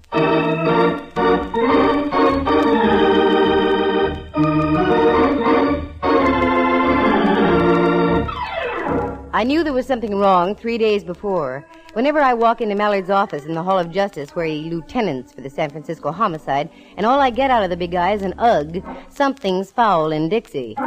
You can play that in any key you like. And the ughs kept up, mentally and verbally. Add that situation with Mallard's mysterious friend in the dark glasses, and you've got something. Especially when Lieutenant Boy stops off at an old flat, waves to a gent, the gent waves back, and Mallard goes inside. Now we're all tidy and up to date. We waited for about 20 minutes outside by my car. 2 or 3 other people came and went. Finally, Mallard came out, carrying a very small box in his hands. He put it inside his coat pocket. The bulge wouldn't show any more than usual. That's where he keeps his police gun. Then he got in his car and drove off. Rembrandt and I immediately went to work. Object? A social call on our unknown friend in the second-floor window. I must say, Candy, this is most mystifying. That it is, Ducky. In all the years I've known Mallard, I've never seen him act like this before. What are we up to now, Dove? We're going to take a look at the guy Mallard went to see. Find out what he looks like. What sort of a racket he's in. And supposing Mallard hears about it, won't you be even further into the doghouse? Indubitably, faithful old friend. But that's the chance I'll have to take. Here we are. Little flat. This must be one of those babies built before the fire and the quake. Yes, all 1906 conveniences, including a door knocker. Well, give it a blast, Ducky. As you say, this sort of place gives me a galloping case of depressions. Yeah, I know what you mean. All the ghosts of the past half-century. Try it again, Rembrandt. Any harder, and the building will slide off its foundations. What is this? You could have heard that last knock out of the Farallones. Maybe he didn't hear you. Anyone in the neighborhood would have heard that knock. I'm going to try the door. Voila. Except that it only moves about 2 inches. Shove on it, dear. My thoughts exactly. It gives a little. Help me, Rembrandt. Very well. Yeah. Hey, look. Under the door. That's blood. I wouldn't call it ketchup. Come on. Once again and harder. Oh, my word. That's the polite term. This guy's as dead as they come. And look. What, dear? This is the Joe Mallard was talking to in the hotel lobby, even to the dark glasses. I wonder what Mallard will say about this. I was wondering the same thing. Come on, Rembrandt. I don't think I feel very well. That was an understatement. I felt worse than that. But I had to follow through now. Our next step took us down to the Hall of Justice for a little visit with Mallard. He was in. Just beat us back by about 10 minutes. He was still wearing the same scowl he had on the last time I'd spoken to him. You still mad at me, Mallard? No, I'm mad at myself. Did you stub your toe somewhere along the line, Minion? Is that it? No, but I'm about to. What do you mean by that, Footflat? You'll find out. And it's all your fault, too. You mean about last night, my following you? No, that was a dirty trick, but I forgive you. It isn't that. Then what is it? Yes, for goodness sake, stop sounding like a threepenny thrill book. I'll say what I have to say in my own good time, and nobody can force me to do otherwise. I've got news for you, Junior. The police can make you talk. The police? What kind of triple talk is this? We followed you out to that flat just now. We saw everything. What? Oh, the underhanded... So, you know. Yes, but why did you do it, Mallard? Because I'm a fool. Just a plain fool, and I ought to have my head examined. Also, the poor fellow you left out there. He needs his head examined, too. He sure does. It's got a hole in it about the size a .45 slug would make. Wait a minute. What are you talking about? Don't you know? I thought I did. Now I don't think so. Now, come on, quick. What's this hole in the head routine? He's serious, Candy. I really think he is. Darn right I'm serious. Come on, spill. Okay. I'll tell it to you like you don't know. We followed you out there. You wave up to the second story. Man looks out the window and waves back. Check. You go inside. We wait 20 minutes further away. You come out with a small object in your hands. You put said object in the inside coat pocket. Good report. Most efficient. You drive off. We go up to pay a visit. The host wasn't willing. He'd been shot to death. What? Oh, brother. And you thought I'd done it? Well? Well, really, Mallard, I don't see anything to laugh about. That's because you're not sitting where I am. Oh, Sister Susie, did you get your clues all fouled up? Let's get out of here. We got work to do.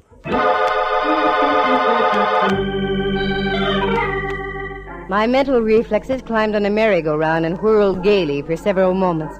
I was really confused. I didn't have time to do much about it because Mallard whisked us back to the flat. An hour later, the joint had been carefully gone over, photographed, and the body of the poor guy removed to the coroner's office for an autopsy report. It didn't take long to find out that I was right. It had been a .45 that did the dirty work. Rembrandt had to leave, so I went back with Mallard to his office. Still think I had something to do with this thing, Cupcake? Oh, in my heart of hearts, no. But of course not. But, jeepers, look at the facts, Mallard. You come out, we go up. The guy's stiff as a starched shirt. What would you think? The same thing you thought. The time element is what gets me. Not more than 3 minutes had elapsed between the time you left and the time we got up there. I know. I can account for that, I think.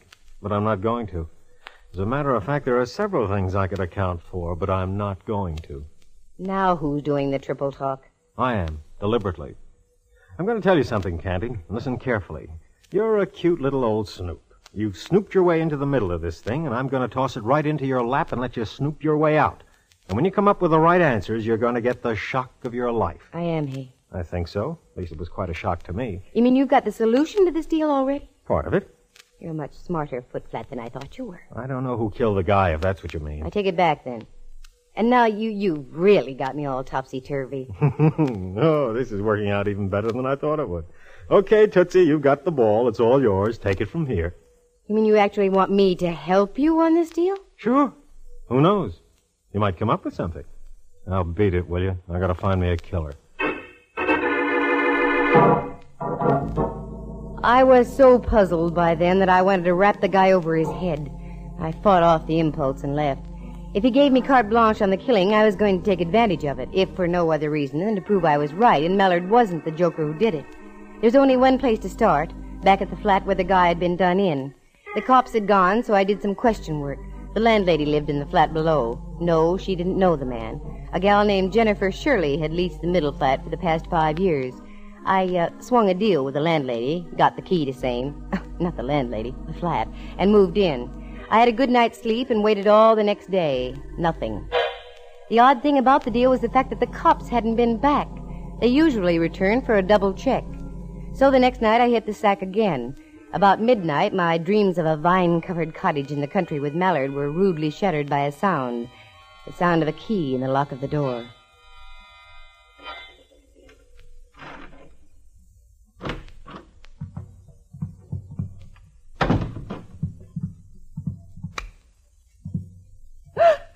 Oh, sorry, I frightened Jennifer. Take it easy. Everything will be okay. Who are you? Oh, I'm coming to that. Excuse me. You are Jennifer Shirley, aren't you? That's right. Excuse my nightie. If I'd have known you was coming, I'd have gone formal. Just what is all this? And what are you doing in my flat? Where have you been, Jennifer? Seattle? Why? Didn't you read the papers up that way? I was too busy. Know a man named Everett Stone? Of course I do. He's a very good friend of mine. He was up from Los Angeles on business, and I let him use my flat. And now you're here. I don't understand this at all. Look over there at your front door. Everett Stone was shot to death right on that spot. Everett? Dead? I can't believe it. I'm sorry, it's true. You can prove you were in Seattle, Jennifer. Yes. Here. My plane ticket receipt and the stubs on my luggage. I just got in at the airport less than an hour ago. Just for the record, where did you stay in Seattle? At the Olympic Hotel. We can prove that, too, can we? Of course. Now, wait just a moment. The shock of all this slowed me down for a second or two. Just who are you, and what are you doing here? Simmer down, Jennifer. My name's Matson, Candy Matson. I'm a private investigator. Oh, yes, I've heard of you. I'm trying to find out who knocked off your friend Stone. You got any ideas? Several. So have I. One being this. Does everyone around here wear dark glasses? You've got a pair on, too. Same kind Everett Stone was wearing. Here, have a cigarette. Thanks. Got something you want to tell, Jennifer? Yes, I do. The dark glasses are standard equipment for the type of work we're in. And what would that be? We're gem dealers, precious stones. Whenever we have a valuable piece of property in our possession, we're required by bond to wear these dark glasses. A disguise, so to speak? That's right. When Everett arrived from Los Angeles, he had with him the Cape Hatteras diamond. You've heard of it? Who hasn't? Worth about $500,000. That's right. He was on his way to Seattle to show it to a prospective buyer. The first night here, Everett appeared on a television show to display the diamond. And as he left, he knew he was being followed. He called me and asked me if we could make a switch. Wanted to know if I'd take the diamond on up to Seattle and try to make the sale. And he'd stay here, is that right? Right. It was a good switch, except that Everett got himself knocked off for his trouble. Have you got the diamond with you? Right here, in my purse. Look. What a little beauty. And not so little at that. No. Oh, it's the most gorgeous thing I've ever seen. And you just carry it around in your purse like that? Certainly. Who'd think to look in a woman's purse? Yeah, you've got a point. Lipstick, mascara, streetcar tokens, loose change, but not a $500,000 rock. Did Everett say what the man looked like, Jennifer, the one who was following him? Yes. He wrote a complete description for me. Have you got it? Also in my purse. Here. Yikes. Miss Matson, you're white as a sheet. What's wrong? Plenty's wrong. This describes a certain Lieutenant Ray Mallard to a T.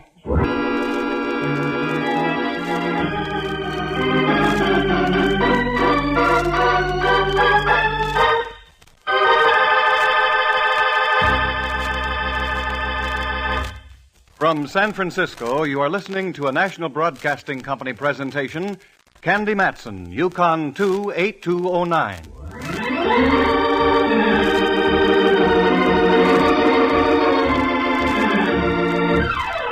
I slipped out of my nightie, slipped into my street clothes, slipped Jennifer a wet fish handshake, slipped out the door, slipped into my car, and slipped home to my penthouse on Telegraph Hill, and from there I kept right on slipping. That description was Mallard's beyond all doubt. What made it worse was the fact that Rembrandt and I had seen Mallard coming out of the flat with a small package that could have been a jewel box. I didn't sleep much that night, and that's for sure.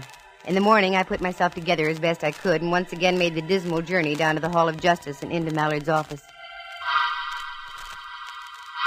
How you doing, Cupcake? Not too well. I have some rather unpleasant news. Such as like what? Mallard Everett Stone was a gem broker.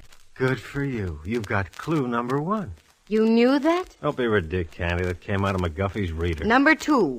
He had the Cape Hatteras diamond with him when he arrived from Los Angeles. Atta girl, you're getting warm. He switched the rock to a gal named Jennifer Shirley. She took the diamond on up to Seattle because Everett thought he was being tailed. Hey, you're getting better and better. What's next? You mean none of this is news to you?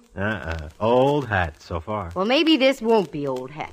Everett wrote a description of the guy he thought was following him. He gave it to Jennifer. It's you right on the nose, Mallard boy. What? It's you, including the little mole you have behind your right ear. You don't look so good, Mallard, dear. Don't you think you ought to tell me what it's all about? Maybe I'd better. I can't for the life of me figure out. Wait a minute. Sure. Of course.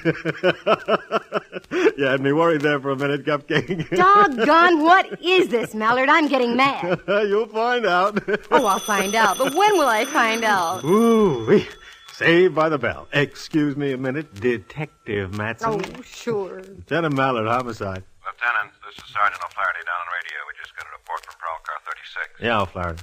There's been a dame killed out in that same flat, name of Jennifer Shirley.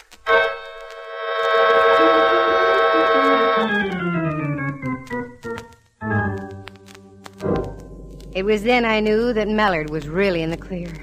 The phone dropped out of his hands and he looked as if he'd been slugged with a belaying pin. Mallard had work to do, so I left. Only this time I didn't go back to the flat. I have, tenderloin connections. So putting two and two together, I started making the rounds down around Turk Street. Turk, Ellis, Eddie, the whole section where the Easy Street boys hang out. I came up with nothing. Nothing until I stumbled into a little bar near Eddy Street on Leavenworth. I came face to face with an old acquaintance of mine. Name of, Montgomery the Mole.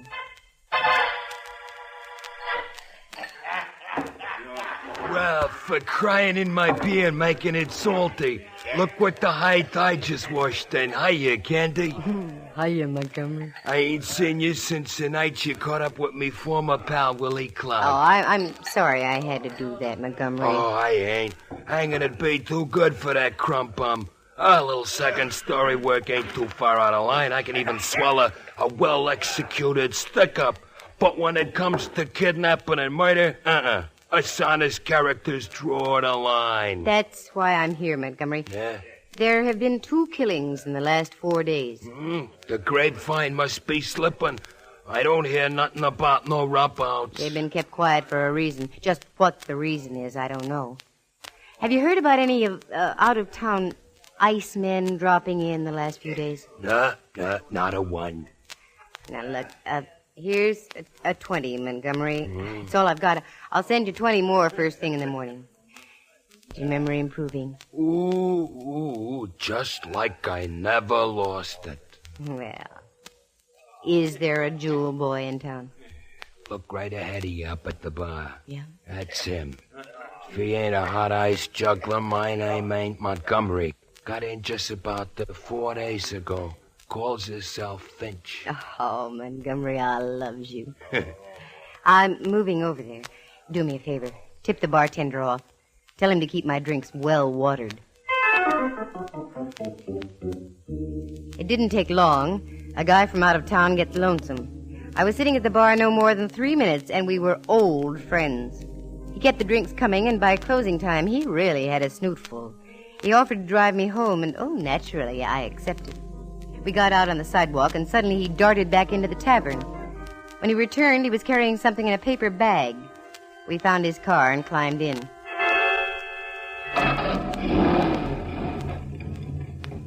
Don't you think you ought to let me drive, Mr. Finch? No. Quite a few. I can handle this little old car. I'm sort of stranger here. You'll have to tell me which way to go. Oh, sure. You go straight up Leavenworth here, and then you turn right on Bush. I'll direct you after that. Okie doke. Oh, you sing real pretty. When did you say you got into town, Mr. Finch? About 4 days ago. Let's see. Yeah, that's right.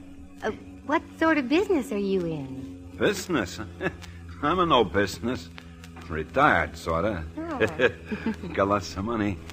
Get lots more, too. Hey, look out for that bag. Oh, I'm sorry. How clumsy of me. Why, it's a purse. Why, Mr. Finch. Put it back. It's a present for my sister in Riverside. Oh, how thoughtful. Turn left on Kearny Street, will you? Sure. Then when you get to Washington, turn right 1 block to Montgomery Street. It's right on the corner. Would you care to come up for a nightcap, Mr. Finch? Hey, now, that sounds like a very good idea. Sure. Nightcap. Yeah. The corner of Washington and Montgomery is just half a block from Mallard's office in the Hall of Justice. With any luck, I could do a bloodless turnover to Lieutenant Boy. I reached down by my side, got my .32 out of my purse, and held it under my coat. We arrived at our destination, and Finch helped me get out of the car. There was only one pale light to illuminate the street, which was just what I wanted. There you are. You go ahead a little way, Mr. Finch. There seems to be something wrong with one of my heels. Oh, sure. Oh.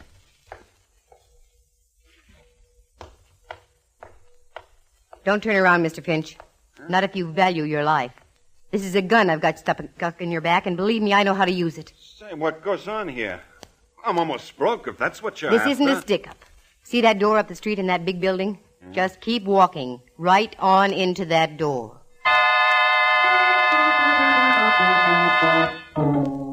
He started walking, and I hung back a few paces. I didn't want to lose this baby. He was too good. Because that purse he had in the paper bag was the one owned by Jennifer Shirley. I'd never be able to forget that purse. It contained the Cape Hatteras diamond. I marched him into Mallard's office, and Mallard was in. I gave him the full scoop, and in less than half an hour, we had one sad Finch behind locked bars with the promise of a full written confession of 2 killings and 1 diamond theft.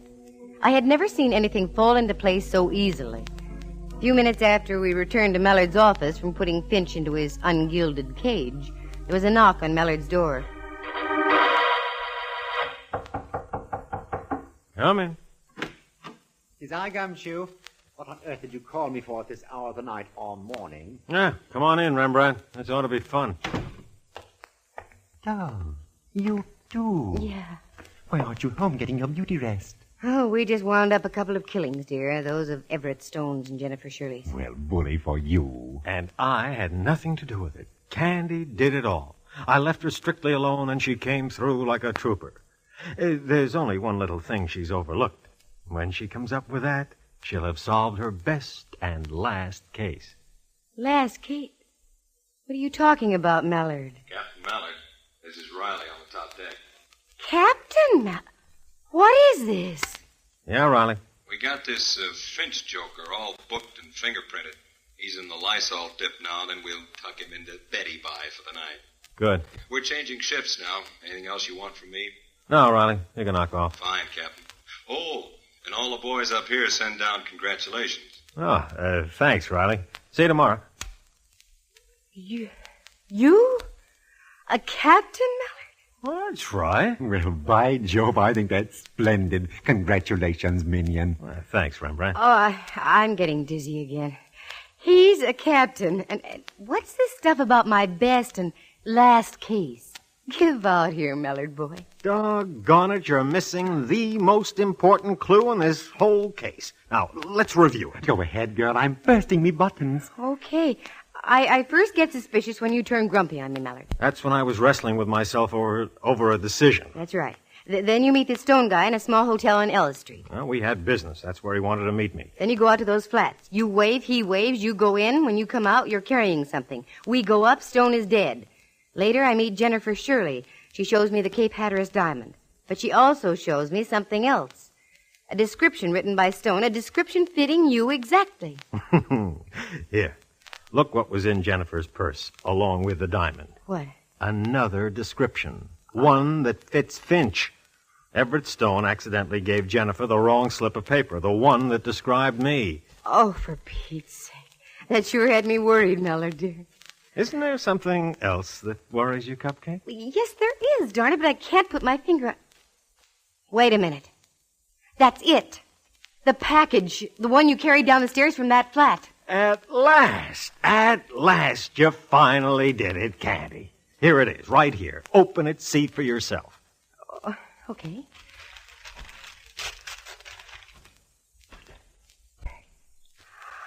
color's beautiful. What a lovely ring. Did you steal this from Everett Stone? Sure did.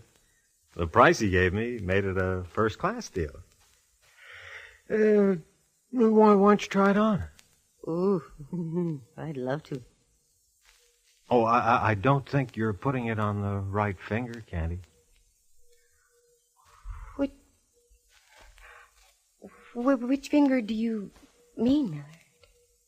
Third finger, left hand. Oh, you don't mean that. Mallard, tell me. I want you to be my wife, Candy, dear.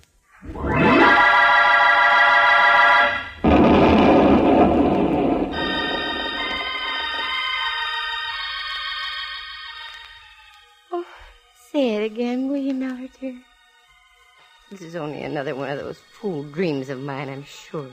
It's not a dream, Cupcake. I mean it. More than I've ever meant anything in my life. Will you marry me, Candy? You big idiot. You don't need the answer to that. I wasn't asking you. Oh, yes, I'll marry you. Captain, dear. Forever and ever. Do you see now what I meant about this being your best and last case? Oh, yes, but you're wrong. I have another and a bigger case coming up. What's that, you little monkey? Just trying to be an awfully good wife to you. My word. I was wondering. What, Rembrandt? When you're married, how shall I address you? Oh, that's easy. Just Mrs. Captain Mallard. Why, I won't even have to change my initials.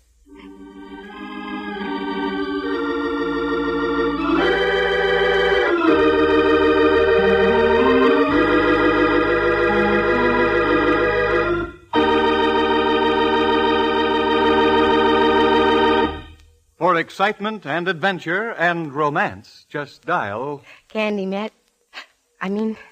Mallard. Mrs. Captain Ray. Yukon 282. Oh, that won't be my phone number. Gee, I'm so confused. I don't know what I'm saying.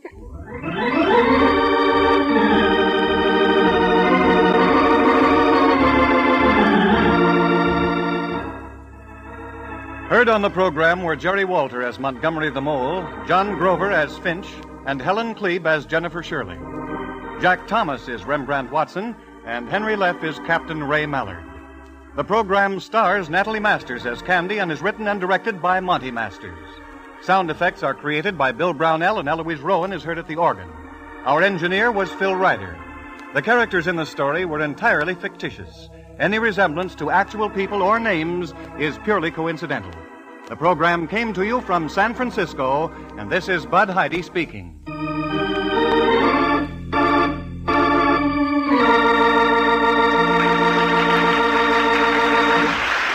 This is NBC, the national broadcasting company.